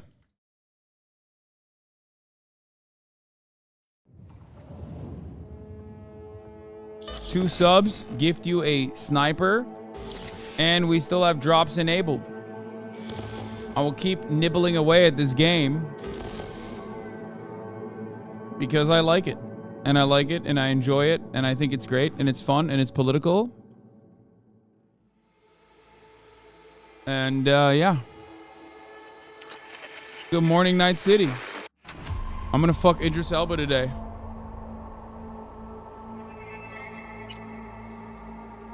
Attention all Dogtown residents. This is Hasan. We've got some important guests in Dogtown. Hereby my personal invitation. Stay out of their way. They will be welcomed to the Black Sapphire. The event is invitation only. If you think I won't be able to fuck Idris Elba, you're wrong.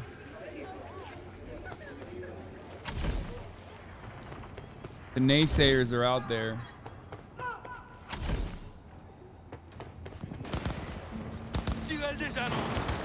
What the fuck?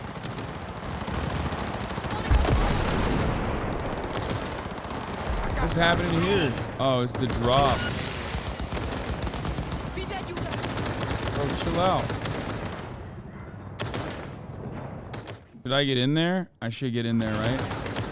Crime is happening. I gotta be a part of it.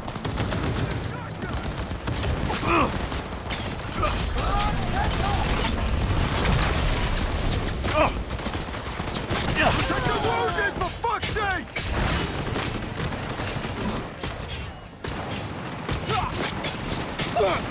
I probably should have waited for them to fight each other, right? Nope. Just kidding.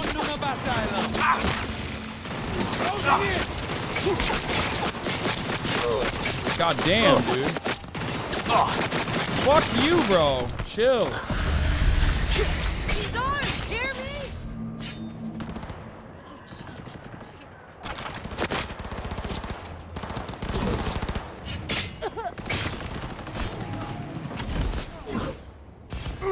Arrêtez! Continuez, Goumet! Jusqu'à la mort!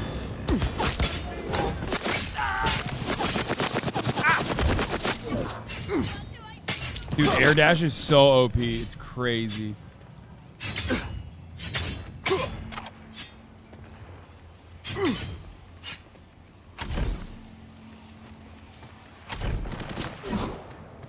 Wait, there's more?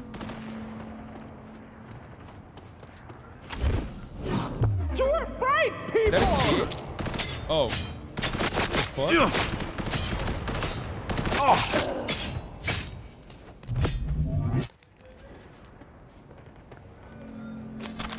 The fuck was that? Oh, hell yeah. Cyberware capacity increase. I'll take that. Stuck in the ground. Oh, he died. Time to get cyber fucked. Not a bug is a feature. Enemy type gopher. 1C BD, 1C 55.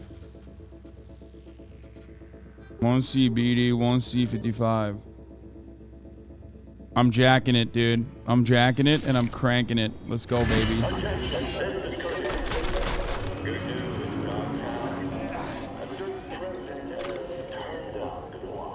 What is this?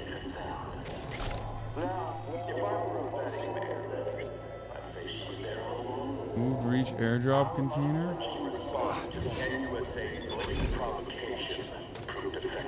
What else can I say? Rosalind, if you're ever really in Dogtown, we're ready to welcome you with open arms.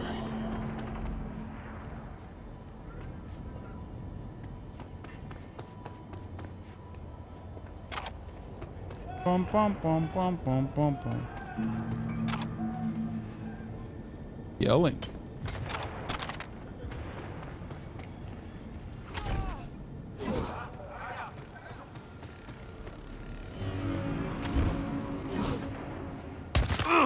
That's crazy. That my knees are so weak, dude.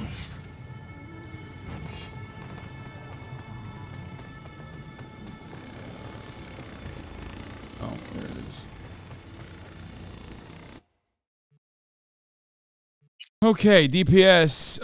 Not selling that pistol. Damn, that shotgun looks fire too. Everywhere you look, everywhere is a heart. Oh my god, this fucking stupid ass song is stuck in my goddamn head, dude. Holy shit. Oh wait, should I break these tier 4s? Should I break the tier 4s instead of fucking selling them? I should, right? Blues and purples should be dismantled and then green should be sold, right?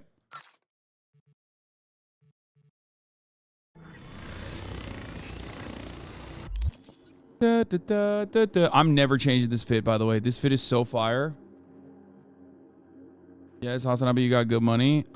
True.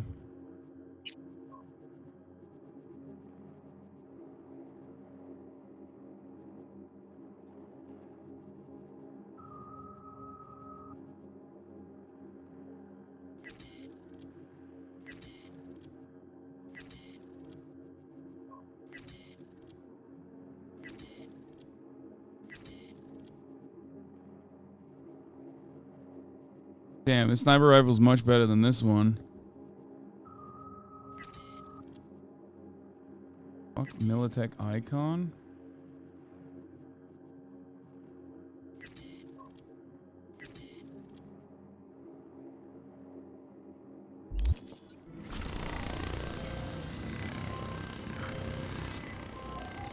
Hey V, Frank here. Arasaka, remember? Hey, yeah, sure. Damn you, old bastard. It's been a while since... Listen to the whole message, please. Abernathy's purging to death. Anybody not 100% with her is out. I'm on her list. No idea why. You know how it is. No prisoners, no dismissals. Not about to sit around, wait for the executioner. I'm putting together a file. Fuck up her Yeah, life. you're so stupid. Got all the documents in a hidey hole. If I don't manage to make use of them, you'll get this message. And the cords. I know you'll know what to do with them. Fuck. I don't remember this mission. I guess it was a corpo mission. But I don't remember it.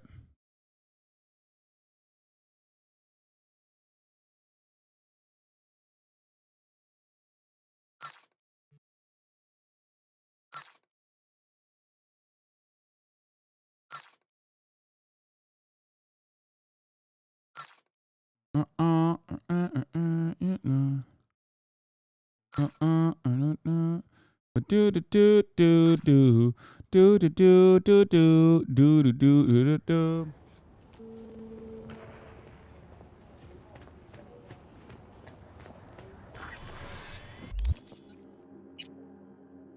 Pursue other leads while waiting for Takemura. Meet Panem at midnight, which I haven't been doing. Wait a day to get a call from Reed. Oh, I was gonna meet Aaron at Terra Cognita. The animal mission.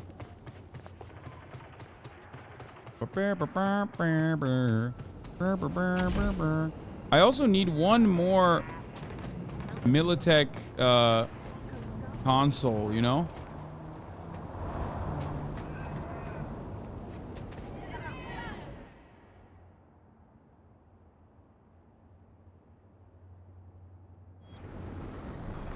Stop singing it, please. I will never stop singing it. Oh, what the fuck? Oops.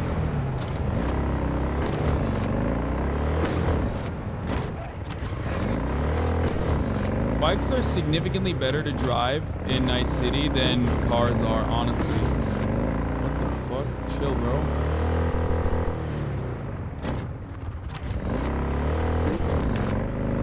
Chat, be on the lookout. Be on the lookout for the Militech, be on the lookout for those Militech stations, because I need one more to finally upgrade my gear. Or finally get my relic.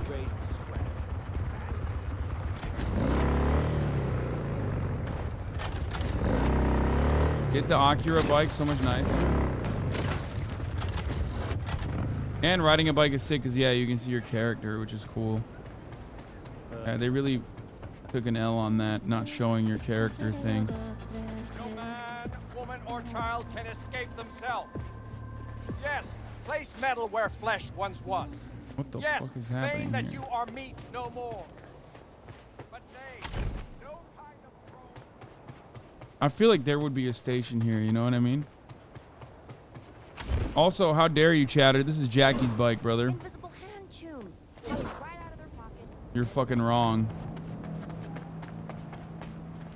What is happening here? I'll Whoa. slice you into bacon and fry you up. My bad, bro. My bad. What the fuck? Chill, dog. Chill. No, calm down. Bro, what is happening? Don't do this.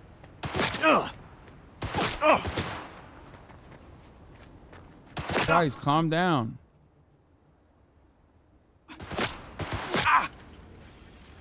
Shooting from.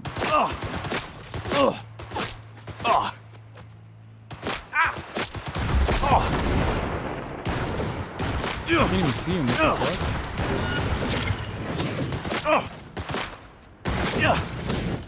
Damn, he's fucking dodging my shit. Pretty good. What the fuck?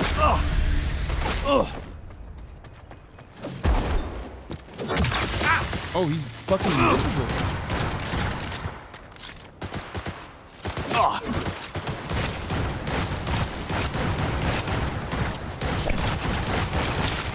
What is that? The fuck was that? Wesley Hunt?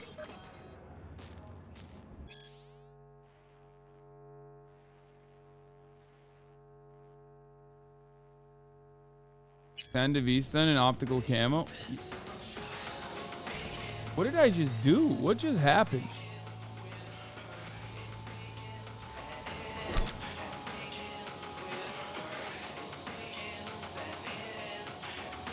I just found fucking Blade. I casually found Blade.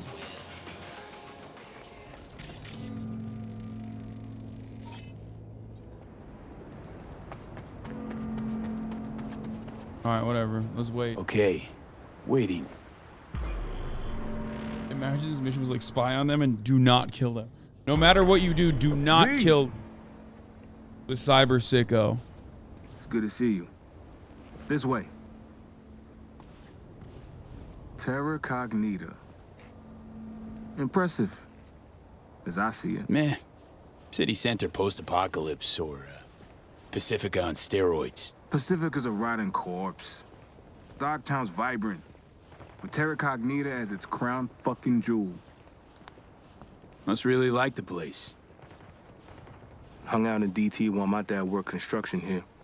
When that all went bust, we moved outside the wall. Back inside about a year ago, when I left the gang.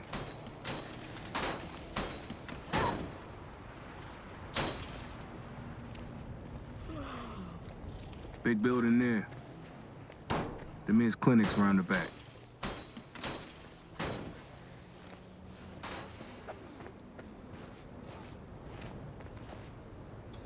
Hold up. One other thing I need to say. Go ahead, spit it.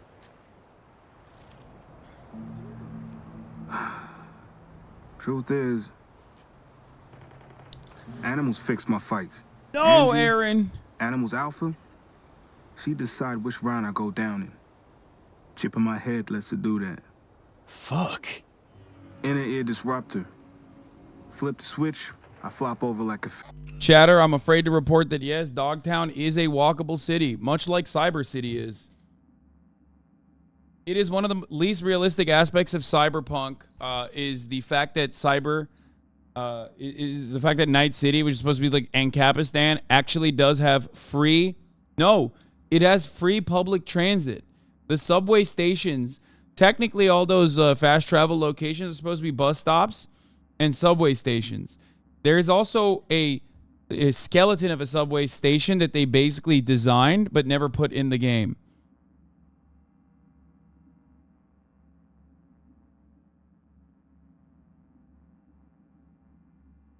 Fish stood on his tail.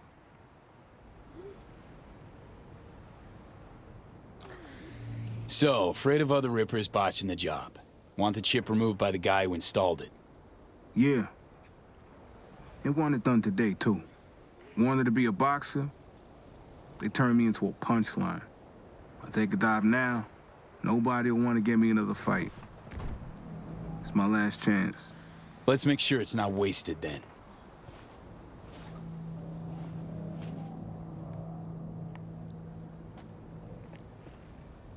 The Euro couldn't believe it's real otherwise. They broke down one was like a national speed rail that fell apart during the war. Okay, before I go in there, I have to pee. Have you met Hasan in Dogtown yet? I did. I actually saved his life too.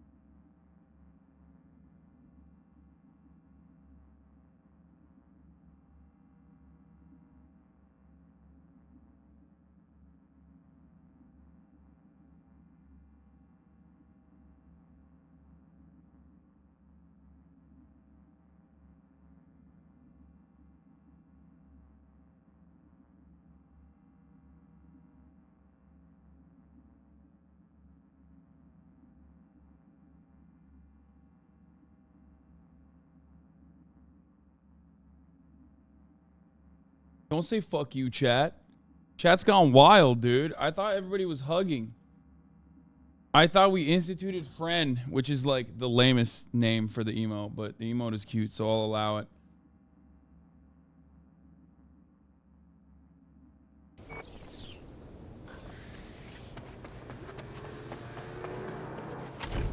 This guy's got tons of bodies guarding the place.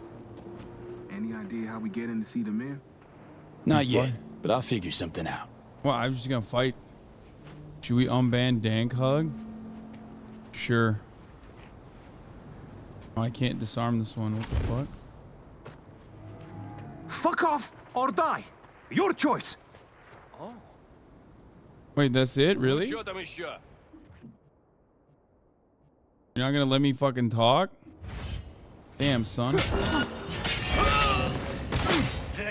That sucks.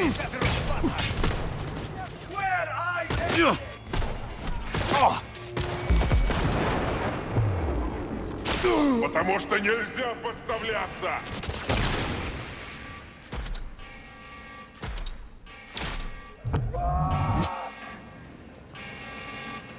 Alarm, alarm.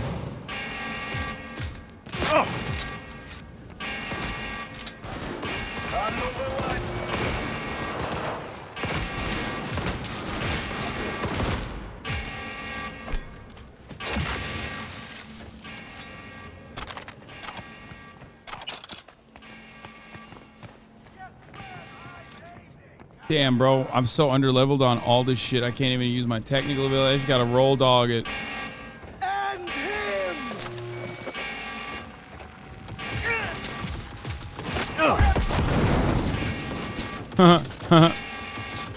Take the side. Dude, this is exactly what October 4th is gonna look like with respect to the alarm that pops off in your mind. Where is he? Jesus Christ, this fucking weapon is sick.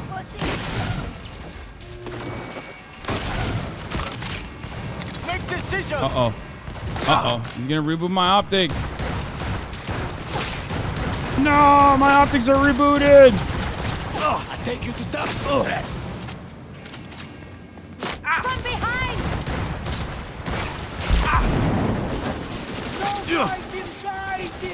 Where is he? Dude, he's gonna turn out my phone. Joke's on you, friend.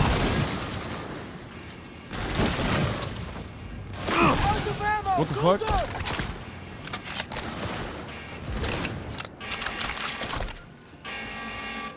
Come on, you pussy!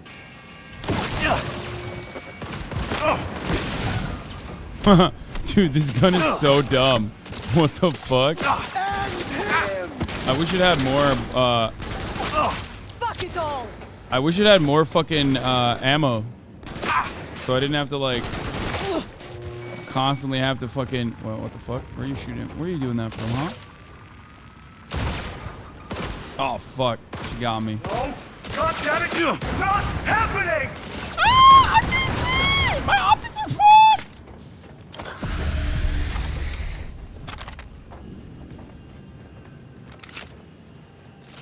Love wins? Nobody did that! Shut up, bitch. This is such a weirdly designed map. I'm kind of digging it, but like, it is a very odd map design where it's like... Fuck, they're gonna smoke us! Shut up, bitch.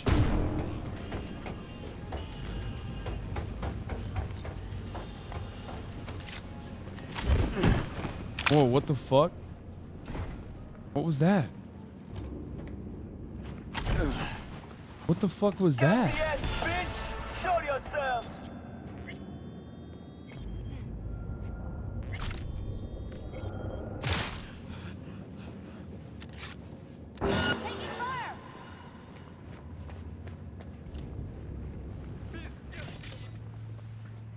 Where is she? Come on, you pussy! Come on. Peekaboo. Peekaboo. Oh, she did peekaboo. Come on, do it again. Fuck him up! Oh, I have the EMP grenade on still. That's why I was like, what the fuck? Why is it not working? Everywhere you look.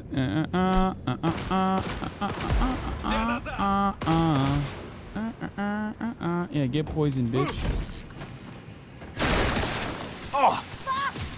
Oh! Oh! Oh! Oh! Ah!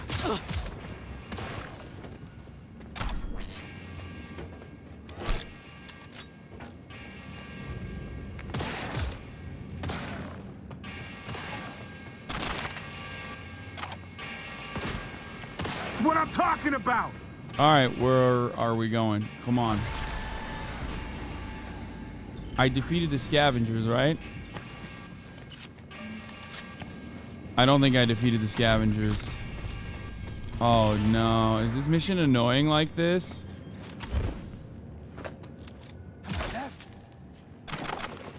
Where you just can't find some of the scavengers because of the layout of the map?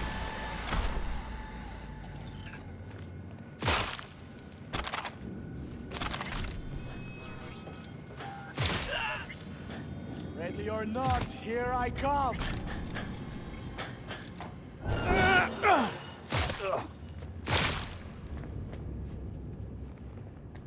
We're fucking screwed!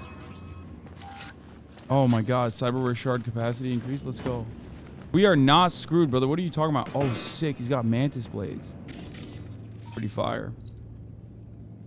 There's a sniper behind there?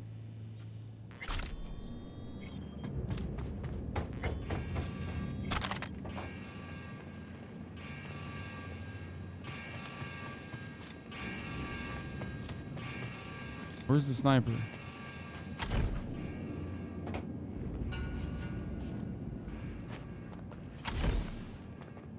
Where's the sniper?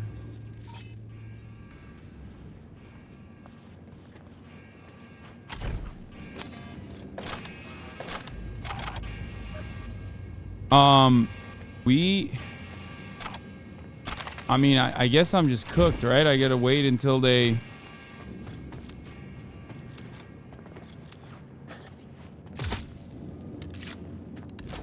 I just have to wait until they find me?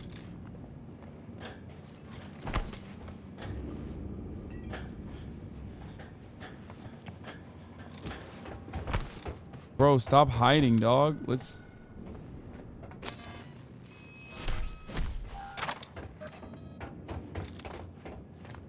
Someone in the chat literally said this mission sucks, kind of, because...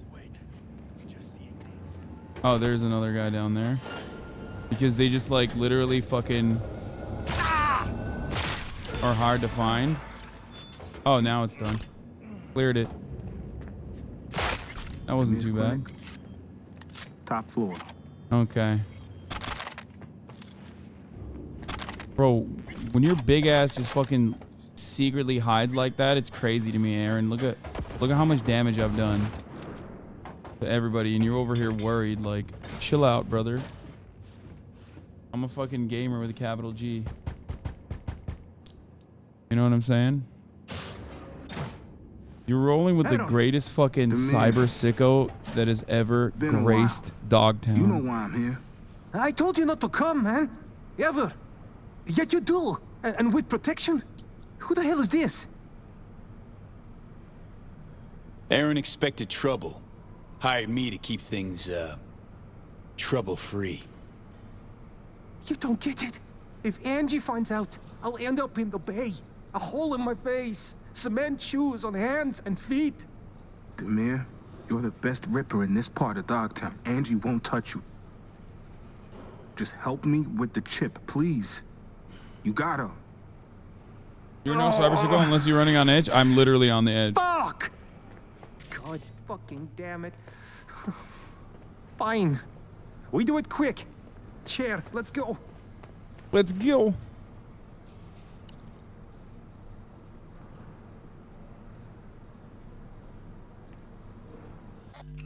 Okay. Listen. Need to be sure I'll wake up after this. Can you wait here? Please? You got it, buddy. Better not have any ideas, Demir. Even the scientist is kind of jacked, dude. Look at all the creatine.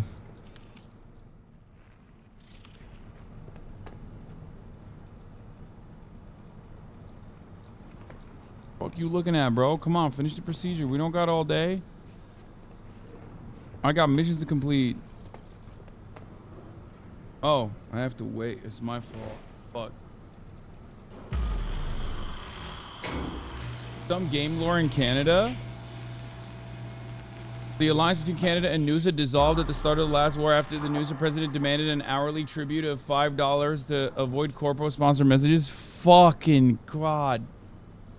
I really thought you were going to be game lore, dude. The Fuck! is inactive. Here's the thermite right now. God soon. damn it, that was good.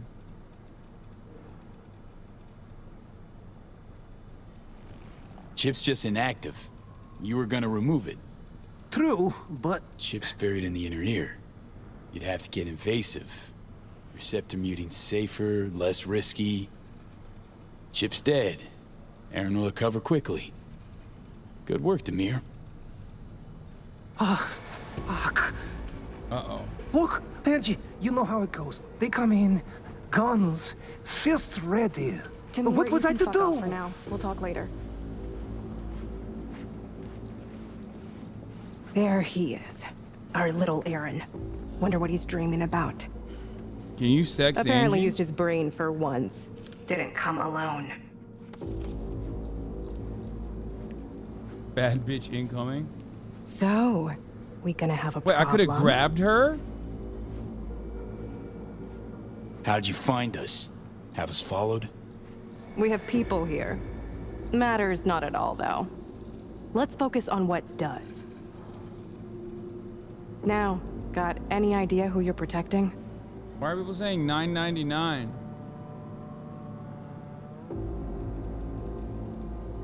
That got the highest rating ever? Oh my God. Gonna speak or what? Dude, gamer watchers are the best, dude. A boxer you're out to ruin. End his career. Aaron built what he has on our eddies. He owes us. Fights thanks to us. Before that, he did other things. Aaron was our heavy. Good at it, too. Busted debtors' legs, set house fires. It's who he is. But wild violence like that needs honing, nurturing. So we invested in implants, training. Aaron owes us. We just want him to pay off his debt. Need him to throw the Vince fight, that's it. And we'll be even. Nope, sorry. Debt's paid. Guy's been your cash cow for years. It ends. Gamer frogs make me. He's made a scrap. Gamer frogs make it bearable and make me play this game on stream instead of playing by myself. Because the community is so much better when we're just gaming. Straight up. It's so chill. It's so cozy.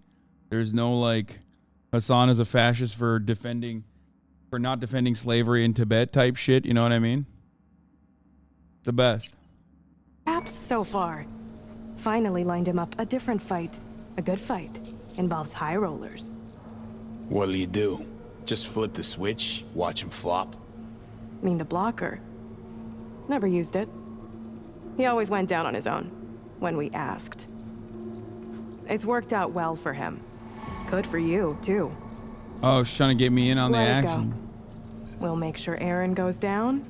You'll net 10% of the winnings.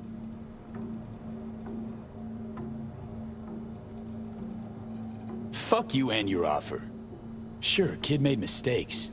Not a reason for you to fuck up the rest of his life. Shame, really. Would have been a square deal. Get him, boys! Oh, shit.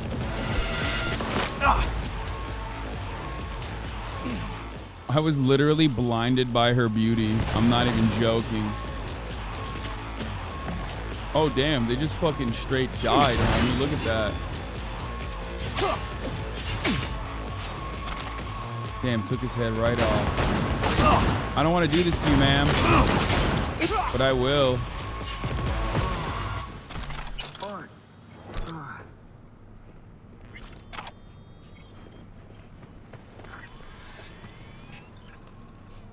Whoa. Fuck me, Angie. What the hell happened? Your chums came by. We, didn't quite see things eye to eye. Yeah, like this guy. Fucking Angie. Never was one to let shit go. Not a problem anymore. Thanks to you.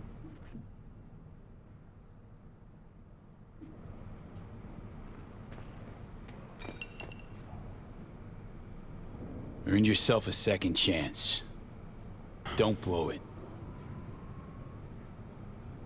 Yeah, I think. Guess I know what you mean. Thanks, V. Does Cyberpunk ever explore USSR lore? Yeah, but not in a good way. Not in like a way that does any justice to anything.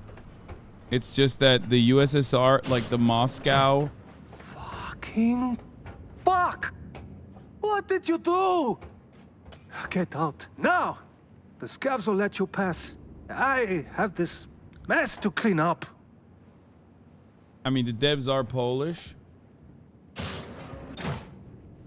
Get out of here before I take you out! Bro, I literally cleared your entire fucking lineage. Like, the fuck do you mean, get out of here before I take you out? Like, I literally just pepperoni the entire fucking scav hideout in under 5 minutes. And you're over here being like, oh yeah, speaking of big tough guy. This is our place! You must fuck off! Alright, that's my gun, so I killed him fair and square. Taking this. Well, sorry about that. Well, well, well, darling. Where you are? Get yourself ready and meet me at Alex's. Sure. See you there. Fuck off!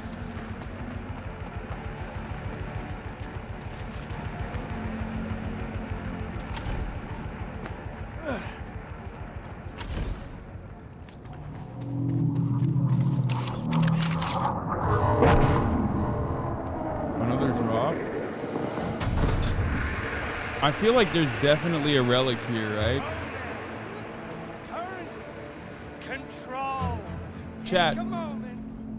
Think what these words share. We return to today's breaking story of an attack on a Thanos Domingo power. There's got to be a Militech relic here, right?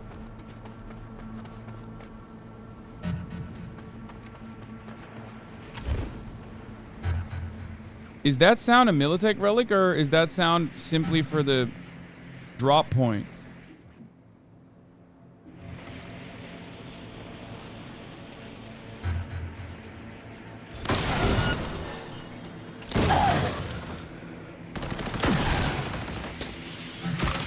Oh shit.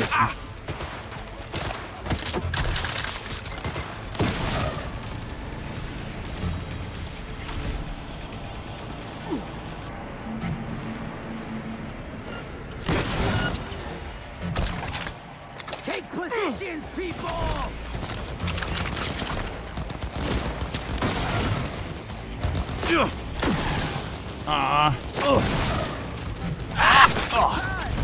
When you don't get a headshot, it just sucks, you know?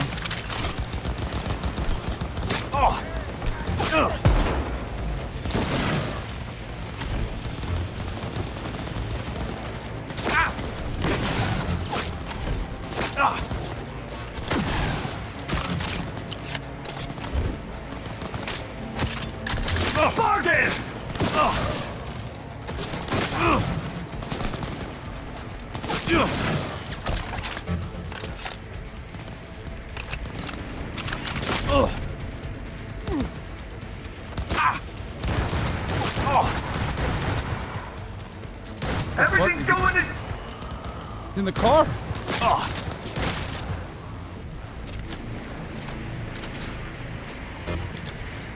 Have some of this.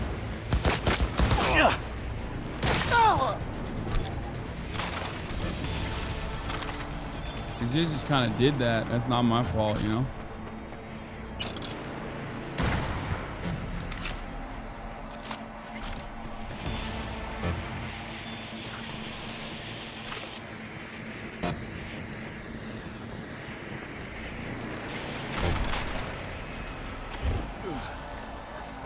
Dude, I love the increased carrying capacity. It's so sick. And I hate when I fucking double tap and they don't die. Very frustrating. Or I hate when I double tap and their heads don't explode, you know? Why are some people's blood red and some people's blood yellow? Does the game ever address that? Oh, like this guy. Oh, come on.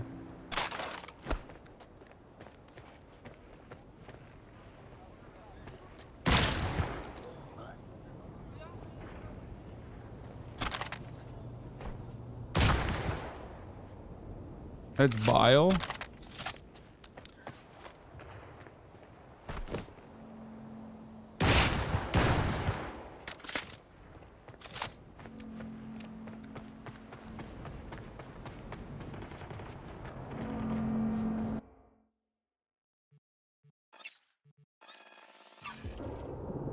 Because they got the vaccine. Picking up broken guns gives you XP. It doesn't take space in your inventory.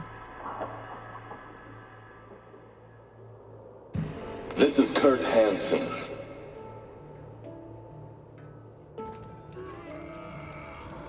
If you're hearing this, you've come to the right place.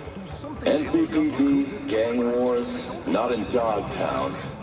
Taxes, who the fuck needs them? In Dogtown, hell yeah, brother. I keep your business safe as long as you abide by my rules. Libertarian utopia, you know what I'm saying?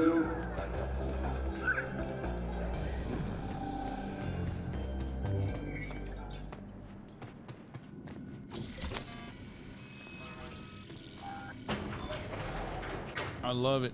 It's where I call home, dude. It's my favorite. It's an anarchist utopia. Anarchist dystopia inside of an anarchist dystopia.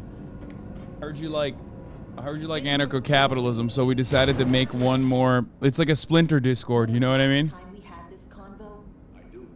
And yes, the rules is not that different. But the stakes are. Classic copy and paste of ID match. It's like having an anarcho-capitalist Discord server, and they're like, dog, I actually hate taxes more than you, and I'm going to do everything in my life to I'm going to do everything in my power to make it even worse, right? Awesome. Bioscans, behaviorals, all bases covered. Mm-hmm. V, you're here. It's about time, too. We're nearly done finalizing the plan. Op not sitting well with you, Alex. Reminds me of a few other stitches we handled. One in particular sticks out. Before NC, we worked in Op in Colombia. Medellin. Song's Not first now, mission. Alex. We have enough to do without digging up ancient history.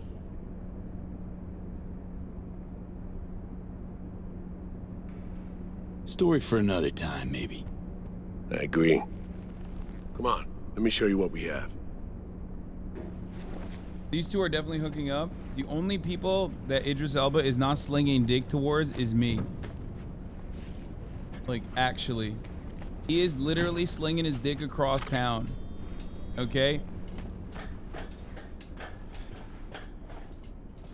Fucking Somi, he fucked the president, he's fucking Alex. The only motherfuckers that's not catching some Idris dick is little old We V, parsed the dude. intel from the shard Somi gave us.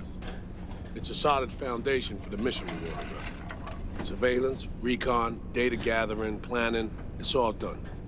It's high time we righted some wrongs of the past. Fuck off, Reed. Give it a rest, will ya? Nothing here's your fault.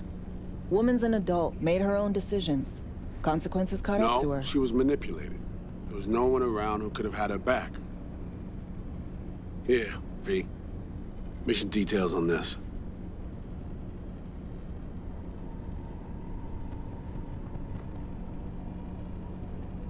Stop worrying, Reed. We'll get her out. Save her. I know. And not just her. That goes for you, too.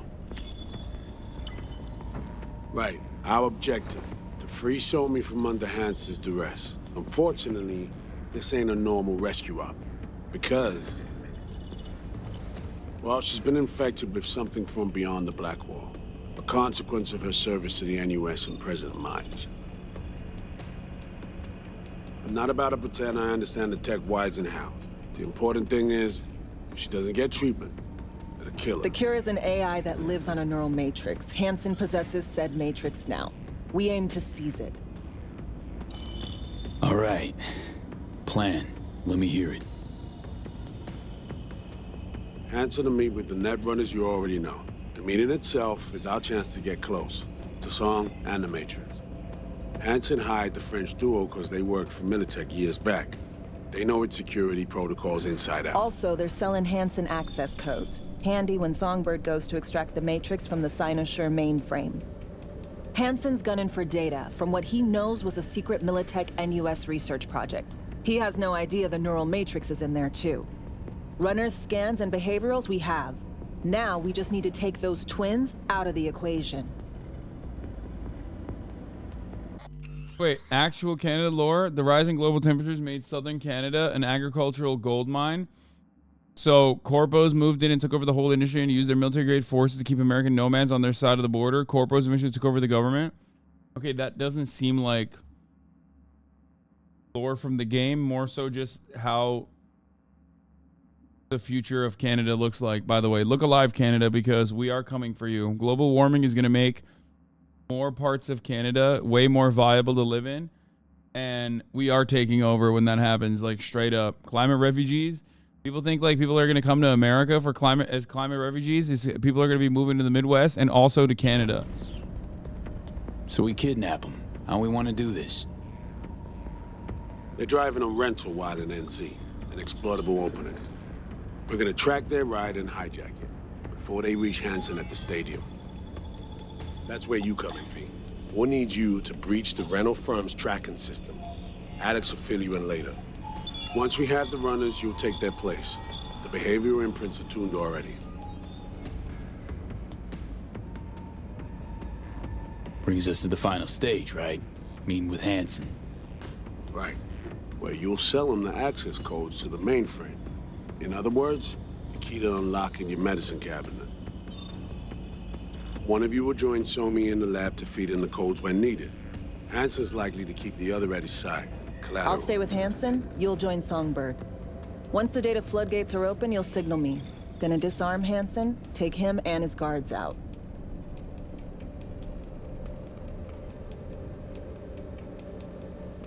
Sounds like flatline and Hanson set in stone. Order came directly from Myers. Confirmed at the state. He took a potentially lethal swipe at the president of the NUS. And Songbird?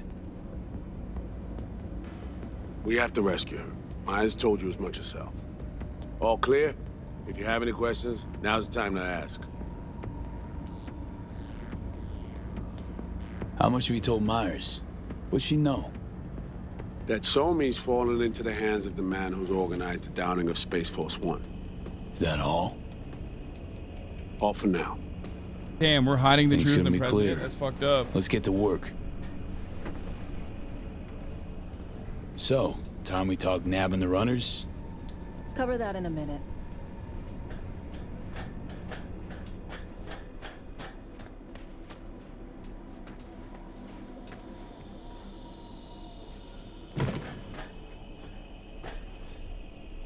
Intercepting the runners. How do we do that?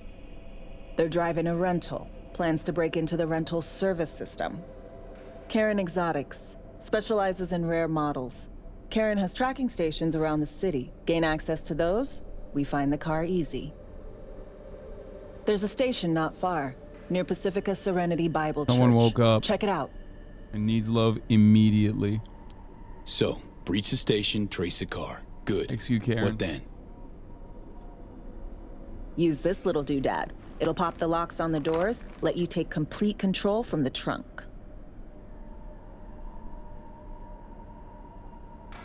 Sounds simple enough. Tech worth tens of thousands can help any plan go off like a dream. When you think your nearest station, scan your surroundings.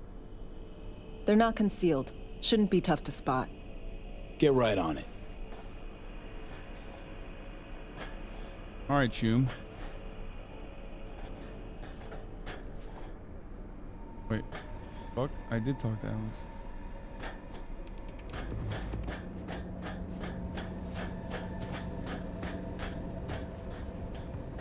Dude, get your big butt out of here, Idris. Goddamn.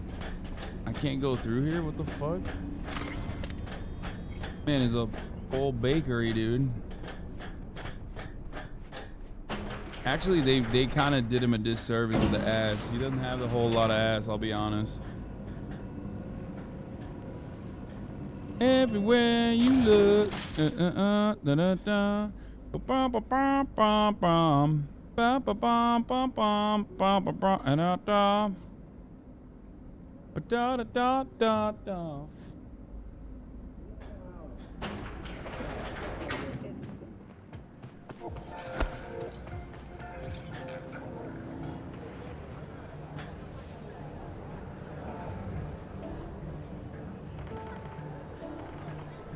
Danny Tanner is smiling on you from heaven? Who the fuck is Danny Tanner?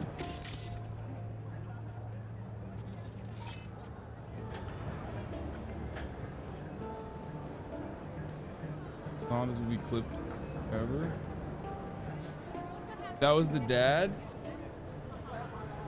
I don't fucking know. I don't know where that's... I don't even know what that song is from. I think a lot of people, once again, forget how fucking not American I am.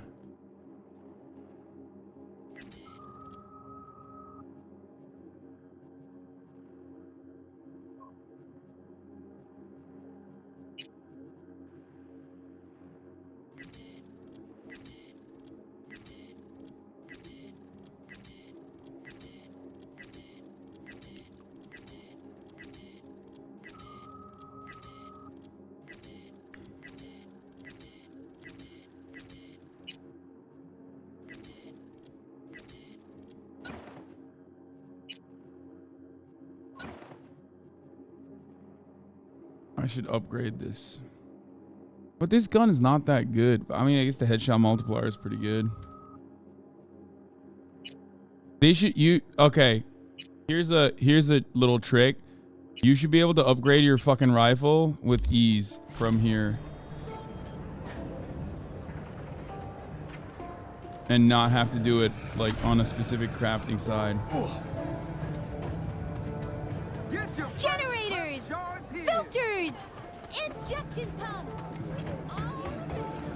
That gun is insane for stealth. Yeah, I know. It is a really good gun. I like it. Where's all the skateboarders? Is Dogtown Venice Beach, right? No.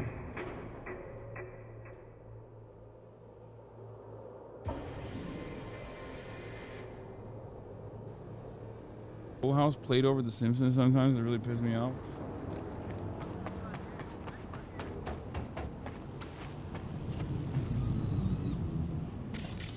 Access the tracking station trans receiver.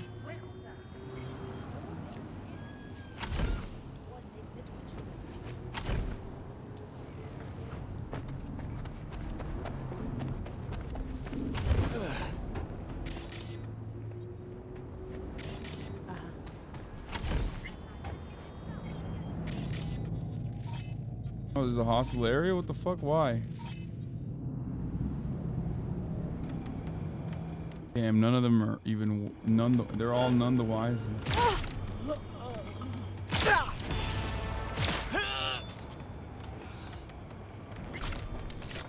Ball. Owned. Fuck. Oui, oui. Faudrait t'être tout en bas avant tout en coulant shit.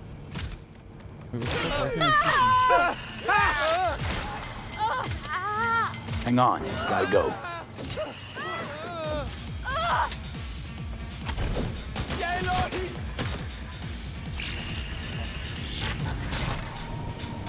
So where were we?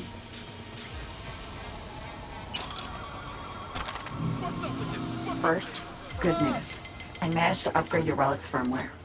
You'll see what I mean in a minute. Don't worry, completely painless. Oh, let's go. First, good news, you said. So there a second thing? Right, it's super important. Stays between us. It's gotta. Proof of my trust.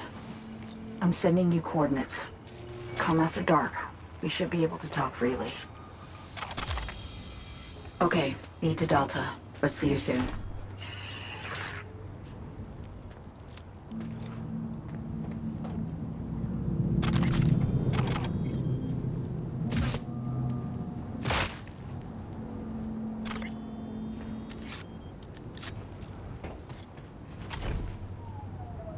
Do a songbird between 11 a.m. and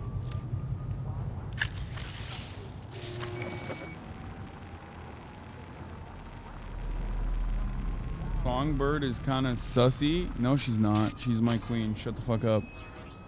Great. And anyone who Just defy great. my queen. Got a problem, Alex. Gonna take more than breaching one station to recreate the encryption key.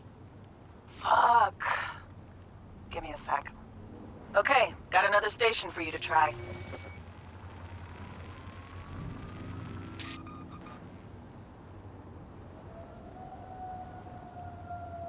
Let's get to it. Good luck out there. And raise Reed soon as you grab that encryption key.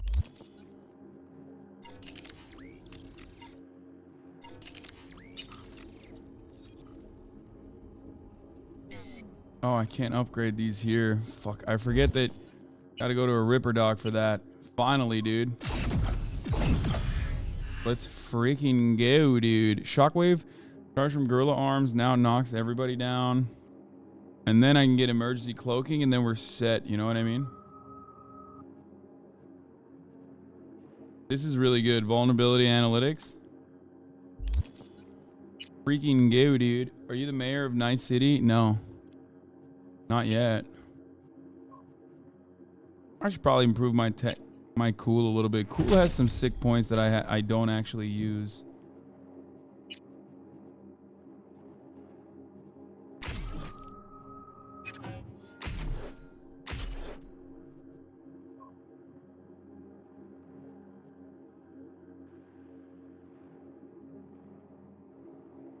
Wait, what am I doing?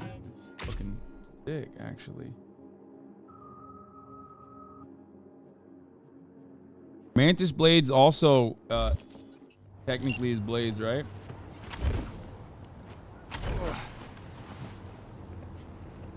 Oh my god, 850 away. What the fuck? Oh shit. Oh. Ow. Ate that.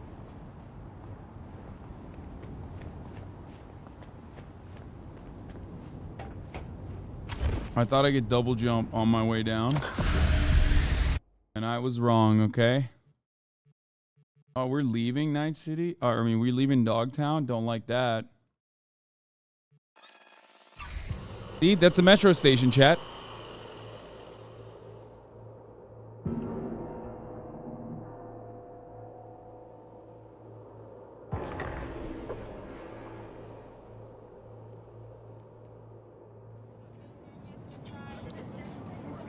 See?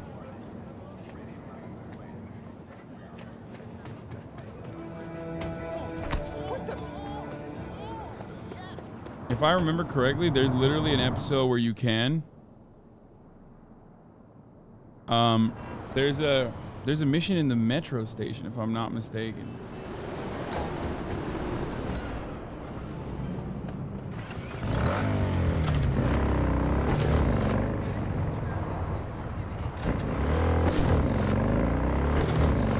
Dude, that looks so sick. Like, look at that. Oh my god.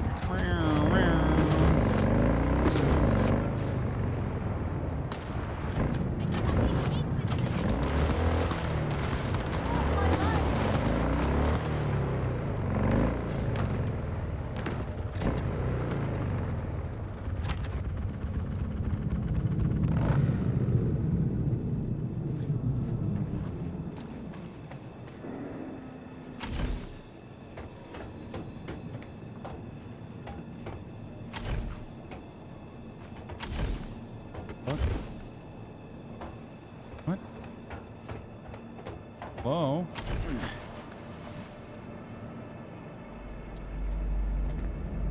On a hostile area.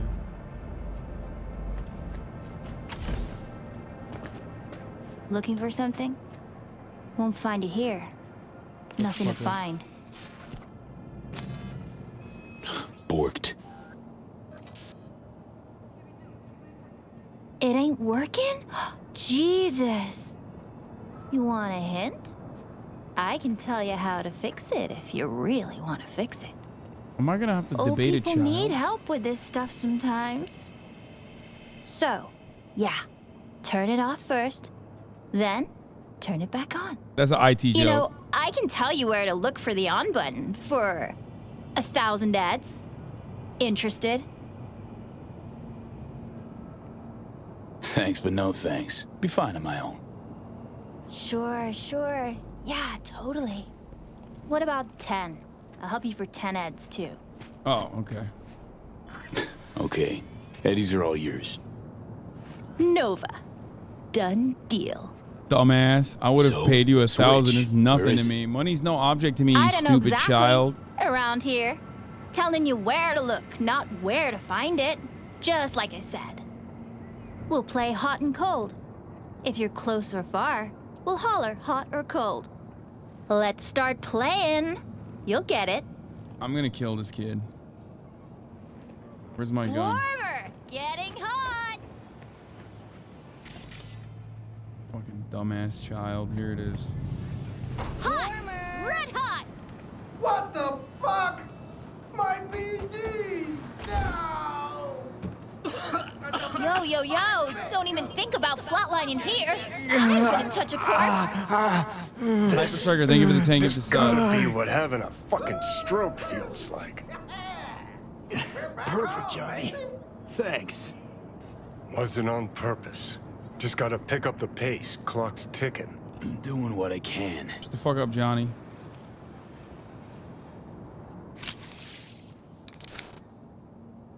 Dude, I can't believe this game forces you to disrupt the ritualistic gooning. It's kind of fucked.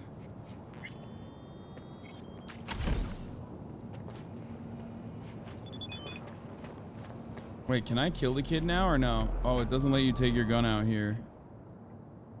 Yeah, it literally doesn't let you take your gun out here to kill the kid. That's fucked up.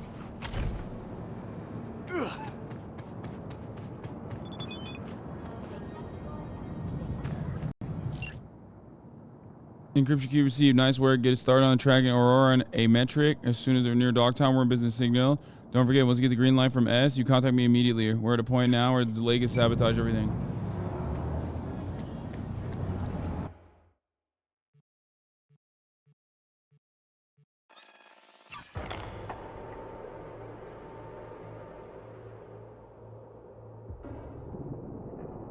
It's in the SRB ratings thing. Killing kids, AO rating. I literally have killed a kid in this game.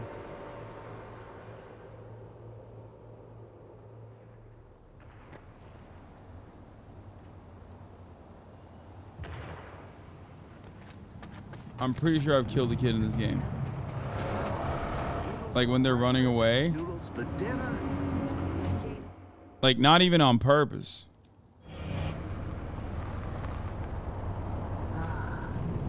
Remember them dumpsters by Plaza? I think like sometimes when you're in like engaging in battle in public, there's like children around and they're running around. You can accidentally end up killing kids. Like I just almost killed that guy.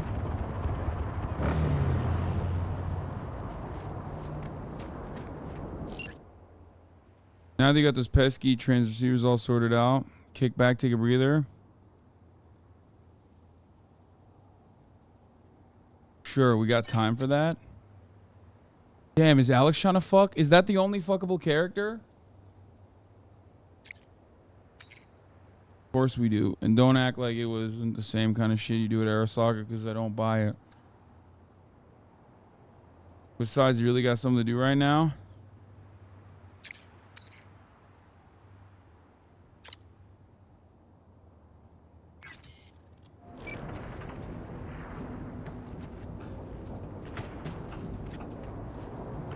Fuck it, let's go. Fuck it, we ball chat.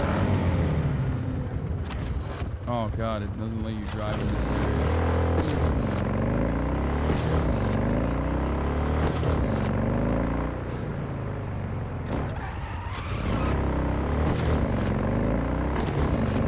Legendary sex scene? Yeah, dude, she literally said my parents aren't home. You know what I mean? Whoa! That's insane. The bike is stuck, I think. Oh, no. This bike is insane, dude. This bike can do everything.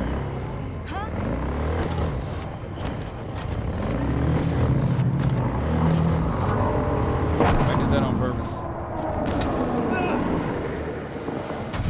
Oh god, I hate when like things...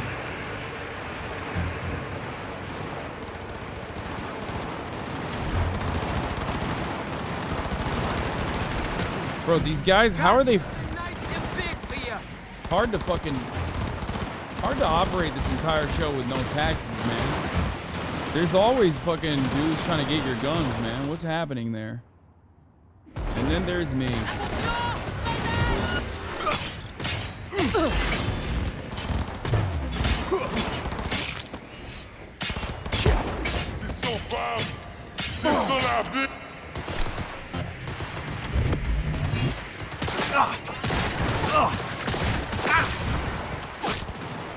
Oh, you're fucked now.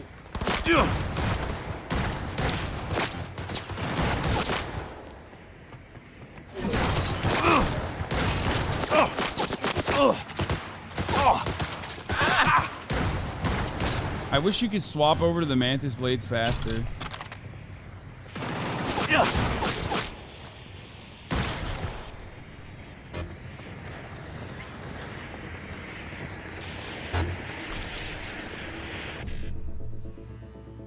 One C55, 55 E9.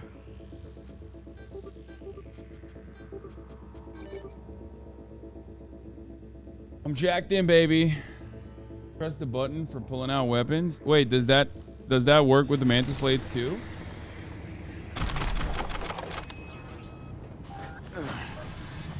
Bro, I'm gonna have unlimited carrying capacity by the end of this.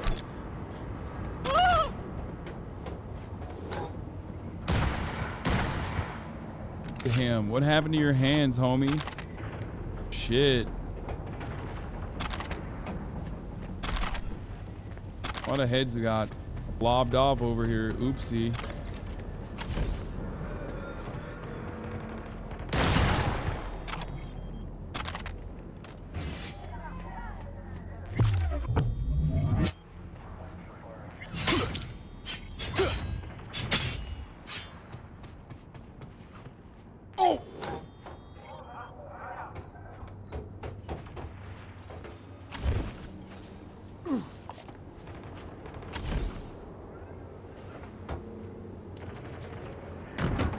Will they fuck me for this?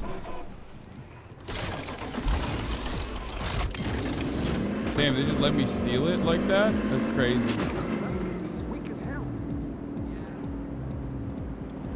Oh, we got clearance. I thought it was not gonna make it through that area. How rude! Get out of my way.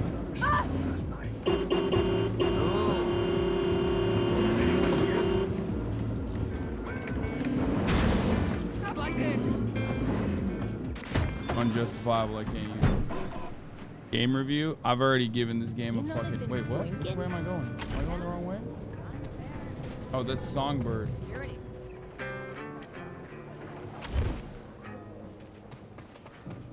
I've already given you this my game review.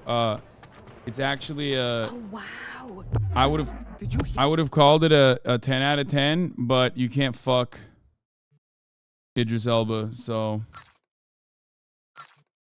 Unfortunately, it's a 1 out of 10 for that reason.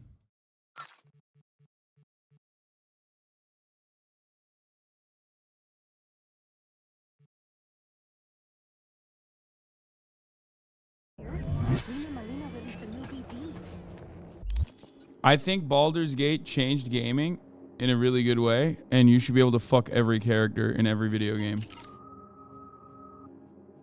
I think that, and I mean it, like, I legitimately think that you should be able to fuck every character in every fucking game.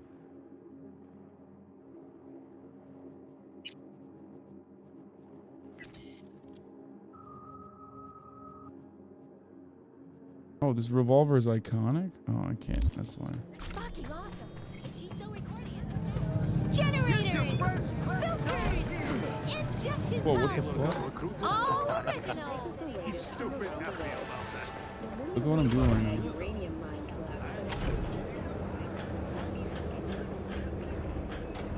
now. Hey, you made it. Dude. Got a head start. A drink to calm the nerves. Tetsusu? You know, surprised me with the invite.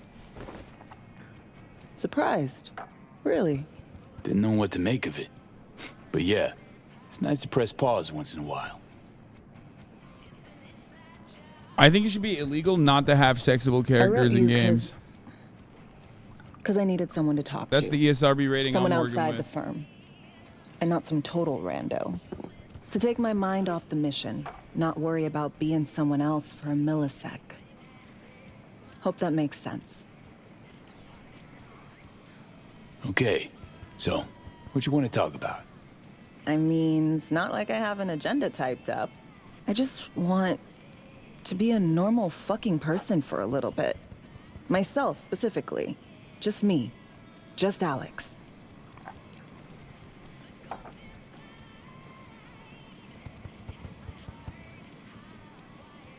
I like the sound of that myself.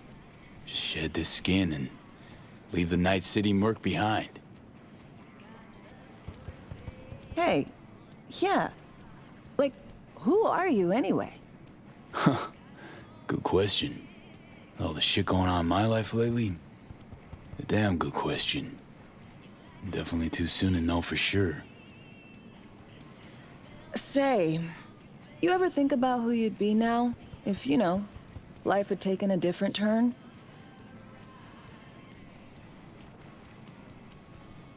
Head of our Osaka counterintel and NC. My old boss would probably be dead by now. He's sitting at his desk. Nice corner office with a view of Corporal Plaza and the feeling that it all belongs to you. That you're in control. Sounds fucking wretched. Yeah.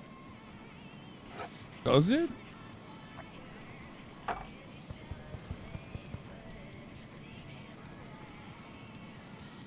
Oh, by the way, I'm going to have Jank, who's running for the United States presidency, on tomorrow. Okay, now you. Who would you be if not a secret agent and master of disguise? An actor. No hesitation there. Always dreamed of seeing my face on a show bill. I love musicals, especially. Seriously. Call me old-fashioned. So yeah, guess I'd be a brain dance star. What? The fuck?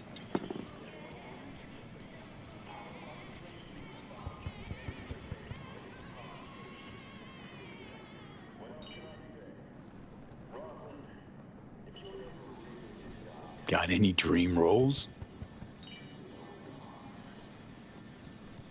Norma Desmond, Sunset Boulevard. Guessing that doesn't ring any bells. Not a single one.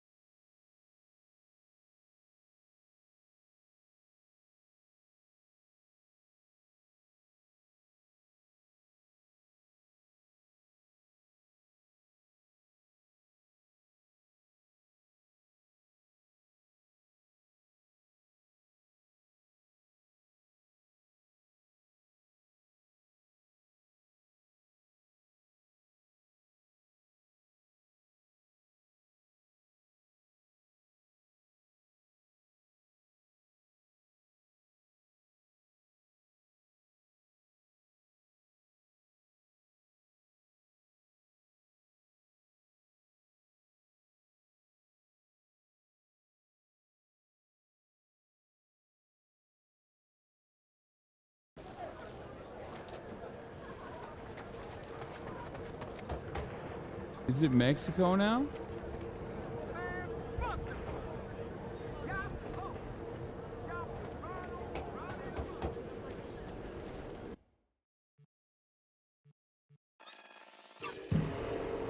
Do you feel that incel rage? Yeah.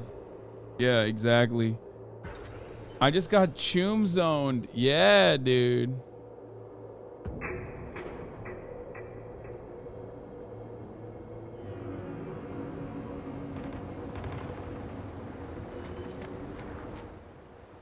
Okay, this is pretty crazy. What's going on with the weather?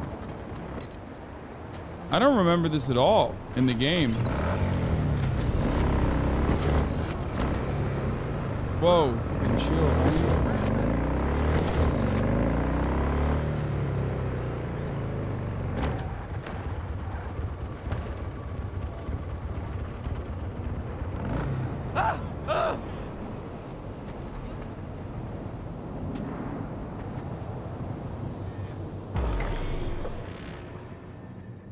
Oh, it's October 4th. That's why. It's the FEMA facility. Well, here we are.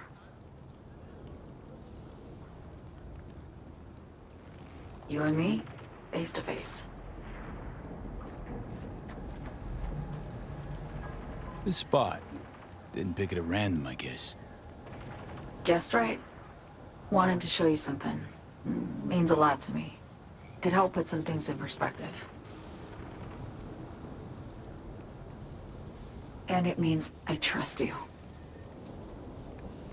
Come over here. I guess in the future they don't even have 5G. They have like 11G.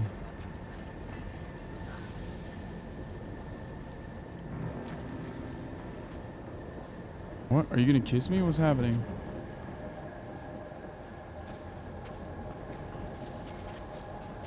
So what's so special about this place? Lived just 2 blocks off while I was here in NC on assignment.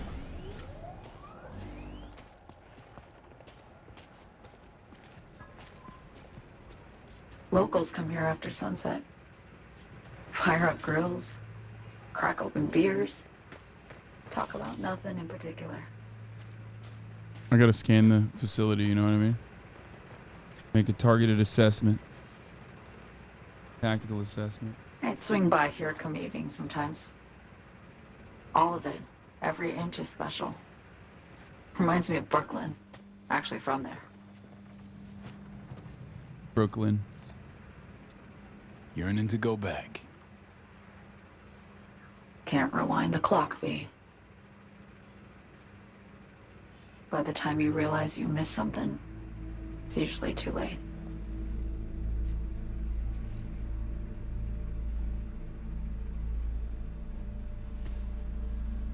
Attack on Myers. You schemed it up with Hasan. I know that. Yeah, Neural Matrix was pricey. But honestly, I never thought he'd try to kill her. You betrayed her. Not just her. Nothing went according to plan. What a fucking mess. So what was your plan? For you to rescue Myers while I secured the AI Matrix, and for us to run. All before Kurt caught on. Now Hanson's changed the terms of our deal. They'll make him answer for the attack. He knows that, so he's covering his ass. The one thing he doesn't know is what's on the Cynosure mainframe. He's hoping it's data he can use as leverage against the NUS. Says that's my ticket to freedom, but as soon as he gets his hands on it, I'm dead. I just know it.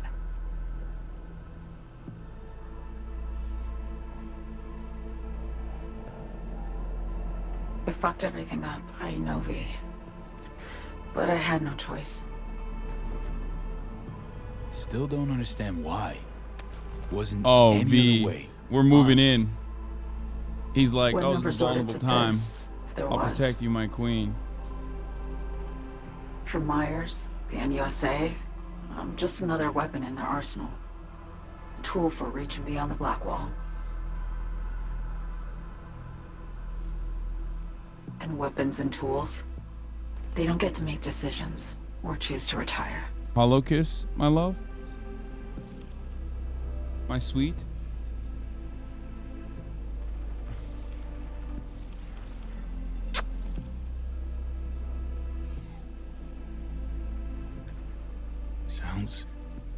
Sounds painfully familiar.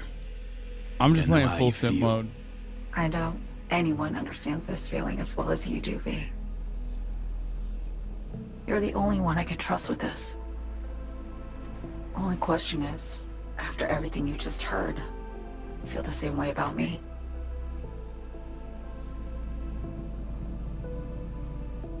Get the feeling this is the first time you've been honest with me. Yeah. With you and myself.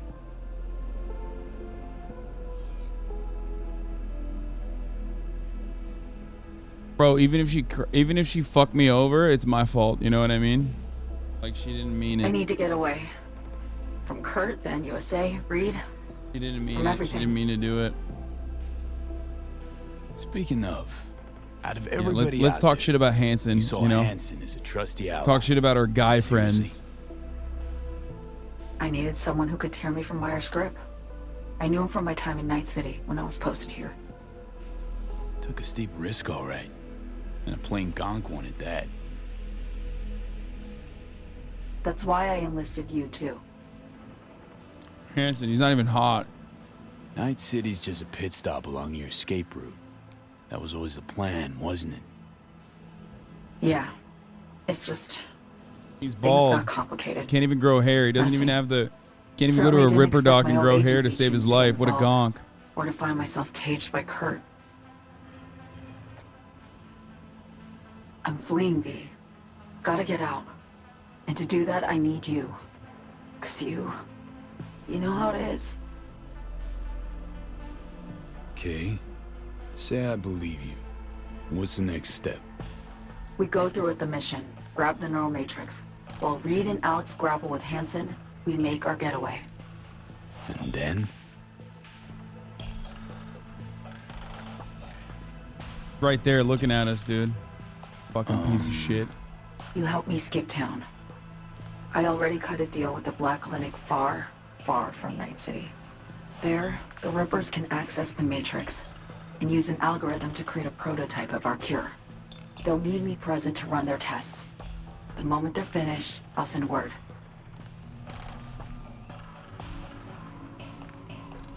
And that's it. Everything. Like a weight off my shoulders, honestly. Now I have to ask.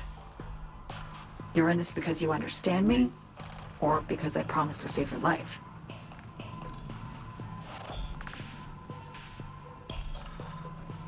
Should be pretty clear. I mean to survive, too. I appreciate your honesty. I guess that's all. I suppose Yes you should is the call Reed, horny let him reply. know all set for the meet with Hanson. I couldn't get myself to click on that. Where he just goes, yes. Yes.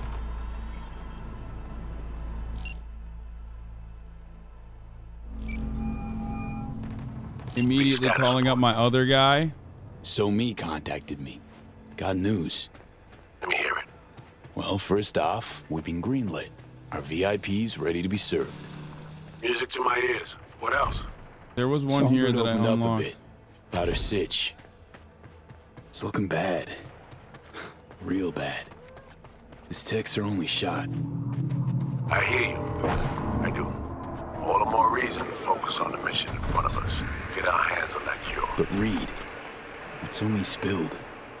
We really need to talk. I know, but later. Not a topic for the hollow. B, one other thing. You need new chrome. An implant that accommodates behavioral imprints. I'm sending you deets for a clinic. The doc will be expecting you. Just tell the Ripper you know she collects unification war trinkets. She know you came with my blessing.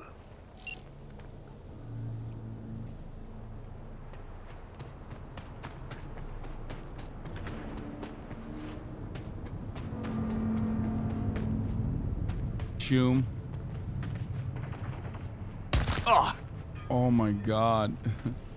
I eat shit like such a fucking loser. Whoa, Songbird. Been thinking about our conversation. Couldn't shake this feeling of deja vu. You awaken a memory that has faded. Memory of what? I'm texting her immediately, dude. I'm too available. Another conversation I had once with a close friend, honest, real, known to their motives. After all those years, the agents question every word. Do you know what that's like? Fortunately, I do. I don't, but I don't care. I'm lying. Guess as much. I've seen you in the mirror for some...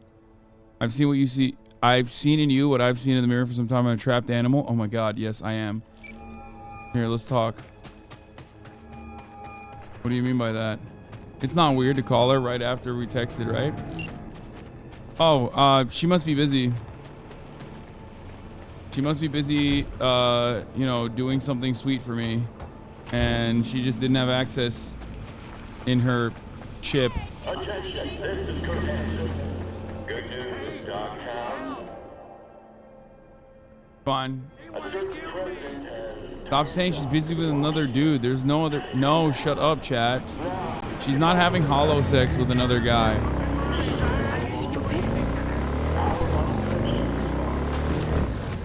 What the fuck? Where's the clinic? On this road?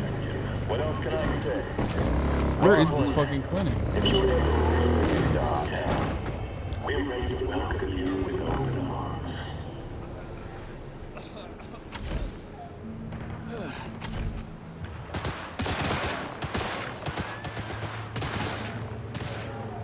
Fuck, am I not allowed to be here? What's happening?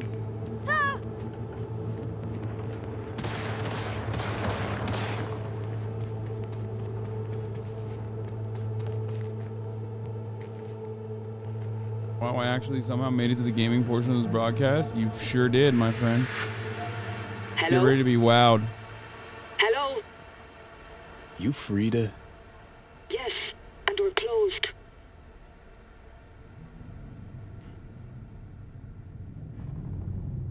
Got something might interest you. I doubt it. Here you collect trinkets. Unification War era. Mm-hmm. Come in. Is come worth violence? Argue no. I'm sorry I was unwelcoming. Ever since a certain space plane crashed nearby, I've had to be more cautious. Oh my god, that's just a head. V, good to see you. Ah! Huh. Here to see me? Things are in flux. Situation's changing fast. I thought we should talk. I'm here about Somi. I spent You stay away from her. wrapping my head around this. Putting myself in her Stay shoes. the fuck away from her, dude. I needed to understand what she must have been going through, too. To resort to treason.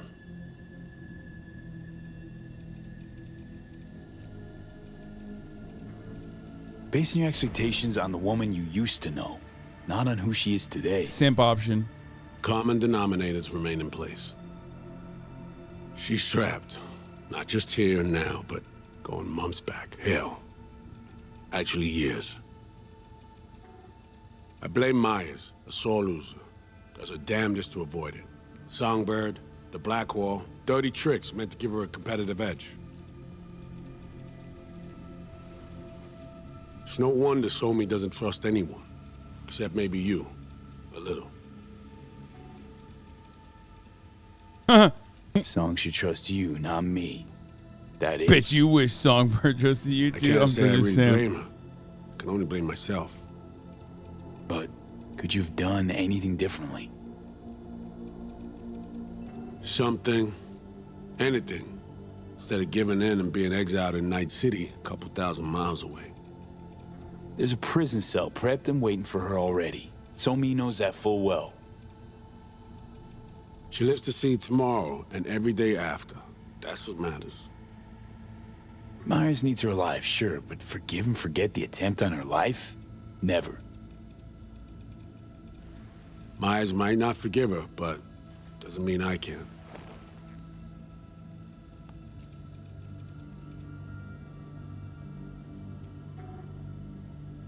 Coming from a federal agent? Saying you want to get her home doesn't sound so warm and fuzzy. I will get her home. Exactly how remains to be seen. Okay.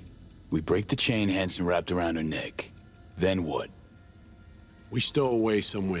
The fuck? You would be an incel too if you got threatened by angry divorced dads, your family, attorney law mother beat? What?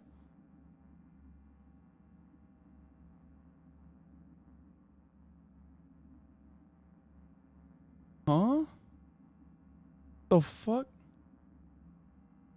What's happening, bro? Is this like dump personal lore time? Ask some questions. Establish some common ground. Once I get the answer. Bro literally hit the fucking Cyber City button, dude. He just said, you know, I got some Night City lore myself.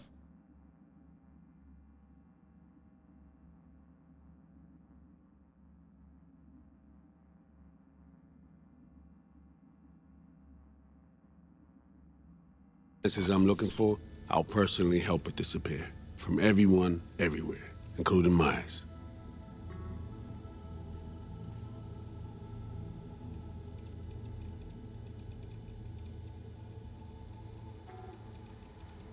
Spinning quite the yarn. Playing me. Fits the MO of someone who used to recruit spies for a living. I don't trust Reed. He didn't. Fuck. No. Just listen. I caught him. That's why I said fuck.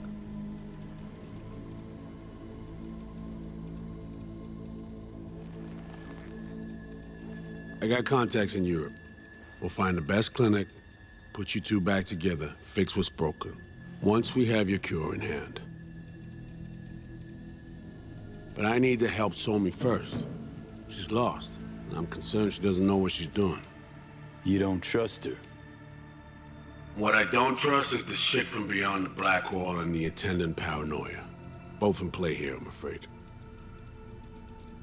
She has another plan in mind. I'm damn sure of it.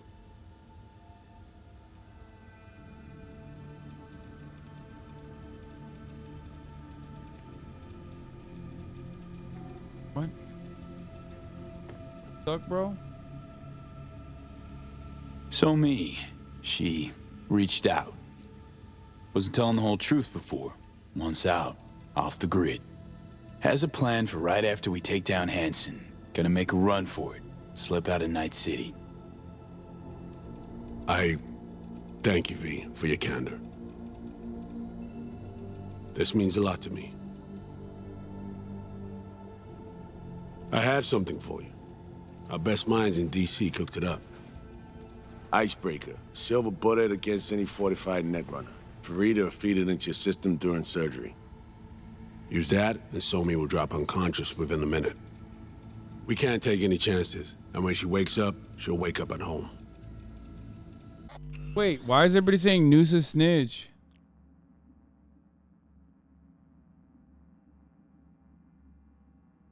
Dog, I know she's gonna fuck me over. I'm weighing both of my options. You might as well take the oath of office if you're gonna be so Fed-coded, fam.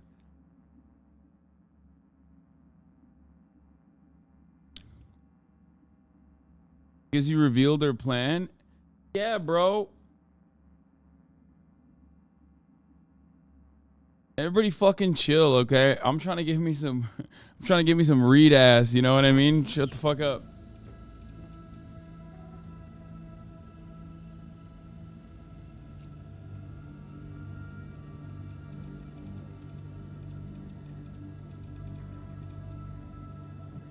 Okay. How do I use it? Come on, bro. I'm inside of him. Fire yeah, what it are up you inside when of? you're both jacked Nothing. into the mainframe. At that moment, Somi's door will be wide open. Two of you could just, you know, sit down, talk it out. That's my aim, precisely. After you kidnap her. Not quite the same. We've come to a point where some options are simply off the table. Right now, we're focusing on saving your lives. Talking time will come later. This time I was on my way. I leave you in Farida's able hands. I said, if you're gonna be a gay snitch, that's fine. Okay, dude. Call me once you're done here. The sooner we begin, the sooner we finish. Did I just break that? What just happened? I need to do anything or... 20 questions first? Should I hold your hand? Damn. No. Do nothing. Tush, meet chair. Got it. Okay. Anesthesia incoming. Don't worry, it's the good stuff. Relax and submit. Can I fucking An sit? ID modding implant is complicated tech, true. But the procedure is surprisingly simple. This tech. I actually heard about it. Back at Arasaka Counter Intel. We thought it got the chop at the prototype stage.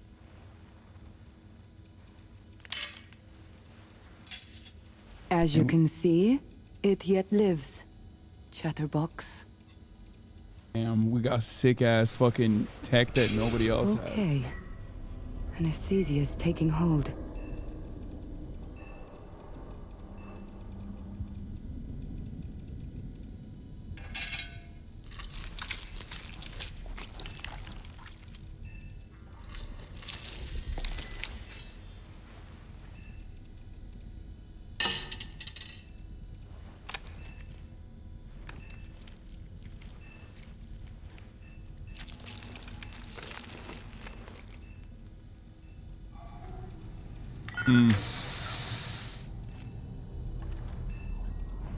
Yeah, put a new face on my face.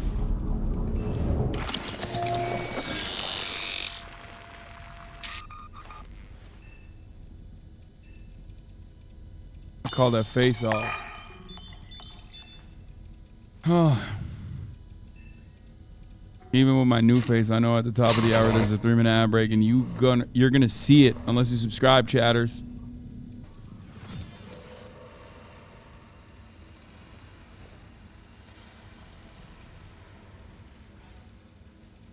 How many fingers am I holding up? Nice to see you in good form. Mm-hmm. You want something from me? To chat. Got no other options. You'll have to do. So tell me, what's it feel like to be a traitor? Doing what I gotta do to survive.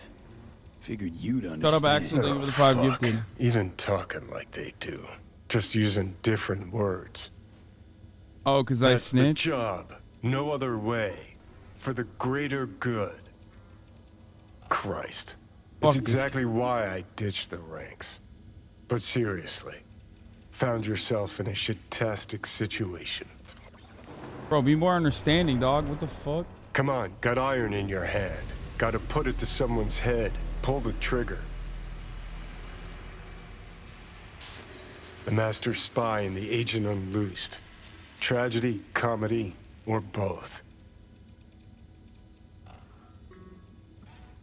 Reed, I understand, but I don't get what you have against her. Let's just say I know where they're both coming from. Survival. It's her be-all and end-all. That and she's a walking, talking nuke. The kind that keeps making mistakes, never knowing which one's gonna set her off. And Reed? Bastard and me are one and the same. If I hadn't ghosted the army, I'd have become a Reed myself. Live and die by our principles. That's the tragedy, V. Someone's gonna play victim to the other's good intentions. Try not to I'd forget rather that put. when you're I'd rather standing go over forward that with the fucking principled man. overgrown neuro drive. Reed or Songbird. What would you do in my shoes, Johnny? I am in your shoes, dumbass. For every gonk choice you make. But I can't do dick. That's funny. But honest to God, V, not fucking around? I don't know. Got no goddamn clue. Give me a kiss, you stupid idiot. Well done. The facial morph implant is online. Now all you need is a behavioral imprint. And do me a favor. Don't tell me what you need this for. Might pop by if I need anything else. I can't wait. I kind of want to get upgrades. I need upgrade. Whatever.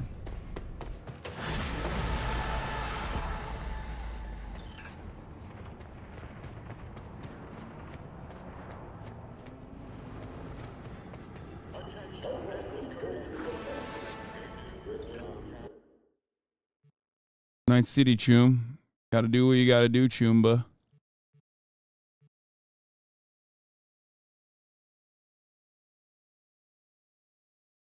You know what I'm saying?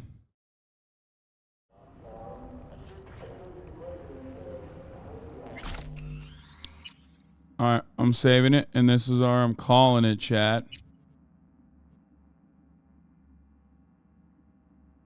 Because fucking late. 9 o'clock. It's 9 p.m. Nobody's even letting me know that it's 9 p.m. You know what I'm saying? Freaking 9 p.m. out here. You're all enjoying it. All right. Like I said, tomorrow I will have next president of the United States of America, Cenk Uygur, on the stream at 3 p.m. And I'll be live at the same time, as you all know. And that's it. That's all I got. Didn't fuck Idris liar pants on fire. I've been trying, man. The game's not letting me because it's a fucking 1 out of 10 game, you know?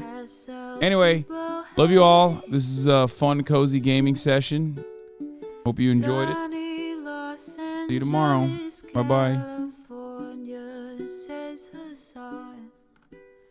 The starlock to the starlock to the topic just begun.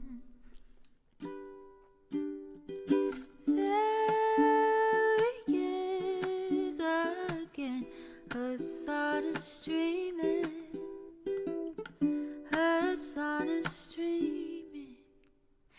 There he is again, Hasan is streaming, Hasan is streaming.